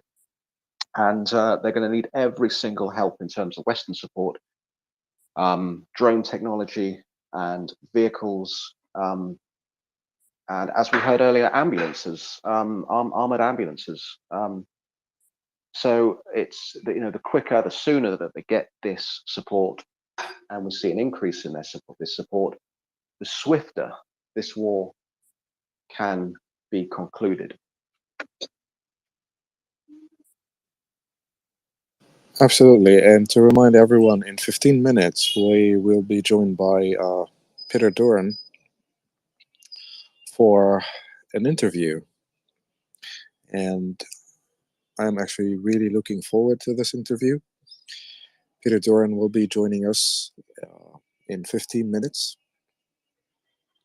to discuss Putin's failed energy gambit in Europe.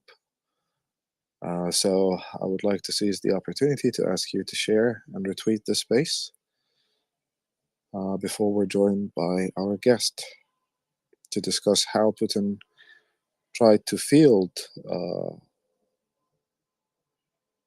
a strategy that weaponizes energy against the European Union to undermine it politically in order to prevent them from extending aid to Ukraine. So stick around, make sure to share and retweet the space, and Peter will be joining us in 15 minutes. In the meantime, and since the Saturday Night Live show continues, I will take a chance with Ariel.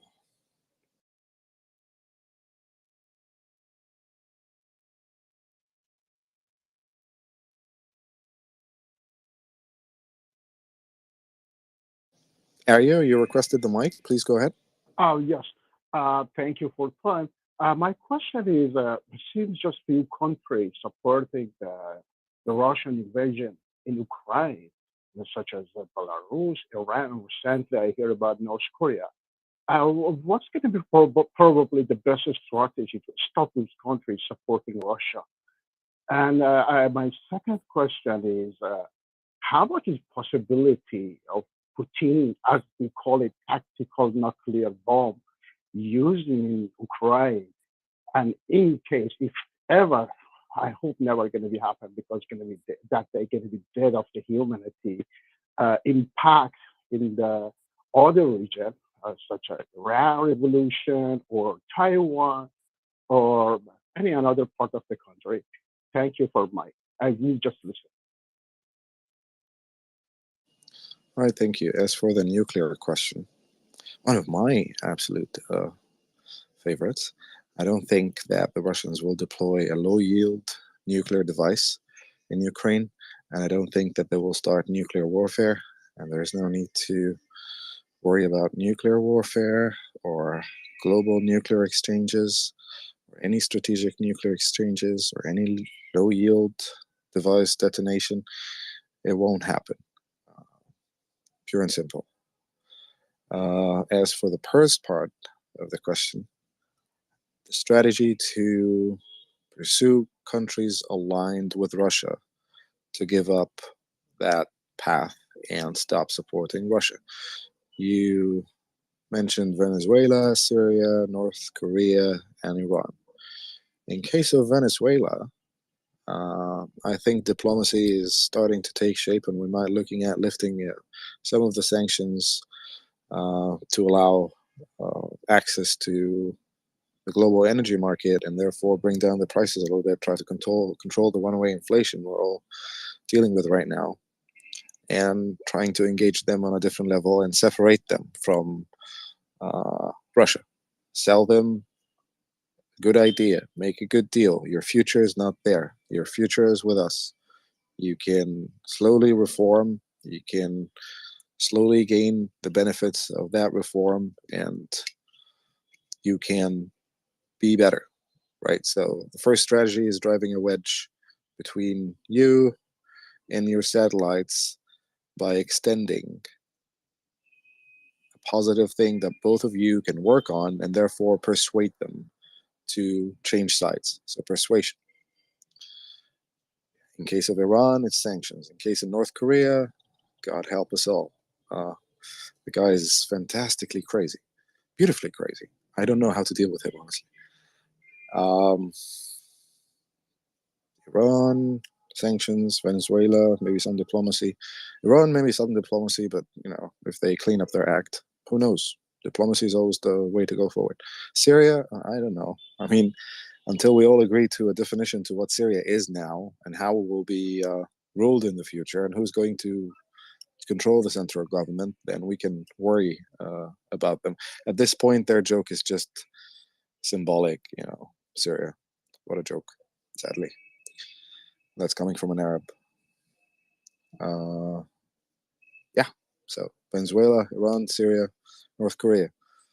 It's the North Koreans that I just can't figure out. I don't have any, not much of insight into that region, but it has always been fascinating to me how things are run over there.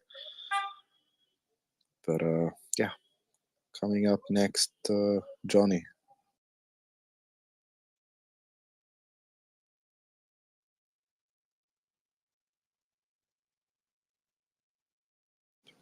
Well, Johnny disappeared. Oh, go ahead, Wendy. Thanks, Sam. If I could I was just going to chime in on the what Hungary needs to do question, which is do what it's done quite a lot in the last 50, 70 years, which is reinvent its position. I mean, it was only if Hungarians think back to 1989, they reburied Imre Nagy, and they chose a different course. They chose a different alignment within the European system. That option is still there for them. They are highly dependent on EU funding. It's quite clear where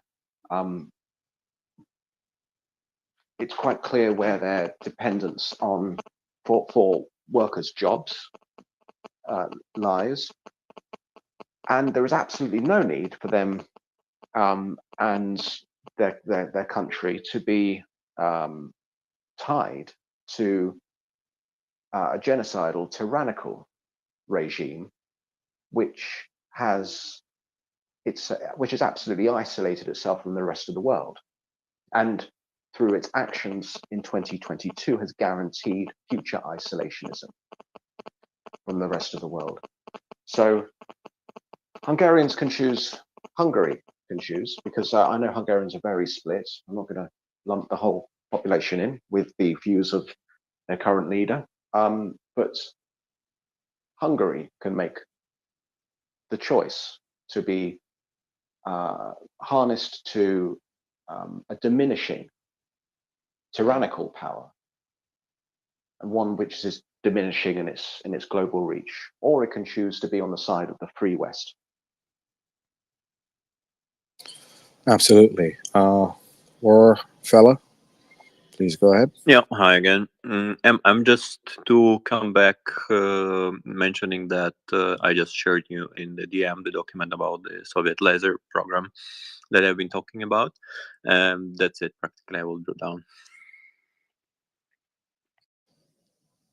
Yes, I saw it. I'll respond. So thank you. We will be joined shortly by Peter Doran. Peter Doran will be doing a weekly series titled Stories of Freedom. And today's topic is Vampire's Pipeline instead of Putin's pipeline. And it's basically covering Putin's failed energy gambit in Europe. And I can see that Peter is here. Peter, if you are good to go, we can start early if you like. Welcome, sir. Thanks, Adam. Thanks so much. I've been looking forward to chatting again this week. I can wait until I'm finishing up my coffee right here. So if you want to wait about 7 more minutes, and we'll get rolling then. Perfect, sir. All right. If you would like to ask us any question or bring up any topic for discussion right now, we can get going as well. And I wanted to make sure we had gone through all of the hands that were up. But it looks like we did. All righty. First of all, can you hear me okay? I know we had some audio issues last time. I can hear you perfectly, sir. Wendy? Great. And if there is some muffling on my end, just let me know, and I'll readjust my microphone here. I always like good audio. So anyway, yeah, everybody, thank you so much for retweeting the space right now. Let your friends know. This has become kind of a fun thing on Saturday morning to here on the East Coast to make some coffee and to really take a deep dive into the origins of this war for Ukraine, to understand how this war came about in the end, and to look forward to what a winning future for Ukraine might look like once this war is won in Ukraine's favor. Again, retweet the space. And what I wanted to do is just remind everyone how we've come along over these past couple weeks. So we started off talking about and unpacking this fake Russian narrative that Crimea is Russian or Ukraine is Russian. Then last week, we had a great conversation with Leon Aaron to understand sort of the roots of Putin's philosophy and Putin's worldview, and how this disfigured worldview has shaped his decision to go to war against Ukraine. But critical to all of these elements is energy. And I think without understanding Putin's energy gambit and how that fits together with this war for Ukraine, we're really missing one of the fundamental drivers here. But to really understand that, once again, I think we need to go back in time and use that thought experiment that allows us to travel to different times and places. And so once again, I really think we should zero in on the summer of 1982 to understand the roots of America's energy war with Russia and vice versa. So in our mind's eye, we're going back to the summer of 1982 to witness the CIA incinerate a very small corner of Siberia. So we can imagine this gigantic fireball blowing up in the middle of nowhere, frankly. The heat and light from this fireball were so intense that America's spy satellites initially mistook the explosion for a nuclear detonation. They calculated that it was roughly about 1/5 the size of the bomb that destroyed Hiroshima in 1945. Well, this blast, it wasn't nuclear though, but it was unconventional. Because in our mind's eye, we can see the remains of this gigantic Soviet natural gas pipeline that had just blown up. That pipeline was bound for Europe. And we're here in 1982 in Siberia because this was the moment when America fired the first shot in a decades-long war with Ukraine. And the fun part about it was Moscow didn't even know that they had been attacked. Because you see, long before Apple designed your iPhone to fail, or fast fashion houses created clothes that were intended to disintegrate when you put them in the wash for the first time, the CIA back in 1982 had invented a self-contained economy that had one purpose: manufacturing failure. And their sole customer was the KGB. So as the Soviet Union was stumbling into its terminal decline in the 1980s, Ronald Reagan authorized the US intelligence community to covertly provide Russia with this vast catalog of broken technology, electronics, software, industrial plans. If the KGB wanted it, the CIA found a way to secretly break it, pass it off as legitimate, and just wait for the tech to fail. This operation was so expansive, it covered everything from plans for a faulty space shuttle, instructions for self-destructing chemical plants, and most importantly, for our understanding of the war for Ukraine, a critical computer program that was needed to run the turbines and compressors for a high-pressure natural gas pipeline.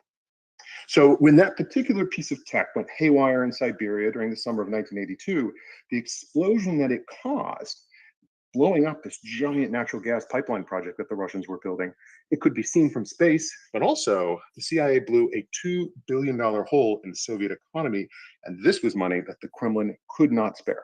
They set back by 2 years Moscow's plan to finish this pipeline. And I see this moment as very important because this is the moment when this energy war for Europe really began. But to really understand that, we really have to get our head around pipelines are boring, frankly. They're different than the roar of an oil gusher or the boiling rivalries of the ultra-rich or the gambles of wildcatters out in the oil patch. Pipelines are not as exciting, but they are binding. They last for decades, and they moor together far-flung countries, economies, and people who live on different sides of the world. Because they are so persistent and because they bind societies together, that makes pipelines powerful, frankly. So when we think back to the origins of Russia's effort to build out a pipeline and then the CIA's effort to blow that pipeline up, this is the moment when we start to see the United States conducting economic warfare against Russia in a very big way. To this day, in our own time, we have not conducted economic warfare on the scale that we used to during the Cold War. And I think that's important for us to remember, because we're going to get to the point very shortly where we're going to need to return to and relearn the muscle memory of that form of conflict, a war without bullets or a war by other means. So here we have the 1980s. The Soviet Union has a goal to build out its energy infrastructure into Europe. The CIA tried to stop it, partially so. They stopped it for 2 years, and then we jumped ahead to 1991.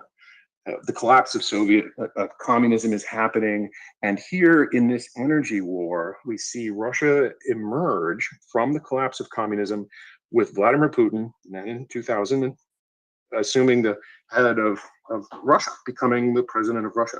Now, Vladimir Putin was determined to win this energy war. Many people don't know, but he is probably one of the world's experts on energy. He probably knows more than most energy experts. And he devised this plan to build up Germany's energy dependence on Russia. And we all know here in this space, the name for that pipeline project, Nord Stream 1 and Nord Stream 2. I'll call it Nord Stream 2, but we can assume that they're linked pipelines together. Nord Stream 2 would become this dangerous pipeline because it was different than traditional pipeline projects. So whereas a traditional pipeline is designed to transfer energy from point A to point B, Nord Stream 2's purpose would be to use energy as a weapon, to take back control of the countries that escaped from Moscow's political orbit after the Cold War. Nord Stream 2 was designed to allow Putin to use Europe's need for energy to control Europe. But once again, he had a problem because it's hard to believe, but back in 2000, Russia actually didn't have enough money. Even as far as 2005, Russia did not have the financial resources to fund the construction of these two links on its own. It needed a co-signer. And that's why I kind of think of this, Putin is the vampire and this vampiric pipeline stretching into Germany. But like every vampire, a vampire needs a minion to help them. And that minion Putin would find in the name of Gerhard Schroeder, the Chancellor of Germany. Okay, so once again, we go back in time in our thought experiment. It's November 2005. We're in Germany for the very last hurrah of Gerhard Schroeder's political career. At the time, people maybe forget, but he was one of the most powerful political figures in all of Europe. But in November of 2005, he had just lost the final election of his life, and he was throwing in the towel. So we were at the party convention, Schroeder's party convention, and he's going to have to step aside for a rising star named Angela Merkel, who's going to replace him as chancellor. And Schroeder, he takes this podium at his party conference, and he's there to deliver the news that he's stepping down, and they're going to have to form a unity government, but he's not going to be in charge of it. The clapping was forced. It was kind of lame. Everybody knew this bad news was coming. But the weird part about this speech in November of 2005 is that Schroeder is in buoyant spirits. He's grinning from ear to ear. His future after politics is going to be bright because unbeknownst to his audience, his country, or the outside world, Schroeder had just cut a secret deal with Moscow that was going to make him rich. The cost for this gilded retirement was handing the keys to the German treasury over to Russia. So what essentially happened is Schroeder used the full faith and credit of the German people to co-sign the loans for the construction of Nord Stream 2. That was his last act in office. He left office, and within 1 month, he became, as many of us know, the chairman of the shareholders committee of Nord Stream 2. This is what corruption looks like. This level of corruption even has a name. It's why we call it Schroederization. So I like this moment because it provides us this insight that I think is somewhat challenging to overcome. When we're talking about energy policy, when we're talking about how do companies and countries compete with each other, Putin always had this advantage, and he understood this advantage, and that was he could purchase politicians. He could buy the influence necessary to affect his policy goals inside Europe. Sometimes we call this strategic corruption, but Schroederization has a fancier sounding term and name, and I kind of like that moment. But we're not done yet with Schroeder, because Schroeder would burrow his way into the Russian energy and political system. He became very good friends with Putin. And we saw this challenge, this clash between East and West over energy eventually come to a head in 2009. This was perhaps the greatest energy crisis Europe faced up until this summer. Many of the members of this audience may have remembered the 2009 Russian-Ukraine natural gas crisis. This was when Russia essentially shut off all of the gas transiting across Ukraine into Europe. It affected over 100 million Europeans directly or indirectly. Some countries from Slovakia to Bulgaria declared national emergencies.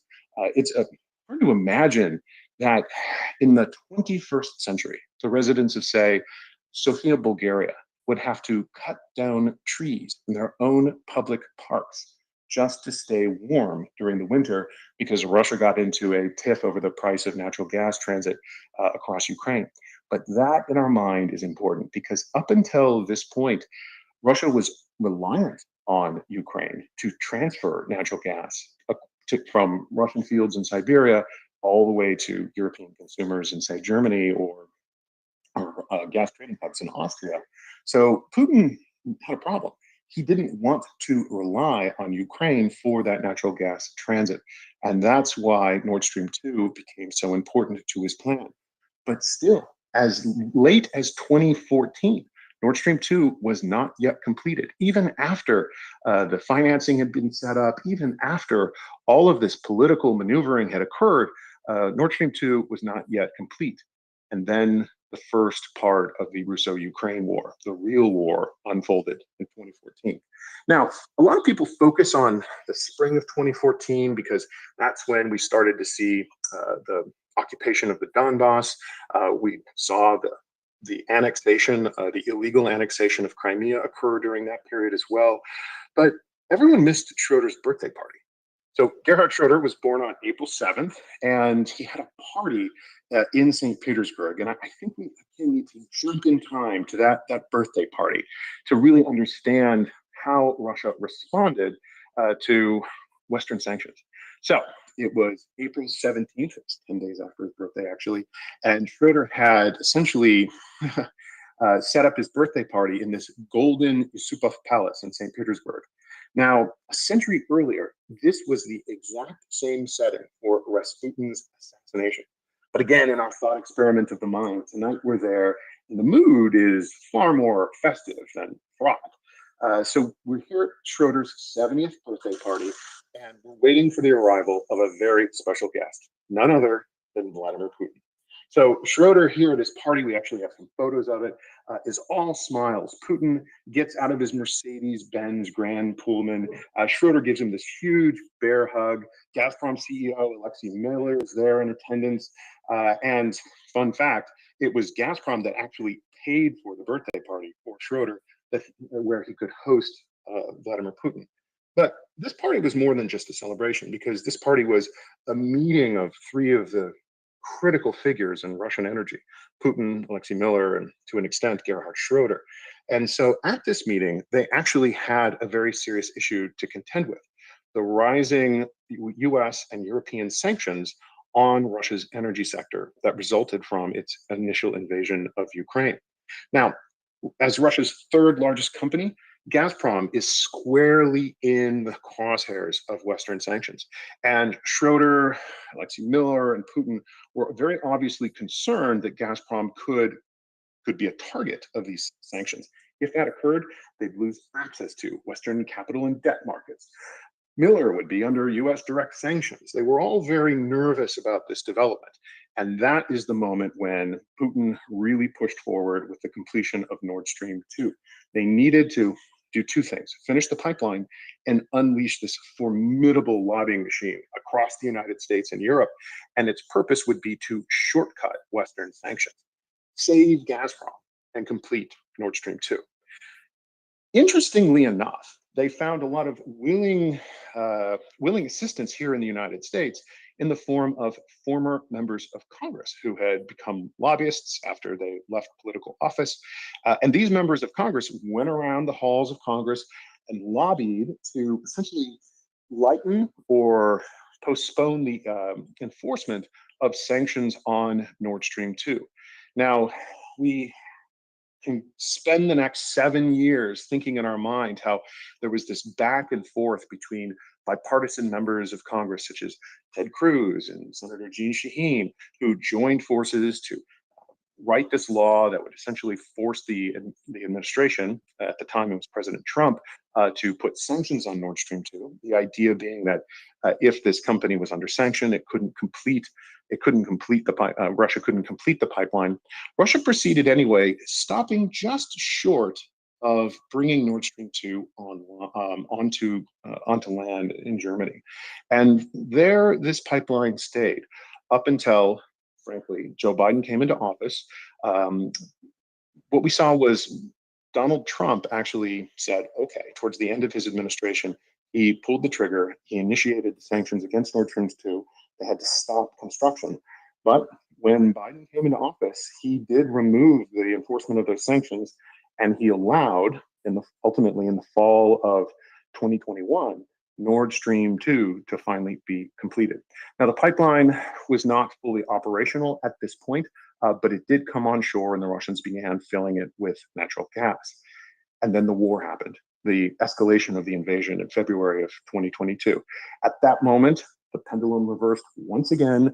The Biden administration not only returned to the sanctions on Nord Stream 2, but they basically unleashed an unprecedented amount of new primary sanctions across whole swaths of the Russian economy.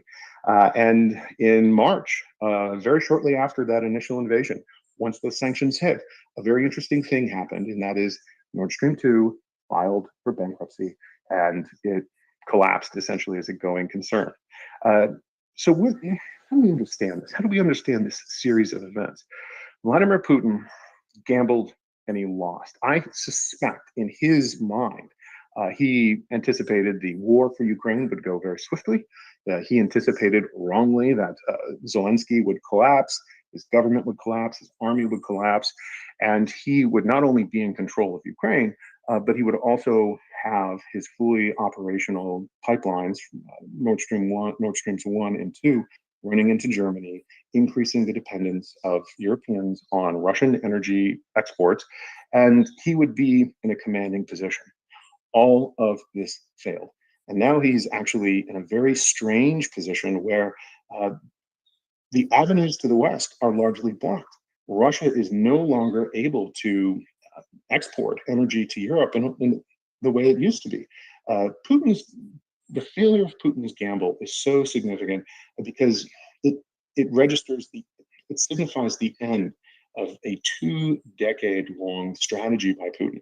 And that's what's so strange for me. And I'll stop there. And I hope I've said a few things that elicited some interest, prompted some questions, because for me, I'm curious why Vladimir Putin was always such a long-term thinker.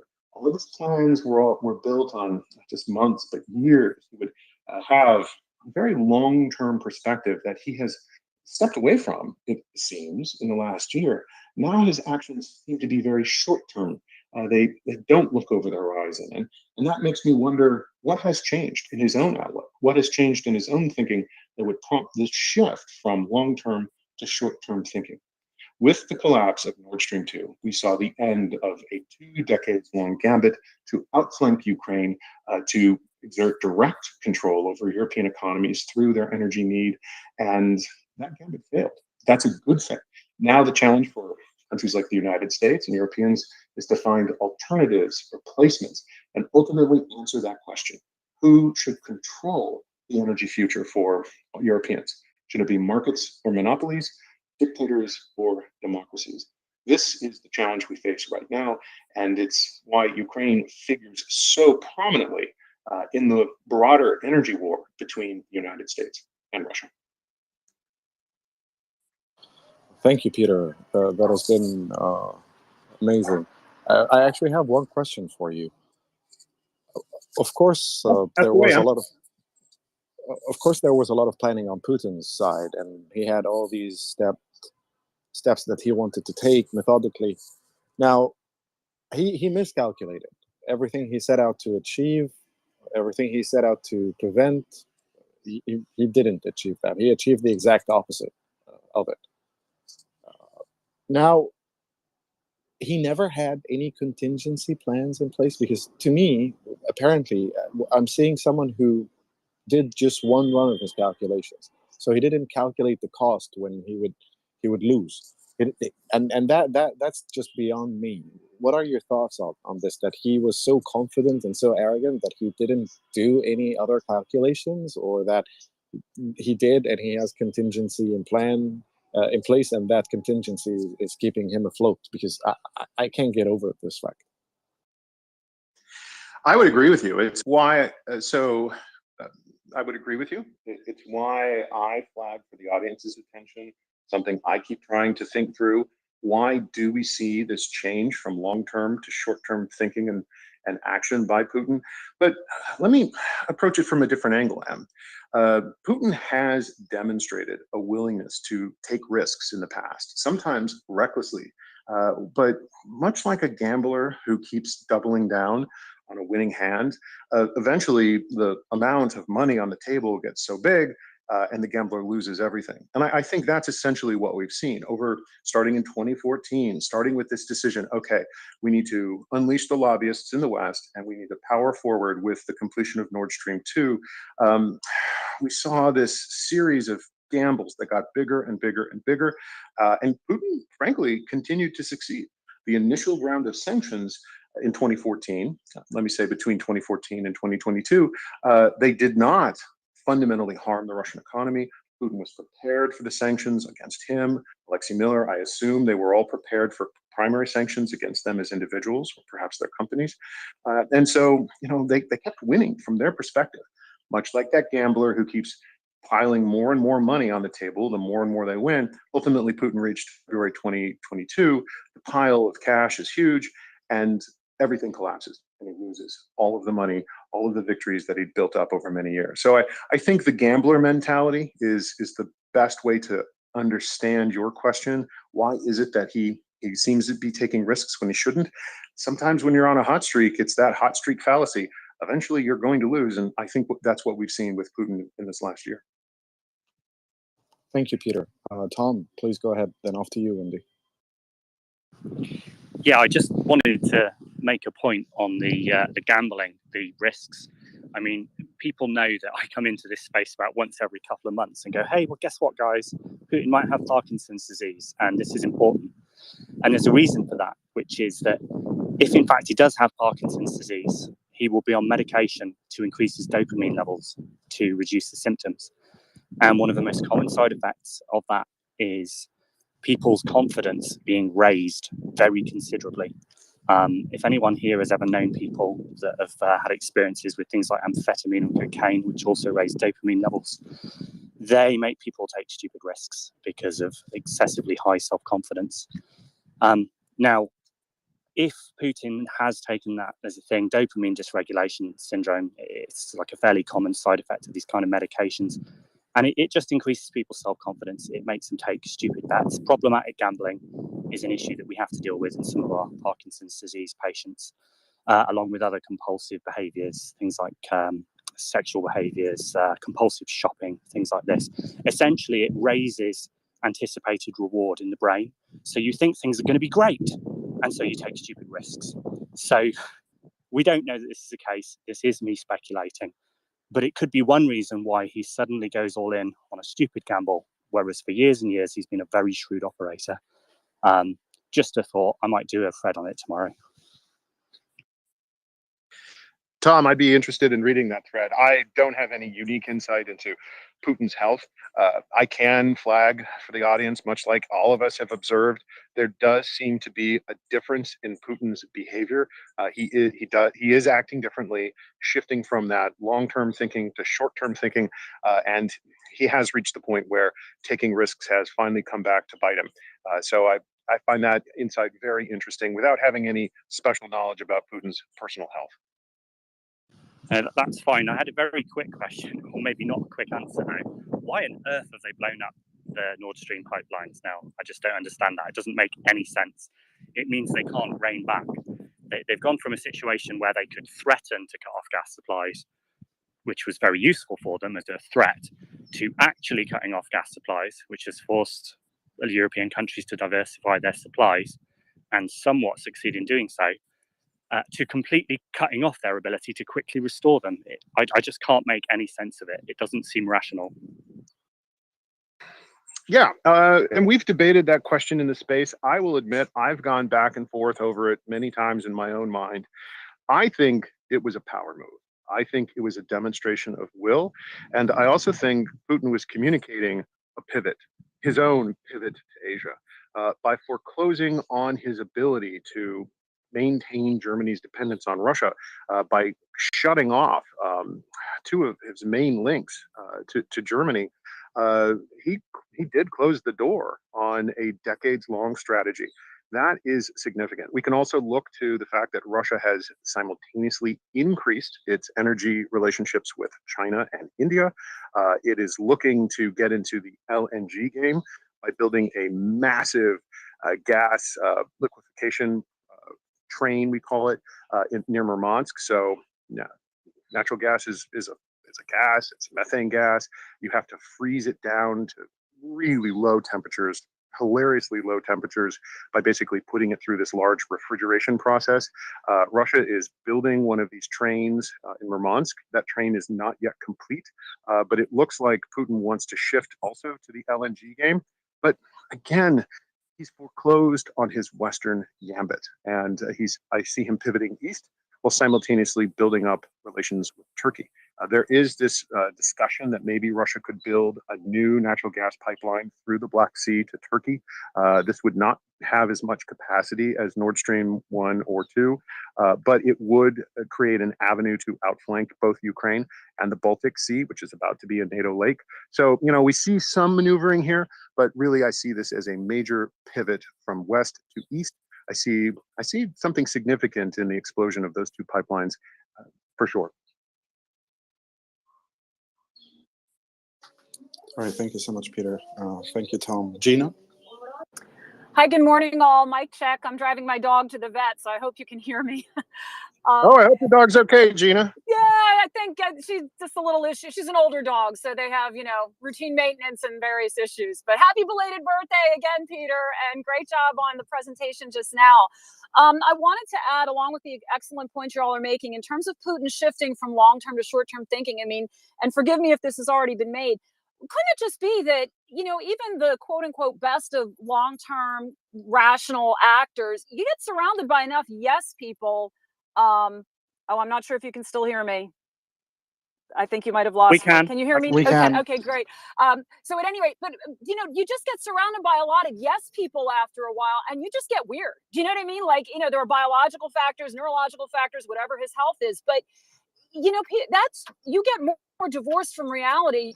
It's just kind of human nature. You're going to go off the deep end at some point and start just doing erratic things. And I just want to throw that out there, that there could be just a psychological process that's inevitable here. Or a combination of all of them. So Exactly. it has been discussed, and you're right to raise it. I should have mentioned it as well, following up on Tom's contribution. But being surrounded by yes men, I think, has been a significant part of the problem. There are dynamics that emerge in authoritarian and totalitarian regimes where everyone wants to tell the boss he's great. Everyone wants to tell the boss what the boss wants to hear, even if it's not true. And the saying I used last week with Leon Aaron in our discussion was, don't get high on your own supply. And it looks like Putin has started to believe his own propaganda. He started to believe that the information that was not true, that was being given to him, that was a critical mistake. And I certainly believe it had a role in his miscalculation. Again, believing that he could gamble bigger than he's ever gambled, only this time he lost. Well said, well said. Don't get high on your own supply. Well, heading into the vet, you guys take care. I'll still be listening. God bless y'all. Thank you, Gina. Thank you, Peter. Thank you, Gina. I think the next person with a hand up was Slow B. Please go ahead, sir. Thanks so much, and thanks, Peter, for your discussion. So as you talk about yes men and thinking about maybe his future goals, in the short term, to what extent do you think he's trying to run out the clock in a sense? We've got elections in the United States Tuesday that could flip Congress to an administration that could make it harder for aid to make its way to Ukraine. Do you think, and the winter coming, which would raise energy prices, favoring Russia's standpoint. So to what extent do you think Putin is betting again on waiting out the clock, maybe seeing if Western support wavers? We've seen demonstrations and protests in certain NATO countries. Does he think there's going to be some sort of mass exodus of NATO countries, like finally putting an end to support and just kind of everybody forgetting about Ukraine and Russia coming in to swoop in and take the spoils? What do you think about that? Well, I like your question. There's been a lot of discussion about this really fundamental question: is time on Putin's side or is time on Ukraine's side? Yes, in one sense, you could imagine Vladimir Putin thinking, "Let me sit back and wait for the West to get bored, wait for the sanctions to go away." But really, these sanctions aren't going away. Interestingly enough, the sanctions that have been passed on Russia since February, they don't have sunset clauses on them. So we see for the first time, typically, let's step back. Typically, when Congress gives the president power, they authorize the president to enact sanctions on a country like Iran or North Korea, for example. Those sanctions have sunset clauses. They say, well, the sanctions will go away after 7 years unless renewed by Congress. The sanctions on Russia don't have a sunset clause. These are in place until who knows?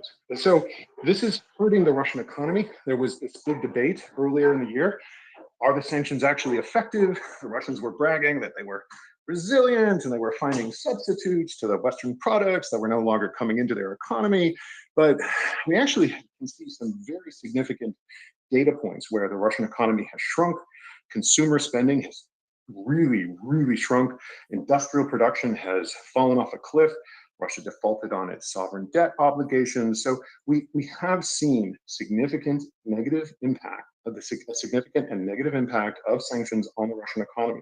These sanctions will continue, and as long as they continue, Russia's economy will get weaker and weaker. So I don't think in that sense time is on Putin's side, and the sanctions aren't going to go away because there's no exit clause for many of these punishments that we have meted out upon the Russian economy. That, again, is part of Putin's miscalculation.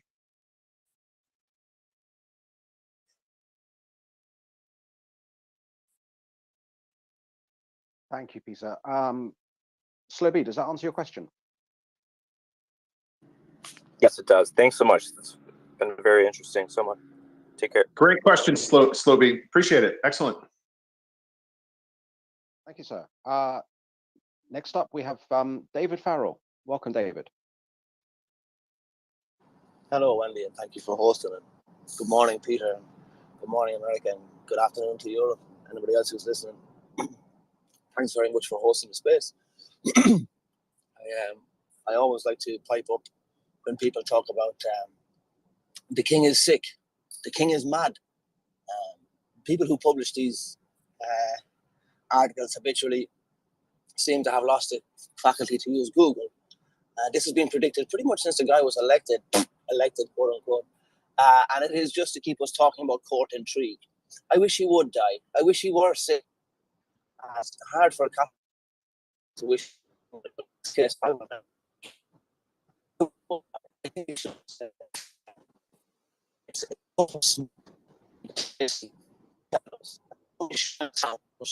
As told to us, David, you're is cutting up. sanctions. 1 2 1 2. You got me? Oh, you're much better now. Oh, I'm on the flyover. Maybe coming under the flyover was the problem. Sorry. I was just saying the only show in town. The king is sick. The king is ill. I wish he were. I wish he would fucking die. But he has shown a terrible resilience, like a shithouse rat. So I'm going to say he's alive and will stay alive until someone relieves him of that burden. I think the only show in town is sanctions. How do we know this? They have told us this.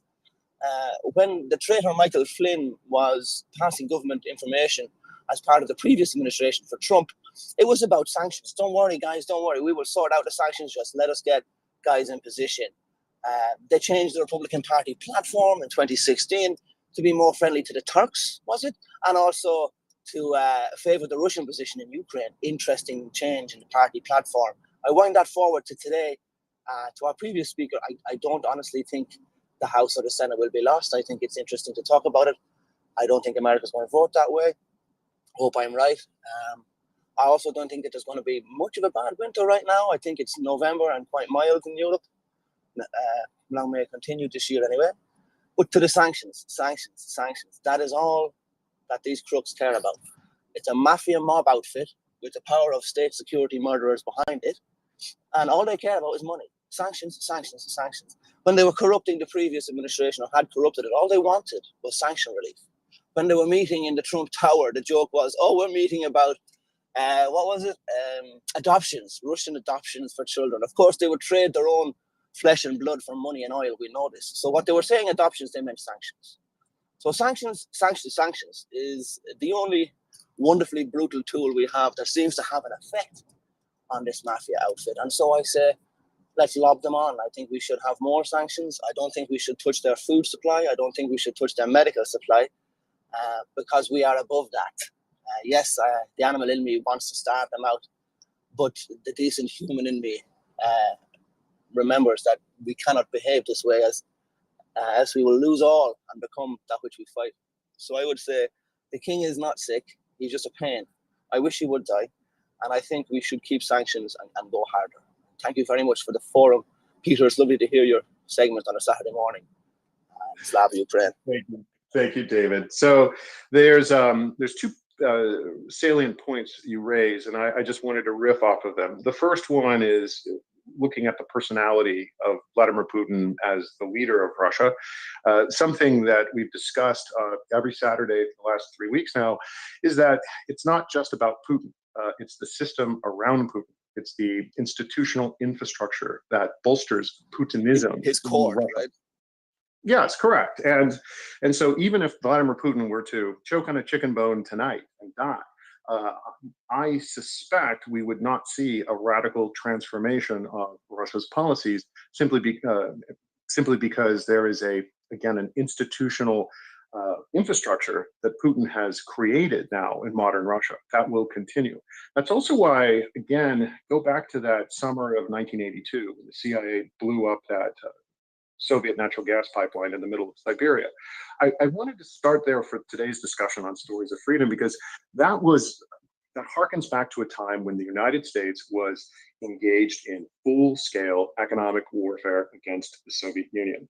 That economy of failure that the CIA created is so fascinating to me, because we don't do things like that anymore. We have lost the muscle memory of really hardcore economic warfare, a war by other means, a war without bullets.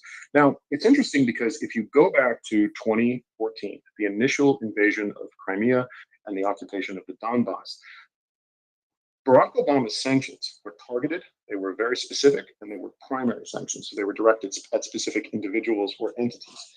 Now, in 2017, Congress gave, at that time, the Trump administration, this entirely new arsenal of sanctions options that the administration could deploy against Russia. I would say the Trump administration used a scalpel, not a bulldozer, in implementing the new powers under a bill called CATSA, which is basically this huge sanctions package that Congress authorized in reaction to the 2016 meddling in our election and other bad deeds by Russia. Now, up until February of 2022, the Biden administration did something different. They actually used sanctions as a means of deterring bad behavior. So we can all remember in December of last year, November, and also through January and February, President Biden, leading members of the administration, went in public and they said, if Russia, you escalate your invasion of Ukraine, if you have this invasion, we believe you're planning, you will face swift and severe sanctions. So this sanctions stopped being a punishment for bad behavior, and they transitioned into a method of deterrence. The problem with deterrence is that sometimes you will face an enemy who cannot be deterred, who will act against their own rational interests. That's what happened. Crazy man. Correct. Sometimes it doesn't work. So the administration did what they were supposed to. They followed deterrence doctrine perfectly. Once the war happened, they instituted the sanctions that they were threatening. But then in the spring, through May, and certainly by June, we saw this very interesting change, closing the loop on economic warfare. Remember 1982? We saw the administration start to actually change how they were framing the sanctions. No longer were they punishments for bad behavior, but they were now targeted to deny Russia the means of sustaining its war. That is the literal definition of economic warfare. Once you actually start denying your opponent the means of staying in the fight, targeting the financial sector, the banking sector, the energy sector. We now have returned, we've just crossed over into that boundary between economic warfare and traditional sanctions. That's an important step. And we see the conclusion of this in September of this year. So a couple weeks ago, 5-6 weeks ago, Janet Yellen, Secretary of the Treasury, announces a new round of sanctions against the Russian economy, but she came out and said she gave the full definitional argument for economic warfare. She said, we are implementing these steps in order to deny Russia the ability to sustain its terrible war. That has never occurred since the end of the Cold War. So for many policymakers, members of Congress, they're trying to get their heads around this transition. I don't think many in the US government right now fully appreciate how our sanctions policy has morphed into a form of economic warfare. And that's why we need to recall and recover that muscle memory from the past that we had in the West so that we can conduct these kinds of operations efficiently and effectively. Tremendous. Thank you so much, Peter. I really appreciate it.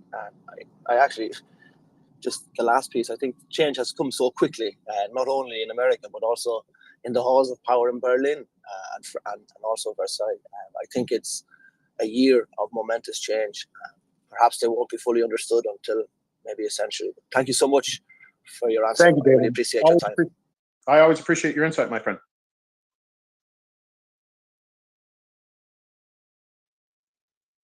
Thank you, Peter, sir. Thank you, David. Got a batting order of hands here for you, Peter.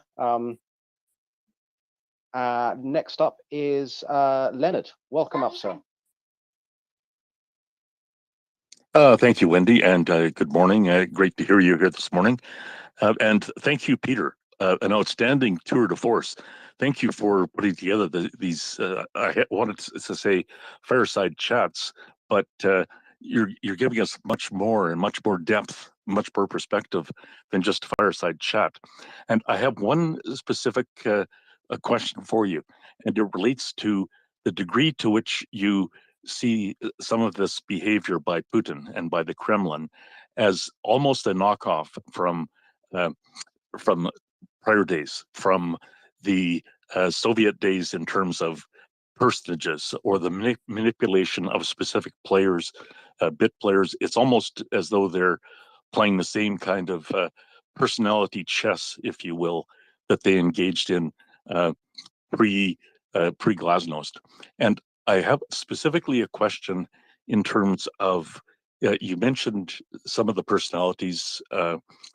Any further comment or analysis you may have, specifically with reference to, say, Angela Merkel, for one, and a name that comes to mind also is Carl Bildt, the former foreign minister of Sweden.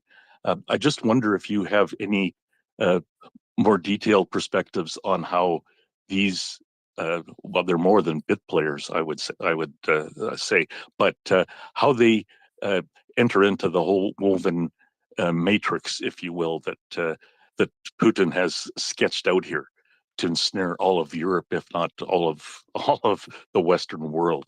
So excellent analysis, great commentary, and I just appreciate any further assessments you may have in that respect, Peter. And thank you.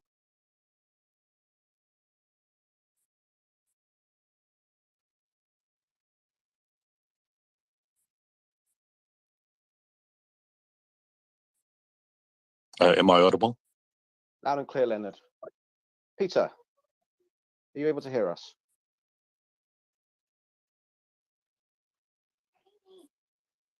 Your profundity has struck us all dumb again, Leonard.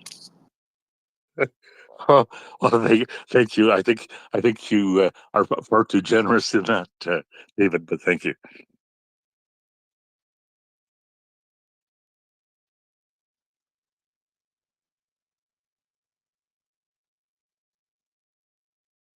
Leonard, we're just having a few technical issues here.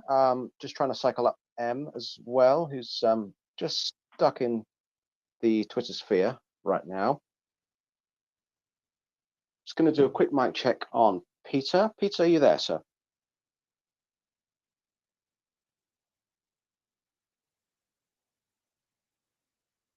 He's cycling back up. If I might just jump on and encourage folks in this little lull, I'll do my usual, I'll sing for my supper. People, please, if you're listening, to just take a second to retweet and share the space maybe even quote tweet and put in a little bit of text and hashtag and do all the things that people do on social media to help boost audience and to drive the algorithm in Maria Aid and MriyaReport's favor. So please do retweet and share. Visit the new fantastic website, MriyaReport.org. I believe it's a free website, I believe. You don't have to pay to use the website, imagine that. MriyaReport.org. Give it a look. There's a fantastic write-up and wonderful information, and I know probably thousands of hours of work went into it. So give it a visit and give what you can. Thanks very much, everybody. Retweet the space. Thank you, David. Welcome back up, Peter. Are you with us? Mic check.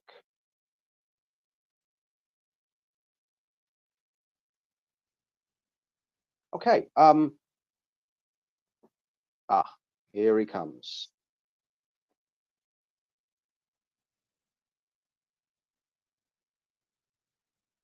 Okay, Peter, if you can hear us. I can hear you. Okay, sorry, I had the Twitter box. It just crashed on me there. Apologies for that. Can you hear me okay? Loud and clear, sir. Thanks for coming back. So Leonard, I remember your question. I think it's very insightful, and I'll answer it with 3 words, or 2 concepts, 3 words. The first one, or 4 words. The first one is active measures, and the second one is something we would translate in English as reflexive control. And the 2 are linked, and I'll explain them. So if you guys recall, we had Leon Aron on the space last week, and he talked about Putin's origins inside the KGB at a very specific time and place. This was the Brezhnev era in the 1970s. And Putin found his formation, his political worldview formation inside Yuri Andropov's KGB. And so he learned many of the tricks and tools that the KGB used to manipulate people. And these tricks, we actually can see them translated into various policies that Russia has utilized during the Cold War and since. We refer to them, like the Russians do, as active measures. These are things like strategic corruption, targeted influence operations, disinformation campaigns. Russia has utilized these active measures against us. And one very unique aspect of these active measures is, in Russian, it would be reflexivное управление, so reflexive control. And it is the idea that you can manipulate a leader, a world leader, or a country to act in a certain way where they believe they're acting in their own self-interests, but really they're acting in your interests. And so you are, again, controlling them through this reflex action where they think they're helping themselves, but really they're helping you. And that's how I would understand Angela Merkel's continuation of the energy policy set in motion by her predecessor, Gerhard Schroeder. That's why we talked about it today, assessing the vampires pipeline. I believe we can see the Russian government manipulating the German government into thinking it was acting in its own interests. Remember, it's not just about keeping homes warm in the winter. There's a huge petrochemical industry that that is very active in Germany. And the Russians presented to the German government, hey, you can keep this petrochemical industry viable and operational with cheap Russian gas. But of course, that was a lie. There's no such thing as cheap Russian gas. Russian gas comes with hidden strings and political hooks that bind countries together, that lead political leaders to think they're acting in their own interests or their country's interests, but really they're advancing Putin. So that's how I would understand Angela Merkel's continuation of Schroeder's policy. And to this day, Merkel has come out just recently in the past couple of weeks and said, no, I thought my Nord Stream 2 policy was fine. I have no regrets about it. That's interesting to me because I see that as a continuation of active measures and Russian reflexive control over Europe's political system. Excellent, Peter. Great insights. Please keep them coming. That's fascinating. Thank you.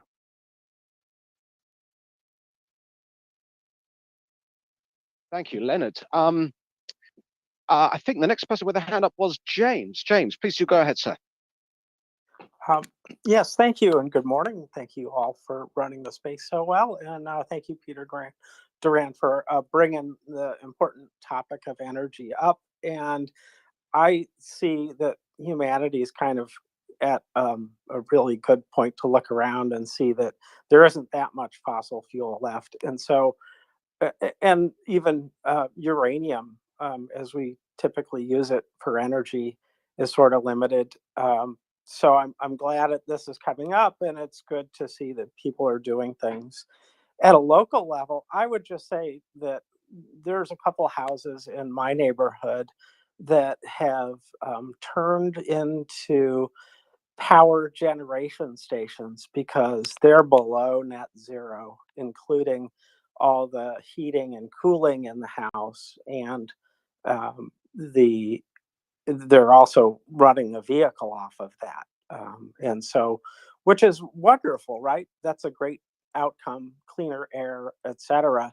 And especially get it done now. So I would just say Cincinnati, that's the name of the city, Deep Energy Retrofit would find you information about that. So if people are looking for models of what to do to get off of fossil fuels before they run out, that's a neat resource, a neat example. So that's one thing. And then the other question I have for you is, I've always thought of, energy, especially every resource gets used by deprivation and war. But energy, and just energy in general, even without war, has been used to kind of hold people hostage and get more money. And I thought that Ukraine represents kind of peak use of energy. At least Putin intended this to be as much influenced by energy as anybody. So I wondered if you thought this was also kind of peak energy manipulation in wartime, or is there a better example like OPEC and 72, if that even applies? Thank you.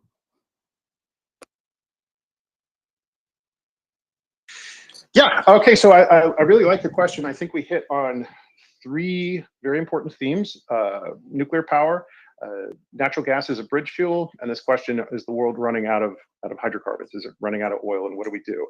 How does that accentuate OPEC's power over our lives? I would just point out, we've talked about it in the space. I don't think we need to re-adjudicate it here at this point. But the amount of uranium required for nuclear power is actually not that much. Uranium is an extremely dense fuel source, and you don't need tremendous amounts in order to run a nuclear power plant. So it's been discussed in space. I don't want to jump into it too deeply right now. The other issue is this question of natural gas as a bridge fuel. This is often discussed. So I got to tell you, though, the world is swimming in. My wife is telling me some coffee. The world is swimming in natural gas. We have tremendous recoverable reserves on the planet, not just in the United States, but Argentina, Australia. The amount of natural gas that we can recover from the ground is frankly mind-boggling. So oftentimes natural gas is seen as a lower carbon bridge fuel that could get us over the next 100 or so years that we can power our economies with and really never run out. It's that abundant.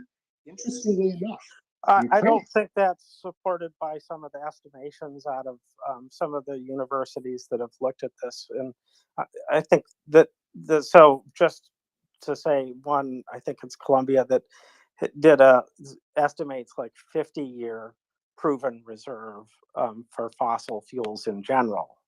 So I think there's more or less of each, but and then that's assuming some things about the growth rates, and I'm not sure how we're adjusting for that. But I just wanted to say that I think it's a point of contention about how much we have left, and uranium is estimated, as I've read it, 122 years, which is a long time. Frankly, it's a long time. Many things will happen before then. Well, we're all obviously hoping to have our species develop and master fusion at some point. So we shall see. Let me point out, though, when it comes to recoverable reserves, Ukraine could be a significant natural gas producer. It has very substantial natural gas resources. Those resources are in the Donbas region in eastern Ukraine. Also Poland. Poland could be a natural gas producer as well. Poland tried and ran against the rocks of its own regulatory obstacles, but those are just above ground problems. Those are regulatory impediments. The geology exists for countries like Poland to start developing their own natural gas. Again, we talk about how this war came about, how we got here, and what a prosperous future for Ukraine could look like after it wins this war. Imagine that Ukraine is able to take back all of its sovereign territory, including the eastern region of the Donbass. Not only will Ukraine benefit from offshore conventional energy production in the Black Sea area, but fracking and natural gas production in the Donbass region. It could be a significant economic revenue generator for the Ukrainians once they can expel Russia from their own territory. So I see a lot of opportunities in natural gas. We can talk about how much recoverable reserves exist based on this economic growth or that economic growth. We can do that all day long, but the short answer is the world has tremendous natural gas resources that could be utilized as a bridge to get us to that next important technological leap where we start using denser and denser sources of fuel.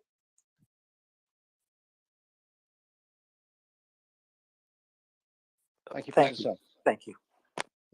Thank you, James, for your question. I think the next person with the hand up was Abdullah. So Abdullah, please do go ahead. Thank you so much, Wendy. Just wanted to thank you, Peter, for the great discussion once again. I joined a bit late on the discussion, but just wanted to ask you about Mother Merkel. When it comes to Schroeder, why was she willing, or why was she letting? Why did she let enablers within the German elite loose during her reign? Abdullah, I think you're a little muffled. I think you're a little muffled on my end. I'm trying to hear your question. Okay, just wait. I'll try to get a better signal. Thanks. That's a little better. Keep going. Oh, can you hear me now? Yeah, keep going. Yeah. I just wanted to ask you about Merkel because she, during her reign, she was willing to let Schroeder and the other German elites, Putin's enablers, she let them loose, and while they were undermining European security. Why was she willing to do that? By any chance? Well, if you recall, Abdullah, I don't know when you joined, but when I talked about that moment in 2014 at Gerhard Schroeder's birthday party, where Alexei Miller was there, Putin was there, and after that point, we saw a significant increase in Russian lobbying here in the United States, but across Europe. Russia was very effective at lobbying Western political leaders into believing a falsehood, into believing that there was such a thing as cheap Russian gas, and Nord Stream 2 was just a commercial deal. I can tell you, I've personally had conversations with German officials in which they recited to me, rote and verse, talking points from Nord Stream 2's website at the time, just literally coming out of their mouths. And my mind boggled because I would think to myself, oh my gosh, they're literally just repeating Russia's talking points. Russia was very effective at lobbying Berlin, at lobbying Brussels for many years without an effective counter response by the West or, friends of freedoms, frankly speaking. So it was only in about 2017 when the United States really geared up to push back against these talking points, to push back against this lobbying by Russia. I played a small, I hope, significant part in that effort. But the bottom line is Russia was very good at lobbying the Germans, lobbying the EU, and convincing leaders, again, to believe that they were acting in their own interests, that they were signing up for cheap Russian gas that would create a vibrant petrochemicals industry and allow manufacturers in Munich to make goods that were efficient and competitive in the global market. Russia was lying. And it took people a long time to realize the depths of these lies and the consequences of them. Only until the escalation of this war in 2022 did many realize, oh, I wasn't just believing Putin's lies, but I was perhaps lying to myself and internalizing them. So that if there's a good news, if there's a bit of a silver lining here, it's that Putin's escalation of his energy war against Europe and his military war against Ukraine has opened the eyes of many to realize just how dangerous Russia is. Thank you so much, Peter. Just a quick follow up on sanctions. Why haven't we sanctioned Gerhard Schroeder? I don't think there has been any leader in Europe who has undermined European security in recent times. Thanks. I think I'd have to check. There is certainly on the U.S. side, there are over 1,000 sanctioned entities and individuals, including members of their family. I'd have to check the list to see if Schroeder's on there. I actually I'm wondering if he is at this point, but if he isn't, he should be. Yeah, he's not on the sanctions list yet.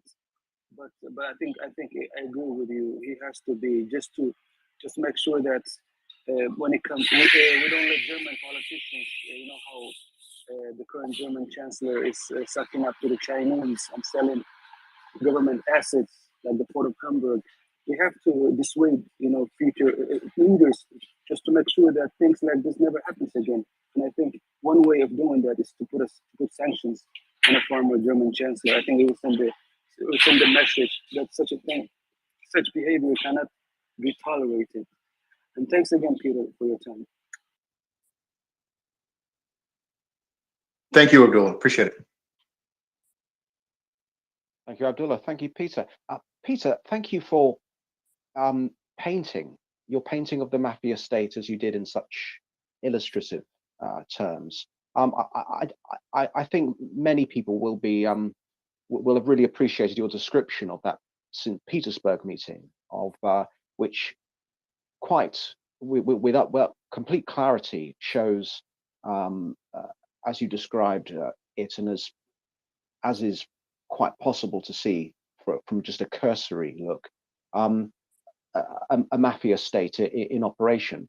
On this note, and in particular with regards to the backgrounds leading up to where things are right now in terms of the current situation, there is something which Axel pointed out yesterday in a post of his, and in his absence, I will ask you. It concerns the historical background to the current situation with regards to potential corruption from Western individuals. I say potential corruption because we saw yesterday a very significant post regarding Wintershall Dea, and along with this potential corruption, certainly immoral decision making within the Western political sphere.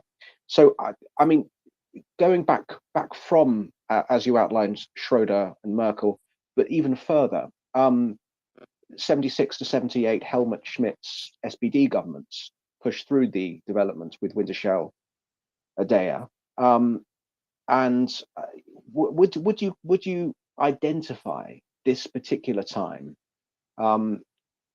as kind of the original sin in terms of where Germany's political decision makers went wrong in their dealings with energy dependence on the Russian state? Well, I'm glad that you raised Axel's point, and I'm glad that you flag the Ostpolitik policy of Germany during the 1970s. I can tell you this: there was a mistake that Germany made in believing that they could ride the tiger, so to speak, that they could understand Russia better than anyone. And I mean, policy forums and elsewhere, we've had differences of opinion between Americans and Germans, where some individuals would say, well, you Americans don't quite understand the Russians the way we do. You're being alarmist. You're being cynical. You're trying to sell us natural gas when the Russians are trying to sell their natural gas.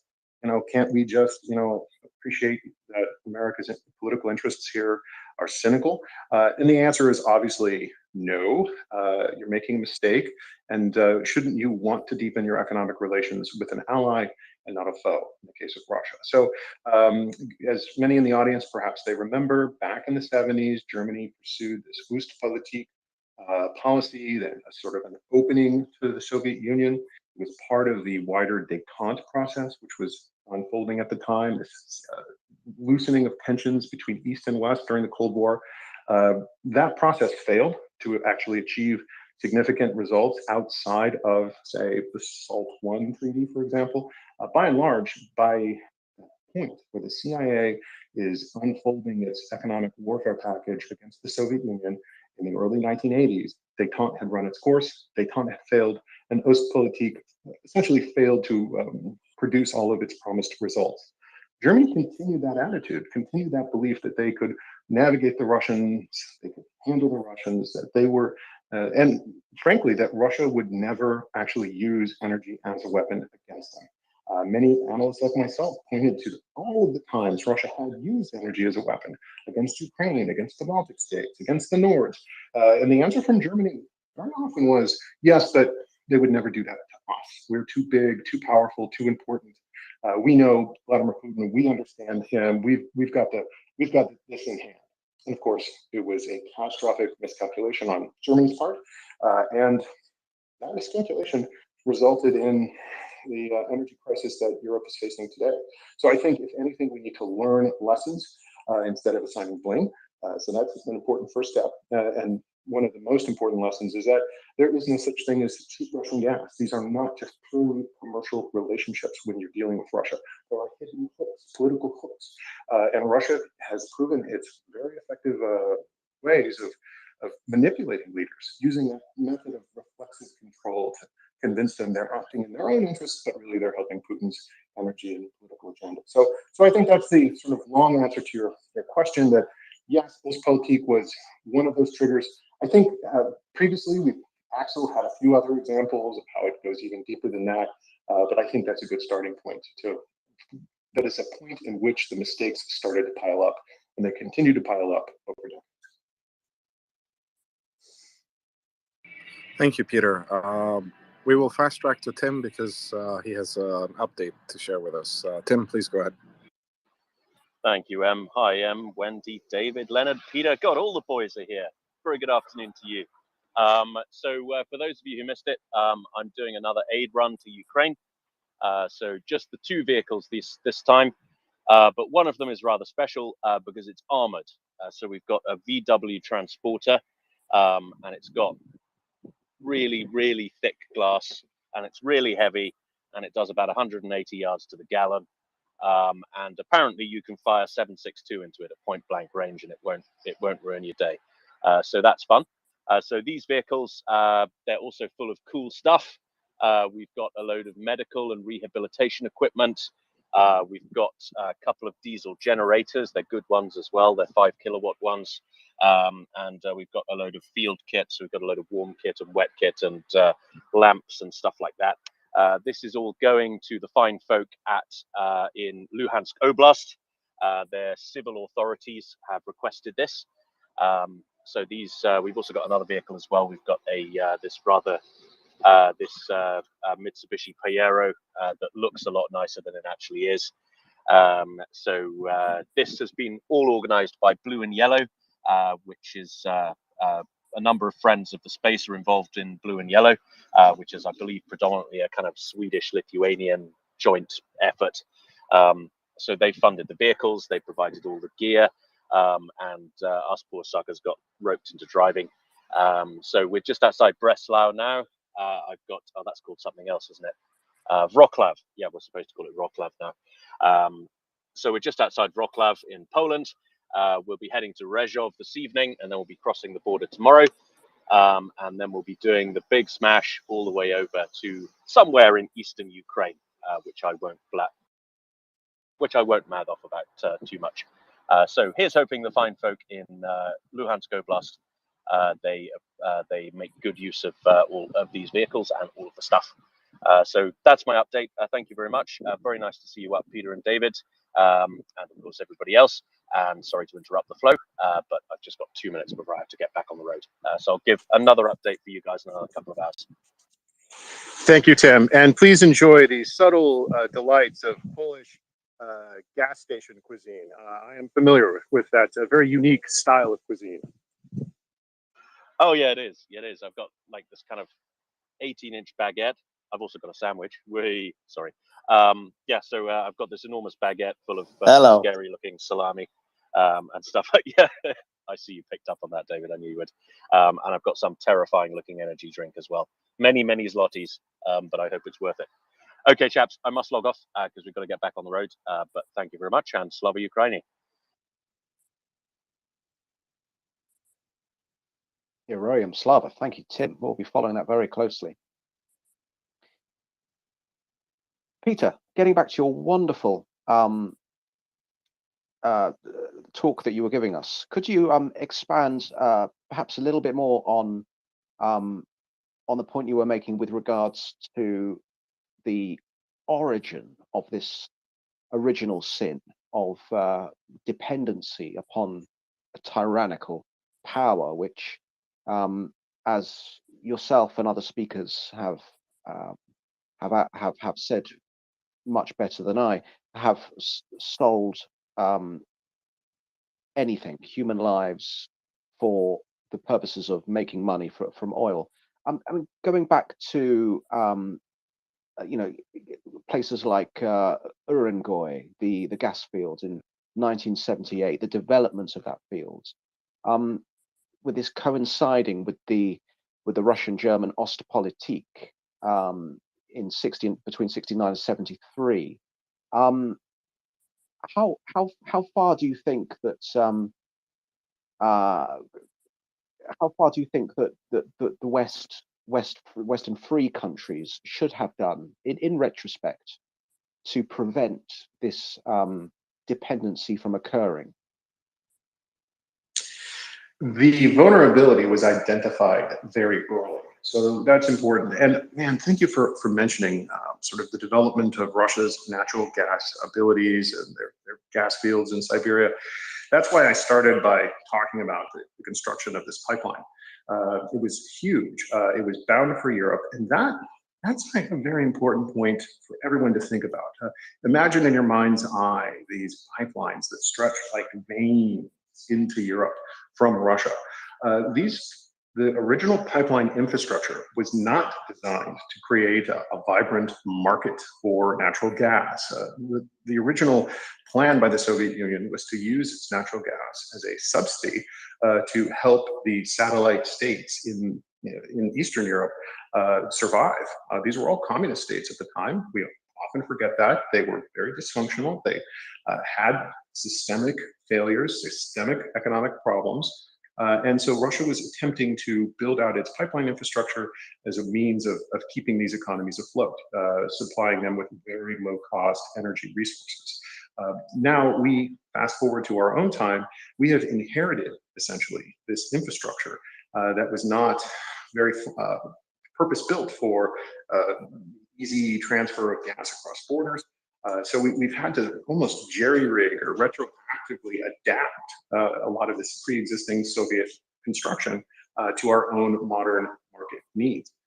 That process has taken decades for the EU to create the regulatory systems needed to allow for more market forces to come into play instead of monopolistic forces like Gazprom.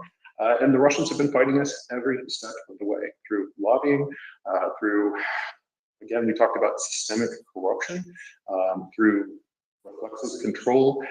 Every tool in the KGB kit that Putin learned has been deployed now against the West. And we're seeing the negative effects of that in today's energy shortages. Good news, though, I mean, the markets have rallied. Market forces have come in, been brought to bear, and have helped to take the worst scenarios that we could have been expecting for this winter. We know about this winter when Europe will have to ask itself, how are we going to refill our natural gas reserves next summer to prepare for the winter of 2023 to 24. So we're not out of the woods yet. Market forces are winning, and that original sin of calculating we could rely on the Russians for energy, we could use their inherited Soviet infrastructure to power 21st century EU economy. Those were mistakes. And again, I don't want to assign blame. I think it is important that we learn lessons.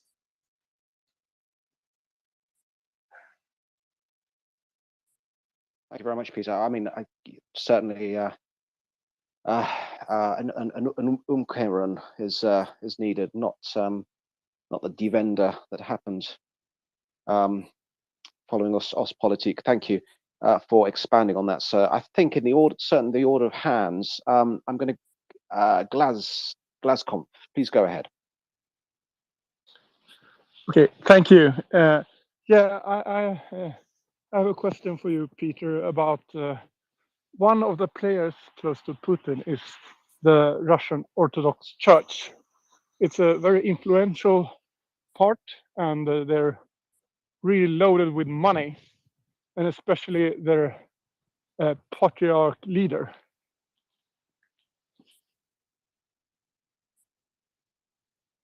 Yes, so my question is, what's your take on that? Well, I mean, today I wanted to focus on the energy war, on the energy dimensions of the war for Ukraine. But, you know, we've discussed it in this space previously. I'll defer to those who are more adept at the religious dimensions. But superficially, you know, Putinism has co-opted in large regard the Russian Orthodox Church.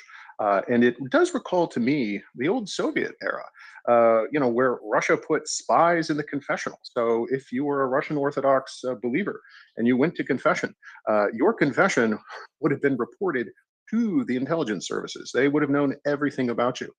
Stop and think about how just horrible that is to put a spy in the confessional. During the Soviet period, the Soviet Union, by and large, co-opted the Orthodox Church. And just as we've been talking over these many weeks, Putin learned these lessons from his formative experience growing up within the KGB system and has applied them to modern day Putinism. And one of those aspects is Russia's co-option, Putinism's co-option of today's Russian Orthodox Church. Thank you, Peter. Thank you, Peter. Maddie, please go ahead.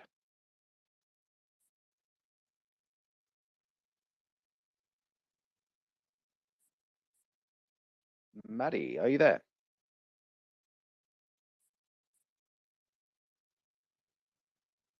All right, we'll come back to Maddie. David Farrell, welcome back. Good morning, Wendy and Mr. M. Thank you for hosting the MriyaReport and all the contributors, Peter, Abdullah, and Gina, and all the James and Glasson. I wanted to ask a question about the reflexive control point you mentioned, Peter, and I wondered, of all the things I have considered for Scholz, most of them to do with corruption and following following Schroeder's example as his protege. Perhaps it is just straight old reflexive control. I mean, maybe he's just dawdling along thinking he alone is doing what is needed. And yes, there are these outside opinions, but he knows that he's doing the right thing. And also, I have come to think of it that we must hold ourselves back. We must hold ourselves back from too much disdain at these spectacles that are staged for us to tear down our own democratic system, such as the recent Chinese photograph opportunity, which was to make Mr. Scholz look inept, like a child, or silly. This is not staged. This is not an accident. This is staged. And the net result being people of the free West, so people of free countries, never mind where they are, laughing and tearing down at their own system. And what is the other? Of course, will be the stable and grandfatherly murdering, strangling rapist that is the current head of the Communist Party in China. So we must be careful that we don't snooker ourselves and end up doing the enemy's work for him. But I hasten to add there's just a thought about reflexive control that I wanted to ask, and then to say that I think it's probably worth finding out, or something I don't know enough about. But I mean, what happened to the Stasi? What happened to the famous secret police force of Eastern Communist Germany and all the other secret police forces that were, you mentioned just now the confessional being a spy cell. Well, I think it's quite clear that when the historical record shows when Stalin allowed the church be reformed as it was under his rule, it wasn't really a church, more so a KGB outfit. I think the same has been said, and I think proven by certain intelligence agencies that Kirill, at the current, what he calls himself, bishop or whatever he is, claiming titles. He's a former KGB man. I think he was an officer or a parachute or something. And so I think the operation is again afoot. They've just reopened, dusted off the old Soviet booklet, and now they have a state religion. I don't know if they have gone as far as to adopt a state religion, but I wouldn't be surprised, given that they are an imperial effort. So I think it must be seen for those of religious faith or religious thinking or spiritual thinking that it is just another disingenuous talking shop advanced by these murderous, raping KGB folks to take in good-meaning people, control people, and then affect their own outcomes. So just wanted to say that as well. So thank you very much, Peter. Thank you, David. And, I really think back to the conversation we had last week with Leon Herring when he made a very insightful point. He pointed out that Putinism and Putin's effort has been to recreate a non-ideological successor state to the Soviet Union. Leon had a great line which resonated with me. He said, Vladimir Putin's motherland is not Russia. Vladimir Putin's motherland is the Soviet Union. So he has essentially recreated a non-ideological successor to the Soviet Union. That's how he views things. So take the communism out of the Soviet Union, and that gives you an idea of the world that Putin wanted to create around himself. But that world is a very dangerous one, and that's why I like this theme of stories of freedom, because it brings into very sharp focus the stakes for Ukraine's fight for freedom. If Russia succeeds, we've talked about it many times, but it bears repeating. If Russia succeeds in its war against Ukraine, it will take a very significant step to the reestablishment of Putin's vision for an imperialist, non-ideological successor state to the Soviet Union. And it also reminds me of that very famous quote by Zbigniew Brzezinski, Jimmy Carter's national security advisor, in which he said, many of us know this quote perhaps, that Russia without Ukraine can never be an empire. Russia with Ukraine is automatically an empire. And so in Putin's actions, we see him trying to regather these lands that were lost after the collapse of the Soviet Union. And no one wants to live in a world where Putinism succeeds. We must detach this old idea that you could have commercial relationships with Russia and not worry about the political hooks and tendrils that those relationships build up and develop over time. Sometimes we call that concept strategic corruption. But that's really what Russia does. It uses its economic relationships as a vector for strategic corruption. And if we learn one lesson from this terrible tragedy that has befallen Ukraine, is that we should slam the door on that old thinking. Thank you, Peter. We actually have a question from a listener, and it goes like this. Going forward, will the proposed CBAM legislation protect the European industrial sector from the competitive disadvantage they will have with respect to other industrial nations with significant gas and oil reserves? Well, I think the question is getting at this point that I talked about. How does Europe develop an economy, grow an economy without so-called cheap Russian gas? I see alternatives for Europe. I see deeper energy relationships with the United States as a very viable and appealing alternative. But it's not just the US. Europe can get energy from anywhere, from Nigeria, from Qatar, and currently it is. The bigger issue, and I'll answer the question this way. I had a great conversation with the association, the Manufacturing Association of Munich. So imagine manufacturers, industrial representatives, and we're sitting around a table having lunch, and we're talking about their biggest problem.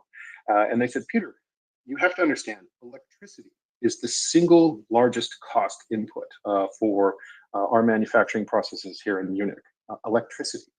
If the Russians are offering us cheap Russian gas, why should we say no to that? So, we had a conversation much like we've been discussing in this space today about the risks and and dangers and the hidden hooks that come from those relationships.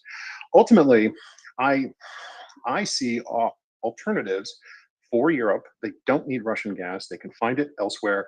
And we're seeing, as we speak, increased construction on LNG facilities. Germany is looking to build up its LNG capacity. Poland already did so. So I see alternatives, and I'll leave it there because to get into the weeds of European regulatory policy can get quite dull very quickly. Thank you so much, Peter. Vea, please go ahead. Oh, hello. I guess I'm not quite ready with my question, but I can ramble through with it if you're okay with that. So I initially thought it was maybe a little off topic because you're focusing on energy. But when Glasenknopf asked about the Orthodox Church, I thought I'd take a stab at this. Maybe you can link it to Russia's energy policy. So here it is. Okay. How much do you think Russia was able to use academics to further Moscow's narratives? Like, a good arena for reflexive control could be a professor expounding a viewpoint in class. It's maybe somewhat like a lobbyist.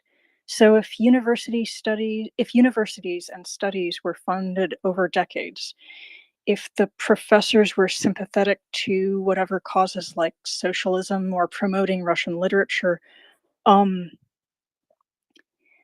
could that have influenced several decades of Germans to, I don't know, look at Russian interests as their own because they were learning about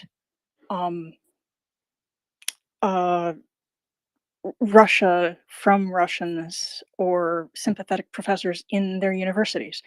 So, and then could that, I mean, even energy, could they have learned about energy policies in a way that they thought they were learning about their own national self-interest?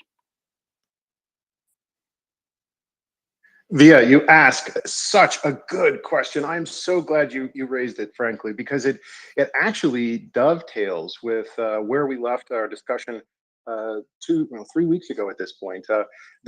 One of the final questions that came up when we were discussing the origins of this fake narrative that Crimea belongs to Russia or Ukraine is part of Russia, Ukraine is Russia's little brother, or as Putin said, Ukraine is not even a state. To George W. Bush. As we finished that conversation, this question did come up. How is it that we've gotten Russia so wrong? How is it that we've not listened to Ukrainian narratives, Ukrainian stories, and understanding history? And I suggested that a large part of it was when you wanted to learn Russian back in the 1970s, you went to Russia, you read Russian history books, you were steeped in Russian literature, and you didn't learn the Ukrainian version of their own history. You weren't steeped in Ukrainian literature, et cetera. And I think that was a good point, but someone came on and said, well, Peter, it actually goes much deeper. We can look at the journalists and people who were sympathetic to communism in the 1930s. So lots of examples from much earlier in the 20th century were raised. Those were all excellent points. The bottom line is that we are seeing a transition occur right now in front of our eyes. That period where we Westerners had a very Russian-centric education, I had the same kind of education. I had a very Russian-centric education about Russian history. That's why I've been expanding my own reading and my own understanding of how Ukrainians view their history. So we're seeing a change. No longer, I think, will we have that Russian-centric focus in understanding the past, the present, or perhaps the future. That goes for language, that goes for history, that goes for any number of academic fields, economics, for example. So, I think we're seeing that transition. I think your question is great. And I did want to tip my hat to those who followed up in our previous conversation from 3 weeks ago, who mentioned it wasn't just academics in the 60s and 70s who were in Moscow drinking deep from the well of Russian thinking. The history of Russia's manipulation of our understanding of the Russian state and its interests and intentions goes far deeper than that.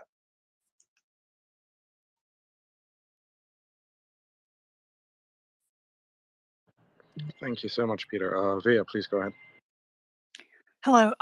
That was partially my question, and I wanted to thank you for your anecdote about your Latvian Russian professor who taught you to speak with a Latvian accent. Thank you. Yes, you remembered that. Exactly. Yes, that was part of it. Thank you so much. I've got about maybe 10 more minutes and I'm going to have to bow out and, look forward to continuing this conversation. The stories of freedom are very beneficial for me. I'm very happy to share my insight and experience and shed some light on how we got to where we are in this war for Ukraine. I also want to thank everyone for retweeting the space, for your very kind words. As long as you guys find this interesting, I'm happy to continue this long, more focused and deeper dive into the history and the stories behind the stories of this war for Ukraine and the stories of freedom that come from it. Thank you, Peter. This section has been amazing. Beautiful 90 minutes. If I can ask you for a closing statement, if you were to provide strategic options that can be pursued to completely end this problem and prevent it from happening in the future, without recommending any of them to a decision maker, what would your set of options be? We need to constrain Russia's ability to wage war now and in the future. We need to use far more aggressive mechanisms at our disposal in the form of primary and secondary sanctions. We need to marginalize and minimalize Russia's role in international institutions like the United Nations, for example. We need to find ways to work around Russia. This is no easy task. Never before, from a policy perspective, have leaders attempted to unplug the 10th largest economy on the planet from the global economy. This is a huge task, but it is a necessary one. So if we are going to prevent Russia if we are going to allow the Ukrainians to win their war of self-defense against Russia and prevent Russia from ever threatening its neighbors again. Bottom line, far more aggressive use of primary and secondary sanctions. And we need to, that's why I'll close the loop with this. We need to remember and return to that muscle memory of economic warfare. We need to not be afraid of it. We need to change our national security documents that incorporate the use of economic warfare as a viable strategy for sustaining not just great power competition with Russia, but great power conflict, winning that conflict. And I'll leave everyone with this final thought because it's where my own research and reporting is focused right now. We must develop the tools to have what we would call economic escalation dominance, much like in military terms, where you have to have escalation dominance so your opponent can't basically control the tide of a conflict. We need to use economic means to exert our own economic escalation dominance against Russia. We are just now beginning to do so. We're just now beginning to appreciate how our sanctions policy has transformed from one of punishment to one of economic warfare.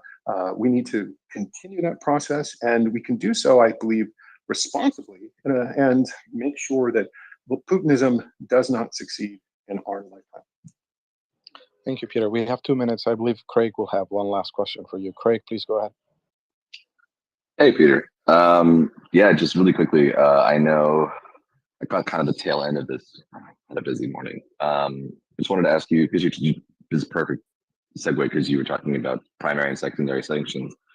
And I wanted to ask you, why isn't the United States going to label Russia as a state sponsor of terrorism? Because the Biden administration and a lot of people in the Congress are very resistant because of the vast sanctions implications for that. And then there are U.S. industries that are, people often talk about when it comes to Russian import, we talk about oil, but we don't talk about the fact that there's like several, both European, American, and other countries, industries that are super heavily reliant on imports from Russia. Like, for example, our aerospace industry is heavily reliant on Russian titanium, for example. And I believe, I just looked at the data, as of August 2022, we were projected to import about $100 million worth of titanium and other sorts of metals from Russia. Well, just non-ferrous metals from Russia, about another 150 million. So it's not like a huge amount of money, but it is still money.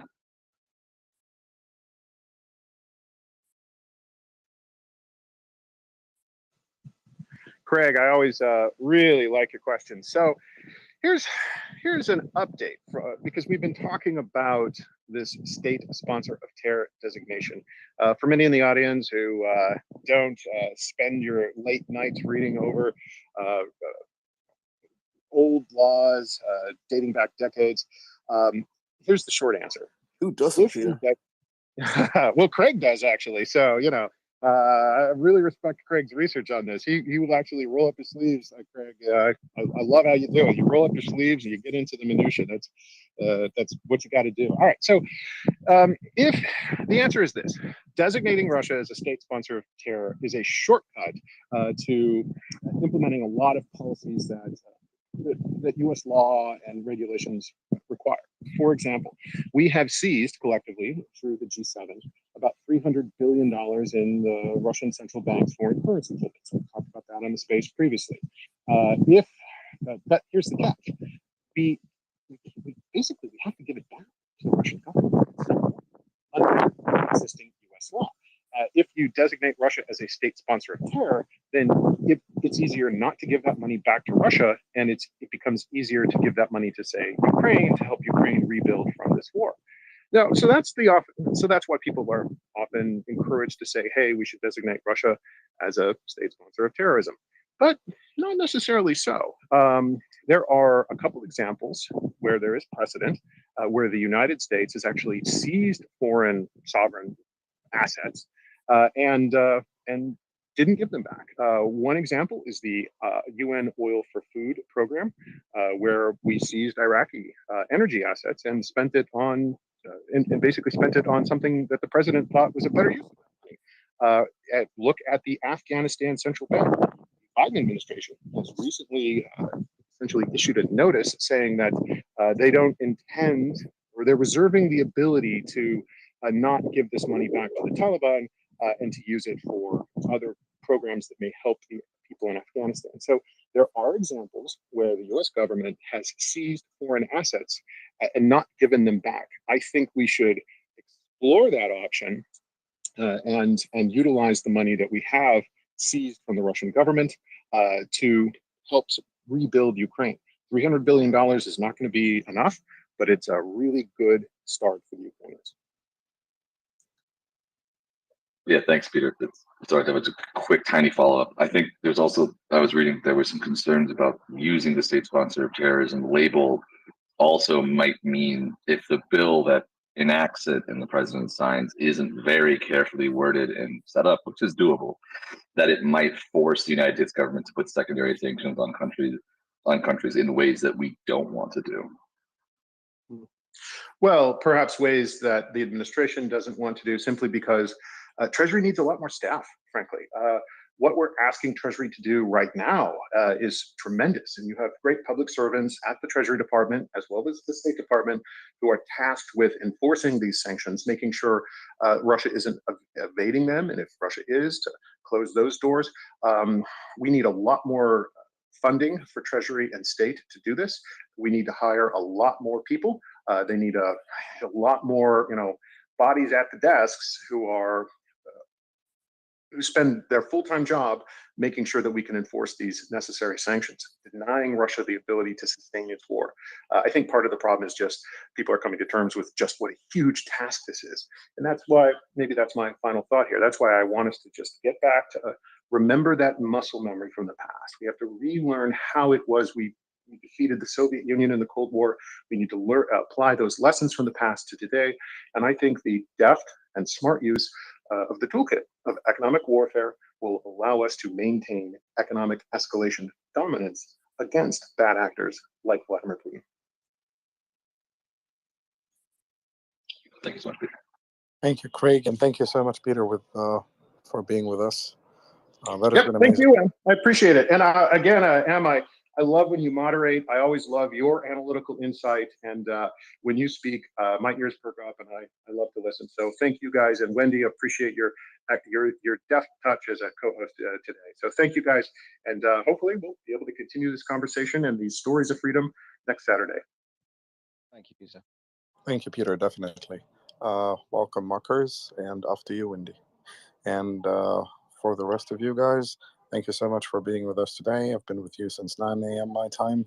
It's almost 5:35 p.m. now, so I will sign off, and I'll leave you in the good hands of Wendy and Markers, who will continue carrying on with our live space.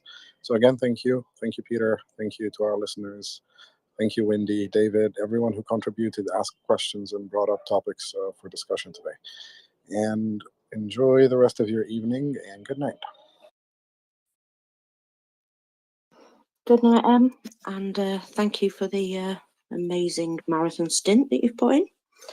And whenever I get co-host, I'll there we go. Thank you very much. Hello, Wendy. Hi, Marcus. Good to see you. How are you today? Well, I got in at 4:30 this morning. I went to bed at 6, and then I leapt out of bed and had to go and run some errands. And here I am. So I've not even looked at Twitter today. So if you've got anything important you need to tell me or some updates, please go ahead. Gosh, yes, indeed, I do. Before we go into that, I should just say, because we've just had the incredible Peter Duran speaking on energy primarily, the West dependence on energy, the historical background to this, and how certain countries, Germany in particular, but this is not just strictly limited to Germany, got itself in the situation that it is now, of having to wean itself off energy dependence from a regime which has been around. It's not new. It's been invading its neighbors for many years, as we know. But as we all know, it is a national security priority for countries to disconnect themselves from energy dependence from the Kremlin. We've seen this year this particular country invade on a massive scale the country of Ukraine.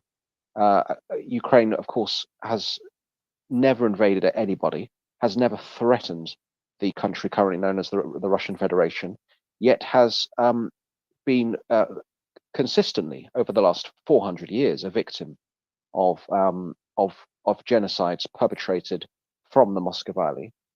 And it is only now in 2022, as Peter Duran highlighted, that the West is finally realizing and has realized that it is no longer adequate to receive energy from this particular tyrannical mafia state. So it was really interesting listening to Peter's analysis. So one thing I would say is, if anyone has any anything they'd like to expand on with regards to what Peter said, please do request the mic and come up. If anyone would like to push back on anything that they heard, please do. Feel free to come up, and we'll answer your questions as best we can. Well, I've got to say that Peter's information that he brings us, I'm a layman, I don't know an awful lot about oil and gas, and I'll be honest, when he first started speaking to us, I learnt an awful lot, awfully quickly. He's a very knowledgeable man, and he obviously does the research, but what I've found out since then is, I don't know, some of these policies that were made seem bonkers, don't they now? And we think, why on earth did they make those decisions at the time? And I can only imagine money, words in the right ears, people just not thinking, not thinking through the consequences of some of these decisions, and the fact that they thought they were doing themselves a favour. I mean, that, the fact that Russia was able to convince people, or countries even, that they were doing themselves a favour when they were actually doing Russia a favour, that just, it's their modus operandi with everything, isn't it? Make you think you've made that decision when really we've shoved you into it. 100%, Marcus.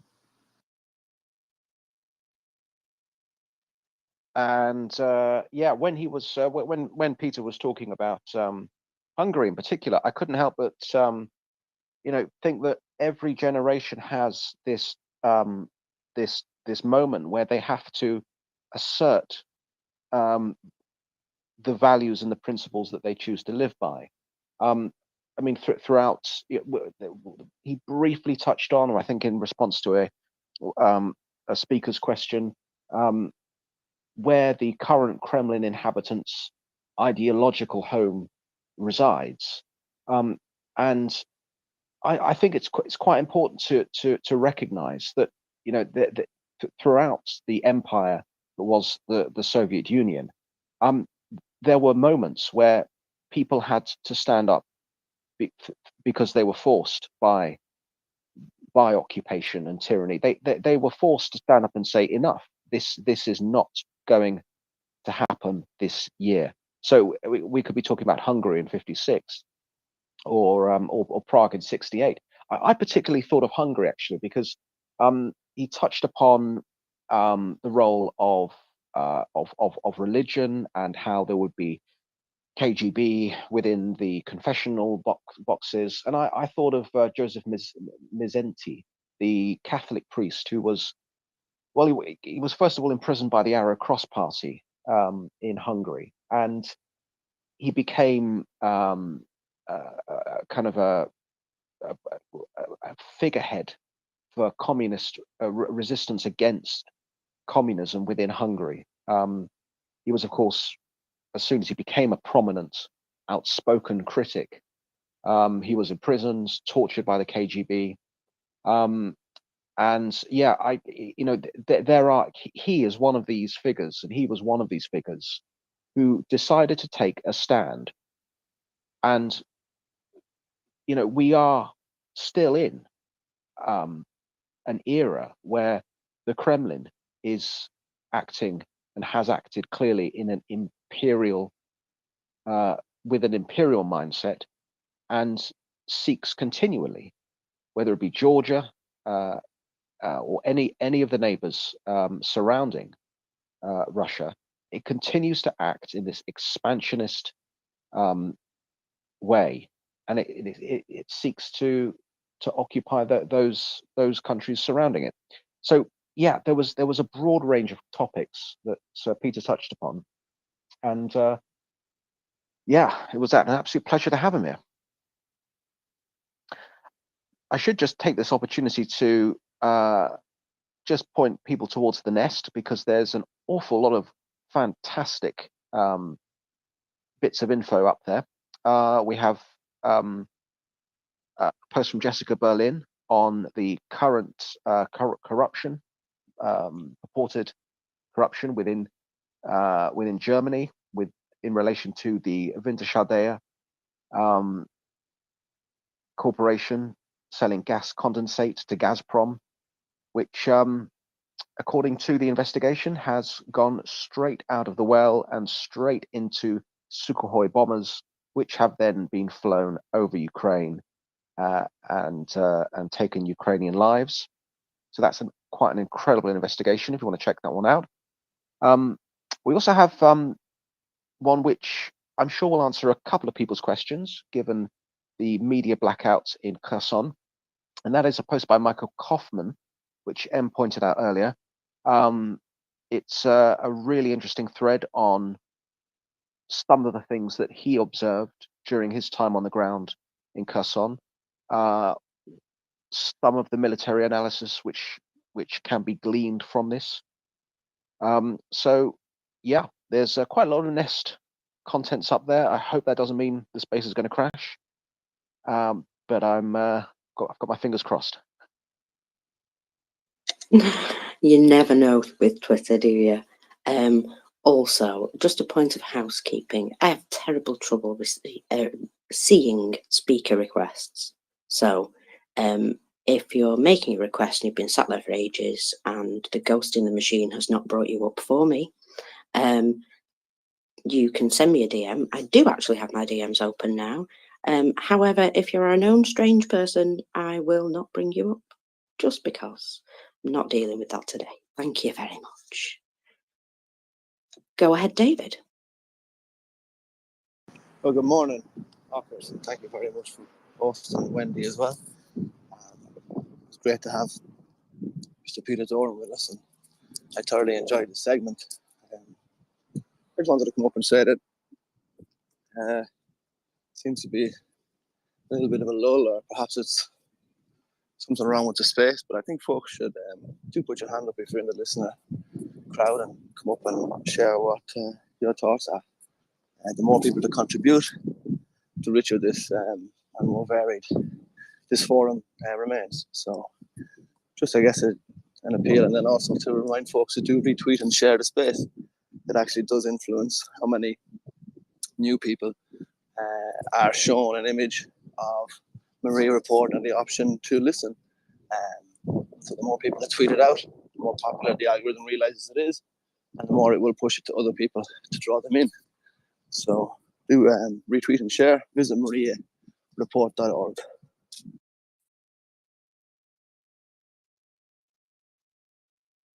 Thank you, David. Always a pleasure to have you up here, sir.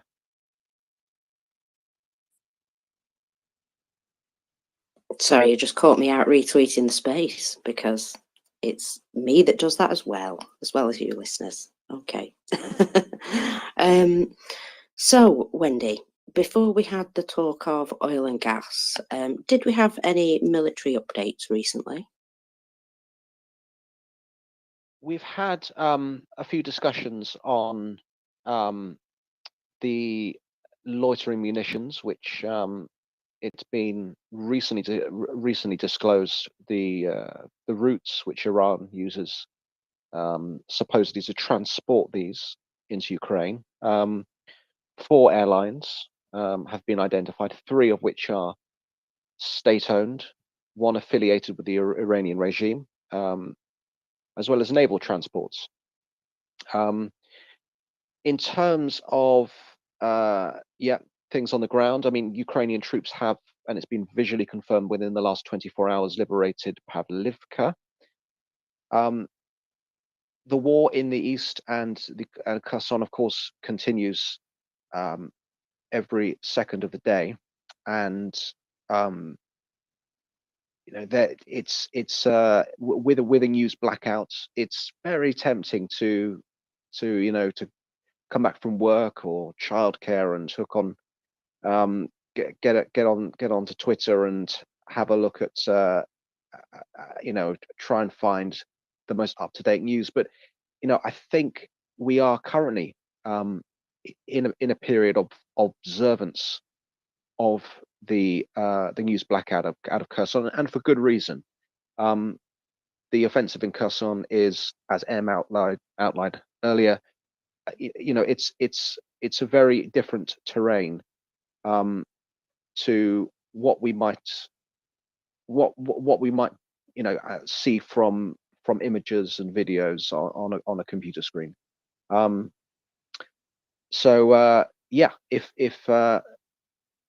If anyone would like to come up and share their thoughts on anything in the nest, please do.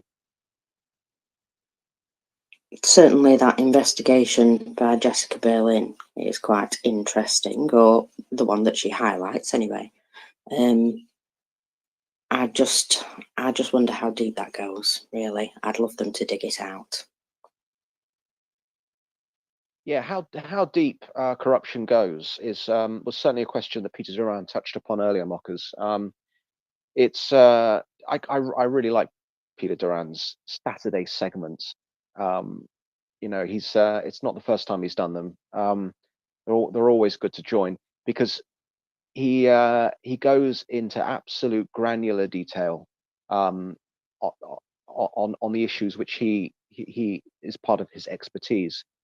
And one of them that we touched upon, that Axel originally touched upon, originally posted about yesterday, was this investigation involving Wintershaldea. And as Axel pointed out, I mean, this does not just start in 2022. This starts in the 1970s. It starts with Ostpolitik and the corruption, the choices which got Western European nations hooked on this energy dependence. They do originate there. They are, as Axel has pointed out, the original sin. And this goes all the way back to 1978, Urengoy gas fields and its developments, which was carried out with Western help, and Helmut Schmidt's government between 76 and 78. And there were US concerns and Western concerns from this, by US presidents like Jimmy Carter, and Reagan.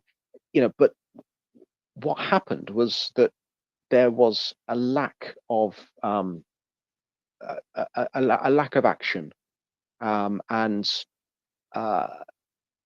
the nature of this corruption, I think, like you touched upon earlier, Mockers, was that people were able to get away with this level of corruption, and there was no accountability. There was no electoral accountability, because, of course, this was corruption. It was hidden from electorates in democratic countries, but there was also no international accountability for doing these deals with this regime. So, this clearly runs deep, and I should say that we are perhaps, because Wintershaldea has, of course, denied these allegations. So I will give them. I will just leave it at that for now. But this perhaps is yet another development within a timeline of corruption going back 50 years. Wow. Well, that's longer than my lifetime. So it's been happening, in stages, in bits, my entire life.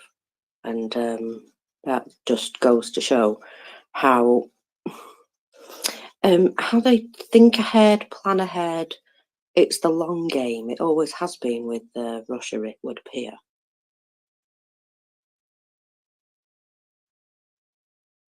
Yes, indeed. It's time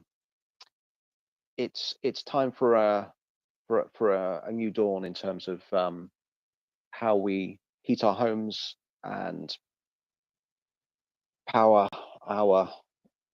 the buildings we live in and work in, certainly.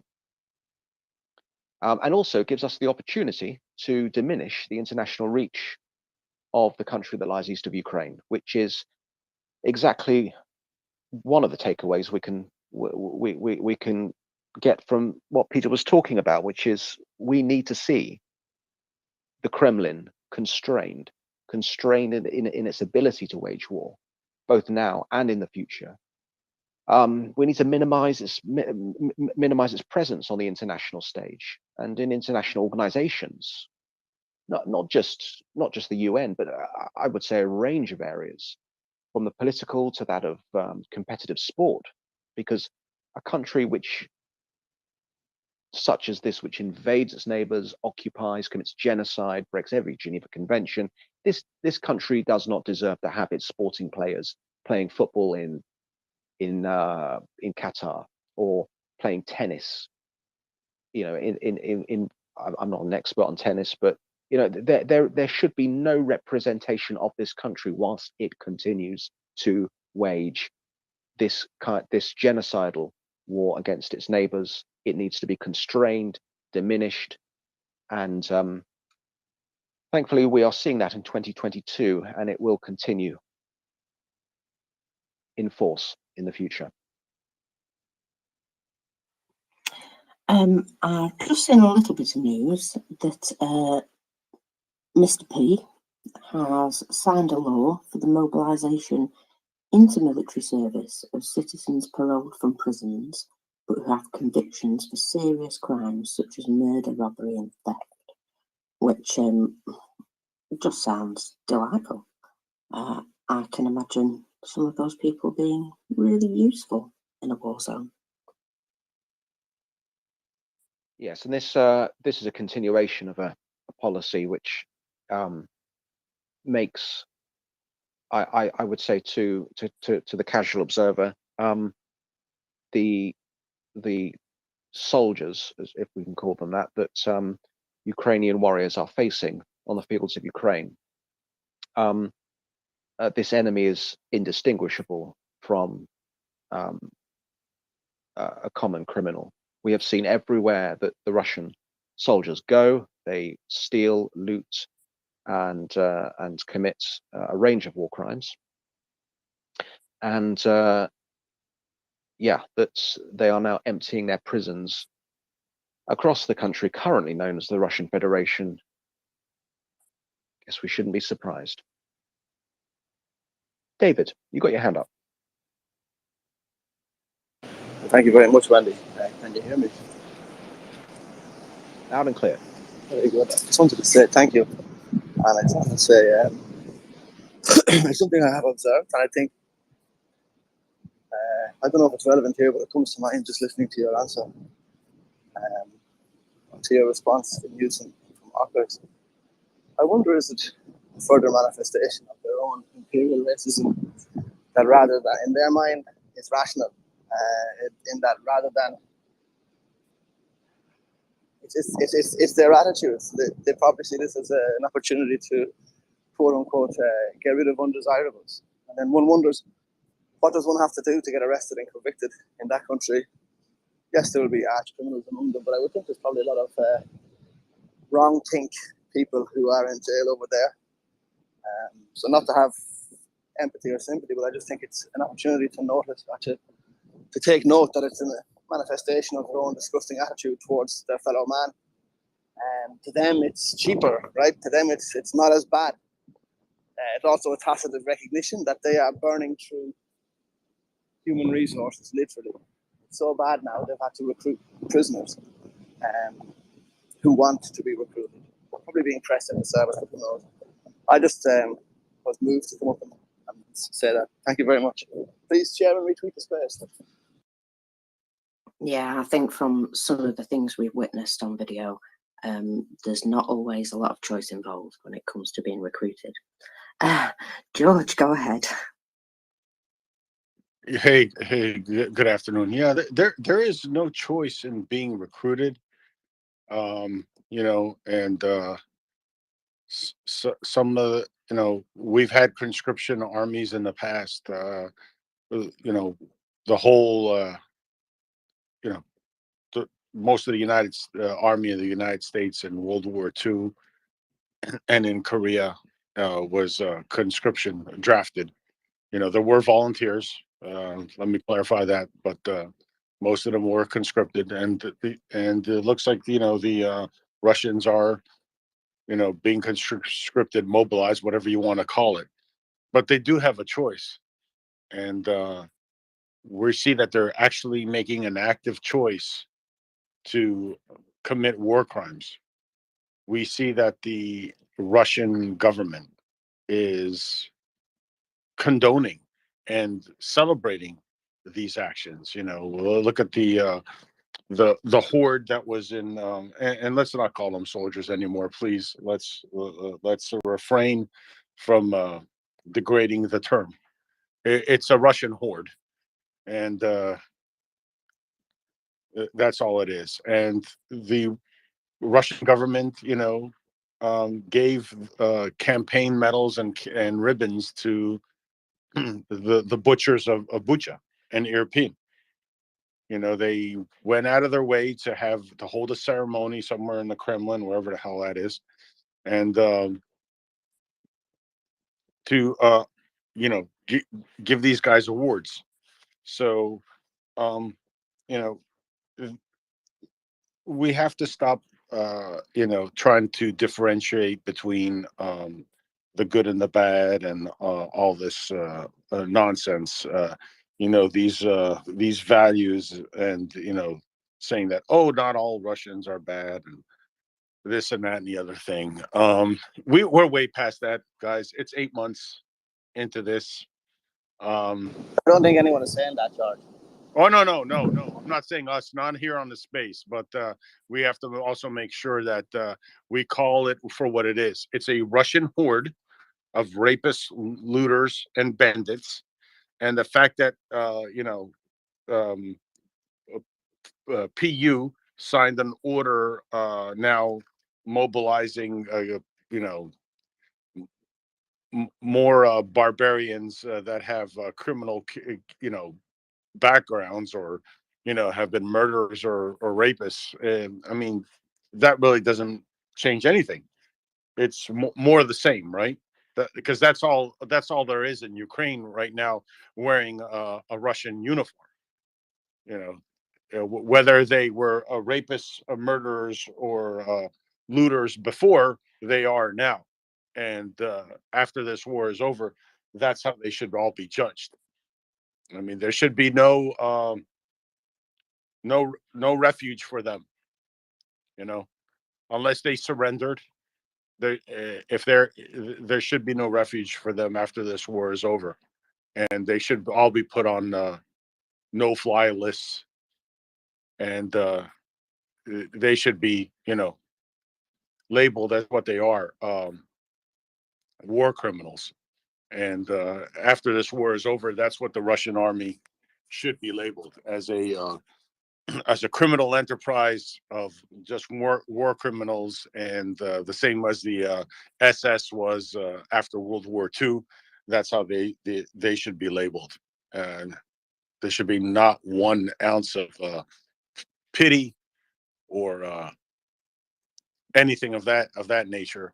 We should not let our humanity get in the way of making sure that these people, and I'm using the word people loosely, that these individuals are judged for their actions completely. Yeah, and that is one thing that is going on. There is war crimes investigations, and they're extensive. And I do indeed hope that every single one of them is brought to justice. David, go ahead. Thank you, Ockers, and also George. It's really pressing, really important. Sorry, it's really pressing and really important to keep this front and center. I wanted to commend you and say thank you, and also that this is not an impossible task. War criminals have been held to account in modern history, in modern times. These will be treated the same way. If they survive with their skin, they'll be held to account. I assume many of them will take the coward's way. Many others will try and disappear into South America or deep into Asia somewhere and try and disappear. But I think the Ukrainians will prove to have an eternal memory in that regard. And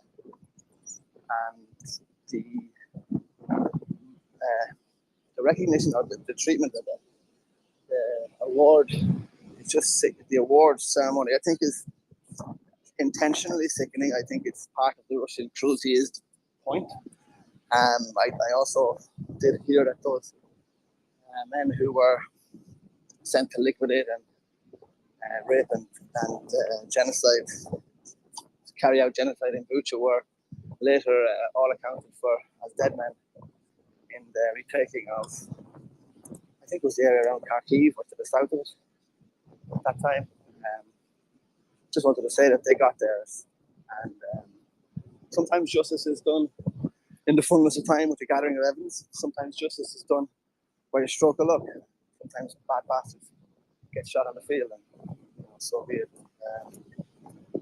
So I can say thanks, George. You're really really hitting the chord. I think it's just the most important thing to remember, and I even see it where I live in local media and local coverage, and the people carry on and discuss things. And it's almost as if they have, it's almost as if they're grieving a loss of a romanticized Russia that they had in their mind. I'm not belittling people who study foreign languages and foreign cultures, but I mean, if there's ever a time to be shocked back to reality, sometimes they start with, "Whoa, wonderful ballet," and in my mind, I think, "Oh, you mean the child sexual abuse and physical abuse that they carried out for generations on 5, 6, 7, 8, 9, 10-year-olds, or even the gymnasts?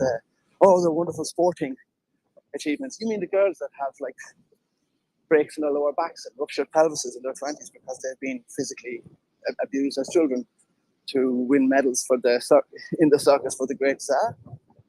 I just urge people to take this opportunity to realize that studying foreign cultures and foreign languages is a wonderful pursuit, but it's not something in history books. This is a raping, murdering, genocidal culture, and I think that speaks louder than any other feelings. Yeah, I think one of the things that the EU needs to do, and I'm sorry for putting this out there, but the EU needs to act now and put it out there. I don't care what court, whatever governing body, needs to wake the heck up. But they need to make sure that they put it out there that in the future, anybody from any of the Russian Federation or Russian republics or whatever the heck you have, if you want to immigrate to the EU and you've served in the Russian army from February 24th, 2022 till whenever this war is over, you might as well just forget about it. That should be something everybody should be pushing, because we don't want that in our countries. I don't want. I mean, there's a good bank of them. There's a good bank of them. If you think about Poland, Lithuania, Latvia, Estonia, the other countries who have given bans already, they make up a good slap of European Union countries. And also, I think your fingers on the button. I think what we're watching is a shift from the old power of Paris and Berlin calling the shots, being determinative for the future of economic and foreign policy for the EU as a bloc. I think that shifted. I think as soon as Ukraine is welcomed into the EU, that will become, that Central Europe will become, that Central and Eastern European axis will become the power and the future of democracy and liberty for the European Union. Because I tell you, I would fucking sooner follow that model than this bribed, doughy, kind of, wink, wink, nudge, nudge. We all got paid, don't mind about the raping of children and the war crimes along the way. Culture that seems to have infiltrated since the apparent collapse of the Soviet Empire. David, think about this. Think about this 6-7 years from now. You have a new neighbor, and then you find out that they served in the Russian army in Ukraine. How do you feel about that? That's what I'm talking about. There's a lot. I mean, there's a lot of Russians already here. We have to make sure that here in Florida, there's a little bit of a. I don't know if we want to get into a tangent of American talk here, but yeah, there's plenty of them here. I don't want them in Florida. I don't want them in Philadelphia. I don't want them anywhere. They need to stay. They need to stay. In the country that they decided to fight and rape and murder and pillage for. Amen. Thank you, guys. We're going to go on to Lisa. Go, Lisa. Good morning, family. How are you? I see CJ's up. I'd like to see if he has anything interesting to share with us. Yeah, no, I mean, I can keep going on what George and David are talking about, or I could just add in what I just put in the nest, which is an anecdote from about March or April, kind of talking about the competency of the Russian soldiers, kind of understand what everyone is up against. In the specific case, from these intercepted messages and posts on Telegram, basically a battalion commander of Russians was talking about why they were having so much trouble in Mariupol, and it wasn't necessarily due to the bravery and skill of the Ukrainians. It was, in his specific case, due to problems with their mine-laying vehicles and also their artillery, where their own mines and their own artillery wiped out about 60% of their own force. So most of their casualties were not from Ukrainians, but from themselves. And so one of the reasons why this is an encouraging bit of news is because, well, generally, in attacking a city, it is quite complicated, obviously, but defending a city is just as complicated, right? You need to know how to employ mines, armored vehicles, artillery, infantry, all in close conjunction. And this is important because Russia still holds on to, many key Ukrainian cities such as Kherson, Luhansk, Donetsk, Sevastopol, etc. So if they're really having trouble getting this right, and many of those people that survived that battle in Mariupol are no longer in the Russian army anymore because they've been killed, then that sort of experience has gone away. So it does not bode well for Russians trying to defend cities, which is probably one of the reasons why in Kherson specifically, they're looking to possibly withdraw just back across the Dnipro instead of trying to, engage in some complicated urban fight where, yes, they could kill a lot of Ukrainians, but they really have no chance of succeeding. So that's what I was going to add in there.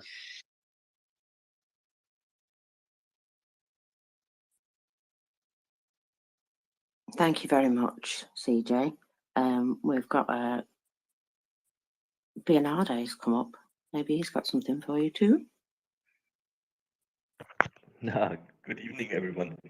I think George had a very important point.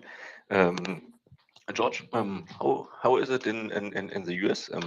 You have met some Russians, you engaged with them. How are they behaving? Well, behavior is nothing to write home about because, like I said, this is Philadelphia, and this is the city where the sentence "F around and find out" pretty much originated. So the behavior is we haven't had any pro-Putin demonstrations. That's not gonna fly here in Philadelphia. I think they'd get shot, George, wouldn't they? No, it's just you would wind up in one of the local trauma centers. But in reality, I know people like my wife. Like she's been here 30 years. We have friends of ours, and unfortunately, that's what I was talking about yesterday. This people can't underestimate this Kremlin propaganda, the RT. It's been a slow drip, drip, drip of Russian propaganda, of this poison. And this poison has been going on for years. And I know it sounds crazy because they live in the West. They enjoy the comforts of the West. Yet they've been poisoned that Mother Russia is still Mother Russia. That's where you're from. That's who you're supposed to support. And that propaganda has also inoculated these people to the truth. They live in the West. They have access to Western media, but they've been so poisoned that Western media is actually the propaganda. That's where things have been turned on their head. And even though they're exposed, like we've said thousands of times, to Western media, to Western culture, they still believe the propaganda coming out of Russia. I know it's absolutely mind-boggling. And these are educated people. I'm not talking about people, I'm talking about people from every single walk of life. Yet they still hold to the beliefs that Russia can do no wrong. And it's very frustrating. It's it causes obviously rifts in friendships and things of that nature because when now the investigations from Bucha but at the time, oh, it's fake, it's this, it's that, it's the United Nations, United the States, it's the CIA, it's MI6, so on and so forth. That is a huge problem. And when you have propaganda that's unabated for so many years, we're talking now, Putin's been in power 21, 22 years. For so many years, it's very difficult to get that out of people's heads. Look, we have, Nazi Germany, that propaganda probably started in, they didn't take power till 32, 33, right? But that propaganda had started in the late 20s, especially during the Depression. People that are down and out cling to all kinds of crazy conspiracy theories and things like that. But that propaganda was only around for 9 years when the war started, right? About maybe 15 years. But we're talking about 22 years here. Completely unabated. I think, Thank George, we are not talking about 20 years here. I think we talking about 60 years. Oh yeah, well, exactly. But which gave a baseline, and 20 but years with Putin at least. That kind of deity god. That, remember, I said it yesterday. They have Russians believing that every country in the world wishes they had they had their own Putin leader, and the Russian system was in place. Yeah, okay, but that's what they have their people in Russia believing and outside of Russia believing. It's very difficult to break the spell. I'm just going to put that out there. 100%, George. Thank you, Bernardo. Thank you, George. I mean, yeah, it has been endemic. We are better at isolating it. We are better at observing it and removing it from our discourse. You're absolutely right. But in that 20 years, I can't help but think that they're experiencing similar problems with artillery that I read in history for a long time ago. I'm sure many people have, about their artillery 80 or so years ago, where they were hitting a number of their frontline troops, and as CJ has rightly pointed out, they continue to do so. Oh yeah, Wendy, but you see, that's where they made a mistake. 80 years ago, like people have said, the population was a lot younger, and yes, they haven't changed tactics because they thought like these guys are dispensable, like they're like whatever. But the people prosecuting this invasion forgot their own demographics. Indeed. It's Indeed, not George. Yeah, it's not the 20s, not the 30s. Yeah, that demographic shift is unmistakable. I'm going to bring in CJ because I know his time's a bit limited. CJ, 60%, that's a heck of a number. Yes, it is. That is destroyed twice over, technically. And that's with new barrels at the beginning of a war. It's so what from your observation, what do you think? Do you think this is a problem which will increase for Russia, or do you think that they're going to have? I mean, the enemy always gets a vote, as yourself and others have pointed out in this space before. Is this going to continue to increase as a problem, or do you think that they might actually finally start learning? Yeah, the other thing to consider, yes, you pointed out that there's new barrels, so they tend to be more accurate. But also, what you want to consider is the fact that using artillery in urban areas is extremely difficult because, well, for one, you can't see very far, right? You have buildings in the way. And additionally, if the city is constructed pretty well in terms of a grid square, a modern construction, you run the risk of being off a block or two, even if on the map it looks right. Overhead it looks right. Talking that artillery on becomes a lot more complicated than, say, in an open field where there's only one river, one forest, or whatever. So the fact that Russia couldn't do that very well necessarily early on is a sign that they won't be able to do it very well later on when their capabilities have been degraded so much. Yeah, long may that 60% number increase. Thank you, CJ. George, do you have a follow-up for CJ you'd like to ask him? Wanted to ask CJ. CJ, wasn't one of the problems, jog my memory here, wasn't one of the problems that the Russians were having in the beginning of the war was communications? Wasn't it like something that this supposedly, comm system that was supposed to be unhackable wasn't working, and that's why they had to go to, secondary comms. Eh, am I wrong on that? Well, I mean, it's hard to say like definitively what the single issue was. From what I understand, there was a lot, right? On the one hand, they were jamming a lot in the beginning, and they were jamming their own comms, so that's never good. Two, people weren't very disciplined about using encrypted comms, so people were just going to a much easier communication route, such as walkie talkies, which was Ukrainians would just pick up a walkie talkie and listen in. And then third, they were stretched out extremely far, right? They had 7 different axes that they're trying to communicate and do command and control. So they really pushed the limits of what was possible with communication systems. So it's probably, I think, a mixture of those three, depending on the scenario that you might be thinking of specifically. But it's been a lot of problems, and they haven't really stopped. But the fact that those comms could be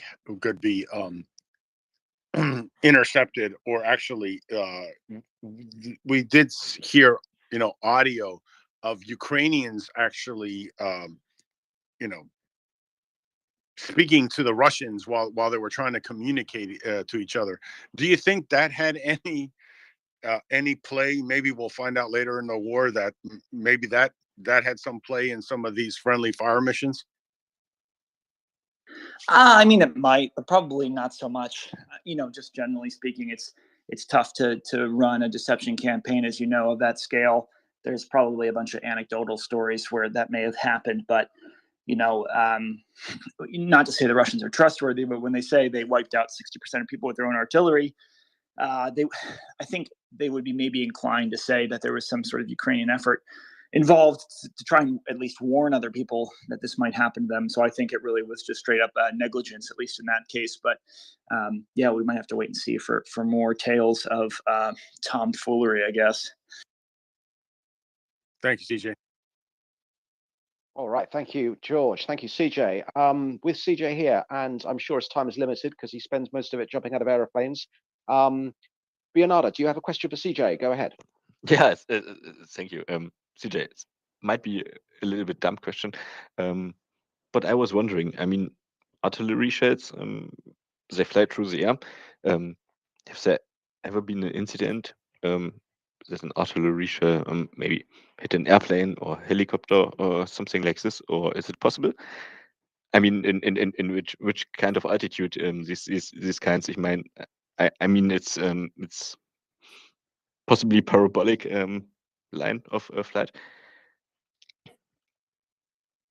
Yeah, we have a saying in the U.S. artillery, which is "big sky, little bullet," right? So the chances are very low that this would happen, but you still have to plan for it. So whether it's happened in this war specifically, I have not heard of a case, but there is so many drones, so many aircraft, and so much artillery flying to the sky. It wouldn't shock me if it happened here, but it's something that obviously everyone tries to prevent in every situation.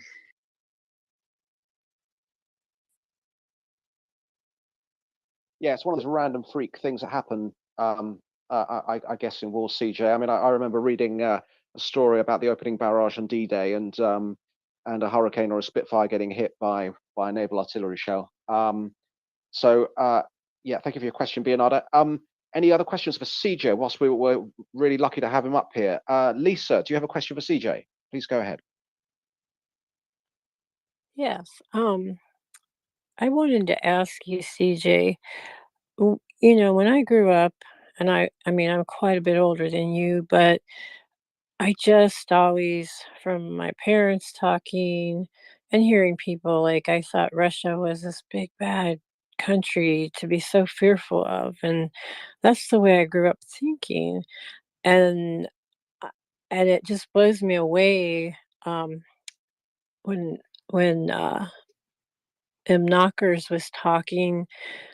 I just didn't realize the scope of how all this came about, like 60 years of thought and planning on their part, and just sucking in these little countries to bigger countries to get them under their power. And I just wonder, if the Russians became so overconfident and puffed up with ego that, they failed to take inventory and realize what it really takes to win a war. And they just figured with their fear that they would just wipe away everybody. Do you feel that that's part of the reason why they're failing? Well, sort of. It's I'm not a Russian expert. I just need to make that very clear. What I would say is, their whole military training system and indoctrination involves, this grandfather system of heavy beating and heavy hazing, so that they can get compliance from people as opposed to commitment, right? So they hope people will, their soldiers will fall into the battle because they're basically scared of doing anything else, as opposed to having inspired or transformative leadership that'll have people wanting to follow others into battle. So it's a very different mindset than NATO, very different mindset than Ukraine. But there is something I did want to bring up earlier on this topic, which is, obviously what Russia did, Soviet Union did in Eastern Europe after, during and after World War II was pretty horrifying, right? The rape and killing of millions of people across Europe. But I think, to the on the Russian end, basically this created a system where they thought they were invincible, as we kind of mentioned, and they keep that in through beatings and being terrible to their soldiers. But on the flip side of that, for everyone that survived it, but more so, Western Europe, they took that as, well, these guys aren't to be messed with. They're much stronger than they really are, et cetera, et cetera. It's why everyone was, so hesitant at the beginning of the war to provide aid, because it seemed like somewhat of a lost cause for the first couple of days, first couple of weeks. And so when we are in the space here and we're continuing to, I'm conflicted on this. I don't really want to disagree with other people. Obviously, we need to highlight Russian crimes whenever they occur, both for understanding and spreading the message that they're happening, and also for making sure the Ukrainians get accountability. But at the same time, if this is why, I just call them Russian soldiers, right? They are soldiers and they are human. And this is the thing that Ukrainians try and point out every time they can. When everyone dehumanizes them, you sort of forget that these are real people doing these terrible things. And that makes it a lot worse. But it's harder for us to kind of understand and internalize that, to understand how people could do such terrible things. So that's why I think it's important to say, just be very specific when we're talking about it, right? This unit and these people did this. And then, hell, they were awarded a medal from Putin afterwards for doing, these actions. So not shying away from it, but just being very clear that these are real people committing these acts. And that makes it so much, even more important to help Ukraine in that regard. Thank you. I appreciate that. There's a story from the Nazi Germany time. One of the soldiers, I don't know if he was in ranking, but he was wanted for his crimes, and he fled and he hid. And for years, he was hiding in Cleveland, Ohio. And they found him, and they actually got him, what would you call that? Deported to, deported over to the Hague and the trials. And he was found guilty. And he was like, by that time, he was in his 70s or 80s, I think, maybe even older. But, his family was pleading that he didn't mean to do those, and he was sorry, but still the atrocities that he committed It's the were. long arm of Ukrainian justice, Lisa. It's going to be it's the long arm of Ukrainian justice. Like you Yeah, said, it was a long arm back then right. in the 40s, and it's going to be a long arm in the future. And Just he if wa- you could he just if you he could just was put in a pin in prison. it for now, Lisa. Just Okay. hold on to that question, because I know where you're going with it, and I agree with your sentiments absolutely. I only have We a couple we more should, words to say. Can I finish? of course, madam, go ahead. Thank you, sir. I appreciate it. No, but he was found guilty, and he was put in prison over there where he died. And that's what I believe justice was served. Thank you. Thank you. Apologies for cutting you off there. Right, just a few extra questions for CJ. CJ, how much time have you got left before you land? I got about 15 or 20 minutes, so there's no rush. That's awesome. All right, I think next person with their hand up was Leonard. Good to see you, Leonard. Thank you, Andy. Good to hear from you as well, sir. Just a quick question for CJ, and this relates more to sort of a West Point perspective, shall we say, strategy and tactics.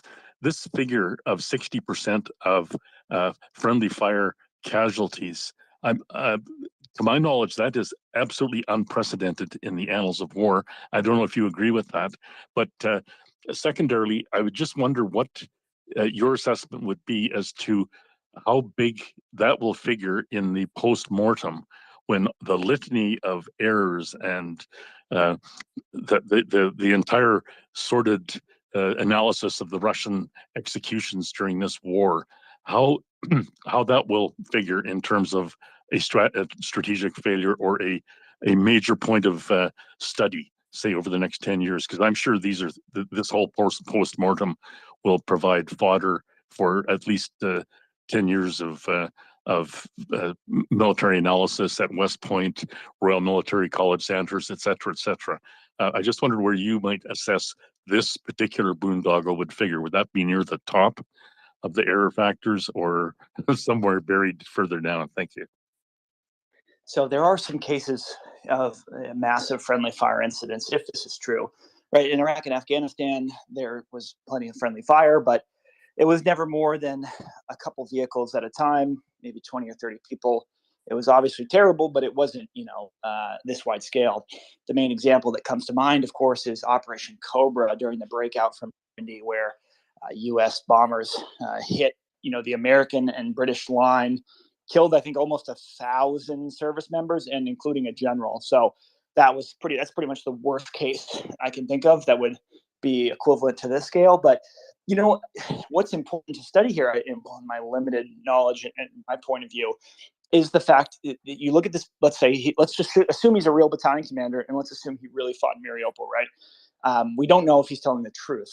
So he's either saying that, truthfully, 60% of his force was destroyed by his own artillery, which is extremely embarrassing and shameful and all these other things, or he's lying and 60% of his forces were killed by Ukrainians. And so what do we do with this information? Well, we have to study how, a military organization learns and innovates and, corrects itself. The US and NATO and other countries pride themselves on being learning organizations where they do after action reviews and they slowly get better to meritocracy. But clearly, if Russia's either lying or extremely incompetent, they're not doing these things. And that is what I would say would be the most important thing to study, is how all these Russian leaders are making their organizations worse by, essentially not being a part of democracy, by not being learning organizations. That is the most essential thing I think we need to understand. I mean, we could talk about tactics all day. We could talk about artillery all day, and I would sure love to, but I don't think that's as helpful or useful for studying in the long term as understanding how a military changes over the course of a war. And we've seen the Ukrainian military change a lot over the last 8 years, but changed dramatically since February and March with the introduction of foreign weapons, skillfully integrated. And we've seen another military that has doubled in size in terms of getting more conscripts and just seem to perform worse and worse. So hopefully people much smarter than I can study that for years to come. Right. Thanks for that, CJ. That's very insightful. Thank you. Should point out, thank you, Leonard. I should point out, if they want to do a General McNair on one of their own generals, they're absolutely most welcome to do that. But I think, as we saw from Gerasimov, they like to hide after getting the back end of a HIMARS. So, Dr. Paul, do you have a question for CJ? Yeah, I do, and it's an artillery question, of course. So CJ, as you know, Finland, that big Gimler's order, I think over 500 million, which actually equates to more than, or it actually equates to the same amount that they've acquired ever before in all past years. So it's essentially a doubling of all Gimler's procurement for Finland. But the question here for you, CJ, is, can you walk me through just briefly the technicality between the M30A1 versus M30A2, M31A1 versus M31A2s, because there's a mix and match in that document that we both kind of reviewed.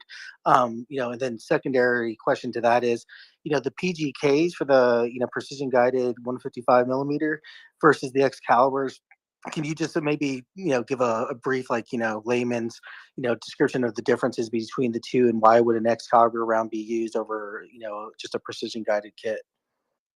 Oh boy. Well, of course, I think it's a good question. I'm not sure if I'm qualified to answer it.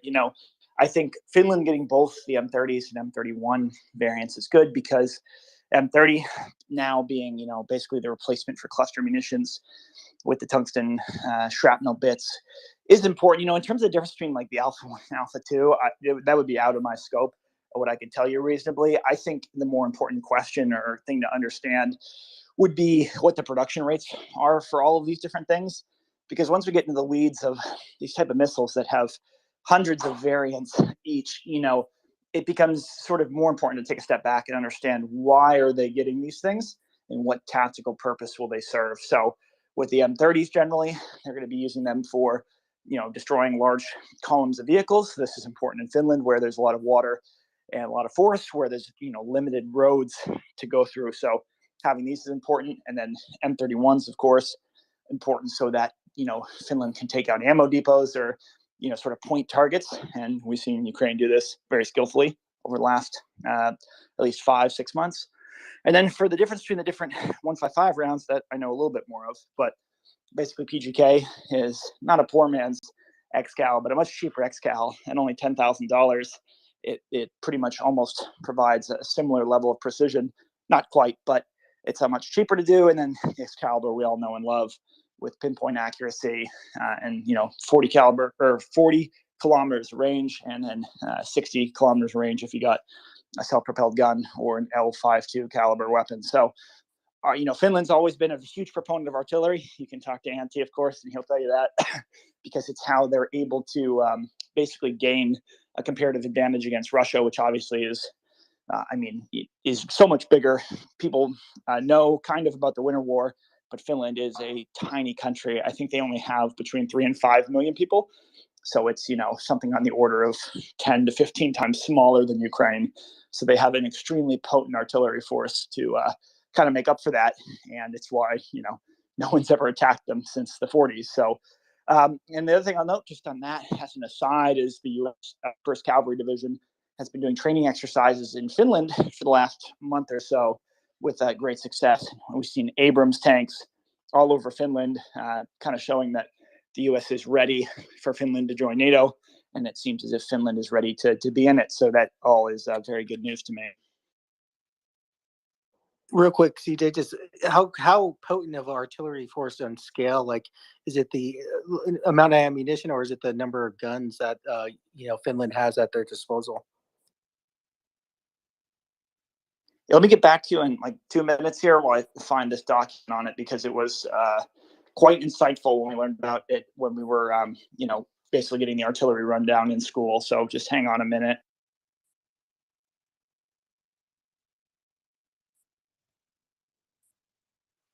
Well, while we're waiting for that, we can go to Ioana. Thank you, Marcus and Wendy. I have a question for CJ. I hope it will be quite short. So one of the possible courses of action right now is for Ukrainians to try to take the city of Kherson, so urban combat. And usually in this kind of situation, the defenders of the city have an advantage. But this is not a typical situation, because the defenders are the invaders. And I wondered, what are the possible solutions to offset the advantage, even if we know that the Russians do not have a great strategic planning or even tactical planning. What could be done from the perspective of combined arms in order for Ukrainians to have some advantage there and to offset those of the Russians? Thank you. All right, so real quick, Dr. Paul. Yeah, so this is so Finland has almost 700 pieces in active use. So for comparison, the U.S. maintains about 1,500, depending how you want to scale it. So they have half the artillery of America, a country that's literally 100 times bigger. So it is an extremely potent force in that regard, and they're also very well trained. And the systems they have are cutting edge. So all those things together, I mean, we wouldn't want to invade Finland, let alone Russia, but it's glad they're on our side. In terms of Kherson, I've held this point since June or July. I don't think there's going to be any urban fighting in Kherson City, personally, because the way the river is, and in terms of the potential flooding, and what basically Russia needs to do to defend Crimea, it's if they try and defend Kherson City and nothing else, they're going to lose way more people, right? Because in order to keep Kherson City in the fight, but somehow pull back from everywhere else, they're going to lose tens of thousands of people. So unless Russia is exceedingly stupid, and by exceedingly stupid, I mean stupider than they have been this war, they would have to completely change course and abandon sort of all sort of common sense to try and hold on to Kherson City and pull back from other areas. So I don't think it'll happen, but if it does, one of the benefits Ukraine has is precision guided munitions. So having these HIMARS, having these 777s, having these pieces allows them to hit these small bunkers, to hit certain buildings that Russians are in, to preserve the majority of the Ukrainian infrastructure while inflicting maximum damage on the Russians. And this is something that Russia hasn't had before, right? So you look at Severodonetsk or Lysychansk or other battles, Mariupol, where it's been very heavy urban fighting. One of the downsides that Russia faced was they have a lot of artillery, but it's not only almost entirely unguided, but it's extremely inaccurate. So yes, they can pound the city to rubble over the course of months and months on end, but that doesn't necessarily, stop the Ukrainians from defending it well. So that's the difference. It's much better to attack a city with precision guided munitions, where you can ensure anytime Russians go in a building that they're not going to survive, than it is just to have a bunch of artillery pieces that are just shooting pretty much randomly, and they're going to miss, because what you're doing is you're creating rubble, which is easily or looks like the building's destroyed, but it's not, because it wasn't an effective round that hit it, and now you have Ukrainian defenders in the rubble, and it's very hard to clear. So I think if Ukraine was forced to do it for some strange reason because Russia was suicidal, then they'd still be successful, even if it took a while. Thank you very much. Go on, George. Yeah, CJ. So, yeah, you touched on it just now. I was going to say, this war is now proven what the West really concentrated during the Cold War, right? Which was quality over quantity. I mean, the Soviets and now the Russians, they've always relied on mass fires, right? Mass artillery fires. But now, like, you just take for example, Finland. If you can get one shot, one kill, if one shot from your 155 can take out one of theirs, well, they have to fire like 15, 20 times to even get close to yours. Obviously, that's a huge advantage now. So it takes away that numerical advantage that the Russians had at one point. Yeah, and so just to use like a single tank as an example, like with an Excalibur round, that's $100,000. It takes one round, one kill. For U.S. artillery or NATO artillery that Ukraine has, it takes, if you don't have a drone correcting, it takes 50 artillery rounds unguided to destroy it. So half the cost, but a lot longer. Tank can move. You're out of luck. With Russian artillery, considering the fact that they're anywhere between 7 or 10 times more inaccurate, that means it's going to take hundreds and hundreds of rounds to do the same mission that one Excalibur does. So you get to the point you have to ask yourself, one side with one Excal, or Russians with 10 times as much artillery, they need to each fire 30 rounds of artillery to do the same mission. So the scale, I mean, they just don't have the scale to make that happen. They have some advantage in numbers, but not 30 times as much. And that's really where the key point is that you bring up, I think. Yeah, and like we've said now, because since HIMARS showed up on the scene, they don't have the logistics to do those types of fires either right now, right? It's hard to say. I mean, Russia's adapted, to HIMARS being in theater. They've done more distributed logistics. They've hidden ammo depots more well. They can't, just basically what they can't do now, as I understand it, is they can't just keep ammo right by the front and kind of adjust very quickly. But with careful planning, they can still bring a lot of ammo to bear. It's more, labor inducive and requires a lot more planning, which are, two things that Russia doesn't really have. So it's still having huge benefits, but to say, Russia has adapted to it, which is important to note, and it's why they need ATACMS, because it would put Russia on the back foot yet again in a way that's not recoverable, because there's no areas in Ukraine that are outside of ATACMS range, and that would end it pretty quickly. And I don't know if you saw that. I was going to ask you for what you think about the Ukrainians, or I forget what company it is, said that they're now ready to start producing a drone, that has like 1,000-kilometer range with a I think about like a 70-kilogram payload. Yeah, so one of their drone companies has been working on a loitering munition that's going to be somewhat on par with the Shahed 136 Iranian drones and some other ones. So it's going to be basically capable of doing a lot of the same things, and this is something they've been working on. I mean, they tend to be great at engineering and great at avionics, so I have really no doubt it'll work well. But I think they said it would be arriving on the battlefield at the end of the year, so we'll have to probably wait a bit to see it in action. But it's going to be a huge asset to them when they get it up and running. All right, I'm going to put you on the spot there, CJ.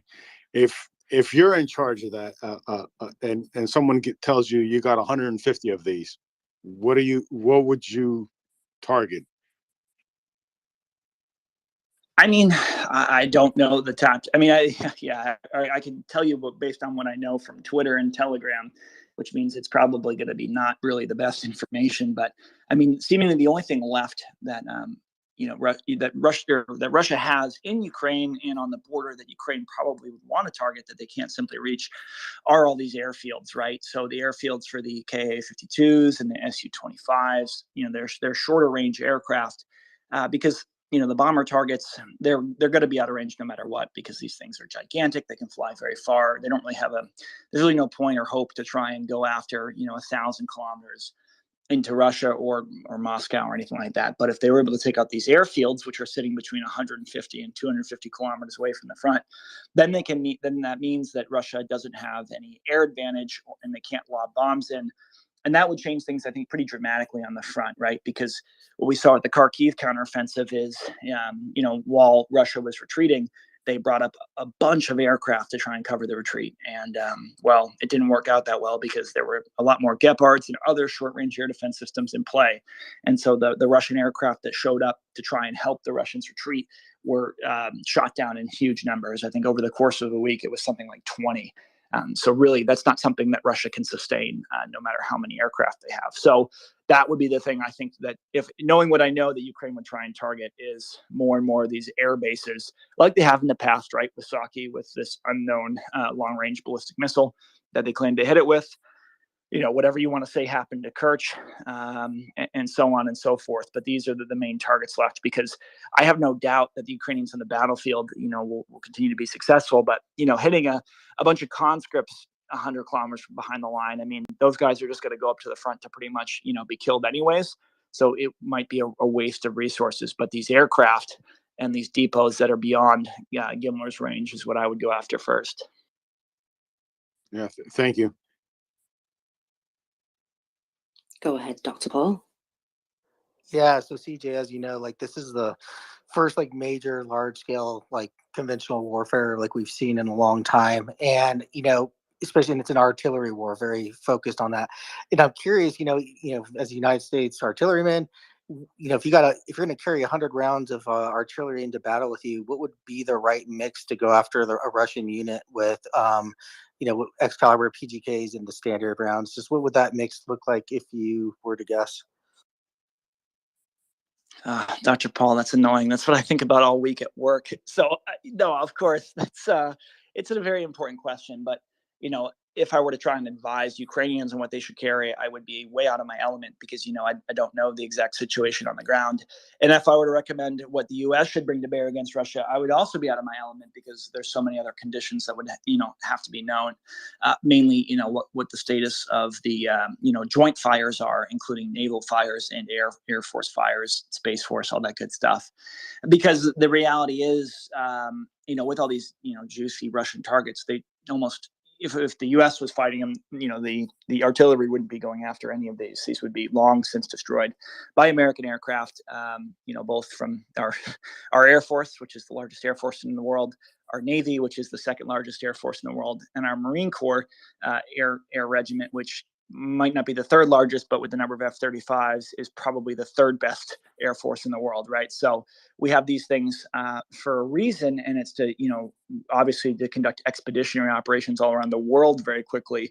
But, it means that, as an artilleryman, you have to kind of think what would be left. But, the main points that I would bring up in regards to your question are, cluster munitions, first and foremost, right? These things destroy vehicles much better, and they use less rounds to do it. So it means your barrels can stay in action much, much longer. This is why Ukraine wants these from the United States, because they're shooting so much artillery through their limited number of artillery pieces that it's not really sustainable over a long term unless they use a different type of munition. And the second thing is, these sort of bonus and smart rounds, and they go after vehicles. These things can shoot 20, 30 kilometers, much further than any sort of American anti-tank weapon can currently. So this is something I would be looking at very closely. If there's a column of tanks headed 20, 30 kilometers away, you don't want them to get to your infantrymen. This is what I would be trying to figure out, is we could use these effectively if for whatever reason our three different parts of our air forces were not able to do this mission. That would be something I'd want my artillery to do. Thanks, CJ. Appreciate it. Excellent. Go ahead, Bernardo. Yeah, I was wondering, CJ. I mean, we have seen the impact of these HIMARS shells with tungsten in it. I saw a video where a suspension of a vehicle was completely like a Swiss cheese. So I was wondering, is something known about how it works with buildings and barracks? Is there a big impact, or does I mean, obviously not the American walls, because it's you build usually the most things with wood and something like this, but in the European or in Russia, many things are built from cement and something like this. Is there anything known about the impact on these things? It's not something we use against buildings, because basically, when we took out the cluster munitions and replaced them with the alternative warhead, we basically took out the secondary explosions. So it really is pretty much equivalent to a gigantic shotgun blast. So it's probably not going to really penetrate much buildings or whatever. However, what I would say is one way it could be very useful is against communication arrays, right? These Russian command posts, obviously you'd want to hit them with a MiG-31, you want to hit them with a single boom, destroy everything inside, kill all the people, et cetera, et cetera. But if for whatever reason you didn't have that around, and they had a lot of radar or antenna, this would be something that could be good against it, I guess. But, you're right. These videos are showing up all over the last month, and they've been pretty incredible because, we didn't really have this munition type when we were, in Iraq, at least in the part of the war that was more near peer or more large scale against Iraqi vehicles. So the effects of it are quite interesting for us artillerymen to kind of learn and study, because they can penetrate some soft armor, but they're really designed for anti-personnel first and foremost, and light-skinned vehicles. So, basically every time there's really doesn't seem to be any survivors of these attacks, which is good news for the Ukrainians. But basically they go up and from far away, these vehicles look like they're fine, right? They're not burning. They're in one piece. They're not ajar to the side. But as you kind of mentioned, you go up close and the thing has just a bunch of tiny holes. And the engine's shot, people are in it or dead. I mean, it's pretty incredible to see. So having the option to have both is just very important for Ukraine to, especially in the winter when more Russians go inside and occupy Ukraine. It means these become great targets for M31s, the unitary explosion, the single boom, and then anyone outside that's dumb enough to be near a vehicle or anything like that trying to stay warm, well, they'll be hit by the MiG-30s. So that's why the options are just so important for Ukraine to have, so they can respond to any situation. Yeah, absolutely. And I really was absolutely shocked when I mean, if you ever seen a car suspension, I mean it's plates of metal, solid plates of metal, and it's just like a knife, a hot knife through butter. It was really shocking. Yeah, it was shocking to me, and I sort of knew a thing or two about these. And that's why the production of all these gimlers are so important. And that's what Dr. Paul's been looking at very closely is, can the U.S. make enough of these things to not only keep the U.S. safe with its stockpiles, but also provide the amount that Ukraine needs, because as we sort of seen, they're only using 1, 2, or at most 3 of these rockets per target. They're using them not sparingly, but I would say effectively. But there are so many targets to hit, especially with the mobilized forces. I would ask anyone in the audience that has a better idea of what the current Russian troop disposition is in Ukraine. I mean, prior to mobilization, it was about 160 to 180,000. And I think it might be significantly higher now. That would be important information as we try and understand the battlefield and understand what Ukraine needs to win this thing. Go ahead, George. Hey, CJ, isn't there an extended range gimlers? And not there's the same size rocket as the M30, M31. Isn't there an extended range version too? There is in prototype phases, so it's not widely fielded yet, unfortunately. Yeah, that would be nice, because you were talking about those airfields. It would be nice to hit those airfields with that alternative warhead with all those tungsten balls, because it would just shred all that aircraft to bits.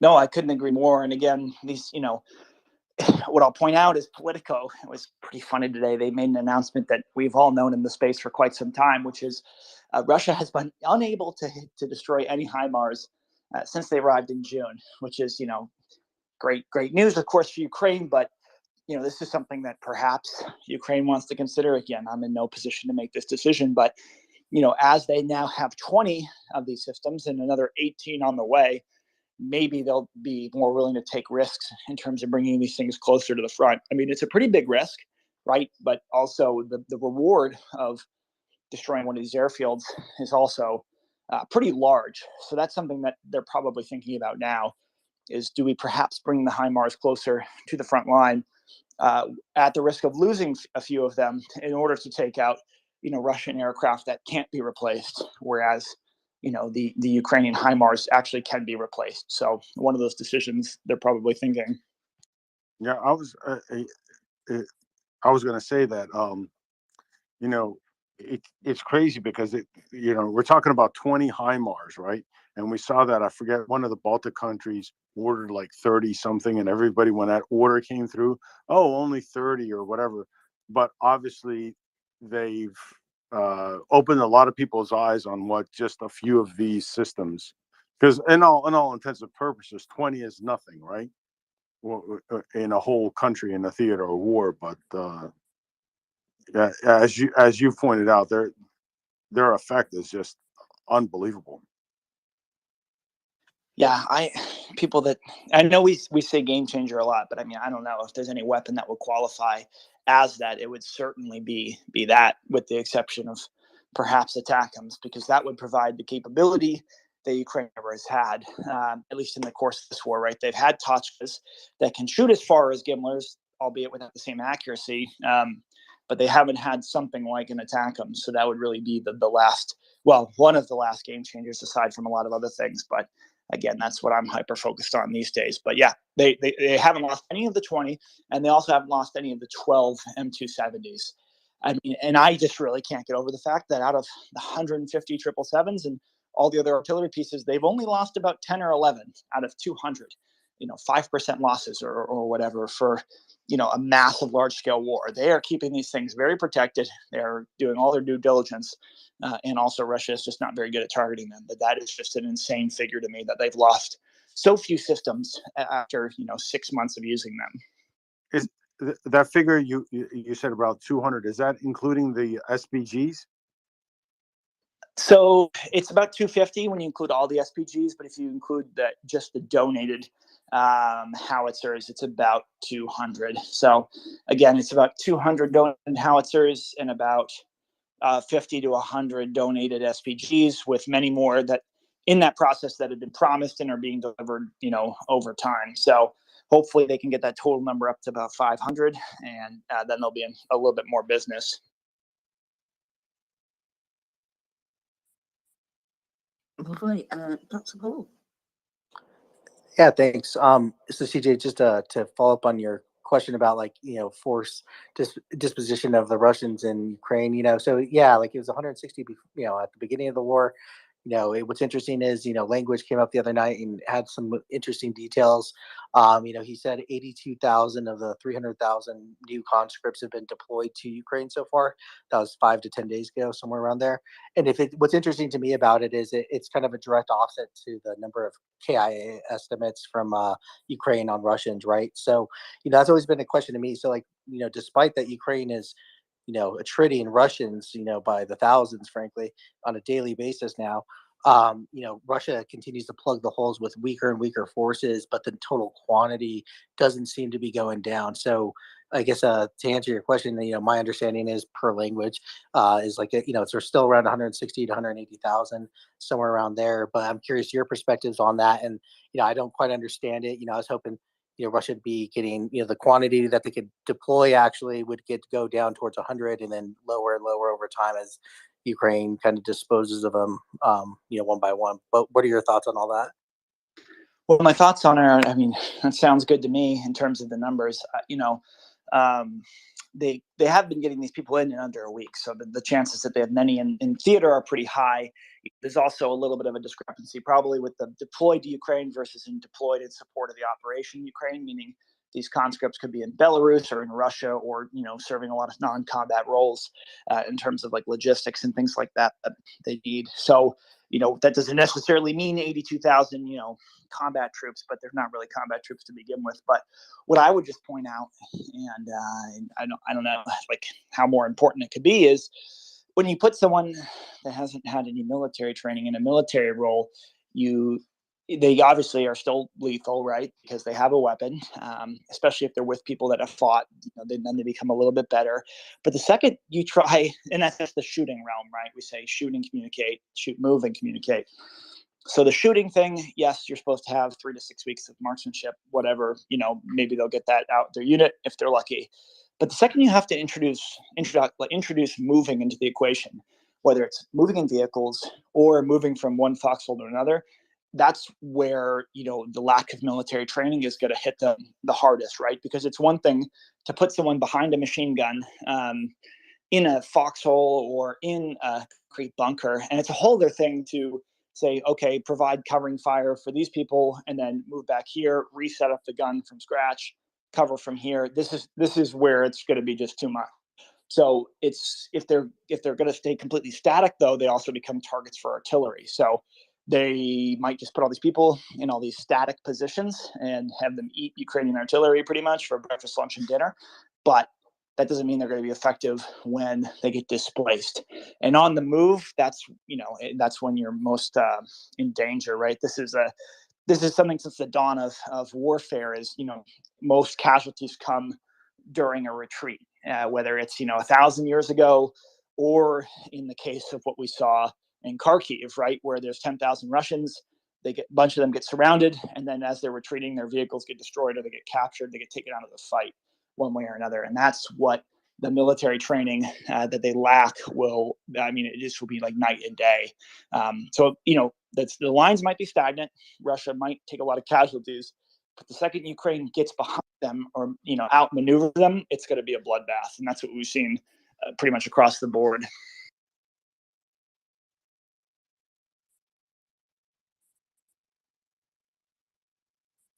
All right, thank you, Dr. Paul. I'm sure CJ's time is limited because his parachute is probably about to open soon. So I don't know the order of hands. George, please go ahead. CJ, what are you jumping out of today? Nothing today. We got some C-17s next week and C-130s the week after. And then for Christmas, we'll have a toy drop, which is where people dress up as Santa and you jump toys in. and give them to military families in need. So a real great time. That's awesome. That's awesome. Yeah, when you were talking about, you remind me of something. When you were talking about like machine gun, like you give somebody, a novice, a machine gun, right, and tell them to defend this fighting position. The other thing is that they don't even know what the difference between, like, if you have a machine gun fighting position is obviously supposed to be different than what you would have, like, as a mortar position or an infantry position. None of these things obviously are clicking in, because it takes several months for that person to be trained. So, like you said, to be able to displace, how to advance, when to advance, when to move to the right or the left. So what you're saying is, once the Ukrainians, let's say, launch an offensive, right? Let's say toward the east, then it's just gonna, you're expecting the Russians to collapse like a house of cards. Well, I mean, every day that goes by, as others have pointed out, they're getting attrited, and the percentage pretty much. There's two factors in my mind, and I'm not really doing a good job of explaining this, but at the beginning of the war, yes, Russia used conscripts, but a majority of them received as much military training as you would that they could expect, right? And as the war has gone on, a larger and larger percentage of the Russian military force has gotten no military training. So those people that showed up and were conscripted either died or they learned how to, fight better. And then they were at the equivalent of the basically poor military training. So that's basically the two options that exist for the conscripts, barring being wounded. So as time's gone on, larger and larger percentage of the Russian military force is conscripted. And so now you have people that are, basically conscripted, but, veterans, and they're going to be as good, if not better, than the people that received Russian military training. But that even if they're a conscript and they survived, right? They're just given a gun, but they're pretty good at defending a foxhole, and they live long enough to learn a couple tactics. Well, now they're going to defend that foxhole or that defensive position with better, more skill to a certain level, but that they still then don't know how to retreat or how to move or how to do all the complicated military tasks that these people need to do. So even if they're becoming deadly in their fighting position for Ukrainians, they're still not gaining the knowledge and the training they need to conduct these more complicated situations, which is why I'm not too concerned that the lines haven't moved too much in a month, because if all that's left in these Russian lines, the Wagner line, this new Kherson defensive line south of the river, are these people that know how to defend a static position, as soon as they're put under significant pressure, they are going to collapse and fold unless they're much better than we think. But again, I'm not trying to be like overly optimistic with this. I'm just trying to understand, what the actual capabilities are. And that's barring if Ukraine gets more aid, right? Because these people know how to defend against maybe T-72s, okay, and light armored vehicles, but Ukraine shows up with more and more better stuff, and now they're outmatched in that way as well. So that's why it's important to keep up the pressure, keep up the aid, so that's always a new set of problems for the Russians in Ukraine until they're finally all gone. Yeah, and you're talking about and the replacements that the Russians are bringing to the front. These are guys with what, a 2-3 days training at most, from what we're hearing. So that the guys, you have the guys that have some experience, but then the guys that are left and right of them are just novices.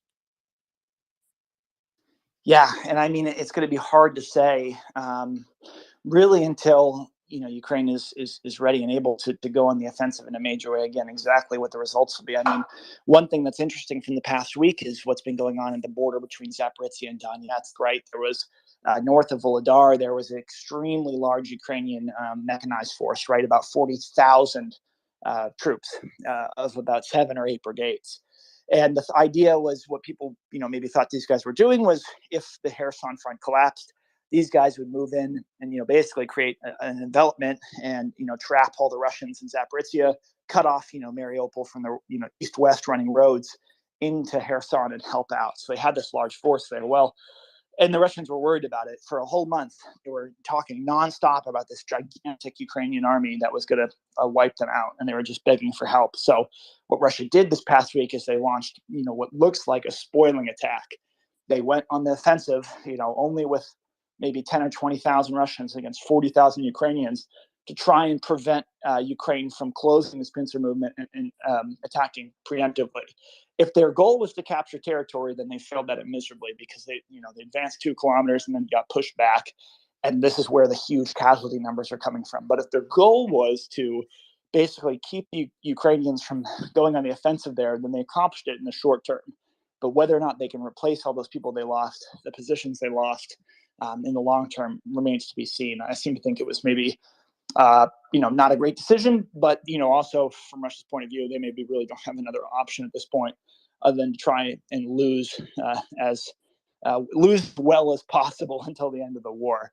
So just something other interesting thing to watch because this force that attacked was a mixture of conscripts and regular army, and they initially had the success of entering a part of a town, and they were immediately thrown out and lost. I mean, over the course of the week, but like 2,000 killed in action, and this is their own numbers. So keep that in mind. So yeah, so really quick, the spoiling attack, if it was a true spoiling attack, for it to be successful, they would have to obviously inflict some damage on the Ukrainian troops, vehicles, things of that nature, right? Because if you don't inflict any damage on your opponent as a spoiling attack, and you just kind of get wiped out, then you're back to really where you were before you attacked. I don't necessarily think so. I mean, it's not really about how many, it's not about the terror. In the case of a spoiling attack, right, the tactical task and purpose for spoiling attack or a disrupting attack is to, basically prevent a larger attack in the short term, long term, whatever you set your, mission objectives to be. So even if they didn't really do too much damage to the Ukrainians, if they prevent the Ukrainians from attacking there for a month, then they could be successful if that was the metric they used. I'm just saying, I don't know if it's successful in the long term, but that's beyond my pay grade. But they definitely kept Ukraine from attacking this week in the sector in terms of launching a drive to Mariupol. But perhaps this amount of Russian troops that they lost or put here will open up new opportunities in Kherson or in other parts of Donetsk. So obviously everything is a balance of risk versus reward, and I think it remains to be seen whether this was actually a reward for the Russians. I would probably think not.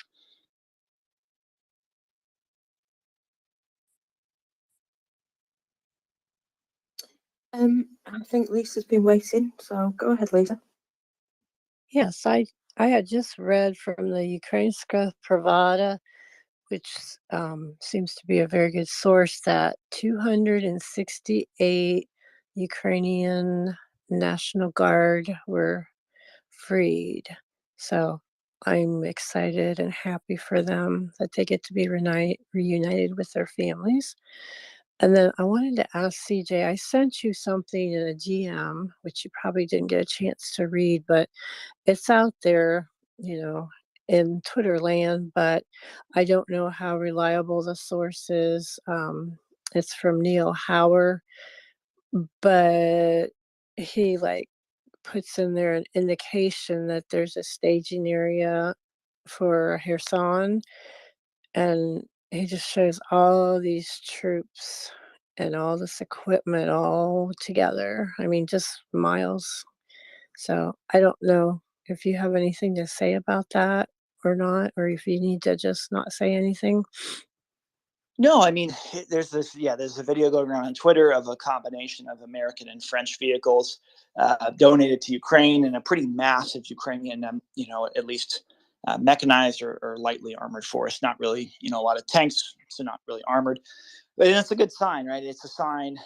It looks to be sometime this fall. No idea how recently, no idea where, that Ukraine has, a decent amount of vehicles in this regard. It's, to me, the video doesn't really mean much because not only do we not know when it's from, but we don't know what they're doing really. But I would say the good thing to take away is if Ukraine can safely put, 100 vehicles in an open field in a part of Kherson, it's a good sign that they have a decent handle on the situation, because we're not seeing reports of, long Ukrainian military columns being wiped out by artillery air power. So I would take it generally to be good news. Thank you. I know Dan's been dying to ask a question, so go ahead, Dan. A question, but I'll try not to take up CJ's whole morning here.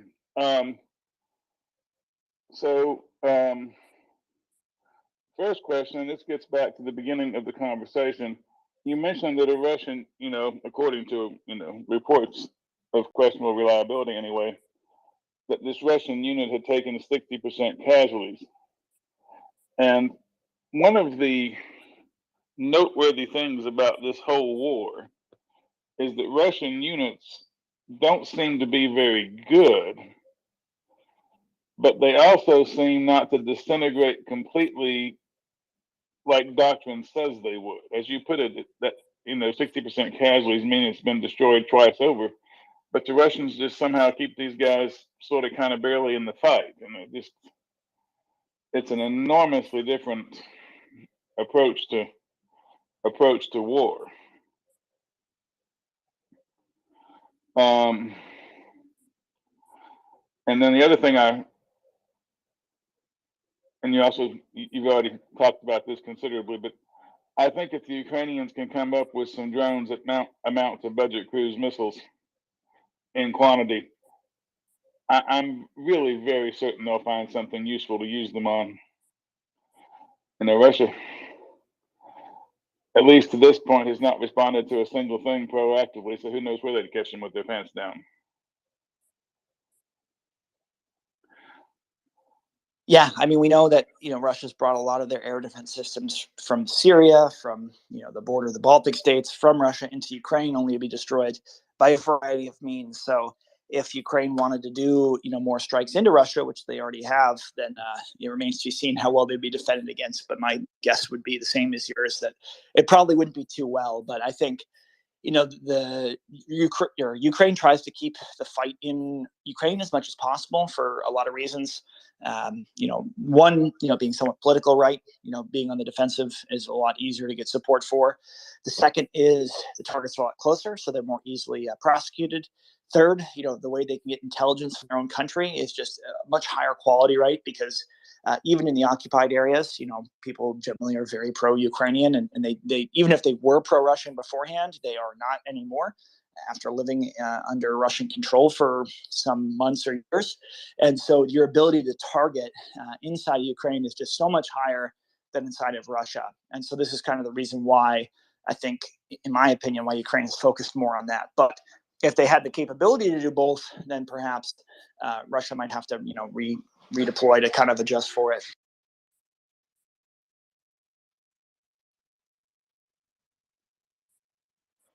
I just keep getting back to Russia has a relatively small number of AWACS aircraft that seem to really, really weigh on the fight, and it would just be very convenient if they all blew up one evening.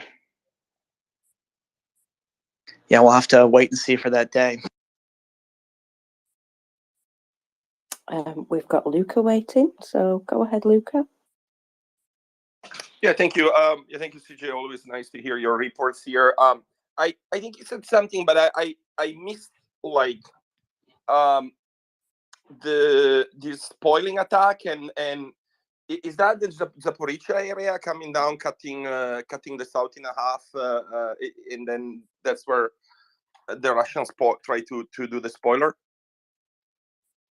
Yeah, basically Russia attacked out of southwest Donetsk and out of northeastern Zaporizhzhia simultaneously, almost probably across both, sort of battlefields, about 20,000 people.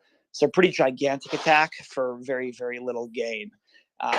It looks as if it was done mainly right now to prevent a Ukrainian attack in that sector at the moment. But again, these people, yes, they can be replaced, but the equipment, the positioning, the ammo cannot. And so this is something to look in the future if they've set themselves up for failure by doing this at this time. Yeah, CJ, thank you for clarifying. I heard correctly. Then it was something I had missed, because I remember there was some talk about like a force preparing to, perhaps move south in the middle of the south and cut it in half. But I didn't realize that the state of readiness of the Ukrainian force in that sector was was indeed, probably good enough to concern the Russians to the point that they had to do a counter. So in a sense, the reason why I wanted to confirm is because it seems that there is something boiling in there for the so-called third axis, where of course you have the Kherson and you have the eastern Donbass axis, for Ukraine. But there is probably something there in the middle that is also cooking up. Is that correct assessment? Yeah, I think if I had to guess what happened here was basically, what we know for certain is that Ukraine had put 40,000 people at this area of Zaporizhia between Volodar and, west of Pisky and the sort of southwestern Donetsk AL. And they put these people here probably because if the situation was good, they were going to try to drive to Mariupol before winter, depending what the Russians did. And so what the Russians did was, they're trying to get in the best defensive positions they can for winter. And so it looks like a decision was made to just do an all-out attack now, prevent Ukraine from gaining a foothold here, and hope that they can hold through the winter. But I don't know if that's the right call or not, and that's what we'll have to wait and see, because I think there's going to be some conditions in winter that are actually better for offensive operations in some regards, such as the roads not being so muddy and others, and especially bad weather grounding a lot of drones. And so Russia won't be able to, basically adjust artillery fire. So there's actually a lot of problems that the Russians have in winter that the Ukrainians won't necessarily have to the same level due to the number of their systems. So it may have been the wrong call at the end of the day. Got it, CJ. Thank you very much.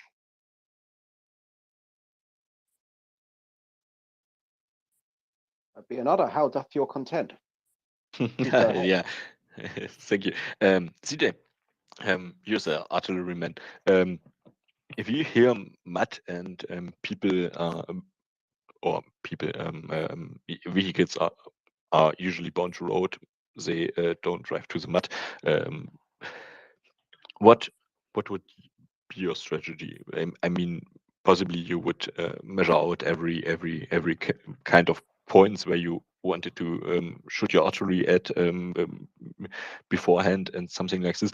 But what tactically does it mean for the Ukrainians, since the Russians can't really use any George roads or something like this, but have to use asphaltated roads or concrete roads because they literally get stuck in the mud at the time right now?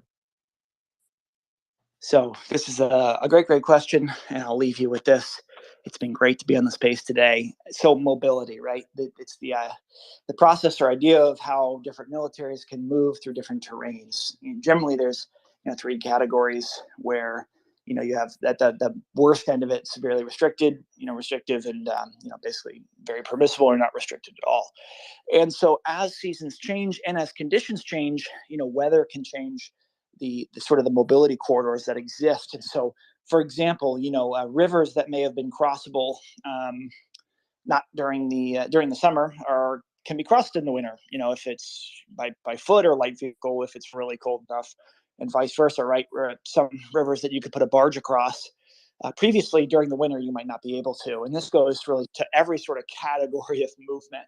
And so there's going to be some things that benefit the Ukrainians, some things that benefit the Russians, but really comes down to who can kind of master this level of planning to the best degree, because there's a couple key advantages in winter that artillery has. And that's, for example, if aircraft can't fly as much during winter due to cloud cover and higher winds. And so this means the side with the better artillery is going to do better than the side with the better air force. So in the winter, Russia won't be able to rely on its air force as much as it did previously, which is a good thing for Ukraine. So the other thing too is for these drones that are flying, they need precise grids, of course, through adjustments. And if the drones can't fly because the weather's bad, then you have to rely on ground observers. So whoever's trained better on that, and also precision guided munitions, right? So Russia can be effective with their artillery if they can adjust it. But if they can't adjust it because they don't have the drones that can fly through winter, or their people aren't well trained, now Ukraine has an advantage here because all Ukraine needs is the GPS coordinate and then rain or shine. the rounds fly through. The last thing too is thermal imaging from drones.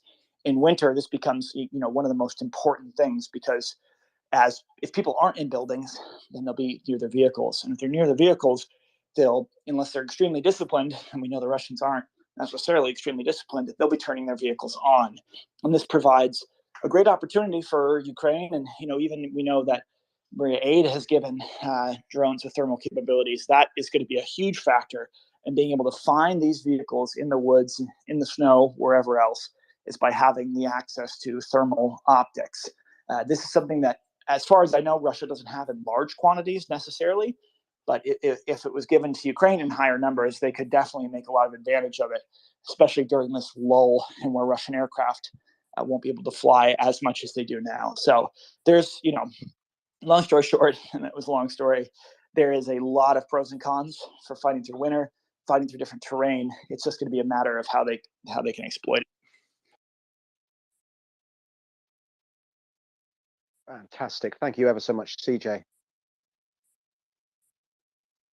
Bernard, did you have a follow-up? Yeah, actually, I have a follow-up question. It's a little bit different topic, but it's also about mobility. So CJ, for example, I live in Germany. If we drive on the famous German Autobahn, you usually have to the left and to the right, like dirt walls.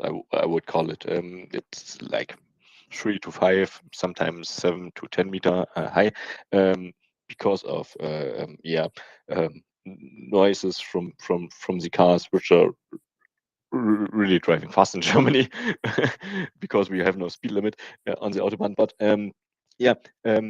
does it technically? I mean, if you're on a road like this and you have a dirt wall on the left and on the right, where you can really drive off the road easily, does it matter in military planning if you take a road like this? I mean, you're bound to the road. I don't think a tank or like another vehicle can easily say, oh, okay, I drive up this 7-meter dirt wall and on the other side around.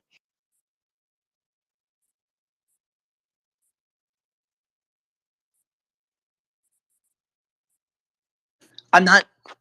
Could someone rephrase the question, because I'm not sure I understand. Oh, And yeah, I do remember driving to work on the Autobahn when I was stationed in Germany, so I do want to answer this. So if you drive on the autobahn, on most longer stretches, you have like dirt walls on the left and the right side, or some kind of barriers for sound protection, which we also saw in Ukraine, which give you basically cover to hide behind, but also keeps tanks or something like this from getting off the road and driving into the field. Does this matter in military planning? Would you think, oh, I don't take this route because I can't divert, I have to drive straight, and I'm basically in a channel? I don't really know. I know what you're talking about, but I guess I didn't know that they were also in Ukraine. I think the main thing it would provide or have to inform for planning is concealment more than anything, right? Because part of the profile of your vehicles are going to be just obscured. But you'd also want to be careful too, because depending on how high up your gun is on, whether it's basically a 50 cal on top of a Humvee or a tank turret, if you can't really shoot from behind it, then it's not necessary. It's also something to consider, right? One thing we had, at least in Afghanistan, where there was roads with walls on it, was basically berms. And so what you can do, if you're trying to defend at least, is build a dirt barrier, like a smaller dirt wall kind of behind the dirt wall. And from there, you could actually drive up onto it. And now you've got a fighting position that the other side can't see or really know about unless they have a drone. So this will be interesting, especially in winter, if some of the other roads become impassable. But yeah, I guess I'll have to look where those roads are in Ukraine and get back to you, because that's very interesting. I mean, especially, if you choose to say, I take this highway M7 or something like this, you're bound to this road. You can forward, you can go backward, you can divert like 3 or 5 meters to the left or to the right. but you can't get off the road. This is what I mean. I mean, for artillery fire, you're basically in a position where you really vulnerable, I would think. No, yeah, it's very important too, and especially as we look at the P-66 at Svotev and looking into Luhansk, these roads. This is an area where Ukraine has not been for 8 years. I mean, they know it well still, but it's kind of a new ball game in terms of defensive and offensive operations. And so, we would hope and kind of know that Ukraine is laying the groundwork, getting the information like which roads are passable, which ones are not, which ones have berms, which ones don't, so that they can continue to move on somewhat flawlessly, or at least seamlessly, we'll say, into, back to the border of Russia, where the war will end in one way.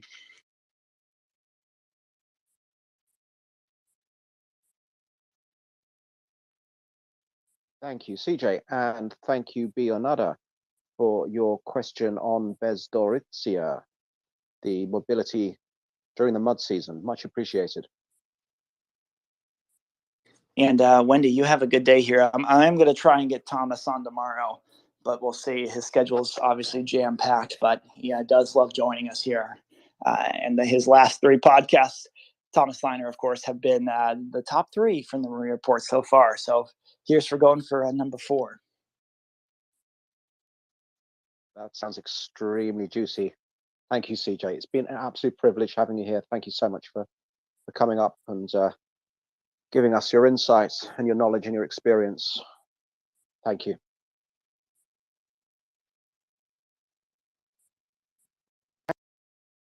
Hey, well, on this most auspicious of nights, in the UK at least, it's Guy Fawkes night here. Things generally go bang. Permit me, in lieu of the more commonplace sobriquet, to turn to Mockers, who I'm going to ask if she's seen anything go bang which has been particularly noticeable to her. Mockers.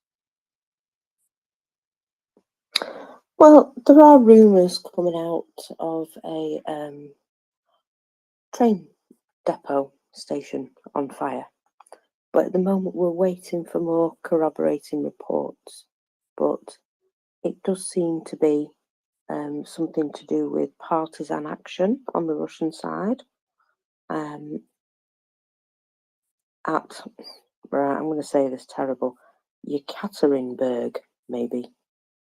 And it is said to be a train with fuel intended to supply the troops. So hopefully we get confirmation on that.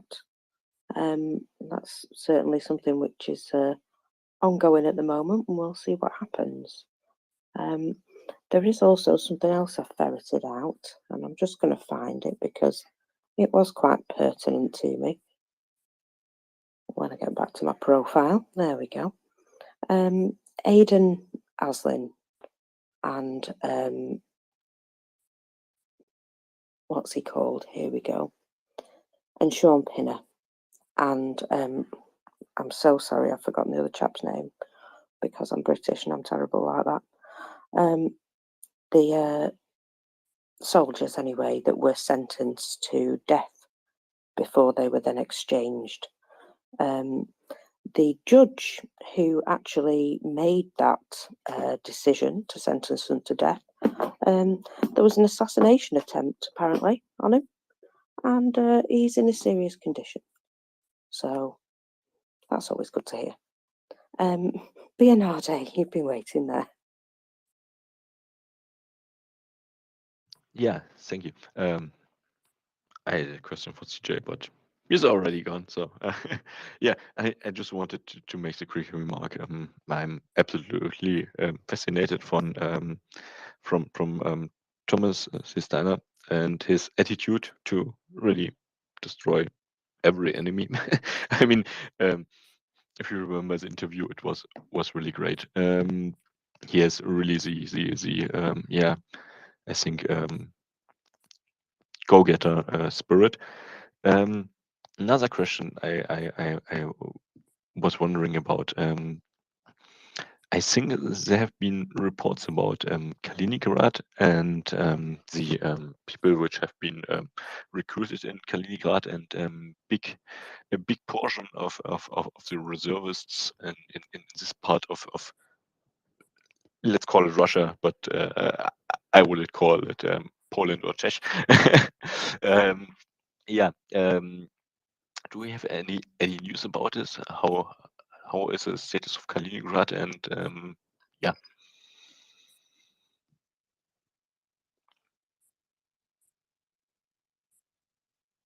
Verily, Bernardo, I can't give you any particular news on Kaliningrad right now. I'm sure if they are so keen on being mobilized on the Kremlin's behalf, then they're going to have to put on a pair of Speedos and swim across what is now known as the NATO Sea, and keep swimming and see how far they'll get. I think they actually can still take the train, and I know some portion of the reservists from Kaliningrad got conscripted and caught up on, but yeah, they're already dead.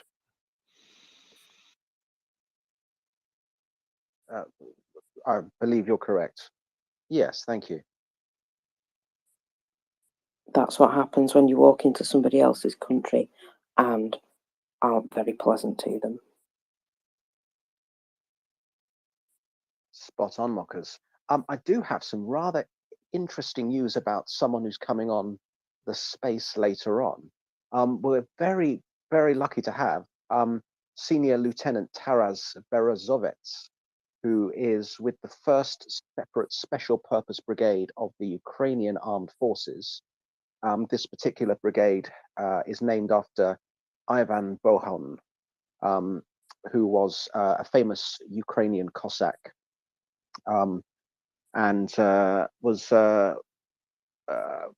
this is we're talking 17th century Ivan Bohun, and Senior Lieutenant Bezovets has been fighting in Ukraine for he's Ukrainian, and he's been defending his country, of course, since the outset of this war, and he's going to be joining us on the space a bit later on. He's got quite a Twitter following, so if you check him out, you'll see that he's been in many places. He's posted updates from Bakhmut and Liman. So we're going to be really lucky to have him join us, and he's going to be on the space later on at, let me just double check the time here. It's going to be 9 p.m. Kiev. That's 1500 hours Eastern Standard Time. 7 p.m. London, 8 p.m. Warsaw, if you're over there. So please do hop on the space later, if you can, or stay on to listen to Taras Bezovets, who is he's a sniper with the 1st Separate Special Purpose Brigade. And we'll also be lucky to be joined by Victoria at the same time.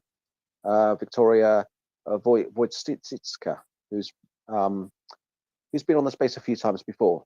So that will be a real pleasure. Well, sounds like we're truly honoured. Gunther, go ahead.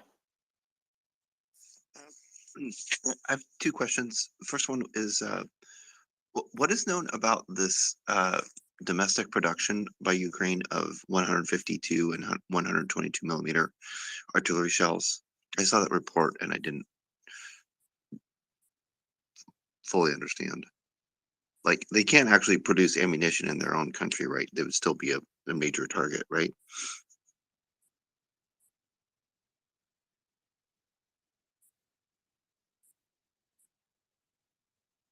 I think the whereabouts of sorry, Gunther, was that you? Yeah, you just come up. Right. So yeah, I as to where this is being produced, I can't clarify that for you, sir. Please tell us where did you hear this info? Oh, I just saw I'll have to go find it. But I saw a report that Ukraine was starting their own domestic production of those Soviet shells. I saw Colby has his hand up. Maybe he has an answer. Awesome. Hi, Colby. Great to see you. Hi, thank you. Last tweet in the nest right now. This was announced yesterday by the Ukrainian Minister of Defense that Ukraine has been able to establish the production of these two shell calibers, which are the main calibers of Ukraine's legacy Soviet artillery, tube artillery. There is not much information about it for obvious reasons. They don't want to compromise, the security of these facilities wherever they are. So we're obviously not going to have that detail. They're not going to release production figures because again, that's going to compromise operational security. But they have made this announcement that they have been able to establish their own production of those calibers rather than having to rely on those being sourced by other countries such as Bulgaria and others that have existing stockpiles. So quite significant news, but nothing further at this time, and I don't suspect that we'll get too much more details from the Ukrainian government. Yeah, I imagine that the details will be seen on the battlefield. Yeah, there's reports right now of a fairly significant escalation in the amount of Ukrainian artillery fire that's happening specifically around Kherson. We can measure in terms of how active Ukrainian batteries stay all along the front line. I think that's really great news. And I had another follow-up question, which is a question about how to think about things. When there's like a discussion about, well, there's 40,000 Ukrainians in the south, and so what I tend to do is I divide by 10 and say, oh, that's about 4 divisions, and then in my head I can kind of map it to things in like World War II, just historically, which I understand a little better, or at least it's relatable in some ways. But I know that Ukraine uses like brigades, and then Russia does something that's sort of between there's something that's similar that they use. Is it helpful just to think about things in terms of brigades rather than divisions? That's sort of my question. I mean, certainly for Ukraine, since they don't have divisions, is not part of their organizational structure. So obviously, in NATO we have divisions, or some countries have divisions at least. But even in NATO, I mean, there's a fairly the organizational structure is complex as well in different NATO armies. Because we have brigades and we have divisions, and it's because we're not on a wartime footing. We don't have like during World War II there was much more homogeny in the organization. You had like a standard, there were standard divisions, of different types, and that exists now as well to some degree, but it not to the same level, I would say. So just for the benefit of your own understanding, like I get those comparisons, I kind of make them myself as well. But Ukraine doesn't have divisions, so they do have brigades. The Russians is like super complicated because they have been in a state of flux for a long time now. They abolished divisions and then they brought divisions back. And there's not the Russians have their own orders of battle. They have their own tables of organization and equipment, but the Russian army is like a mess top to bottom, obviously. So trying to make sense of their unit structure, and obviously at the outset they organize units into BTGs, so it's all very muddled and confusing. And obviously, very few units are going to be operating at full authorized strength and full authorized equipment levels.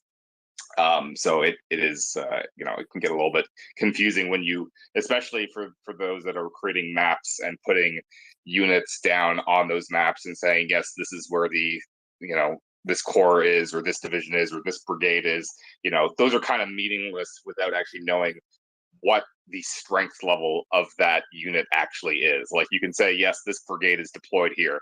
That brigade could be at battalion level, and that's not, you know, that wouldn't be that unusual to have a brigade that's down to battalion level, because they've been so badly attrited by combat. And that was certainly the case during World War II as well, when the average Soviet motorized rifle division by the end of the war was at 10% authorized strength, because they had just been absolutely decimated by the end of the Battle of Berlin.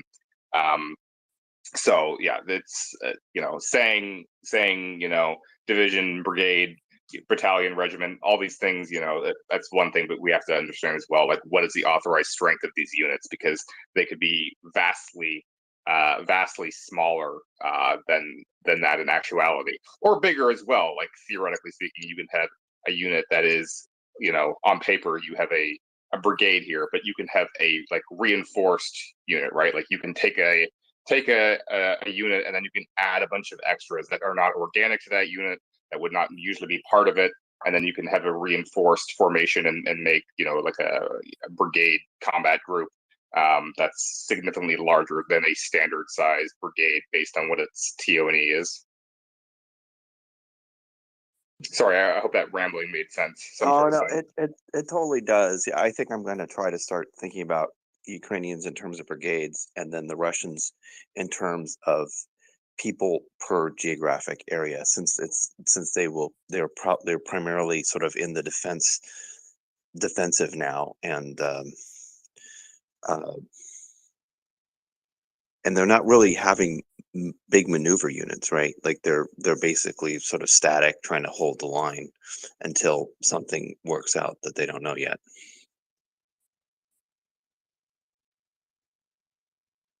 That's great, Colby. Thank you. Thank you very much for that. Bernardo, go ahead. Yeah, thank you. Yeah, I'm thinking we have to yeah, let this kind of numbers and theoretical plays go, because the Russians aren't really an army like we expected in the West, and yeah, I mean, you can send 500 or 1,000 soldiers in one direction, but yeah, if you hit the wrong target, or you get hit by something which really obliterates like 300 soldiers or something like this. I mean, I remember the incident in Syria, and I'm not sure if it's all true, or if it's a little bit propaganda mixed in, but there were like 500 Wagner soldiers literally completely phased out and destroyed and vaporized by 40 American soldiers, which are really yeah, used to combined arms operations. And I think numbers are always cool and nice, and we have something to grasp, but in this kind of situation, if you really have some systems like the HIMARS with these tungstens, this shotgun like things which I talked about with CJ before, I mean, it's basically overkill, and you have Russian conscripts with bad equipment, with helmets made out of wood, with aluminium coverage or something like this. I mean, this isn't an enemy we would expect to fight as a Western army.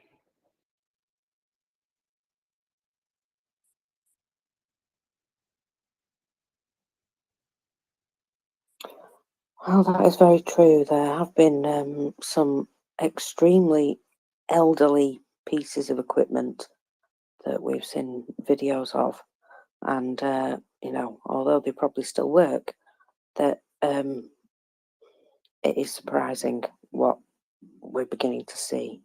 I saw a video just the other day of a couple of Ukrainian chaps coming across one of these guns, quite a small gun, and they had no idea what to make of it. They were just giggling amongst themselves as to where it must have been found and whether or not it was dragged out of a museum. And I must say they were most bemused. They'd never seen anything that old in action.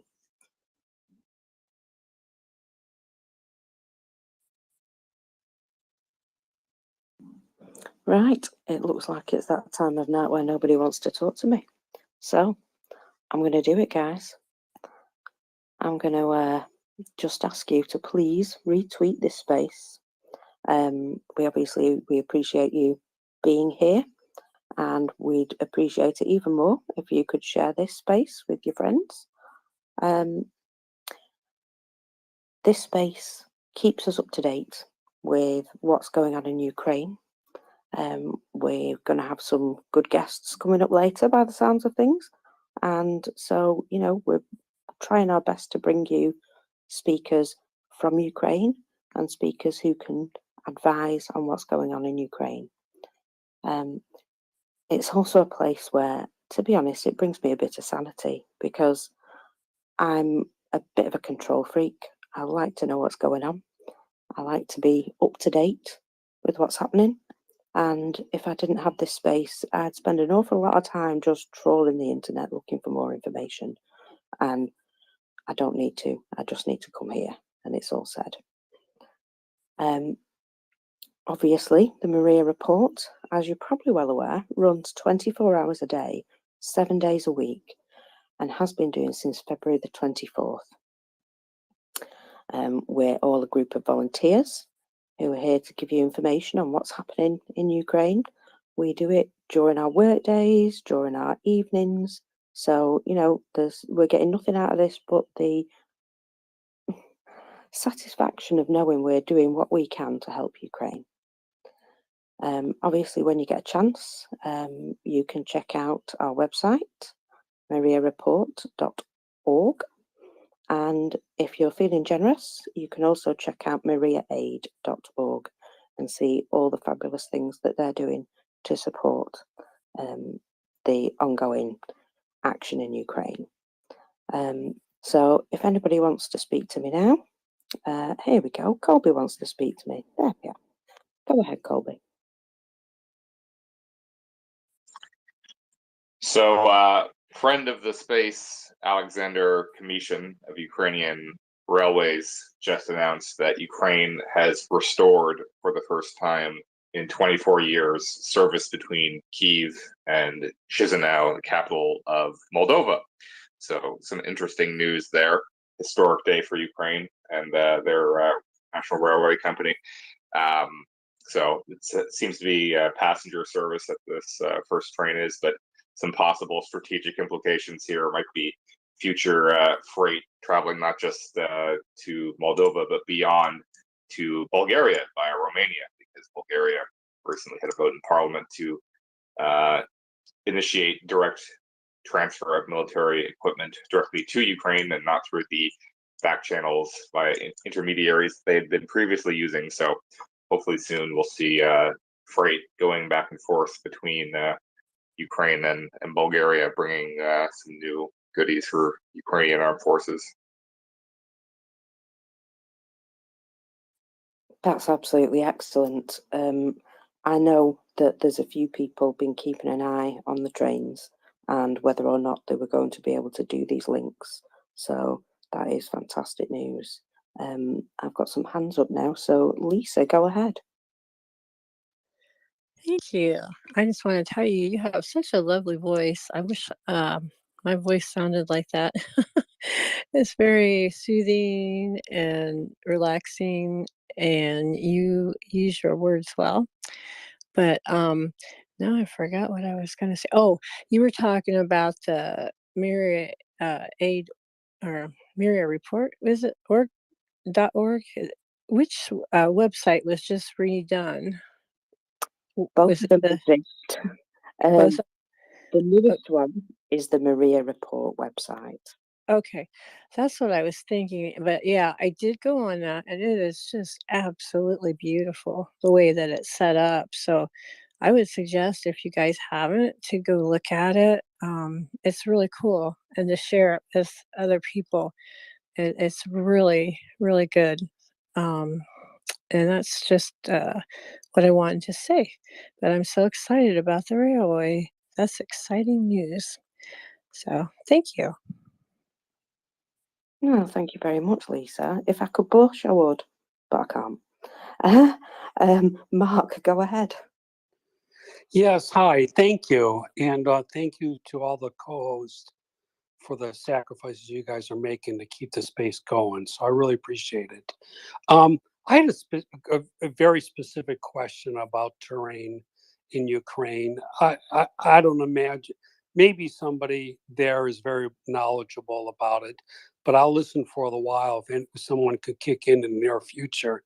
But in the Kherson area, we know the right bank of the Dnipro River is kind of wide open plain steppes, which makes it all the more difficult. There's no coverage for the Ukrainians, so it makes offensive capabilities very difficult there. But I'm wondering on the left bank of the Dnipro River down through there, down through MriyaReport, that type of thing, if the terrain is the same. Is it still wide, flat, wide open plains with little coverage, or as far as trees and forests and that type of thing, or is it maybe just different terrain that may be more suitable for helping Ukraine fight in those areas? Anyway, that's really what my question is. Thank you. Well, thank you very much, Mark. And first of all, I've got to point out something, that your left and right bank were the wrong way round. You've got to think like a river.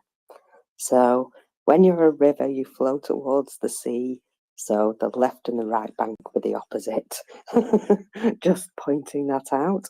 And with regards to the land, I believe around that area is a lot of farming land. So I'm not entirely sure of all the terrain, but I'm going to say that there is probably an awful lot of open and flat terrain around there, apart from in some certain areas. And that's all I know about that. Bernardo, go ahead. Yeah, I wanted to save this for Domen, but Domen seems to be have a long weekend. On Thursday evening, it was announced that Moldova was using for the first time the reverse scheme of importing gas from Slovakia, if I'm correct, and it makes them really much more independent of Russia now.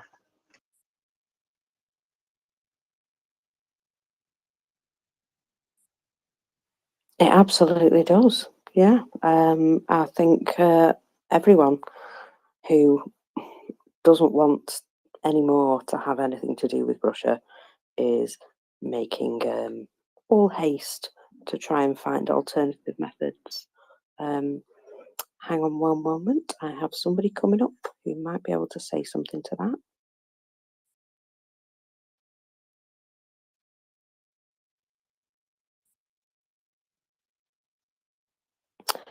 Go ahead, Joanna. Oh, that was quick. That was quick. Yes, indeed. Moldova is using this reverse scheme for the gas because Russia cut the gas to Moldova. And also because of Russia, the electricity supply of Moldova was endangered because the biggest power plant in Moldova is in Transnistria, and they cut the electricity for Moldova. And now 90% of the electricity in Moldova is supplied by Romania and by the European grid. So yeah, that's the news from Moldova. It is not necessarily by choice. It was forced to take these decisions and apply for this reverse scheme and supply from Romania and from Europe.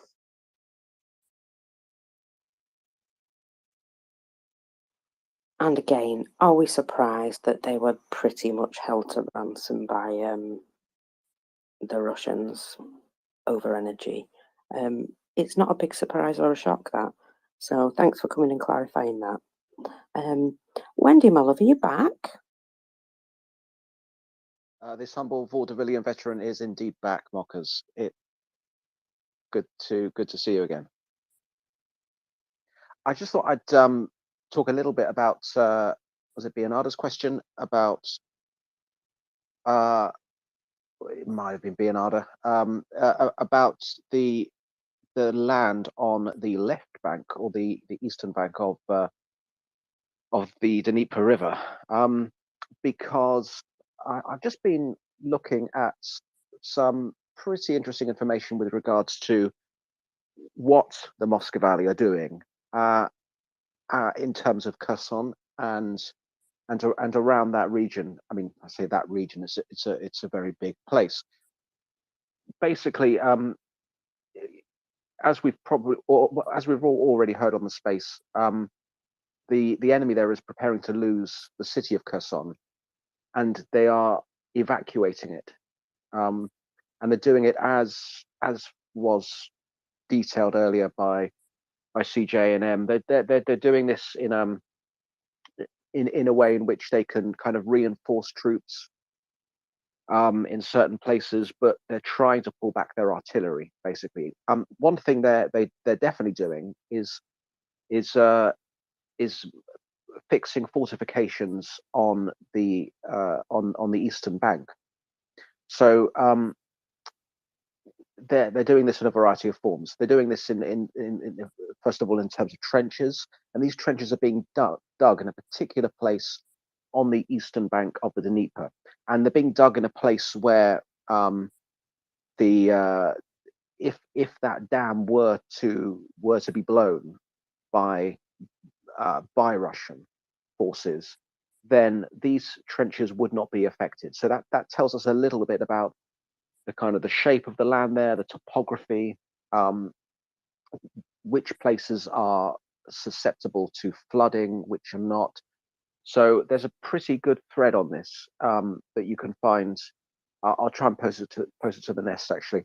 And it's quite informative about what exactly the Russians are planning for a retreat from the Kherson Oblast, or back over the Dnieper.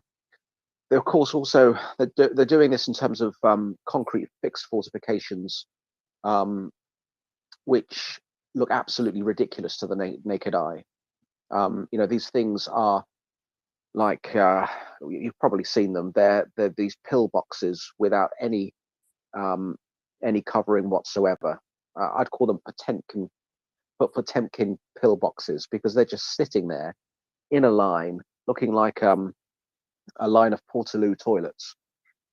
And that's the next grand plan, you see, for defence on that particular side of the Kherson River. But if you bring up a map and you look at where these trenches are being dug, they're being dug in a particular place which allows you to kind of judge roughly the topography of the area that I think Bernarda was asking about. Hope that helps. Go ahead, Bernardo. Yeah, I wasn't the one asking about the topography, but yeah, it's really interesting topic because I mean Ukraine is a really flat country. I live in Germany and also a really flat part of Germany, and yeah, I mean we all have seen the mud. People literally sinking down to their knees in this mud, and this happens because it's a flat land. You have, I don't know, but like 30 meters of altitude change over hundreds of kilometers. So if it gets wet, everything gets wet. And if Russia decides to blow a dam or something like this, I mean, it's not only the primary affected area, but also the secondary affected area, because the water level rises, and yeah, they would shoot again themselves in the foot. But I mean, this is what we at this point expect from Russia.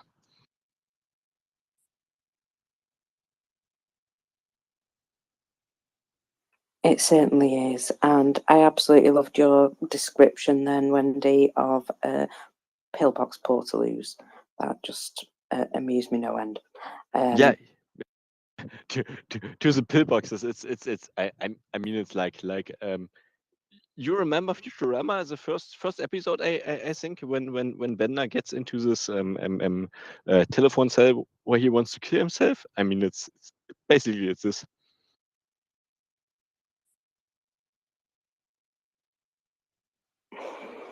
I have actually seen that, yes. Ioana, go ahead.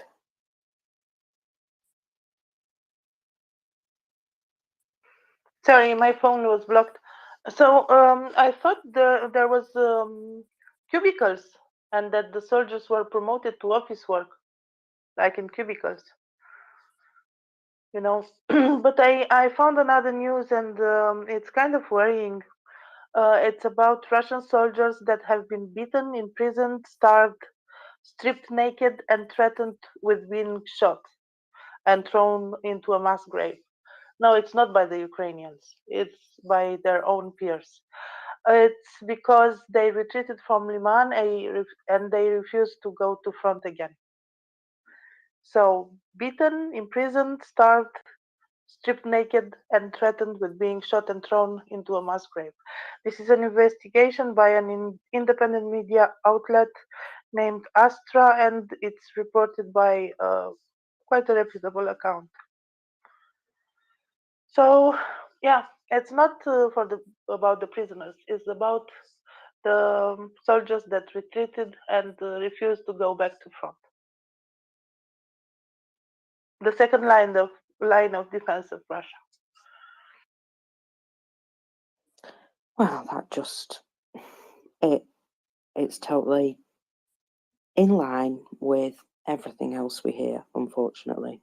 That some of them, you know, the minute they start to voice dissent in any way, this is the sort of thing that happens. And it's definitely in their culture. That's all I can comment on that for the moment. Go ahead, Bernardo. Yeah, I think it's I mean, at this point we all know what the state of the Russian army is, and yeah, I mean, there are really much stories about how people get treated in the army in Russia when they join, and how it is about rape and yeah, basically putting people down, bullying people, making them live like basically yeah, handling them like slaves because they are younger and joined new or something like this, and they are not so dominant like other people. So if you see this kind of yeah of community, I mean, you don't expect anything great to get out of this. I mean, you I mean, there's a saying, with pressure you make diamonds, but yeah, but diamonds are hard, but yeah, they don't have any value except the value they have to trade, but nothing like physically coming out of them and something like this. So, but I mean, this is basically. Yeah, I don't understand how people can join this, but it's a totally different system in Russia, and the people are living in a yeah. I mean, Russians come in a few states, but the basically status of Russian is depression, and I understand how and why, and yeah, it's really sad.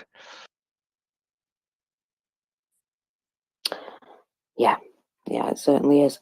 I will go to Florian. Go ahead, Florian. Good evening. Maybe this comes a bit late, but there was this discussion on the defense of the left bank of the Dnipro or the eastern bank of the Dnipro. Benjamin Pite at Kopshur, one of the very good OSINT analysts, bought a lot of Maxar pictures and mapped out the first, second, and third line defenses on the Russian side on the eastern or the southern bank of the Dnieper. Because you can see them on the picture. I mean, I will forward the tweet. And I was wondering why you do that. Because you cannot do a frontal assault through the river. And once you have the other side of the river, you have the fire control over this. So I was wondering what they're doing. Maybe somebody with more military knowledge comes up and can give an assessment to that. Maybe I'm too late in the discussion on that, but I think it's very interesting because he made a detailed analysis from satellite pictures in the last few days on that. And it really looks that they're preparing to leave the current front lines and retreat to that and have built this defensive lines and fortifications on the other side of the river of Kherson. I don't know if Colby is able to speak to that in any way. Is that possible? Sorry, if you don't mind just restating the question for me, I was distracted. I'll have some news in a second. Shall I summarize? Please, yes. Benjamin Pite is one of the very good open source analysts, and I think he bought some Maxar satellite pictures, and he has a tweet about 2 hours ago where he mapped out the first, second, and third defensive lines on the southern or eastern bank or left-hand bank of the Dnieper River on opposing Kherson City and Nova Kakhovka. I was wondering why you do that. Nobody can storm across the river. It's still under fire control from the other side. What does it make sense? But it's interesting they're building that you can see this through Maxar high-resolution pictures, and they can map it out. It's really, really interesting.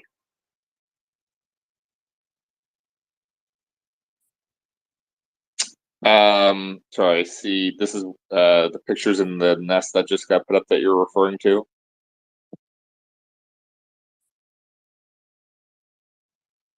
That's the one, Colby. Yeah, sorry, I haven't seen this yet. If you, I'll just give me a little bit of time to review this information. And I'll provide any commentary I have after.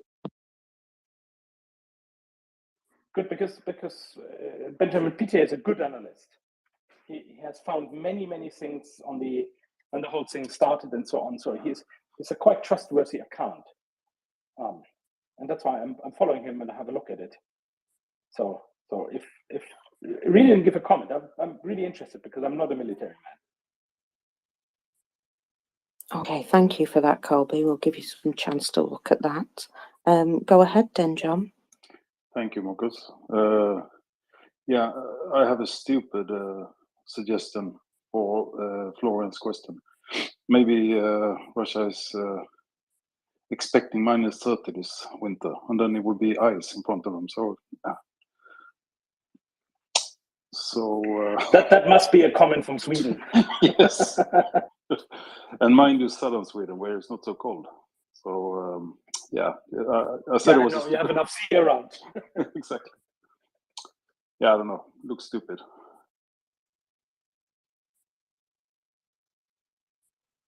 Well, yeah, it's certainly possible that they expect the river to freeze, but that's only by looking at the propaganda videos that they've been putting out about how the world is going to freeze without Russia.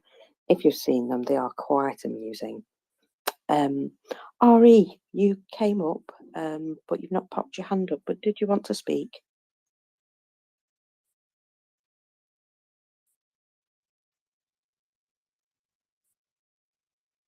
Okay, maybe not. Ioana, go ahead. Yes, I thought maybe you want some news from or about North Korea. Do you want some news about North Korea? No? So first of all, yes, I have 3 news or 2.5, let's say. The Russian embassy in North Korea said that Russia is interested in importing clothes and shoes from North Korea. This is one. So basically, they wanted to buy things from North Korea. Second is that Wednesday, this is in our news, but apparently it's on Reuters too. I did not verify it. On Wednesday this week, a train passed from Russia to North Korea carrying 30 horses.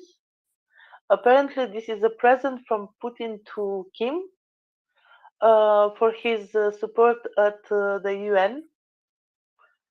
This is kind of interesting, but another train went back yesterday or today. I have to check. And according to American sources, it may carry ammunition for artillery and some other non-identified things. So basically, the relations between North Korea and Russia are on the upper side now. That's all. Well, I like the fact that he exchanged some horses there. I mean, what else would you give a man who has everything? I think what that is, Mockers, is an exchange of horses for shells with a dud rate of about 40%. Might be wrong on that figure, but that's what I'm guessing. Florian.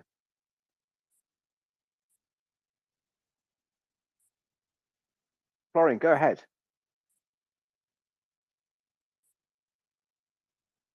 All right. I just think we were looking at the same open source piece of material. But if you can't hear me, don't worry. Be another. Yeah, if Florian can speak, I will take it up. So yes, the thing is, I mean, we maybe some people have seen it. There's a video of the president of Turkmenistan. I don't know. Is he actually still the president? I'm not sure. On a bicycle, shooting targets with a handgun. Yeah. If you don't have horses, you take bicycles. I mean, it's absolutely fringe for me delivering horses to North Korea as a present. I mean, there's a symbolic value, but yeah, maybe the ladders were out.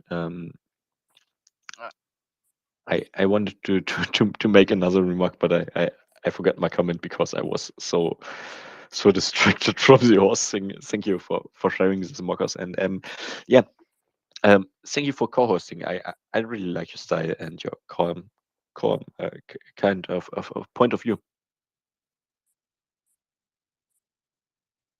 Be another. Are you? Sorry, Mockers. That was directed towards you. Please go ahead. Oh, I was just saying thank you. I think part of it is because I'm not allowed to get my blood pressure high, so I stay nice and chill most of the time. It's a medical thing, so you know, I like to take doctor's orders.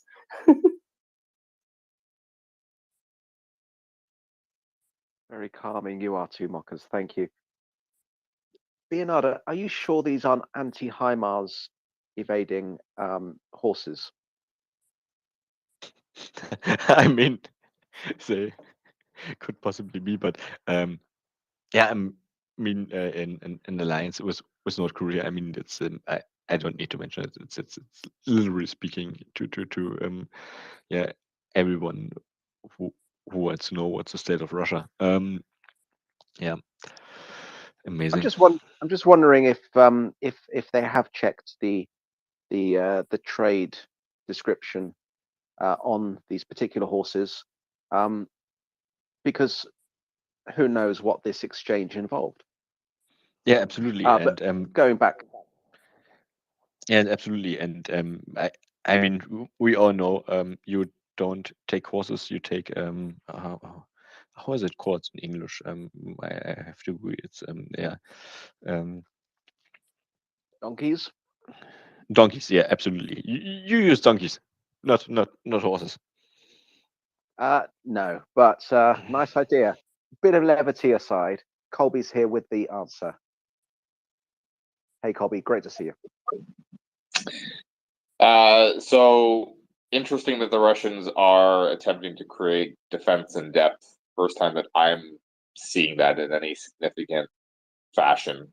That we actually have multiple lines here being constructed, which is the correct thing to do, but they're not doing it very well. The execution, as usual, is pretty poor. Just dropping the concrete prefab bunkers, without actually being dug in properly. Pretty worthless. But further back, it seems like a little bit of effort has been, a little more effort's been put into creating something a little bit more substantial.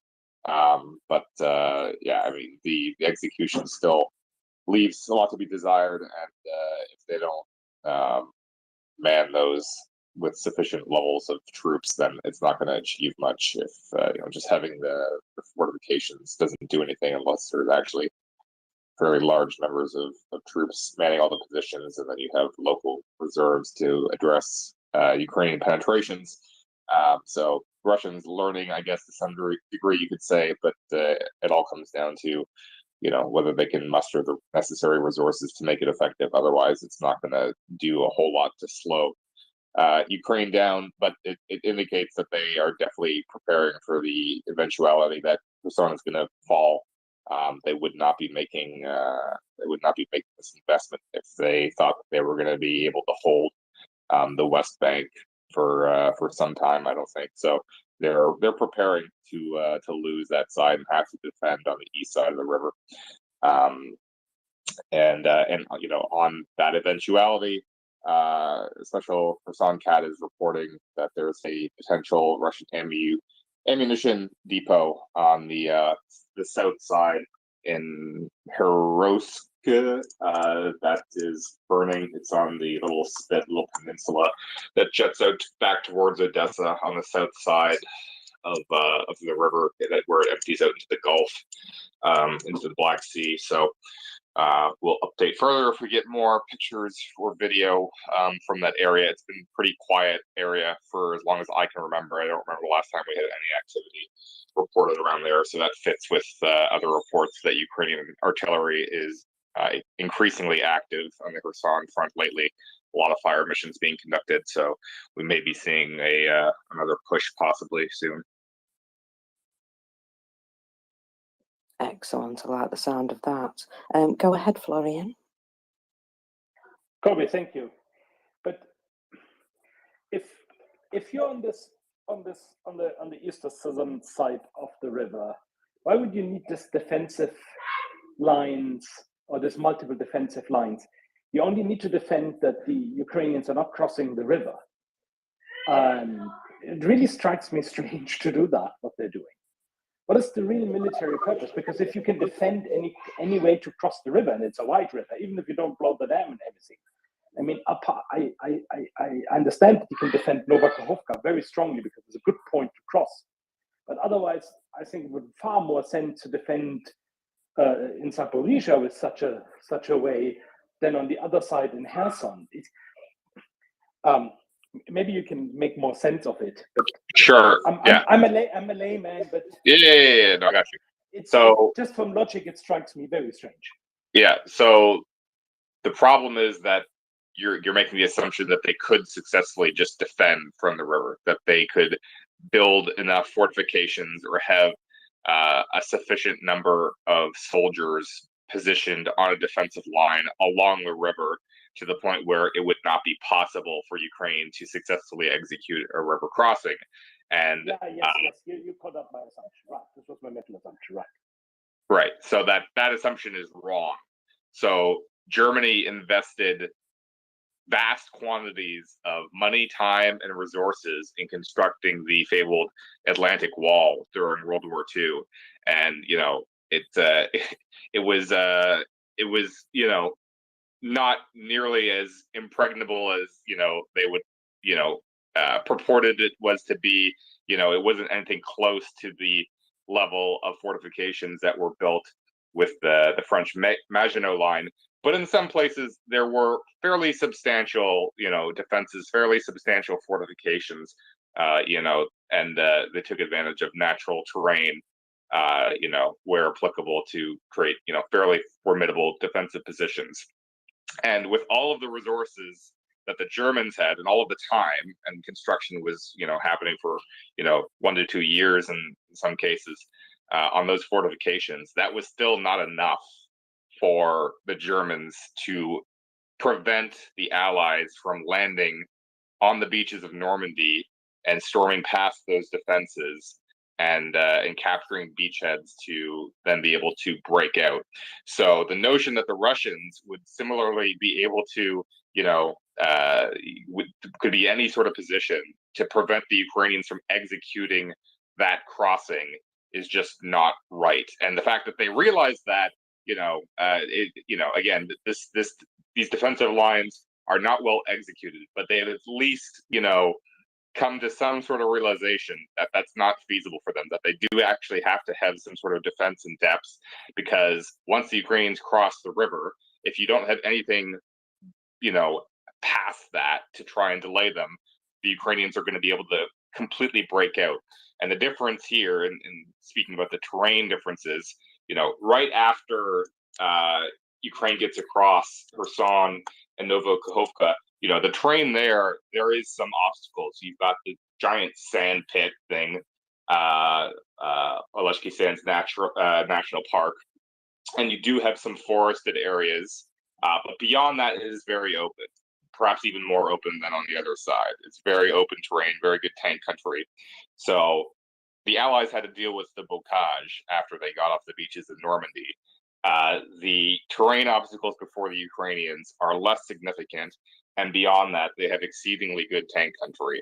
So if there is no defense in depth, it will be relatively easy, if the Russian forces are in bad shape, for the Ukrainians to potentially achieve breakthroughs and then, get in and exploit gaps in the Russian line. So that's why they have to try and make some investment in having a defense in depth, because they're definitely not going to be able to just hold them on the bank of the river. In fact, I would go so far as to say is that there should be fairly minimal forces up front on the bank of the river. I mean, they're wasting those concrete prefab bunkers just by plopping them, along the shoreline there, or close to the shoreline. Those should be held back on the last line of defense and dug into the ground wherever they can, and to actually have them be of some value, because just plopping them out in the open, they're going to get obliterated in a second. Put one tank round through there, or any number of other weapons that the Ukrainians have available to them. That bunker is a tomb. It's a cope cube. It's worthless the way they're using it. So they have the right general idea, but the execution is very, very bad. And as I said, if they don't have sufficient manpower to actually cover off the whole line, then the defense in depth is not going to be effective. Colby, are you saying that these concrete Potemkin portaloos are not resistant to a Gimler's or a javelin? Yeah, believe it or not, they are not. Astonishing. And I guess the other thing that Ukraine could just do is just go around them, like Philip Strezik and John Spaulding did on D-Day. Well, they didn't. They landed just to the west of WN62, if I recall. But yeah, going around any concrete fortifications is it's an option Ukraine has. So yeah, thank you, Colby. Really appreciate your insight here. Thank you. I think the batting order was Florian, Lisa, Bionada. Florian, please go ahead. It's not quite right, but I have a very, very short just reply. I think it was Friday noon, we had a discussion on this strange concrete pillboxes with George, the American Greek guy. And he also said defending just in static line with position artillery is totally useless. And he had a point, because if a Swiss guy sitting in his office in Fribourg find the defensive lines, Ukrainians know all about it. And given that they have the HIMARS, the Gimlers, the Excaliburs, and so on and so forth, this way of defending seems very, very strange again. But yes, Colby, thank you very much for pointing out the facts and reading through the information. I thought it was interesting, and it helped me to understand what's going on.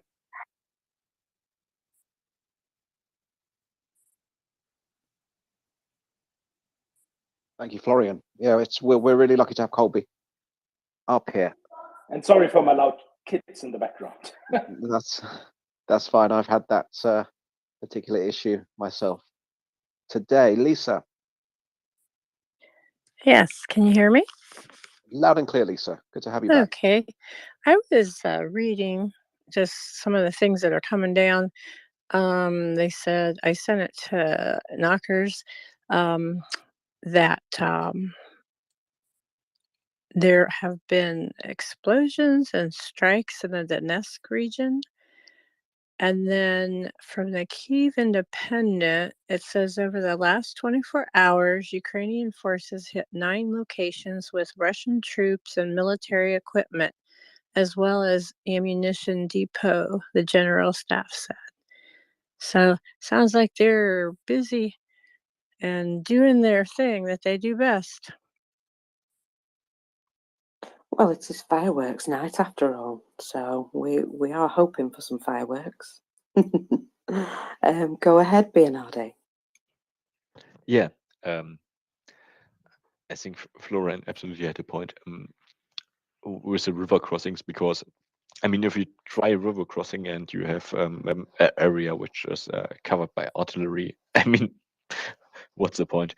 Another thing about like geographical barriers and something like this. When the Russians in 1945 liberated parts of Germany and the Western forces, all of them, there was a suspected line which they wanted to split Germany in, and it was not the actual line they took in around Braunschweig-Helmstedt, this area. They usually suspected that the Elbe would be the barrier. So I'm from Magdeburg. This is directly on the river, on the Elbe. Yeah, it's a big barrier. We still have, I think 2 years ago, we found in an old bridge a small room when they wanted to build the bridge new and maintenance, and they found a room where they still found explosives like TNT. It was really like a 70-year-old TNT in this bridge. So yeah, like geographical barriers are really important, but not as so far if you have really good combined arms and operations, and you have targeting and all the information about this. And yeah, this is what I wanted to put in.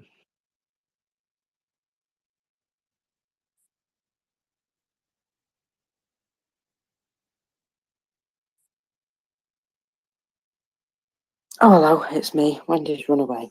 Right. Yeah, thank you very much for that, Bernardo. And yeah, I was just looking at that message that you'd sent me, Lisa. Thank you very much. I do love a good boom. You guys know me, and that does look like quite a large explosion. So we'll be keeping our eyes on that. I'm certainly hoping for a lot more fireworks this evening. Excuse me, I'm going to cough. Didn't want to treat you all to that. And Wendy, are you ready? Yeah, remember the 5th of November, gunpowder treason and plot. I certainly see no reason why this evening should go unremarked. I was wondering if you could DM me because I can't, unfortunately, see anything posted to the nest of late, I should say, because, well, let's just say my particular Samsung device is a veneer of the of the Vox Populi now vacant vanished, because yeah, it's probably just my phone. So if you could DM me, I'd be very happy to receive it, and that goes for anyone else at all. I should say, please keep it to Ukraine topics if you want to send me a DM. I'm very happy to read them and reply. I can't really comment on whether there's a castle in Kentucky, because the last time I checked, that turned out to be the particular building in question turned out to be a hotel. But that being said,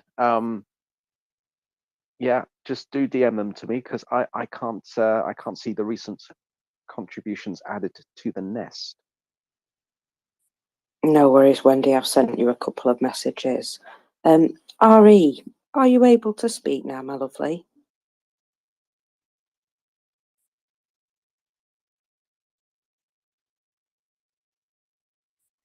Give me a second. We are still in air raid, and I come back to you in a few minutes. Okay? Okay, no problem.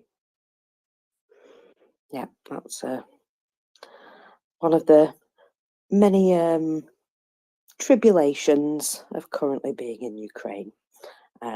So yeah, we understand.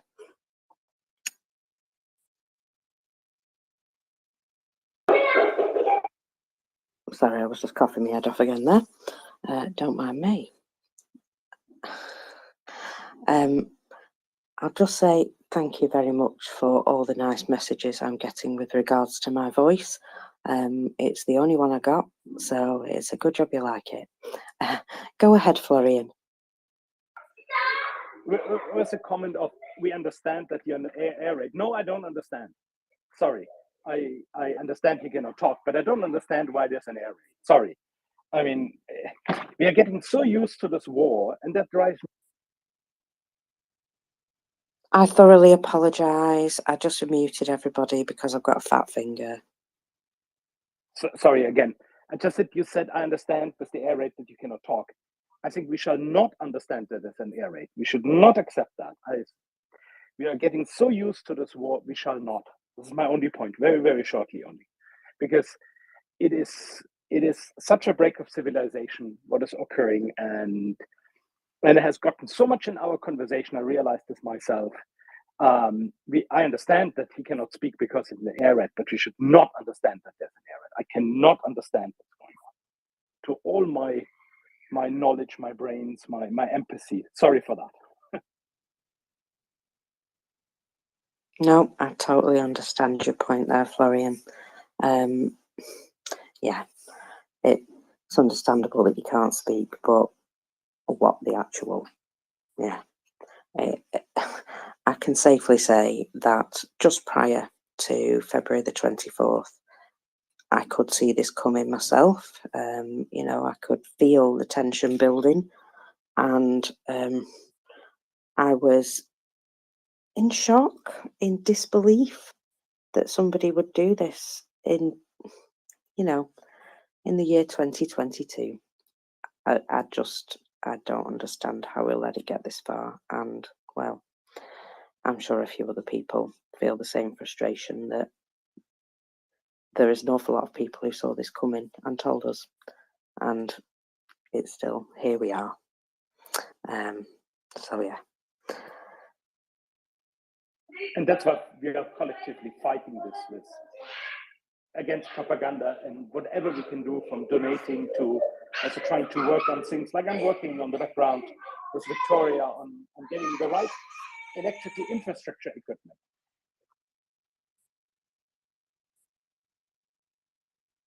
That's absolutely awesome. I'm really glad that we can bring people together like this.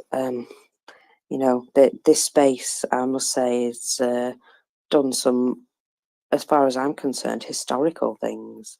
It's brought people together in all sorts of places who found that they could help one another. And I just think that's incredible that we consistently get that connection of people. I hear it all the time, people connecting on here. And, you know, when I'm not speaking, I'm listening. because I'm a bit of an addict. I even have it running when I'm asleep, just in case. I have no idea why. However, the sense of bringing people together has really given me a massive sense of satisfaction for just being a little part of it. And I'm really glad that I see the positivity of all these people from all walks of life, from all different opinions, but we can all agree on this one thing, that we're here to help Ukraine and we should continue to do so. After that inspiring thought, go ahead, Bernardo. Yeah, absolutely. I just wanted to chime in. I mean, we have to take the spirit of the Ukrainians. I mean, I think yesterday Oscar mentioned it. It's dark, but the Ukrainian are dancing on the streets, and you have to live the moment. I mean, we are discussing really grim topics here, and it's sometimes really depressing.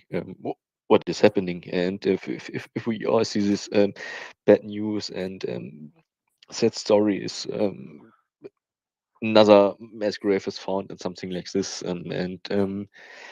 yeah, sometimes you hear people joking here on this space, but it's not like joking like offensive, or we make fun of something. We try to process things, and yeah, I think it's really important that you takes life at the moment, and yeah, in every history and every time of there were ages and times so where you had a really bad life and something like this, but yeah, um, we have to enjoy the life, and also we have to the Ukraine have to help the Ukrainians so they can live their life really free like they wanted, and I think it's really important. I remember, I mean, before I met NAFO, and later I found this space. It was really a point where I say, okay, I find peace here. For example, I'm myself, I'm working in the background a little bit in the dev team of MriyaReport and something like this, for the website and other things on the server and something like this. But yeah, it's a thing. You have a possibility to do something, good, not just only to send money and but actually to do something to help people and integrate yourself, use your knowledge, and I think it's really worth pointing out what kind of space this is. It's really good space for getting knowledge, for getting information, for getting news, for talking about the and making it yeah, an important point and keeping it in the media. Ukraine, there is a genocide from Russia happening against Ukraine. It's important we talk about it, and yeah, keep on doing that. I'm really happy, and yeah, nice you here.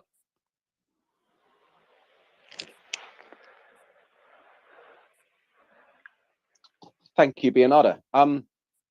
Yes, these are all the reasons why we're here, and we're very lucky in around about 20 minutes time to be joined by one of the people that we support here, and all our listeners are here to support Senior Lieutenant Taras Bezovets, who is part of the 1st Separate Special Purpose Brigade of the Ukrainian Armed Forces. And he'll be joining us in 20 minutes. That's 9 p.m. Kiev time.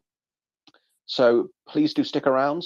Taras is a well-known Ukrainian army media personality, and he's now in the armed forces as a sniper.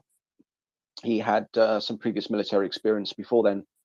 He's now a sniper in the Ukrainian armed forces. He's kind of new to the space, but some of you may have seen him on one of Tim Sennett's posts when Tim Sennett, one of our chief moderators here, does the he did a journey into Ukraine to deliver some life-saving goods, some vehicles, and things like this. And he Taras featured in one of his posts. So if you're not familiar with him, you will be in about, well, just over 15 minutes time. He's one of the great Ukrainian heroes defending Ukraine from Russian occupation, and we're going to be really lucky to have him on the space here with us.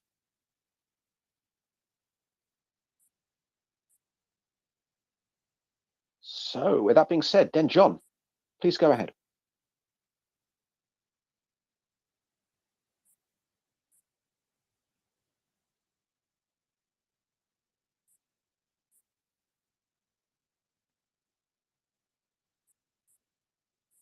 Then John, lovely, are you there?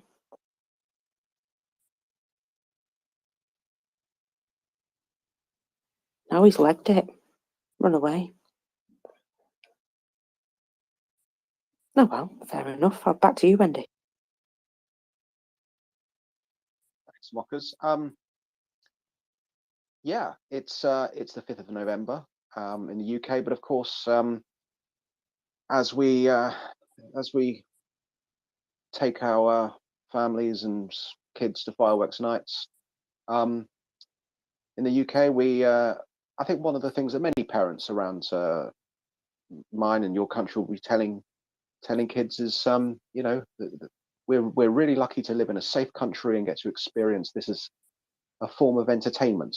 And I think over the last 8 months of the Mirror Report, we've heard many inspiring stories of people working towards a safer future for Ukraine. One in which you know the sound of fireworks is something which can be enjoyed and